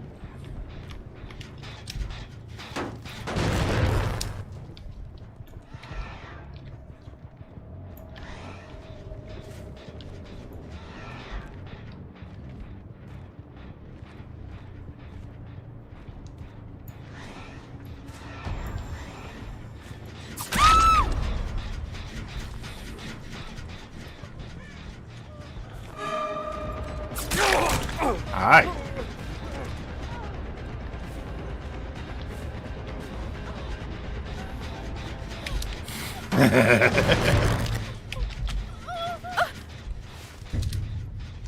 Like, I could have waited if I wanted to. And I probably could have yoinked her off the gen, but...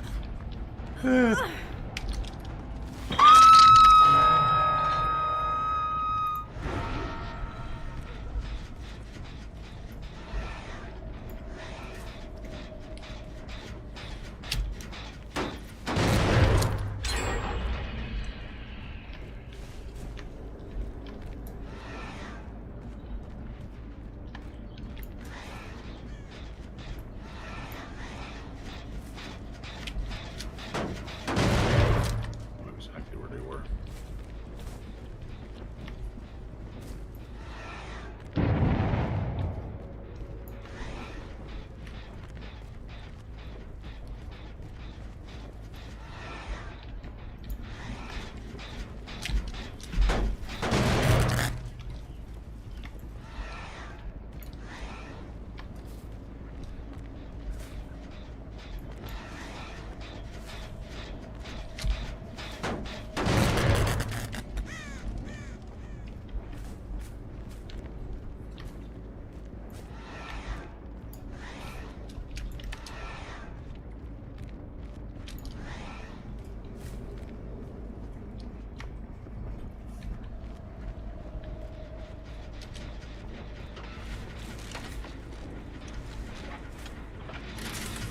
Ah, gotcha!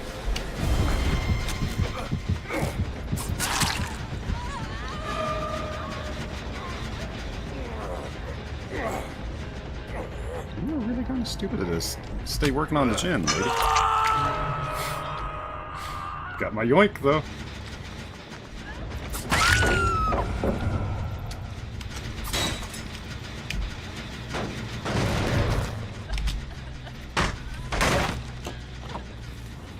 Oh, don't worry, you're gonna go join them.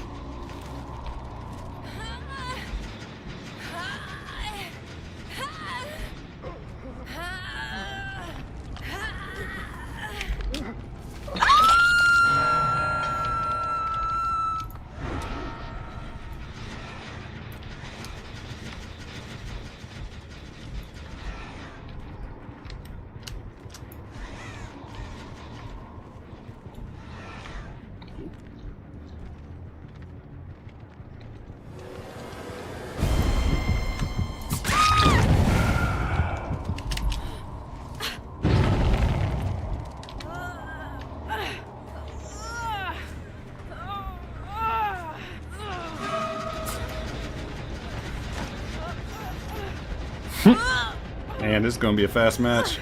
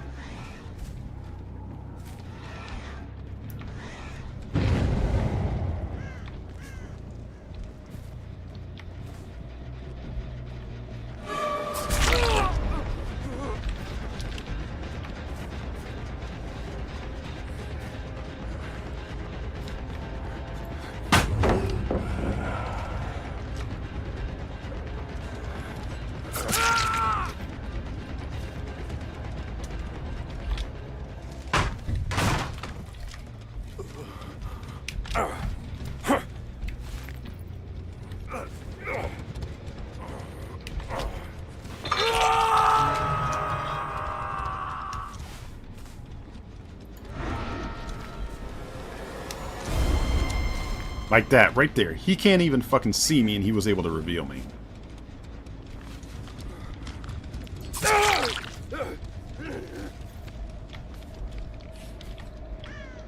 Fucking annoying.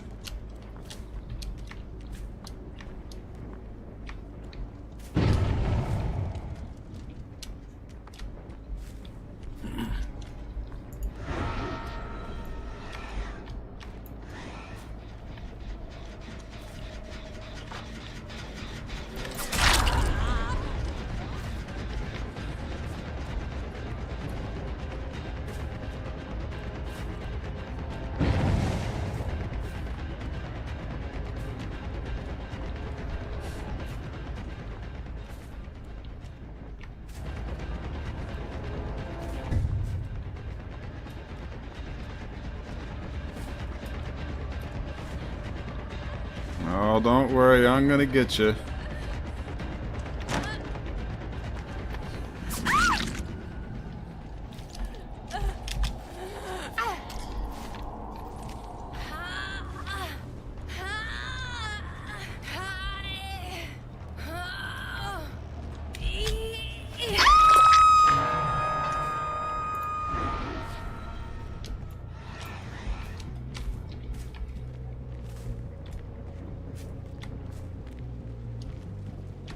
That one.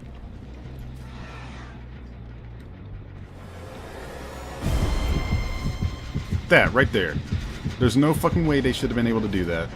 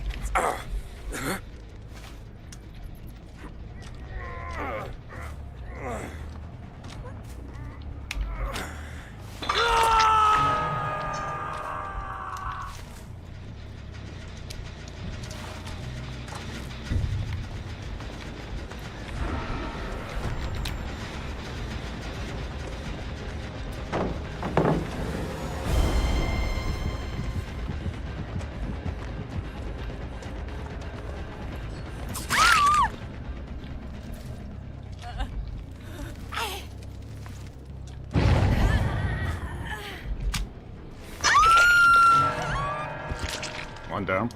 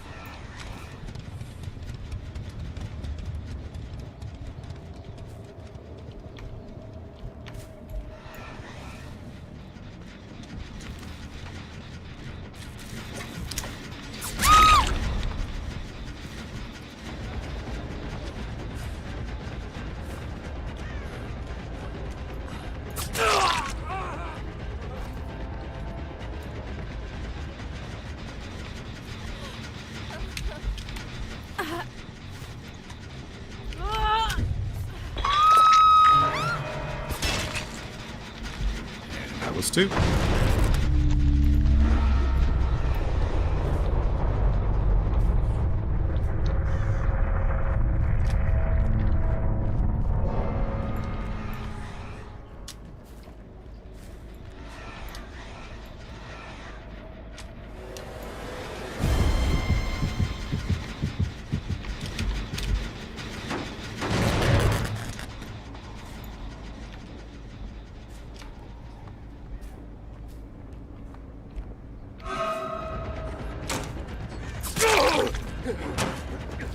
Like, if I can't even see them yet, they shouldn't be able to reveal me yet.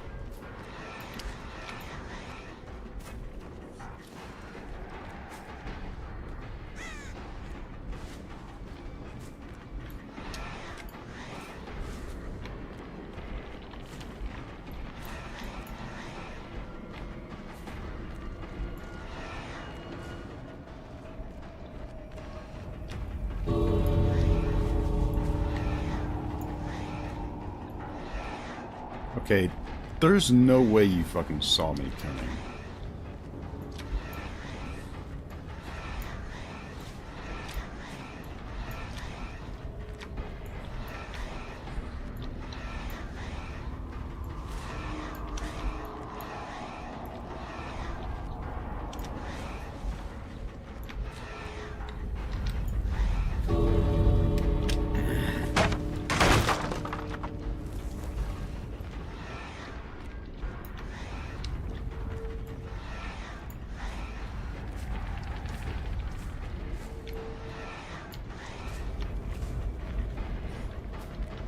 How? How? I saw you in front of me and then you end up behind me? There's no fucking way. There's no fucking way. There's no fucking way.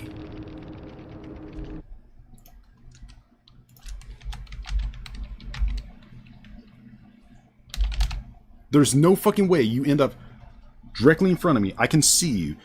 And all of a sudden you just disappear from there and end up all the way behind me on the other gate to open it without any issue. There's no fucking way.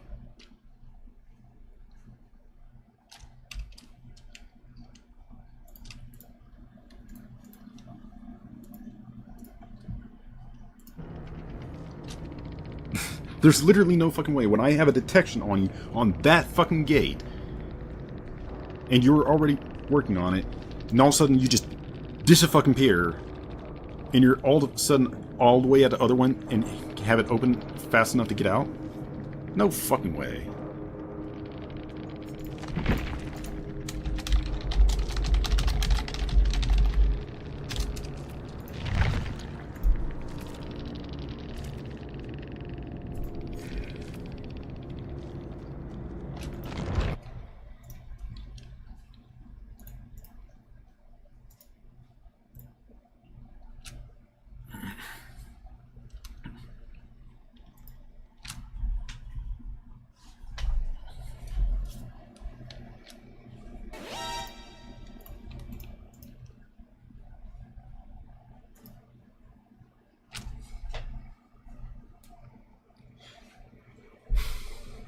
Can you explain something to me?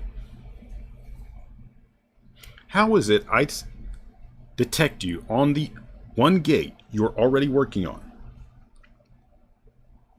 You seem to know the instant I came to that gate, bailed, and went all the way over to the other gate and had it open before I could get over there. The other gate hadn't even been touched. Furthermore, how'd you get over there so fucking fast?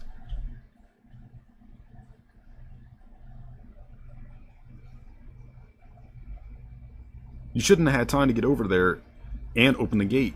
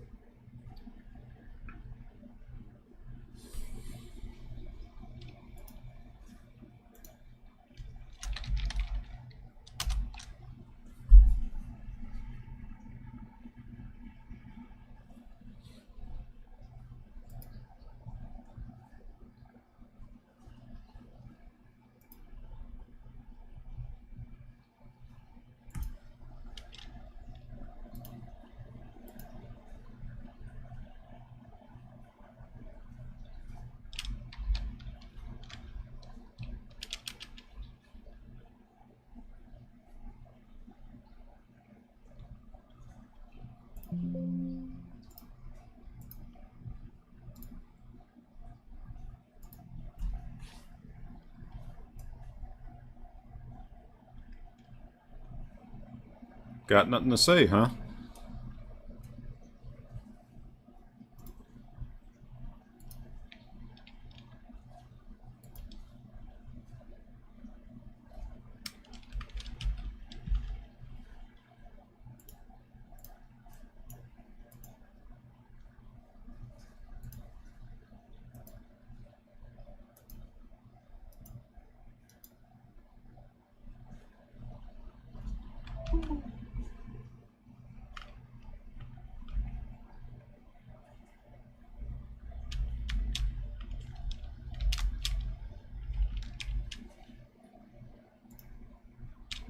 Okay.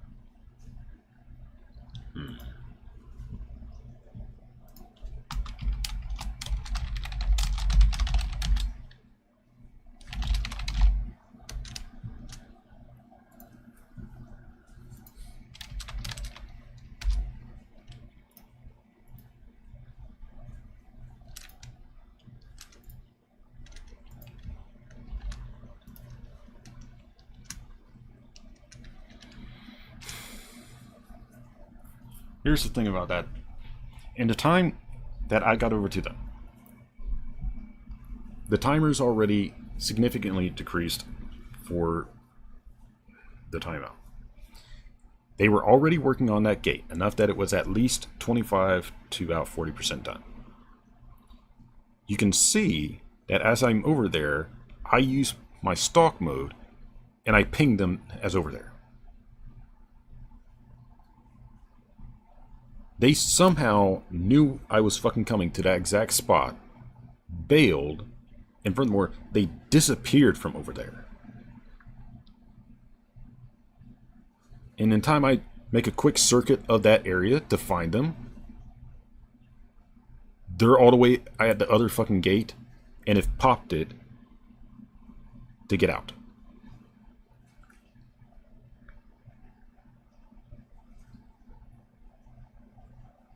With them injured at the distance I was, that I detected with my stalk, I should have been able to hear them when they were injured. They didn't go by my left, which would have been the fastest way, and they sure as fuck didn't go to my right, because that's the same direction I went.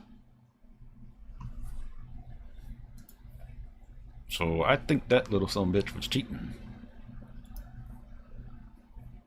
Either a speed or a teleport hack.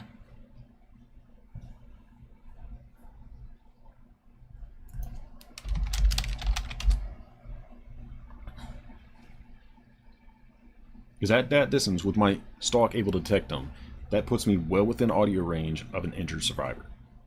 Well within range.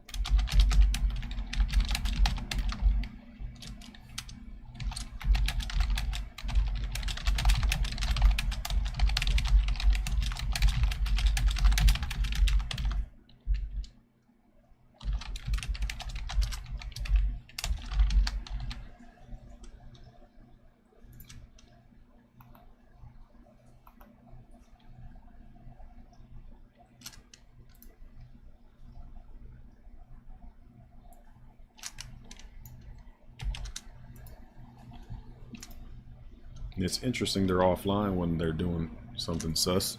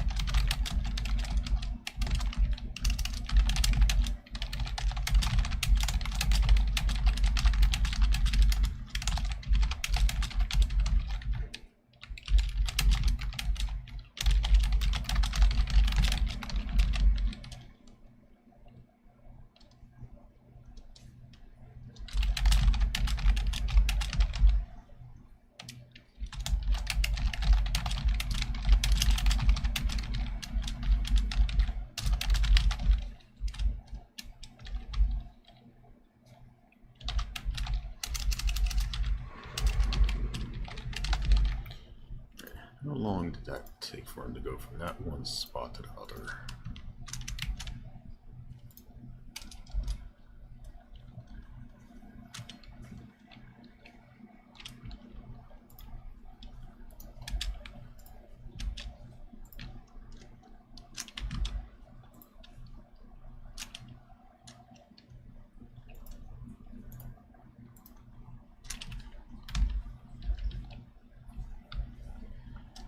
Okay, here's where I hit that. So that's 10 seconds. They did not touch the other gate, and I beeline straight for the other one.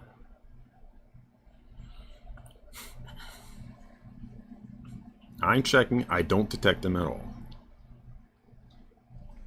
I picked them up right here.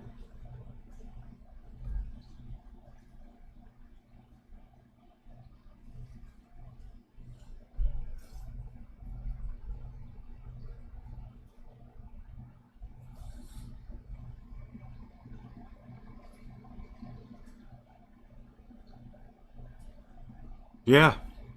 Some bitch you were. Because if they had gone along the wall, I would have heard them because I was close enough.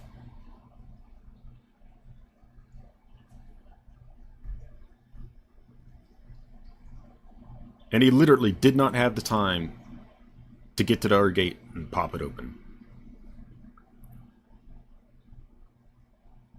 They literally did not have time to get to the other gate and pop it open.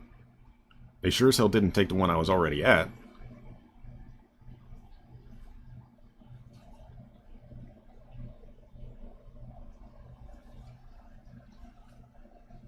Because they weren't at the gate that they were already working on, I would have heard it at that range.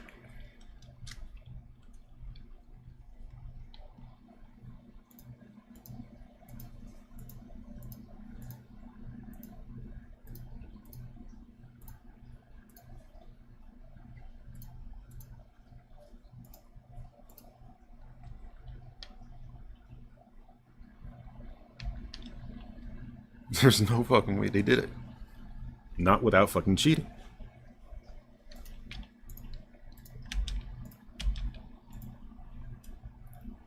I was close enough that if they had gone past me to the left, I would have heard them. With my headset, as good as it is, my ears, I would have heard them. They sure as fuck didn't go past me on the right side. And the gate I just passed wasn't progressed at all. So there's literally no fucking way. They especially would not have been able to detect me coming. So there's no fucking way they legit did that.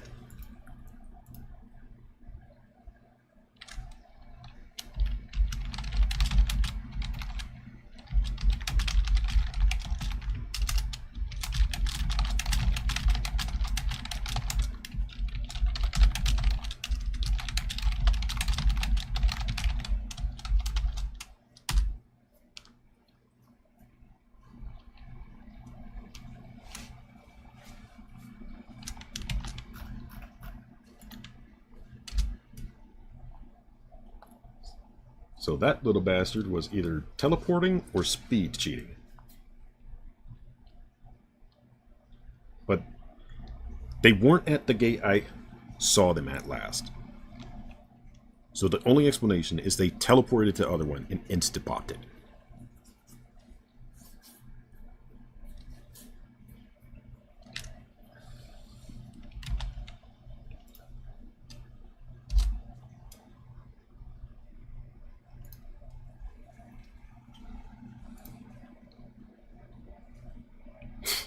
Fuck's sake, man.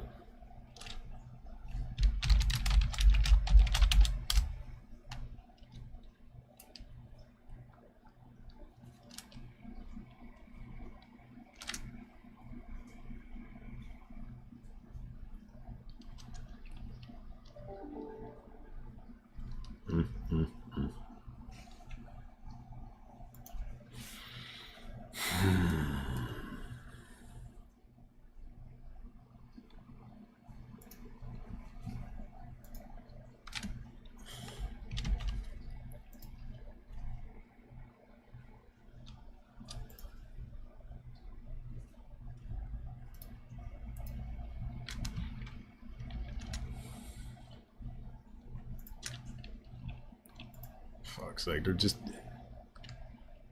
There's no way at that range they should have been able to do that. The only way they could have is if they were cheating. Because at that proximity, I would have heard the gate. And furthermore, with them injured, I would have heard them going by.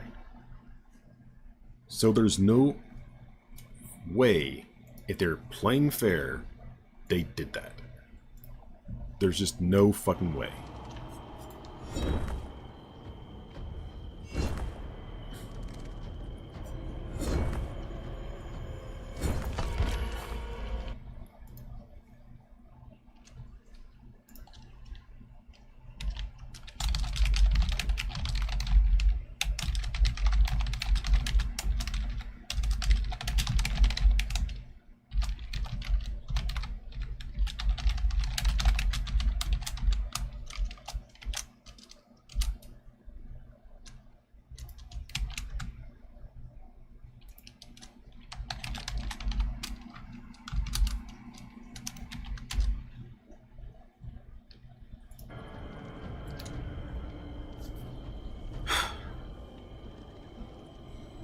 And that they had the fucking nerve to pop in and say GG.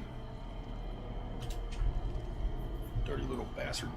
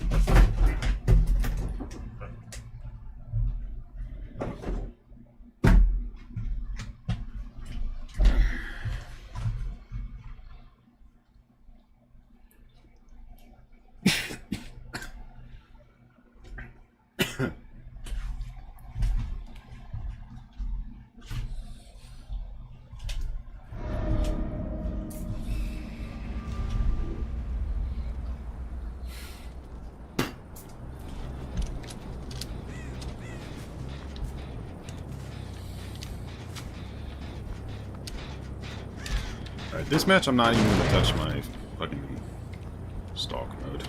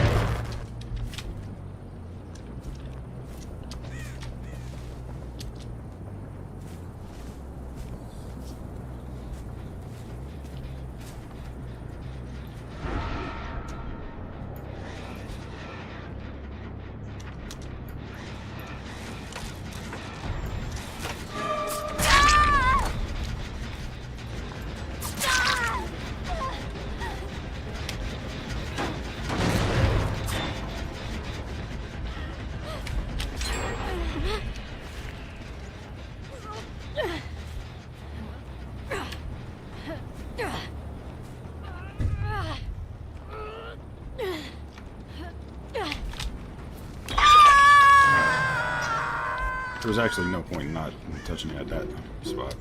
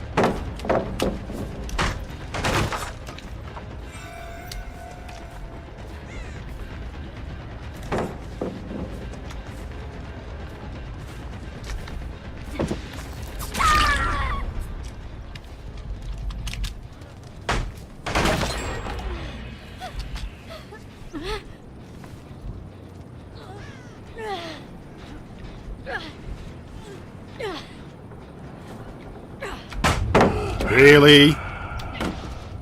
Fuck off.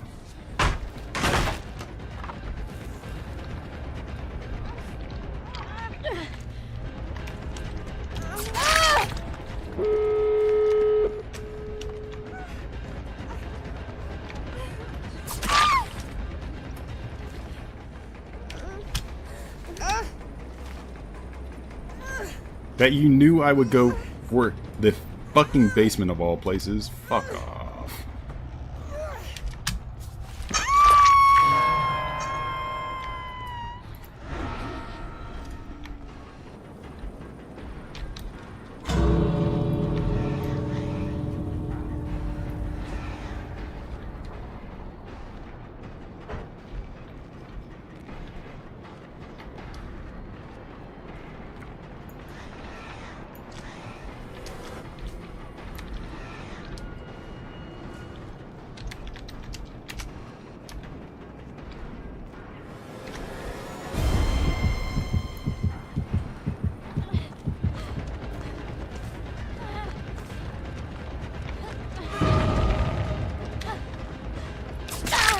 Fucking cheating little bastards.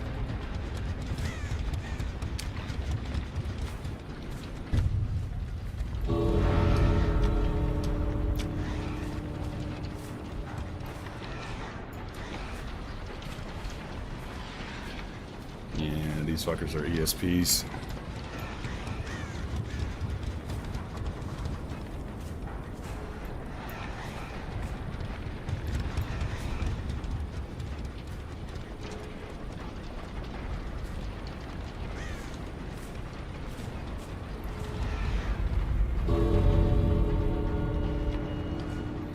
Yeah, these motherfuckers are ESP cheaters, so yay.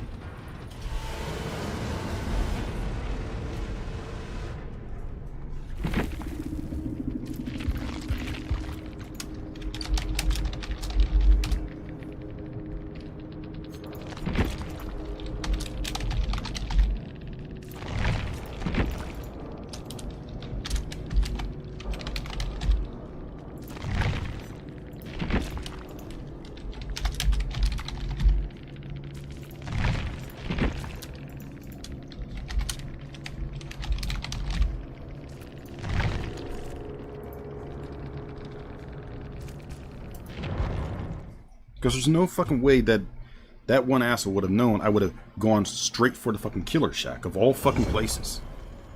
There's 3 other hooks I could have gone to.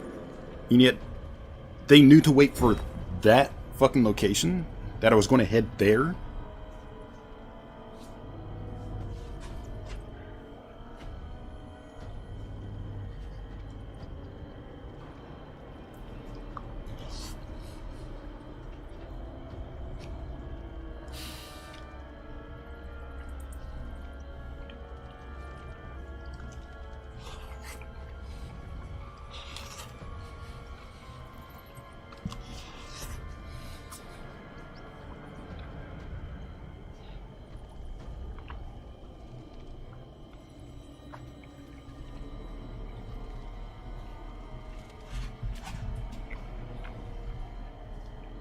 Love to smack the devs for that.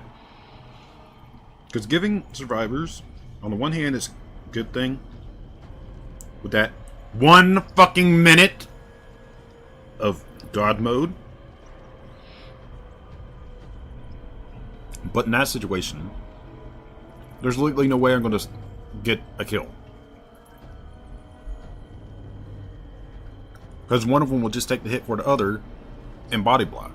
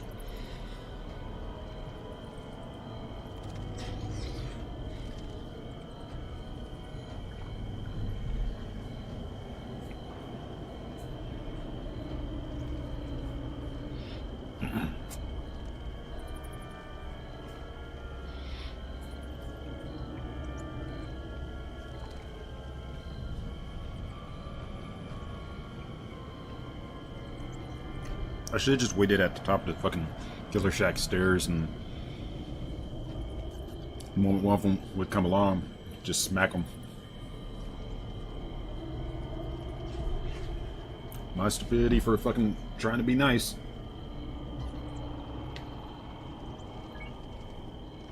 Every time I try and be nice in this game, it fucking bites me in the ass.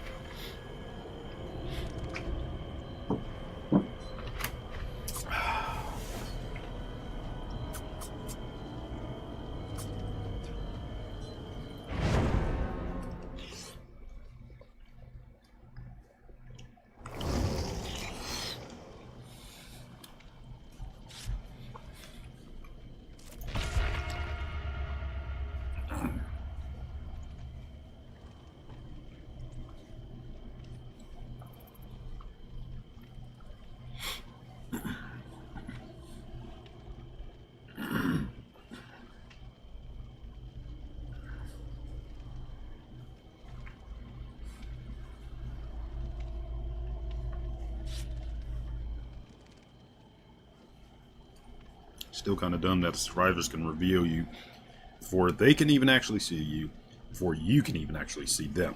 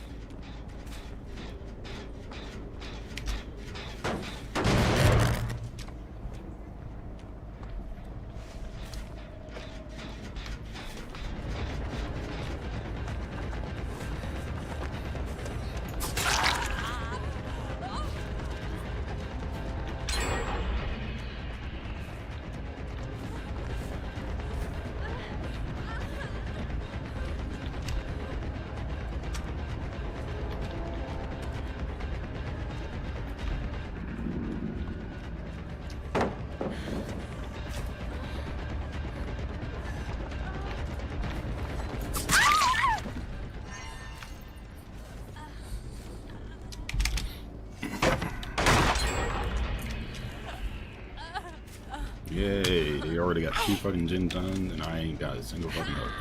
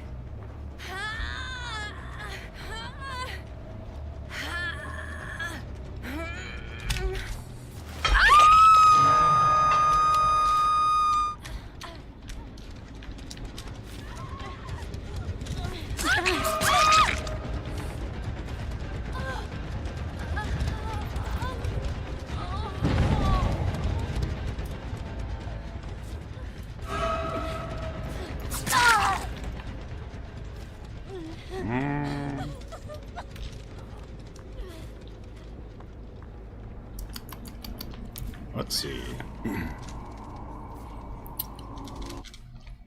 It would accidentally kill them, so let's see which ones they are.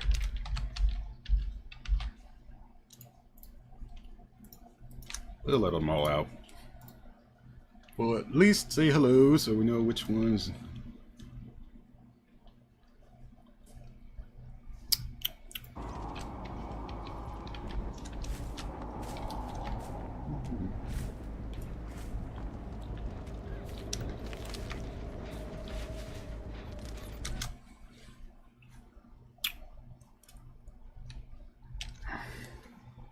We'll chill and let them out. So I'm not gonna fuss about peeking at one of their screens for a moment.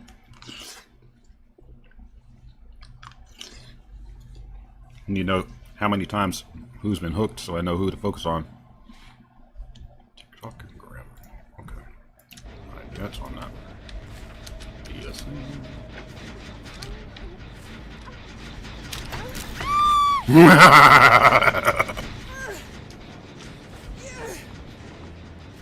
Now we just need to find TikTok.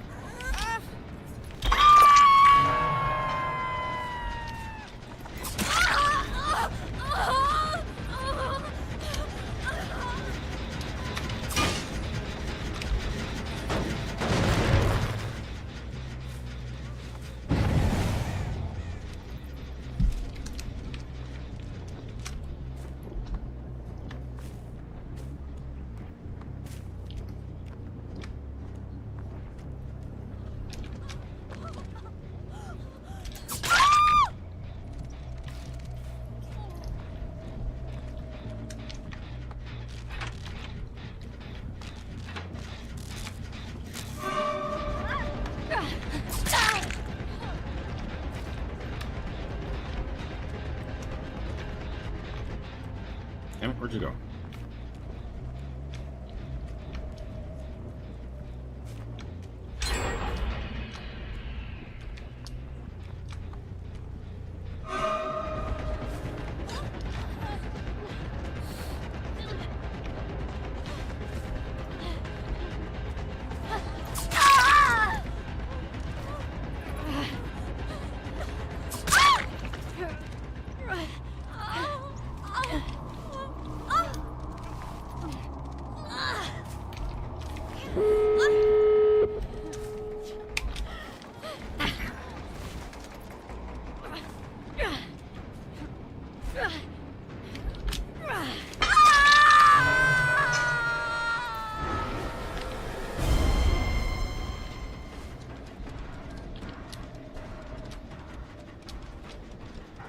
Now we're just lying in wait, see if one of them goes for the gate.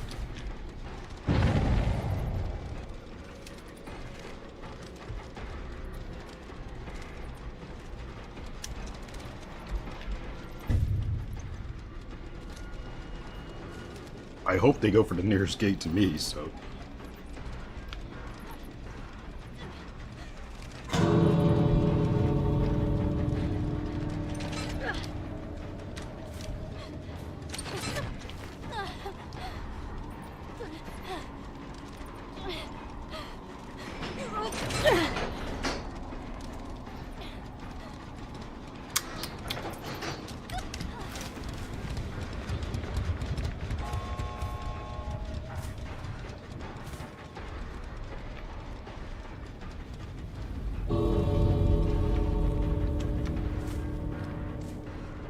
And they all bailed.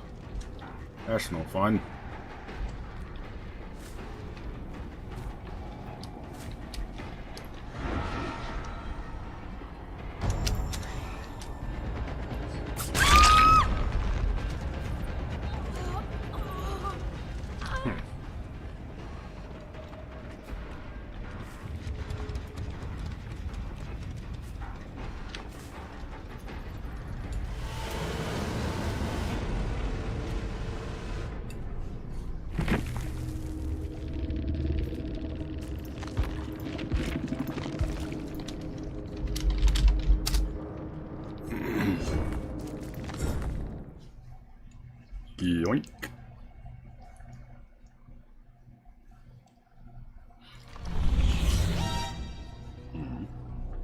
Hello.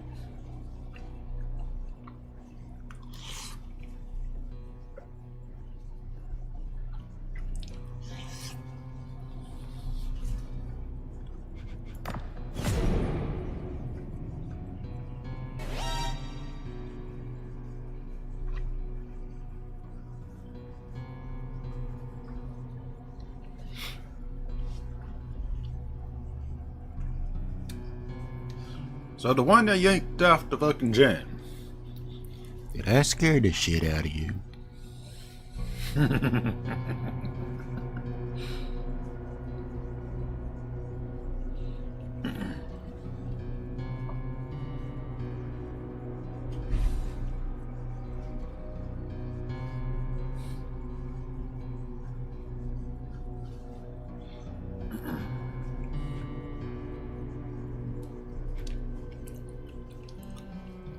GG's.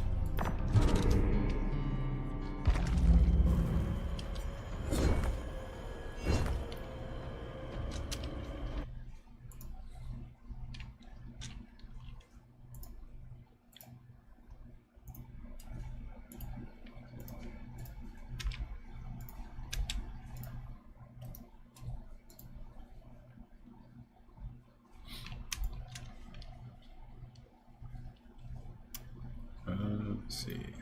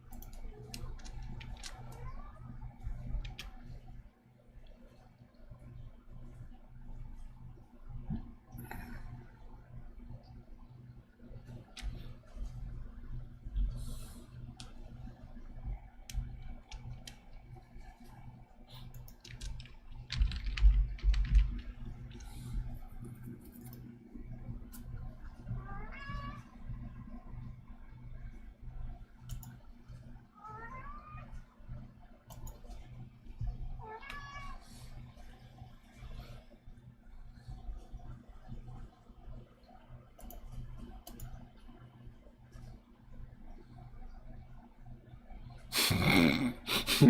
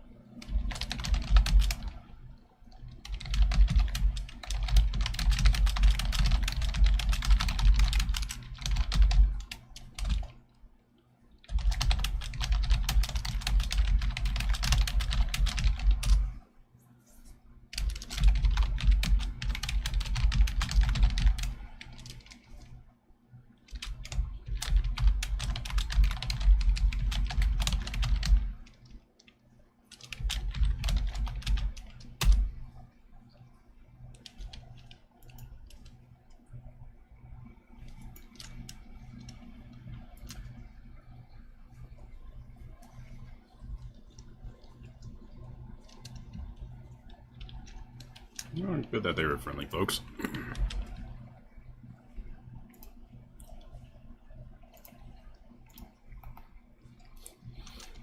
Alright. Now, what time are we sitting at? 10.5 hours. We'll do another 30 minutes, I guess. I meant to do some, Once Human later, but thanks for the follows, folks.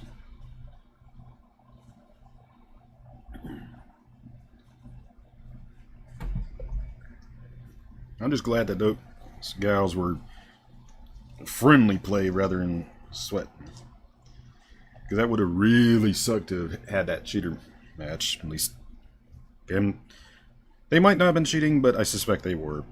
But it would have sucked to have had that match and then encounter a Sweat Lord team.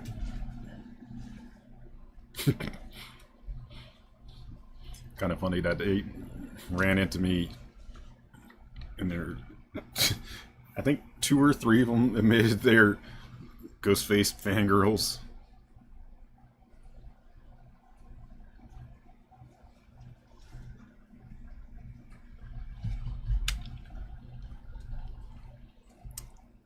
Let's see.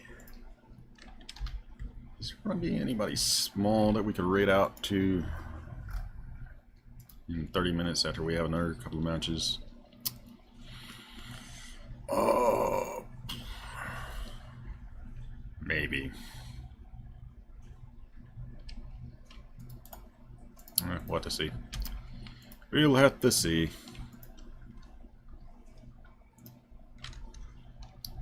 Might just pick a random target and fling and see what happens. It's on that one. That's right. Okay, it's not. Not say about. None. Lob something scary from the dark.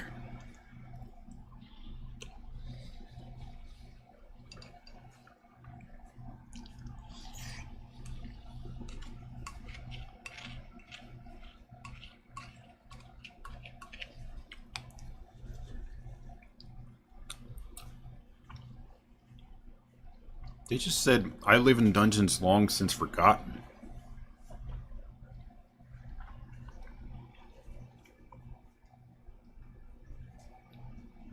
Interesting.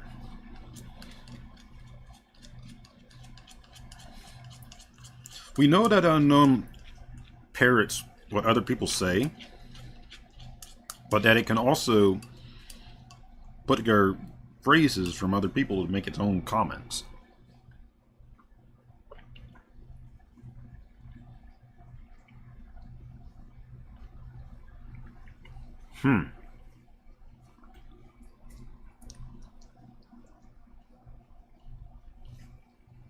If what it just said is a factual statement, then that puts the one perspective of it being a man-made thing out the window.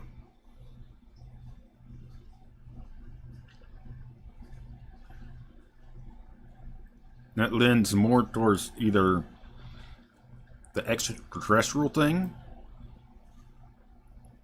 or a prior long existing horror in its world. Because in the Unknown's biography, or summary, whatever, there's a thing that says we aren't sure if it's something alien, if it's something man-made that is just monstrous, or if it's something that already existed that it's been quietly hiding in the shadows throughout humanity's history.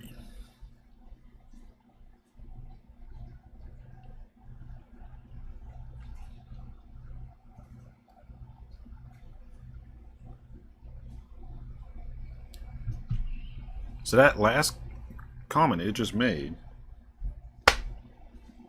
lends towards it potentially being its own organism, and that probably existed before, like, Roswell or whatever.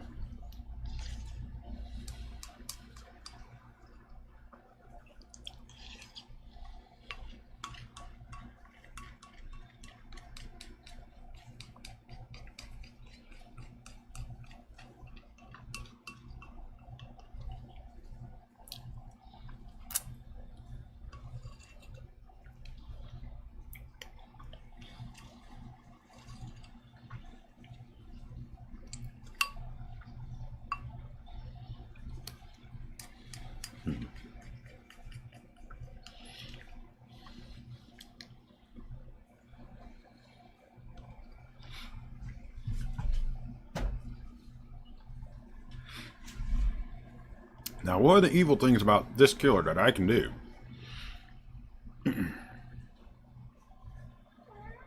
as I'm approaching a gen, I can actually grenade its special effect at that generator.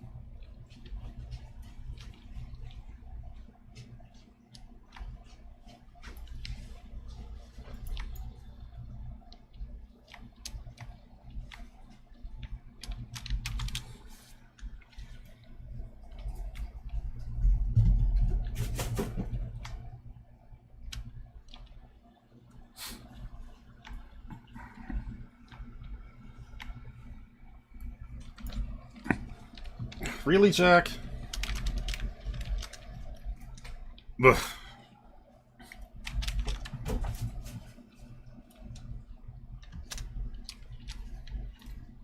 Fuck's sake, man.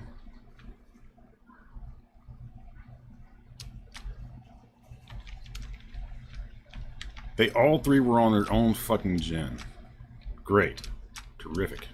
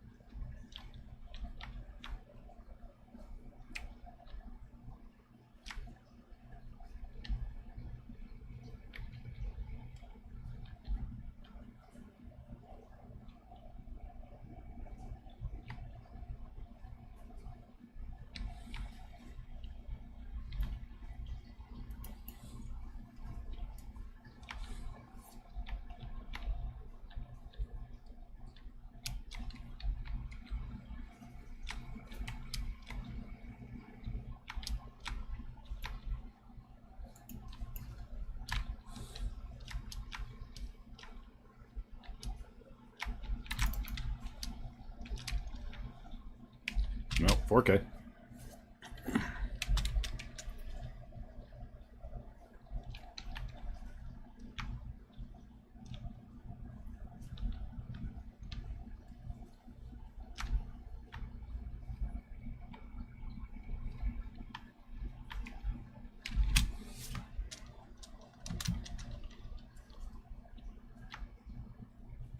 Ooh.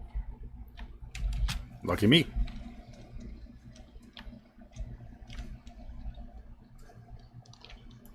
Hot to it.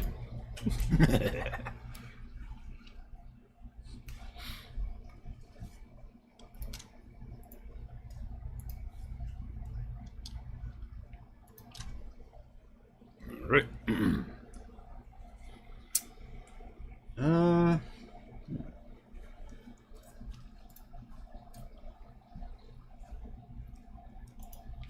That's pretty much all those challenges, aside from that one. Set for a killer next time.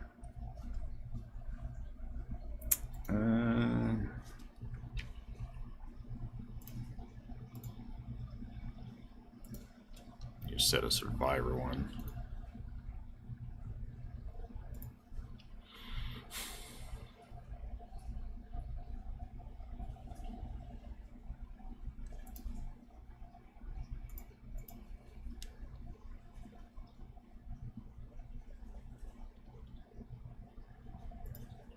Actually, I can do that one because I just acquired her, so.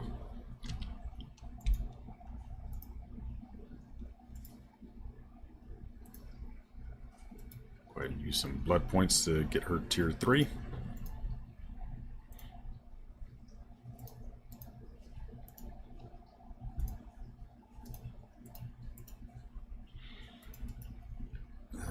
Okay.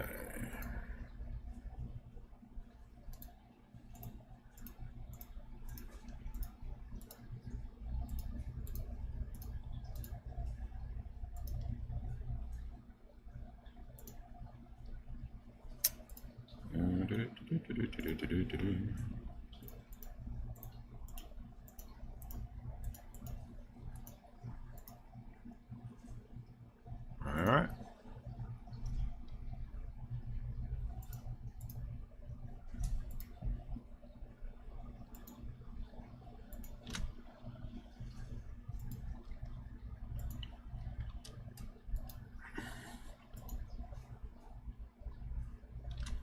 Okay.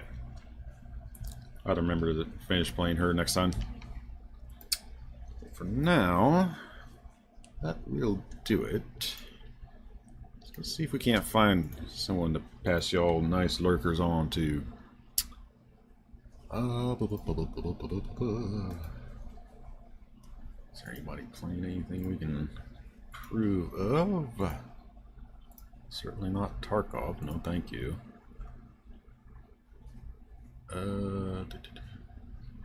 Call of Duty. Vomit. How the hell did I follow somebody that plays Call of Duty? Weird.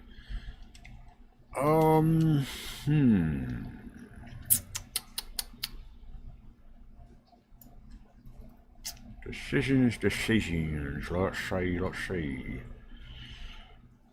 Let's target somebody that doesn't have like several hundred or several thousand people optimally.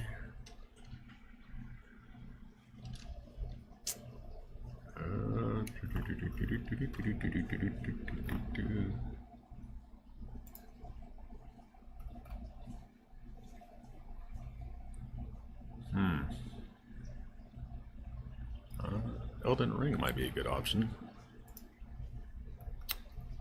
Star Citizen is another. Rust, but no, they got several hundred, almost 1,000 viewers. It's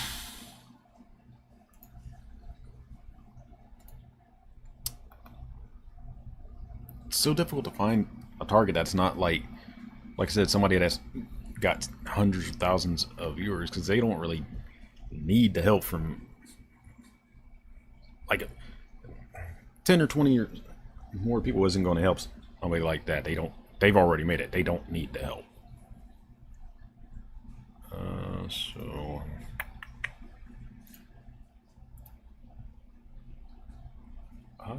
Well, let's target somebody random then, since we can't find anybody for that. Browse.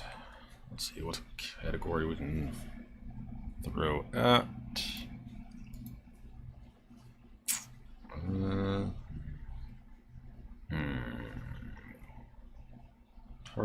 Targets. Where's a target? Okay,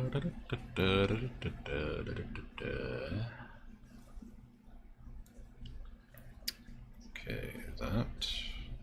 No, that's also made by that company.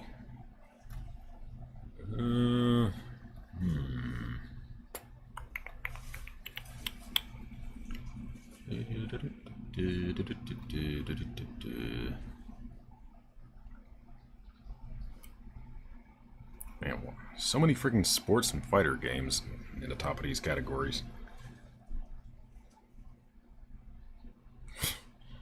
Tekken, Street Fighter, Forza. Eesh. What would be a good target? Good target. Come on, there's gotta be a good category we can target somebody random in. How about...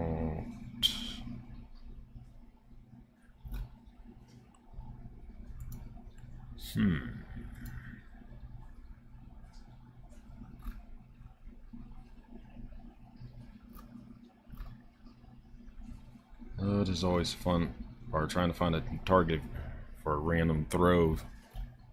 Yet the ones you would normally go for are already not viable.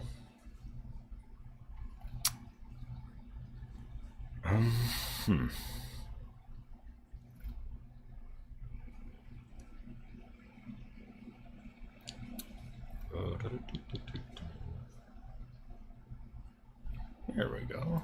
Let's target somebody in that category.